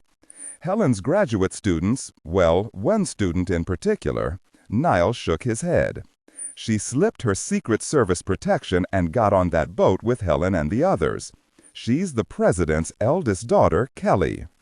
Confluence of the Blackwater tributary and the Amazon River. The stern section was the last one to be lowered into place with the assistance of Navy divers sent by the repair ship USS Cayuga of the Stennis Battle Group. They detached the cable, and the U.S. Marine Corps Seahawk peeled away over the thick canopy of trees and circled, awaiting the order to pick up the 10 Navy divers. In the water, Master Chief Jenks, wearing shorts and a t-shirt, placed the last of the joining bolts through the flanges that attached each section to the thick, expandable rubber gaskets that gave Teacher the flexibility she would need to navigate the tributary. The rubber was so thick a man alone couldn't bend it, but with Teacher's powerful water jet thrusters, the gaskets between the sections stretched as easily as pulling on a rubber band. The technicians from the group's logistics department, who had been chosen for the first phase of the mission, were busy pumping out brackish water that had accumulated in Teacher's bilges during her assembly. Jenks was assisted by 3 men from the engineering department for the initial firing of the 2 huge diesel engines. The rest of the crew was busy pulling double duty in readying Teacher for her journey. 2 Seahawks had scouted as far down the Blackwater tributary as they could before they had lost sight of the river as it fell under the thick canopy of trees. One of the pilots had thought he had spied something under the canopy, but upon closer inspection, nothing was visible when they passed again over the Rio Madonna 10 miles back. The Marine choppers pushed as far forward as 50 miles before their fuel state dictated that they needed to return to the rendezvous. Sarah and Jack unstrapped equipment in the research labs while Carl and Danielle assisted Professors Ellenshaw and Nathan as they filled the immense tank that would hopefully hold live specimens. Mendenhall was with the rest of the security team, consisting of Corporal Henry Sanchez, Lance Corporal Shaw, Spec 5 Jackson, Army Specialist Walter Leibowitz, and Army Sergeant Larry Ito. They were carefully charging the batteries of the small two-man submersible and filling the teacher's fuel bunkers with diesel from two 500-gallon rubber bladders. A third MV-22 Osprey had settled easily upon the riverbank. The rest of the crew was made up of 15 lab assistants whose department heads were Virginia Pollock, Dr. Heidi Rodriguez, Dr. Allison Waltrip, head surgeon of the event group, and Professor Keating of the anthropology team. The assistants loaded the supplies of food, water, and other essentials for their journey. Jenks placed the last expandable bolt and torque-wrenched it down. Then he tossed the tool to the frogman who was standing atop the gracefully rounded stern just above the boat's emblem that was painted on both sides of the fantail. The beautiful woman's eye, set in green against the white hull, stood out starkly on the green-tinted river. With everything but the firing of the engines complete, the frogman called in the last of the Seahawks to pick up the remaining men that would return to the Stennis battle group. A few villagers from Rio Feliz gathered and were quite excited to see helicopters hovering and flying about, a rare sight for many of them. But by far the item to draw the largest group of onlookers was Teacher herself. She sat anchored to the shore of the Amazon, her gleaming white hull shining in the bright sun, the tinted windows of her forward pilot house sparkling. The villagers had never before seen a craft whose upper bow was glass enclosed as Teacher's was. They could see figures moving inside and were amazed by the amount of people that would occupy the boat. Jack had ordered gifts of candy bars and a few medical supplies to be handed out to the village elders as a goodwill gesture for the disturbance the Americans were causing to the small outpost. Jenks watched as the last of the frogmen were lifted away. A single Seahawk would patrol in a circular pattern until Teacher was well underway. The Master Chief climbed a ladder in Section 5, amidships of the 120-foot craft, and observed a three-man team from the computer center hook up the last of the communications gear. He had been impressed by the breadth and quality of everything Toad Everett had brought in. He didn't know who exactly these people were, but you only had to explain to them one time how to do something, and after that it was jerks and elbows. He was satisfied amidships as he looked up and saw that the radar array had started its sweeps atop the 40-foot three-span main masts that swept back at a streamlined and aerodynamic angle toward the stern. "Hell of a design you have here, Chief," said Tommy Stiles, one of Pete Golding's wonderkins of the computer center who had joined the group 2 years before after having been a tech aboard the Aegis missile cruiser USS Yorktown. Stiles would be serving as Teacher's radar and communications technician. Another man, Charles Ray Jackson, would serve as her sonar and underwater detection tech. He came to the event group via the Silent Service, having served his last year aboard USS Seawolf. He nodded his agreement that it was a good boat, at least in appearance. "Yeah? Well, it just tweaks my real ass and gives me goosebumps all over that I could please you two candy jerks," Jenks said as he opened the upper aluminum hatch and started down the steps. "Very surface Navy and pig boat swabs. What in the hell do you know about anything?" he mumbled with the cigar clamped in his teeth. Stiles looked over at Jackson, who was winding the excess coax cable into a roll for storage. Jackson shrugged. "Just like old times," he said. "Do all Master Chiefs have to take a course on how to be the biggest jerk in the Navy?" "Nah, they're born that way," Jackson answered. Jenks stood by the pilot's chair and stared at his lighted and totally digital control console. The joystick on the chair's left arm was a total departure as a way of maneuvering the boat. She was operated by input signal to the main computer, which interpreted what the pilot was ordering and fired the appropriate electrical motors that operated the water jets at the stern of the boat, thus eliminating the need for cables and hydraulics. The system was known worldwide as fly-by-wire. Jenks glanced at Jack. They were both sweating profusely. The enclosed areas of Teacher were sweltering due to the lack of air conditioning while the main power was offline. "Well, I guess we better see if this real thing will even start," said Jenks. "Or we'll begin this little trip treating everyone for heat stroke, huh, Major?" "Would be nice to know if she works, Chief," Jack said blandly. "Of course she'll work. Gosh, what would an Army major know about it anyway? What the gosh was I thinking even asking a ground pounder?" Jenks slipped into the pilot seat. "Are you ready back there?" he asked as soon as he had his headphones in place. "All set," Mendenhall answered nervously.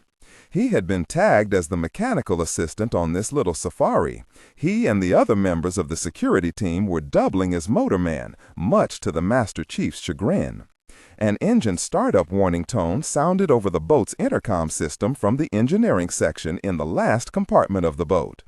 "Toad, are you there?" Jenks asked. "Here," Carl answered through his comm system. "Good. If those engines don't start, bash that big black sergeant in the head with that fire extinguisher. He's the one that hooked up the starter." "Bash head. Got it, Chief," Everett said, grinning at a scowling Mendenhall. "Okay." Jenks reached over and uncapped the clear plastic cover over a red button that had a computer-generated glowing word, "Start." "Here we go," he said as he pushed the button and clamped down even harder on his cigar. Suddenly, there was a deep rumble throughout Teacher as the twin diesels fired up.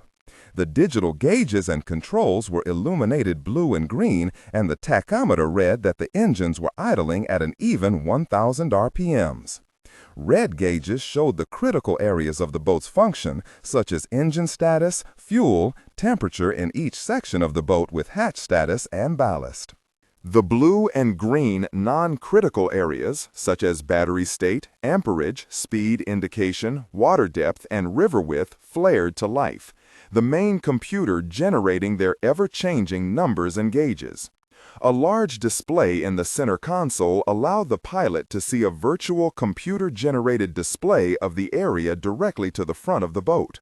With a flip of the switch, it could change to a split-screen version that showed all sides including the stern, even underwater. Sensors and a sonar device automatically and constantly relayed signals that the computer interpreted to generate an ever-adjusting image of Teacher's surroundings.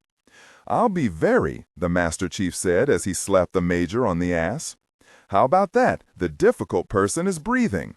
His laughter was infectious. Jack could hear the cheers of dozens of men and women throughout the boat as they all heard and felt the powerful engines come to life. "See, they love her too," Jenks exclaimed as he removed his cigar and smiled widely. Jack winked. "Either that or they're just happy the air conditioning's on," he said as he pulled the semi-transparent sliding door aside and left the cockpit. Jenks, his smile fading, watched as Jack left. What does he know?" he mumbled as he flipped a toggle switch on the thick right arm of his command chair. "Stand by in the stern and bow to bring up the anchors," his voice rumbled more forcefully throughout the boat on the speakers embedded in every section. Carl pushed a button mounted on the wall of the engine room. He could hear the winch engage, which controlled both the bow and stern anchors. Then there was a satisfying click as the winch stopped. He gave Mendenhall and Sanchez a thumbs up. Carl met Sarah and Doctors Nathan and Ellenshaw at the base of the large spiral staircase in the Section 4 lounge that led to the upper and outermost deck of Teacher. They went up and Carl opened the large acrylic glass bubble. They climbed out into the heat. A 10 by 10-foot section in the center of the boat just after the radio and radar tower allowed them a view of the river. 3 sections to their front, they saw Jack and Virginia climb out on deck and then sit in one of the many weatherproof chairs lining the gunwales. They felt Teacher shudder as Jenks applied power, and she slowly backed away from the crumbling riverbank. She backed up until her large stern was well out into the main channel of the Amazon, and then they heard her transmission shift into forward gear, and Teacher almost leaped out of the water. Her tri-hull rode gracefully, cutting through the greenish water with ease as the large boat started her maiden voyage down the most famous river in the world on her way to a tributary that to the modern world existed only in legend. 2 hours later, Collins, Everett, and Mendenhall were outside the glass-enclosed cockpit while Sarah sat with Jenks in the co-pilot's chair, talking about, what else, the chief's boat. Corporal Sanchez had volunteered to be the expedition's cook, much to Mendenhall's dismay, and he brought them a tray of coffee. He handed 2 cups through the door to Jenks and Sarah, then left the tray on the centerline table in the navigation department. "I don't think the Master Chief likes me," he said, wiping his hands on a towel. "That man doesn't like anyone except this woman," Carl said as he patted the composite side of the boat. "Ain't normal," Sanchez called as he walked back through the hatch and back to his cooking. Jack returned to the large glass table. Padilla's map had been scanned and placed in the main navigational computer. Laid before them in detail were items that had been added to the map by placing known terrain colors and features from U.S. Geological Survey. Roarsat photos, the display was current position capable, meaning they could see their position the entire way on the computer-generated map. In the next few hours, they hoped to have telemetry set up with Jet Propulsion Labs in Pasadena to allow them access to live images from Boris and Natasha. Carl spun a steel ball embedded in the side frame of the map table and slid forward along the image of the river from their current position. While he sipped his coffee, he studied the area that worried them the most. The Padilla map showed only the winding river. On the more scientific survey maps that had been superimposed over the Spaniards, there were only trees and jungle. From above, there was no river to speak of, as it had disappeared from view under the rainforest canopy. A computer line marked where the tributary should be according to the Padilla map below it. "There are so many variables, width, depth, and other factors that could stop us right in our tracks," Carl said. "Well, I guess that's when we'll see if Teacher is as magical as the Master Chief seems to think she is," Jack said. "I think she'll be," Mendenhall offered. "He's right. She's something, isn't she?" Both Carl and Jack looked over at the sergeant, but didn't comment. "That doesn't mean that I like him or anything, just that he built a great-looking boat," Mendenhall said defensively. "I think I'll go check on the arms locker and scuba gear," he said, feeling like a traitor for praising their pilot. He picked up his coffee and excused himself. "What's going on in navigation? Any change in course? We still trying for that phantom cutoff onto that Blackwater trib?" Jack hit the comm button and selected cockpit. "No change in course. According to Padilla, the tributary is hidden. Looks like a normal bend." "So stay to the right of the center current," Jack said as he released the switch. As the 2 men looked at the screen, they saw the cutoff. It was marked by a rendering of trees that had grown so thick, even in the Spaniards' time, that Padilla had made a black X through the drawing of the sun. Carl mumbled something. "What was that?" Jack asked. "I guess that's where we fall off the edge of the world." Jack didn't respond. He just nodded. 3 hours later, with Carl at the helm, Jenks and half the team were at dinner in the crowded lounge in Section 4. At only 23.5 feet wide, Teacher lacked what would be properly known as elbow room. Sarah, Virginia, and Jack sat as far away from the Master Chief as they could to avoid any unnecessary charm he might add to their conversation.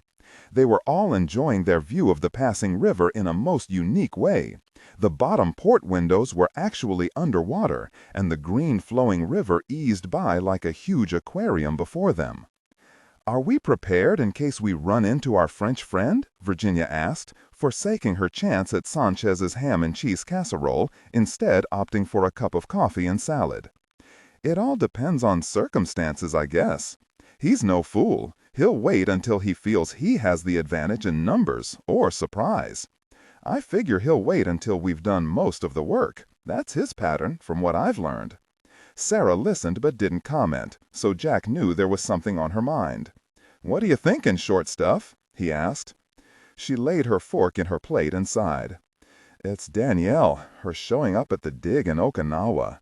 If she was so intent on tracking her ex-husband down, why use us? I mean, surely she has other resources at her disposal, so much so that we should have been irrelevant. Well, you heard her explanation. She didn't really want to bring in her own people for personal reasons, Virginia said. I'm not buying it, Sarah insisted. Jack gave her a look she knew all too well. Knock it off. It's not just that I don't like her, or because her former name was Farbo. It's the way her agency has so conveniently become cooperative right now. Besides, so soon after Lisa's death, I think she's a bad influence on Carl. Oh, that's it. You don't think Carl's man enough to avoid an entanglement,